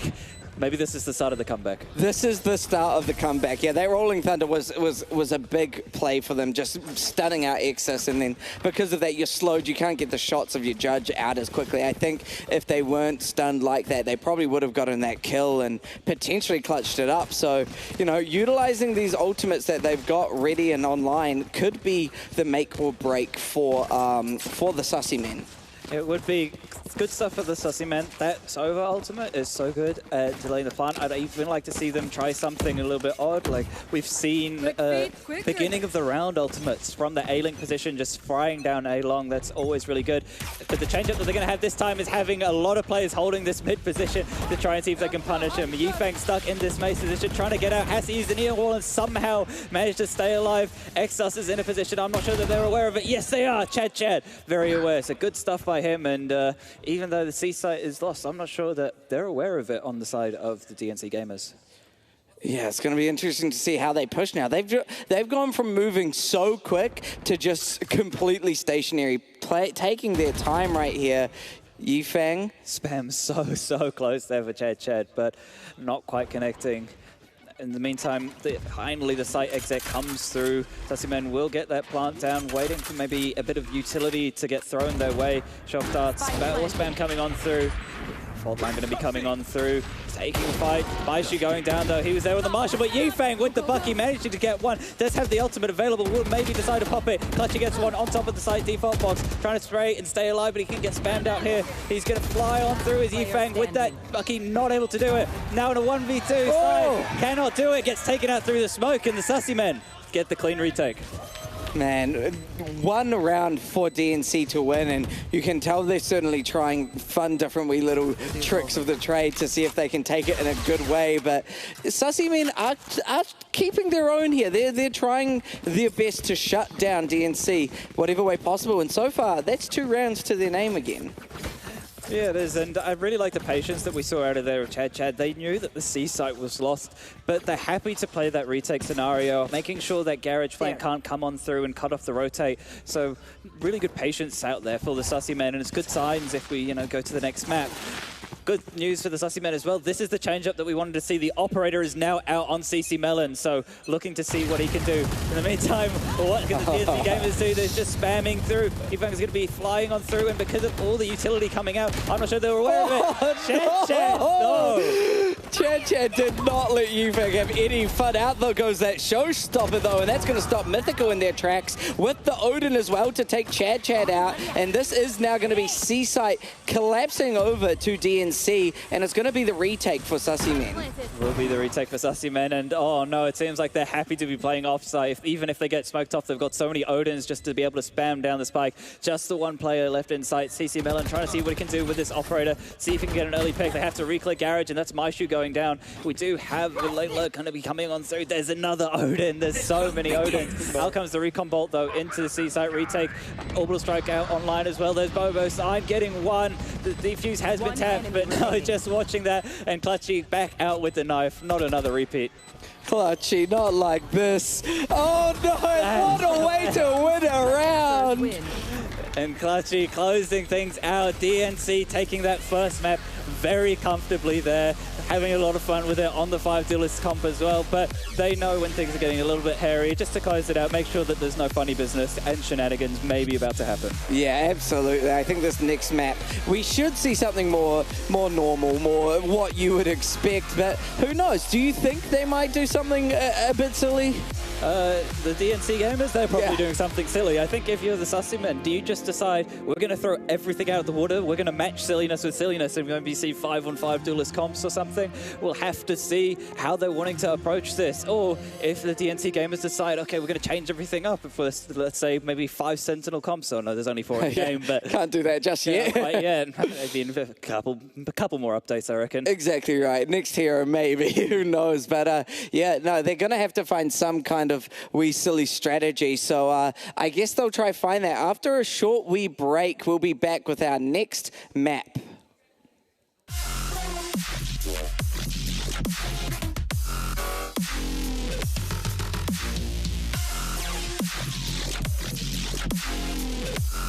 It's game time, and we're putting HyperFibre to the test with 2 willing gamers who have stepped up to the challenge. eFootball veteran Josh JMK King takes on Chorus's own HyperFibre Meister, Kurt Rogers. Who will come out on top, the pro gamer or the HyperFibre specialist?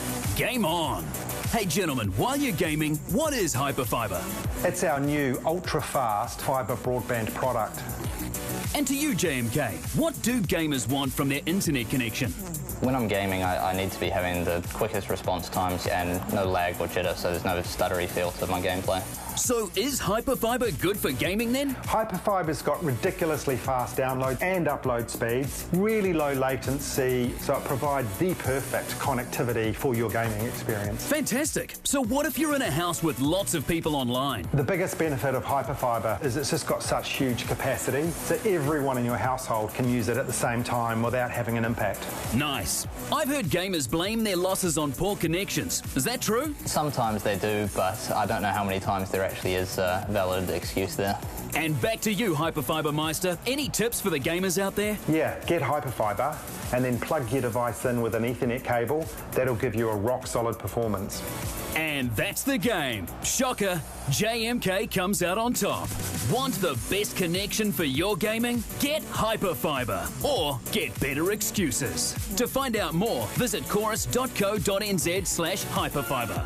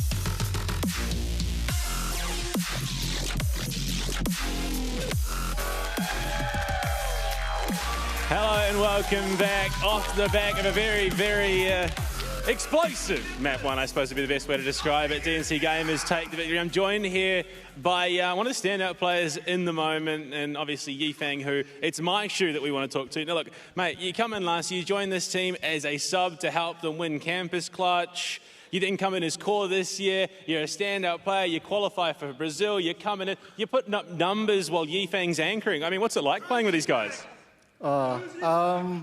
Yifeng's a little old and washed at the moment, so we just put him on the Neon so he can just like run it down for us. And so it's a case of, you know, the sooner he dies, the more he can feed you info. Is that how it works? Yeah, I suppose so, yeah. You can say that. And I noticed while you were playing, you were doing, you know, making sure the hamstrings were nice and stretched in the middle of the game there. What's that about? Is that just, you know, making sure you're in peak physical form? Oh no, I was just putting my hands underneath my bum to keep them warm. No, I mean, like in the server, where, you know, that last round you killed the guy and you made sure that your hamstrings are nice and stretched out over his dead corpse? Oh, that was just some psychological warfare, you know? Just having a bit of fun. Psychological warfare, is that like a, you know, something that you guys practice on the daily? Is it just something that you guys naturally bring to the table? Yeah, it just comes in the moment, you know? Yeah. And we heard you boys getting a bit rowdy. I mean, you speak Yifeng, he's a bit washed, but I mean, you've got a couple other washed players in the roster. What's it like being the hot young gun playing for this team? I'm actually the oldest. Doesn't mean you're not the best. Yeah, that's true, yeah. There you go. That's what we want to. Look, head back to your desk. We'll see you in map 2. He was a little nervous for that one. He absolutely nailed it. DNC Gamers find themselves up 1-0, and maybe Clutchy is only allowed to play with a knife for the rest of the match. We'll see how it goes. But Casters, it was a pretty electric map 1. Do you think we get the same in map 2, or is it just going to be door shut, or do we get the 2-1? How does it work? What do you reckon? We're hoping to look. I did manage to go to the medic bay, find my stethoscope, and I can confirm the Sussy men still do have a heartbeat. So there is some life still left in them. What are we looking for, Pirate? Maybe a bit of a change-up looking for the Sussy men here, or are we going to see if just another steamroll coming through? I think they're going to have to throw everything they know out the window and maybe bring in some chaos themselves, honestly, because if DNC continue to run this chaotic comp, only chaos can continue, and we're moving into Icebox. So because of that, you know, it's a little bit of a different map, you know, no 3 points, so it's not going to be as easy to be chaotic here, but I still expect something fun. Definitely something fun, and we talk about Icebox being that primary Viper map, that first map that came in for Viper to become really viable in competitive play, using that toxic screen, that poison orb. When we talk about Viper on your attack side, a lot of people said when it first came out would just run it every round, but now the map's developed nicely where you've got a little bit of presence in towards mid, using a lot of the poison orbs, cutting off that mid rotate, and then more hits in towards B, and you always expect to see the Sage there, because otherwise you cannot be planting down well, and hoping to see that Sage coming on through for both teams as we get into the agent picks. Do you think they'll bring the Sage DNC? I mean, realistically, if they're playing for them, I mean, they're all choosing Sage. We might just see Sage at this rate, or okay, someone's going to get Sage. It just depends who at the moment here. Meanwhile, I guess we might have a little bit of a random time coming through. random time coming through, but the Sussy men, they don't want to be random. They want to know how they're playing and be confident in how they're playing. So you'll see Mythical here, maybe hovering over this chamber position, and that Viper, as we talked about, that Sage, so looking like a pretty standard comp here. Ooh, maybe a Reyna pick. I think they know. Mythical knows that he needs to take over the game if they want to have a good shot at winning.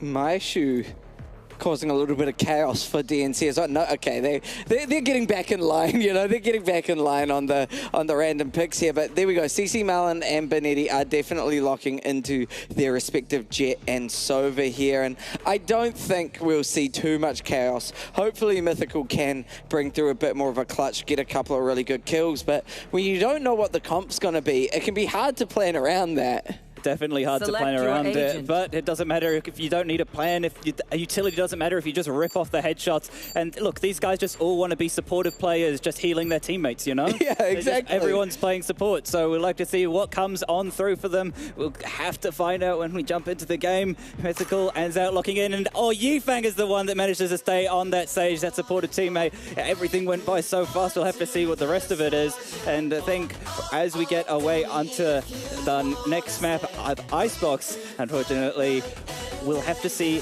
a little bit of a change up compared to this map that we're seeing Haven. Yeah. As you were saying, those 3 sites, and because of the changes with how Icebox has changed over the years, because initially you had that area in that back yellow on that B-long position being very hard to deal with, especially if you're a player there. Now the KOs come into the game as well. It's been really hard to defend. The changes have made the B side a little bit better, but a lot of people still complain about Icebox. Oh yeah, absolutely. I think it's one of those maps that people could argue to be one of the ones put out rather than something like Split. But at the moment we have to deal with it. So considering that we have to deal with it, we are just jumping into a wee little technical pause due to some headset issues as well. So yeah, no, Icebox, it's going to be interesting to see how they play it out. We might see a lot of A site, but B site can still work if you're going on maybe that long con sort of flank around. You can go through mid, up into kitchen. So there's possibilities for B. Yeah, the kitchen area is something that's very not often contested because most teams will be running a chamber and you have that trademark there, so it's very hard to destroy the chamber trademark. Some people will have Sova Shock Dart lineups specifically for the 2 chamber trademark positions in that kitchen area, so then they're able to go into kitchen, but otherwise not too heavily contested area. We do see the teams there on the stage. They're looking at focus whilst they're just sorting out some technical issues, and we see there all these players, you know, they're at such high levels here that their gear is very important to them. Yeah, because they've got their own mouse pads, their mice that they like, and they're happy on those equipment. You can see they're happy as well, just looking on the stage here at these players. They're just having the time of their life, jokes all around, and so, you know, I respect it. I respect that they're bringing out their B game, I guess, at least for DNC at the moment.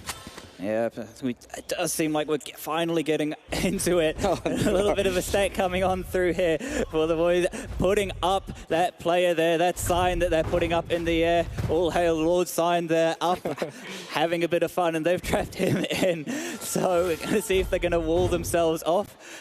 Maybe having a little bit of fun with this one. Wait a minute. Okay, let's see what their strategy going into it is. Also, just to speak the random heroes we got a Brimstone, a Breach, a Phoenix, a Reyna, and of course Yifang on the pocket Sage there. I think that's all Yifang's going to do, right? He's just going to heal. I don't think he's going to be using a weapon at all this today. Have the wall out, but they're really waiting passive here. Mythical's actually going to be pushing in towards his side. Out comes a Breach fault line, doesn't quite hit Mythical, and he has to run back off now.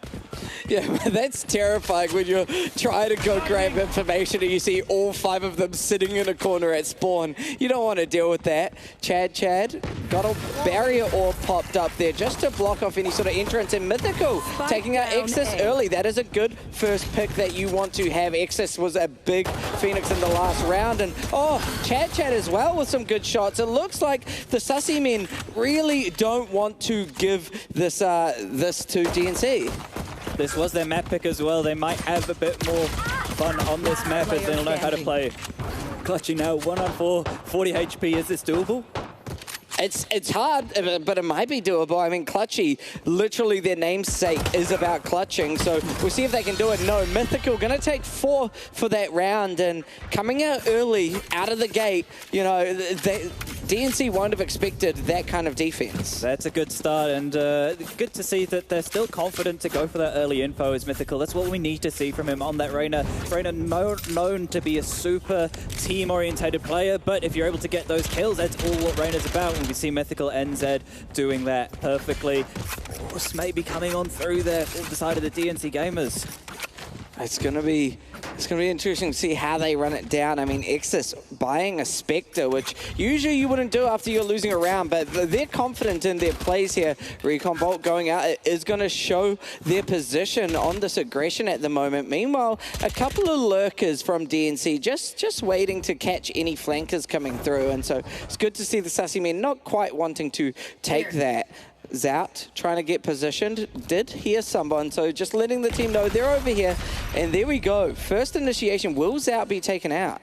Exus has actually just walked past him. I don't know if this is hurt. Melon does get spotted, but Exus there getting that Devour off, and Zout is behind him. Exus will not know about this position. Does Zout just play the time? Yeah, you don't want to get too greedy and then Exus finds you. So really good to see that patience here. But will they clash here? Zout not quite looking. Manages to see is Exus just before they leave. Benetti got the recon bolt, but Zout does fall. They took out Maishu, so they did take a name. Got the trade here. Chad on the high ground. Going to try take down Yifang, but they can't quite confirm the kill. And so much damage coming from all around. Clutchy did manage to take out Mythical, so now it is just Chad, and they are going after Chad. They got the Bucky. They've got the knives out as well, and this is just... One with the Sheriff. There's the second. Is this doable now? Bucky switched off. The no does go down. There's the knife back out. Sign making that contract official and closing out that and getting the force by round 1-1 we're sitting at now. You gotta feel good that you're winning a round like that, where you know they had the gun advantage. So you know, taking that round is big for DNC, and we can see Yifang still on the Bucky. They don't have the speed of Neon anymore. They're not a speed demon. In fact, they're kind of a slow demon in a sense. They've got the slow orbs. So we'll see how Bucky works for Yifang. Yes, we will. Exus, though, just happy to be running on through, taking the same space that there was before. Happy to sit in the sky smoke at the moment. Benetti is watching this. In the meanwhile, they have the rest of the team just pushing on through. Barrier all comes through that left face, but is Yifang going to get caught out? Oh, just readjust. Beautiful stuff there. Benetti taking Exus down in that mid position, as we saw earlier. Yifang second with the Bucky. He's not stopping. Yeah, no, there is no slowing Yifang apart from slowing themselves. Going up, they don't even want to plant. That's 3 to Yifang's name. Now all that's left is a couple more. There goes CC Melon, and Bucky is on for the ace. Here we go. The big gorilla. Can he close it off? Did they know about the whereabouts last position? They do. And Sign is going to take it away from him. Unfortunate there for Yifang, but closing out the round very convincingly. There's no honor in this team. You know, they'll steal each other's aces. No care in the world. You can see Yifang's frustration. It's good to see, though, they're not looking for the highlight clips, are they? They're still looking to close it out. Yeah, exactly right. They want the W here, and I respect it. I respect it. You know, you want to go into the grand finals. You want that rematch with Don't Blink and see if you can solidify your completely unlost streak. Undefeated. Undefeated, thank you. Hotline coming on through now. The Vandal taking a few pot shots. Maishu just fighting out over there. Yifang so fast in this kitchen position. I'm not sure if they're aware of this. The barrier orb was used towards mid, so they might be. He has the Resurrect available as well, but he's by his lonesome. He's out on an island. Joke's over! You're Nobody quite going to run into him just yet, and Yifang does get taken down by Benetti. CC Melon shuts down the run it back, so Bobo is going to have to go back to the drawing board on that push. Goes for the plant, but CC Melon right through those sky smokes takes them out. Exis does get a good headshot onto Benetti, but the fact that CC Melon's on this high ground, they're able to get some really good positioning. 1v4 now again for Clutchy. We've seen him in this position before, but Melon spotted him out. Gonna see what he can do. Can't even get away. So Melon taking his head off in another round there for the Sussy Men. It's even so far, which is good to see. You know, it's Sussy Men are feeling good about that, considering it is one of those hard matchups. And sure, they have random characters, but you know, it's good to see that they are still keeping pace with DNC.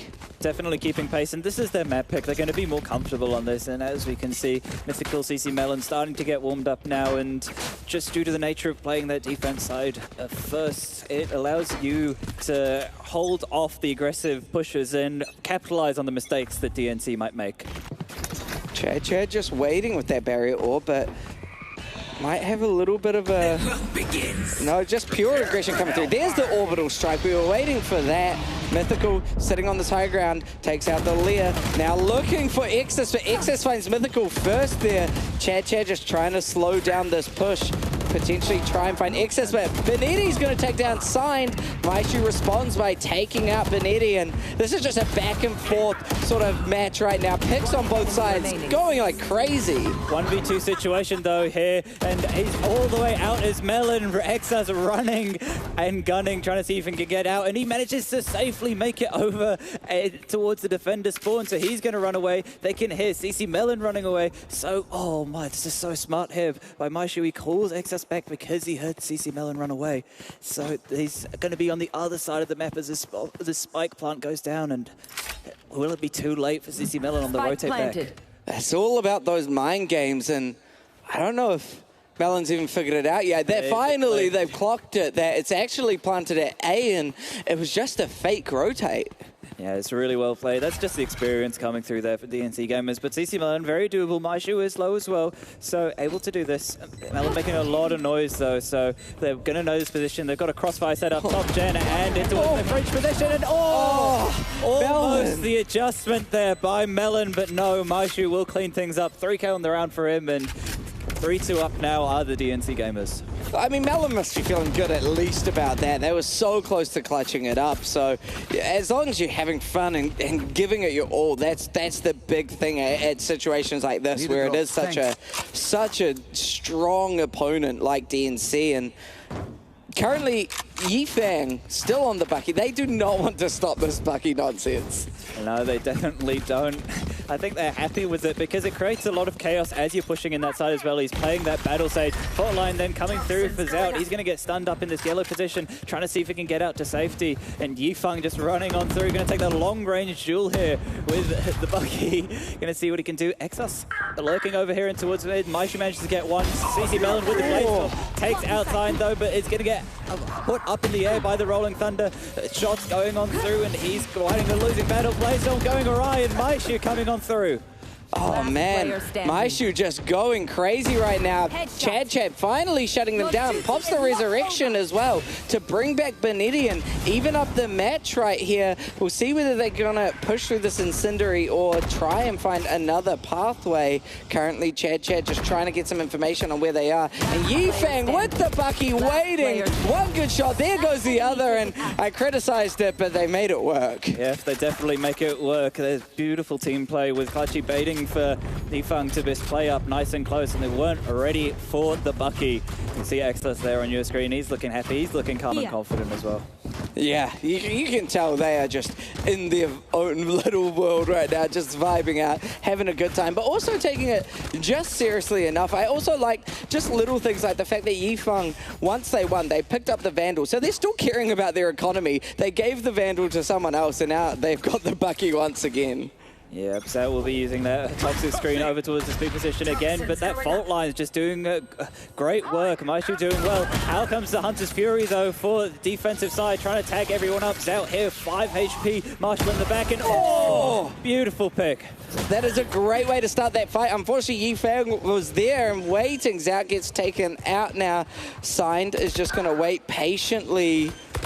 Maishu getting 2 picks to their name, finds the 3rd, and now it's just Chad. Once again, can Chad come through? Not when you're blinded. Maishu taking the 4th. we had that player interview with Maishu in the middle of the map, and he's just showing why he is the best on this roster. He's known, you know, we had the Asian roulette comps, obviously, but he's known for playing Bridge, for Rain, for this DNC team, on maps like Pearl, on maps like Haven, so he's very comfortable on this Agent and understands how to work it on a novel map. I think the last time we saw Breach on Icebox would have been when Guild used to play it, back when Bawa was there. So interesting to see how they're changing, how they're adapting to what comp they're given. Yeah, no, it's really quite smart, the fact that they're just so capable on most heroes at the moment. Zout gets a really good pick to start out the fight, taking out Exes, but Clutchy is going to follow through. Chad now taking out Bob, signed. Benetti trying to get some good shock darts, but there's the Rolling Thunder to try shut them down. Maishu takes out Mythical, finds Zout there, now looking for Chad. Chad sees them but doesn't commit to it, wants to go for the plant instead. Yeah, definitely able to cross as long as he gets through the window. Does manage to do so. There is a late look as well, Clutchy here in this kitchen position, so I'm not sure if they're aware of it. They're going to have to clear stuff out, and I like the patience here from Maishu, is waiting on the plant. Benetti, though, in a good position. Does he want to swing? Oh, good patience shown here, and it's just a little bit of a stalemate. Still 50 seconds of the clock, so they have time to figure some stuff out. Yeah, it's all about just figuring out how they're playing and how we're going to shut it down here. The fact that Maishu doesn't even really want to go for the plant, they're baiting it out time and time again, and we're not seeing the swing. It's good patience, but Clutchy is going to take down Chad. So now it is down to Benetti. We are going to see the plant come through successfully this time. Will they get caught out? They do go for the check, but Benetti is going to take them down. It's all down to Clutchy right now, and Clutchy's been in a lot of clutch positions. Can they do it this time? Goes for the peek, and the good headshot from Clutchy. 3 to their name. Yeah, he's got that Champion's Vandal as well. When you win that round and look up into the sky, you see Brimstone in there, and he's making Brimstone look good on Icebox. And it is actually now an agent that people do pick into Icebox, especially when you're playing retake, but not when you're playing like this. Yeah. It's just... It wasn't a decision they made. And we'll see how they try and take another potentially aggressive push onto B here. And look at this now, the Sussy men finally going for something a little bit unconventional. I think that's what needed. This is what's needed for the Sussy men, though. Playing standard isn't working out. They need to change up their gameplay. What the gameplay is, going aggressive to A, playing as a 5-man. Unfortunately, they've gambled the wrong side. Yes, exactly right. The B push came through from DNC, so they just have full aggression onto point. Yifeng is going for the plant here. Clutchy, though, trying to stop the flanking. CC Mellon gets taken out. There goes Mythical. Can they take out Benetti? They're going for the fourth here onto Zout. Zout does shut them down, but Yifeng is ready and waiting, and now it's just Chad. Yep, just Chad. A 1v4 situation. Sheriff there, Exus not sure where he can peek from. Oh, Exus has just spotted him out as well. So, just looking at him like a towel from above the Cypher camera, having the time of his life. Will he decide to creep down? Just watching and waiting. Here is Exus. There comes Tarzan bringing down the knife. The cruelty is there. And DNC gamers now happy, enjoying their game and looking in like they're back in a commanding lead after an initial scary start. Oh man, Exus just feeling good right there. That is really impressive to see, and I don't even know what the plan is here anymore for the Sussy men. You know, they are just they're just trying to find something that's going to work. I liked seeing that pure A defense, and now they are going to go back to that more standard sort of everyone at a site, but man, it is hard. Here's the change up though. We've got CC Mellon on that operator buy, so hopefully looking to do some early damage. Doesn't matter, he's not needed because Benetti takes a couple out through the sky smokes in towards mid. Gonna use that owl drone as well. See what he can do, spamming away in towards that underneath boiler position. Mythical's there to help him out, and Chad gonna take out one, signed with that Kerbal, gonna get one, Maishu as well, and they're running into sight. There's Mellon with that operator we were talking about. Oh, can't quite confirm the kill onto Maishu there, and now Maishu starting to go straight onto A site. Are they going to go for the plant, or are they just going to take their operator? It looks like they're just going to take the operator and take out Chad with it. There we go, Rolling Thunder just for the Viper, and they're playing patiently. They're not going to aggress just yet here. 1v1 situation though. Maishu using all that utility. Fault line coming on through. He does have that operator online. We saw we did on that on raise beforehand. Snakebite going to come through as well. Maishu just holding, waiting to get the spike down, and Zao has got a good timing here to creep out. There it is. And there the Sussy Man taking around. Beautiful patience there by Zao. Maishu not able to close it out in that one. Yeah, no, unfortunately they were going for the plant. They didn't fake it or anything like that, and because of that, Zout is able to get aggressive and find that kill, but they're still on quite the lead. I mean, it's what, yeah, 7-3 at the moment for DNC Gamers. If they win 2 rounds, we have Yifeng actually purchasing a Vandal. He's off the bucky, ladies and gentlemen, so now it looks like things are getting serious. Yeah, Yifeng is taking this game seriously finally, so I guess they don't want to lose. I mean, they lost 1 round and Yifeng is like, I guess I should start playing, so interesting choice. Zout immediately going for the Viper's Pit to slow down this aggression. Exes, though, just jumping right over it. Benetti is ready and waiting, takes out Signed as well. Clutchy going through the res as well, brings Signed back, but Zout just playing the Viper's Pit very successfully. Clutchy, though, has just decided to book it over towards A and just to get the spike down. It's a 2v4 situation here. Orbital Strike as well available. Planted for this belt position. Out comes the barrier orb, though. There goes the Orbital Strike. They're going to have to get out. They're going to have to spam this orb down as well. Clutchy getting a pick onto Melon on their top side. So 2v4 now in 2v3. Yeah, really good ult to shut down that defuse. Clutchy now searching for Chad. Can't quite find them. They're committing to this defuse right now, and if they don't get aggressive, they're going to get it, and that is going to be another round going the way of the Sussy Men, and that's going to give them a lot of confidence. Good confidence. Even though that barrier orb was broken, they just say, look, we're going to fight. You stick the defuse, and they managed to get that round. So 4 rounds now on the board for them, looking good, and we do typically associate Icebox with being an attacker-sided map just due to the nature of the long rotation from that B site to the A site.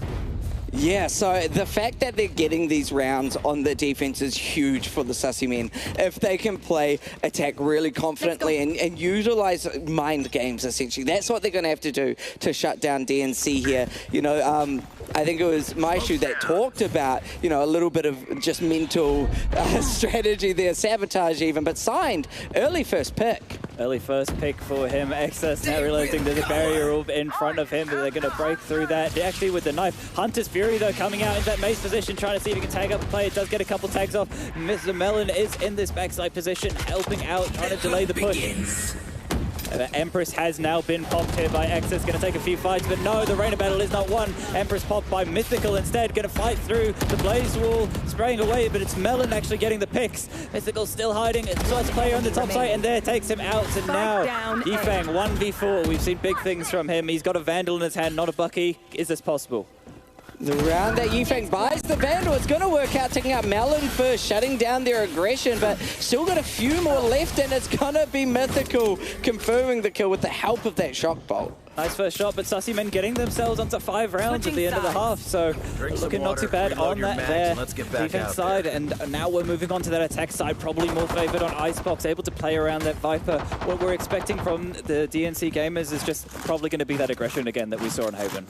Yeah, absolutely. I think we're just going to see pure aggression coming through, and it'll be interesting to see what kind of potential strategies this attack comes with, because realistically, I mean, anything is going right now, so maybe the Sussy Men is going to try and bring something different to the table. They might do. It looks like standard comp means that you'll be playing a pretty standard. The Rainer may be a little bit different from a standard comp as they're looking to get more aggressive over a chamber, but Recon Bolt does go out. Hasn't actually spotted Yifeng here. Only player here in towards this A site, and it seems like Sussy Men happy to just be walking this. Barrier will pop though, and he's going to go up over the top, using that to get himself into an elevated position, and that seems to have deterred the Sussy Men. Yeah, they don't want to give away their push right now. Takes out Signed on the flank. Excess is going to get aggressive, takes out Zout, able to get away before Melon's aggression takes them out. Maishu is taken down. Chad though takes out Excess at the same time as they take out Melon, so even trades on the board, but Sussy Men up 1.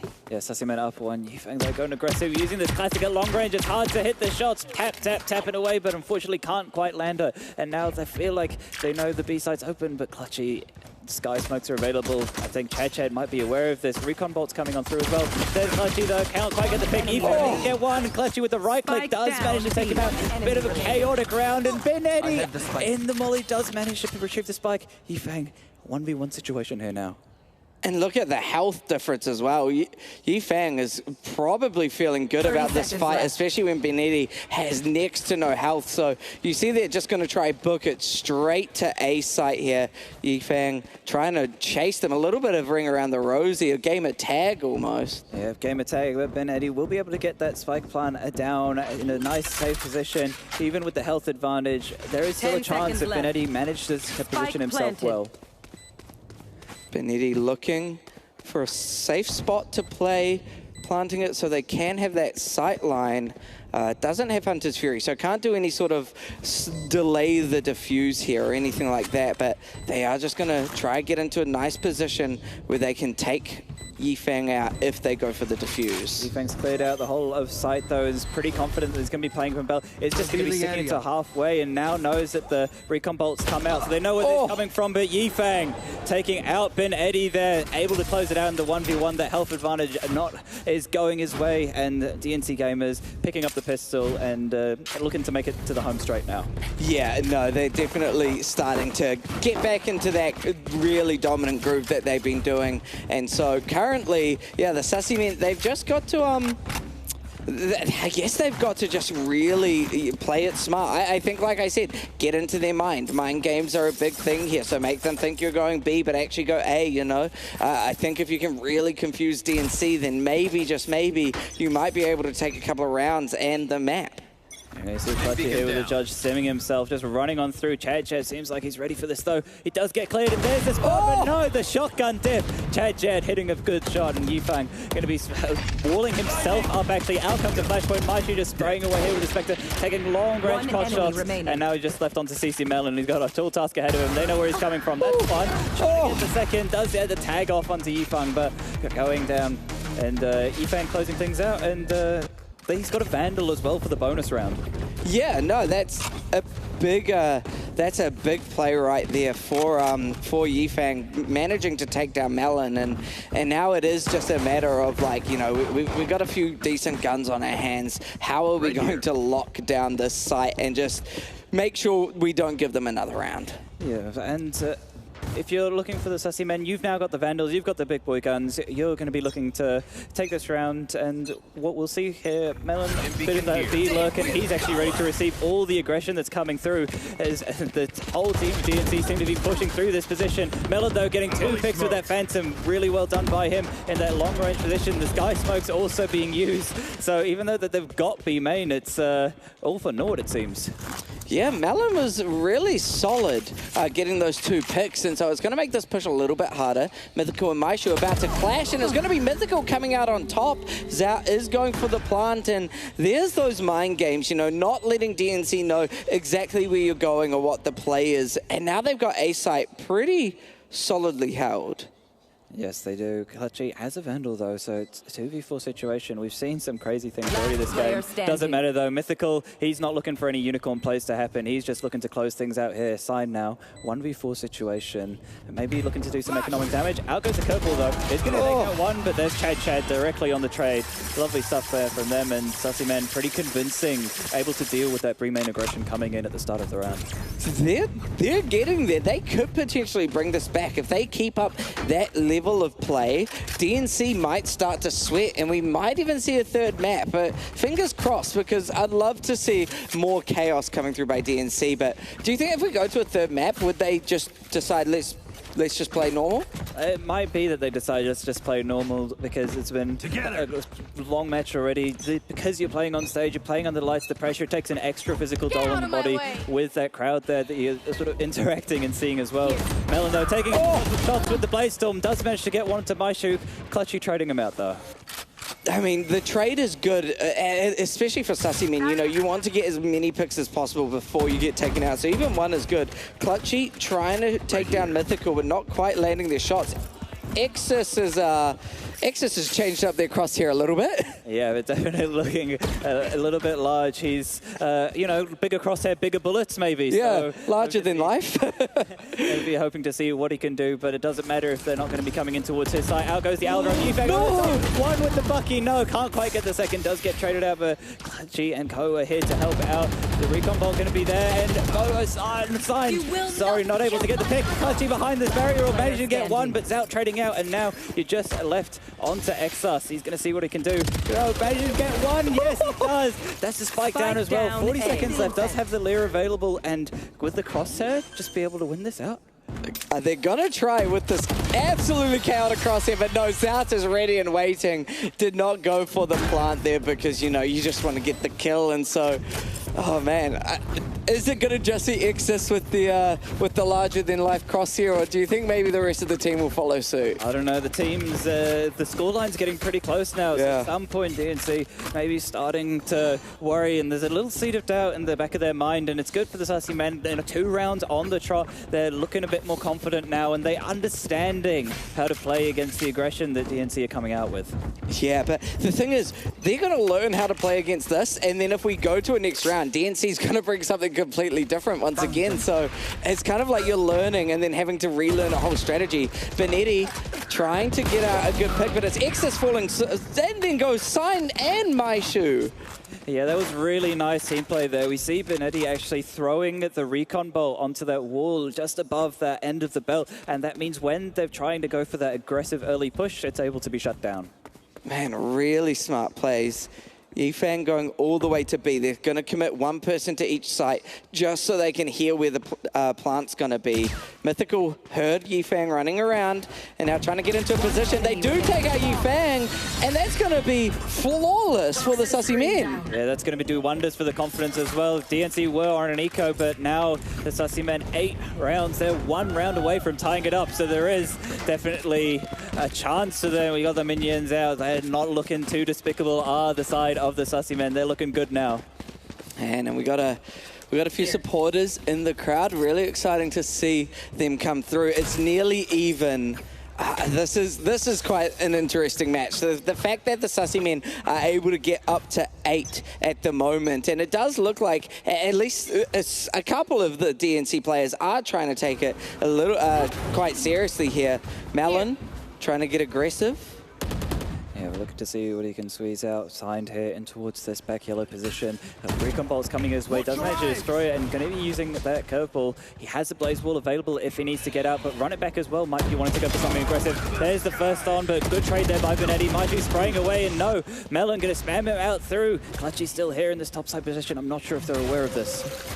Clutchy just playing it slow. Malin sees them, but gets taken out by them. Finds Mythical now, searching for Chad. Can they take Chad out? Benetti is going to take out Exus in the meanwhile, and Clutchy just trying to confirm these last 2 picks, searching for them. Chad going up the road, so Clutchy's not going to let you do that. And now it's just Benetti. All that's left, the Resurrection onto Sign. Clutchy falls. Benetti takes out Sign as well from the Res. It's a 1v1 again. 1v1, but Yifang too smart in those situations. Able to wrap around the yellow. Benetti not really. It was a really good try by him, but unfortunately not able to close it out. Yifang now starting to get things back in favor of the DNC and shutting down any shenanigans that could have happened there. Yeah, especially when you're not buying the Bucky anymore, you know. You're kind of really showing, look, we're here to confirm the win. We don't want these shenanigans to go too crazy, but at least it's getting to this nice close matchup here. Really exciting to see the Sussy men take DNC this far. Chad now opting for the Odin. They really want to try and bring some chaos against DNC. Yeah, it's an interesting theory about the Odin on this map because there are quite a few spammable walls. You think about the ace, a top of side as well, and that screen's position, very spammable. In the meantime, though, a bit of a poke and prod by Mythical out into this A site, but does have to pull back, and a lot of space given up by the Sussy men. Yeah, just sort of slowly playing a little bit of default, trying to find the first couple of picks. Clutchy getting quite aggressive here, trying to see if they can find someone entering in early. It'll be a little bit of a clash here. We'll see if they can, who comes out on top, I guess. Clutchy getting up even further. Now it's going to be Mythical and Zout entering. Zout feels the pressure, but Mythical and Benetti, they all swing in together to make sure they get that kill on Clutchy. Yep, they do, and now they've decided there's the opening pick into the site. They're just going to steamroll in. Maishu has the Rolling Thunder available for when this happens, so maybe a fast retake coming on through for DNC. There's the run it back pop. There's the Rolling Thunder coming on through. Viper's Pit has been used, but out goes now on a Chad.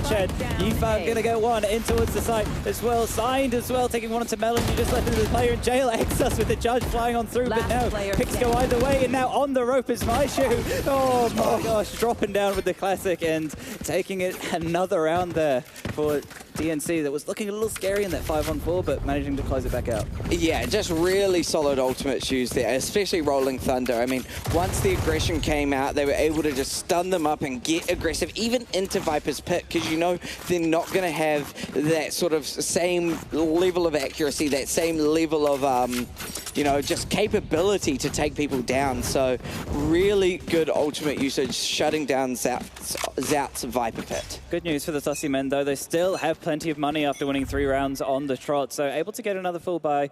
Bit of a change-up this time will be them just cutting noise here and deciding what they want to do for the side of DNC Gamers. Sign has been able to take a lot of space in towards the speed position. Clutchy as well, able there. So they're just leaving Yifang here as the sole defender. Up on the high ground, so the second they see people pushing through, they'll try to take them down, but it's going to be Yifang that falls. Melon getting a really good headshot onto them here. The Viper screen is going to shut them down, a little bit of blocking the view here. Clutchy does take out Zout, however, here we go. They're going to now try the retake. Yeah, the retake's coming on through, but look at the flank that's coming on through. Fight goes not the way, and Melon, Exus going to be able to do that. Empress now pop for Exus, Aftershock coming on through. Mythical's got a whole lot to do here. Out comes the curveball, but no, cannot quite connect the spray, and that's a flawless retake there to the side of the DNC Gamers. And that's a little bit devastating for the Sussy men, because now on this last round, their econ isn't gonna feel that great. So we may see this be the end of Icebox. Something big's gonna have to come through for Sussy men. We need someone to have a huge round, maybe looking towards Mythical, the most experienced player on their team, but hopefully pulling out a unicorn of a round for them. Otherwise, DNC Gamers will book themselves a spot in that grand final.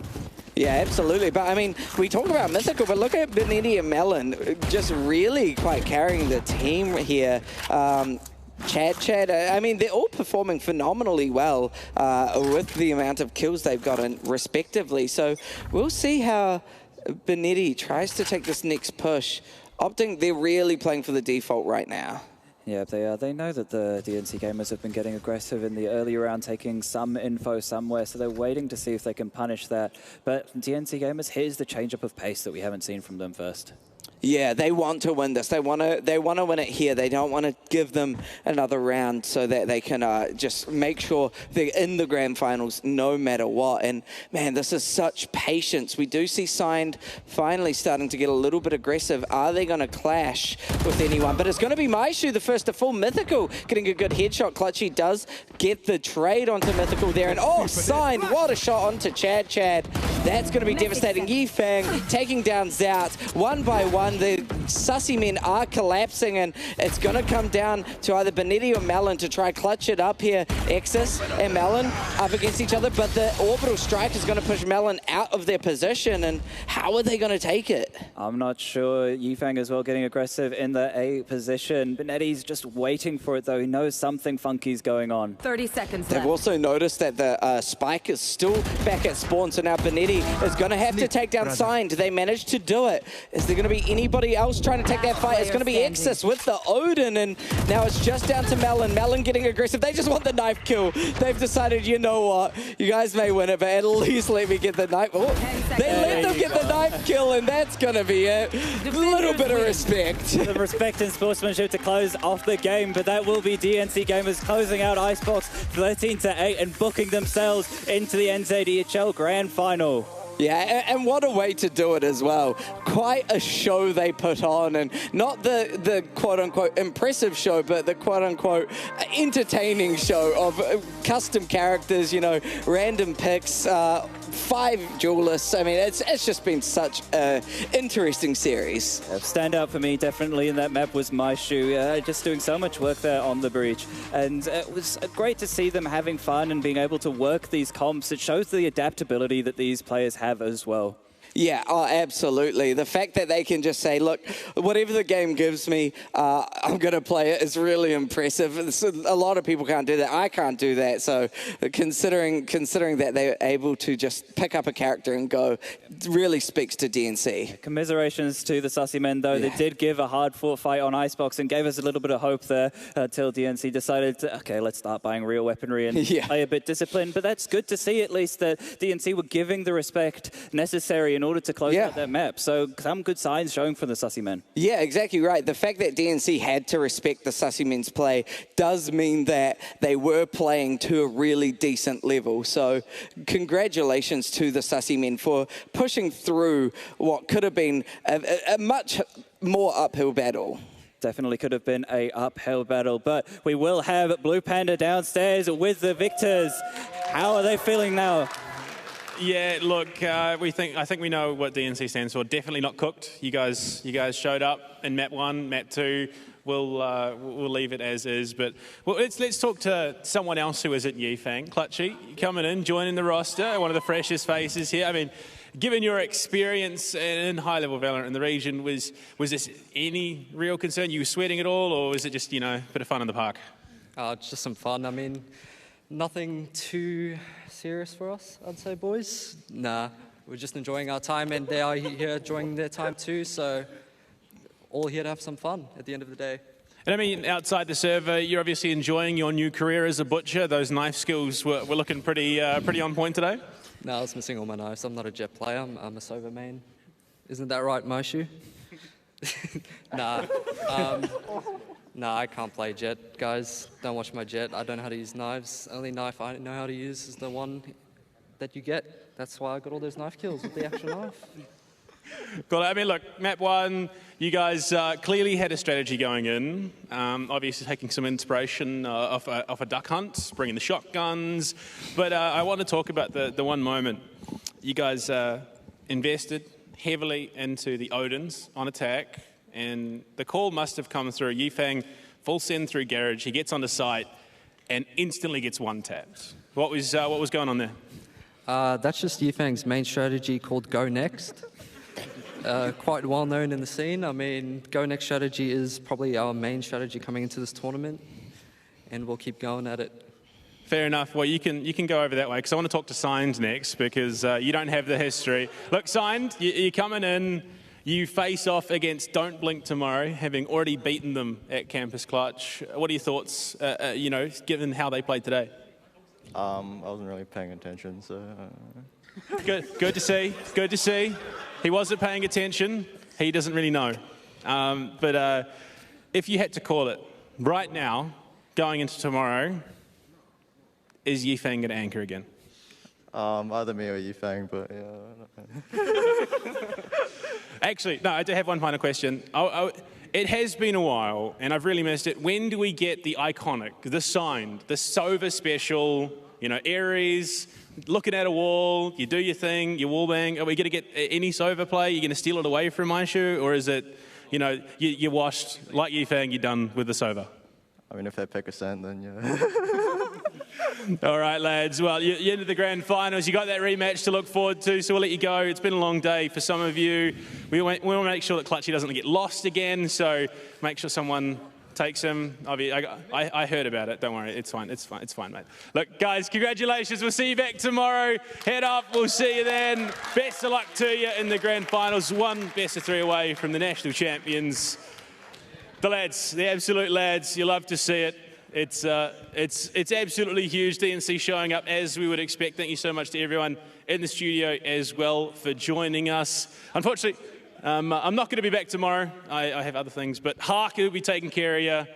And so, he did a great job yesterday. He's going to do a great job tomorrow, so make sure you're here for that as well. We've got so many matches up. We've got a couple of semi-final matches. We've got a grand final of 4, so make sure you're here for that. We need to crowd our high school champions, our HyperFibre League champions as well.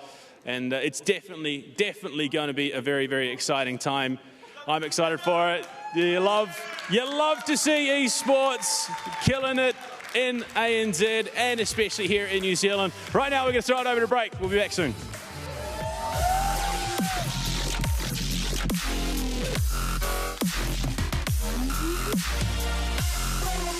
Yeah.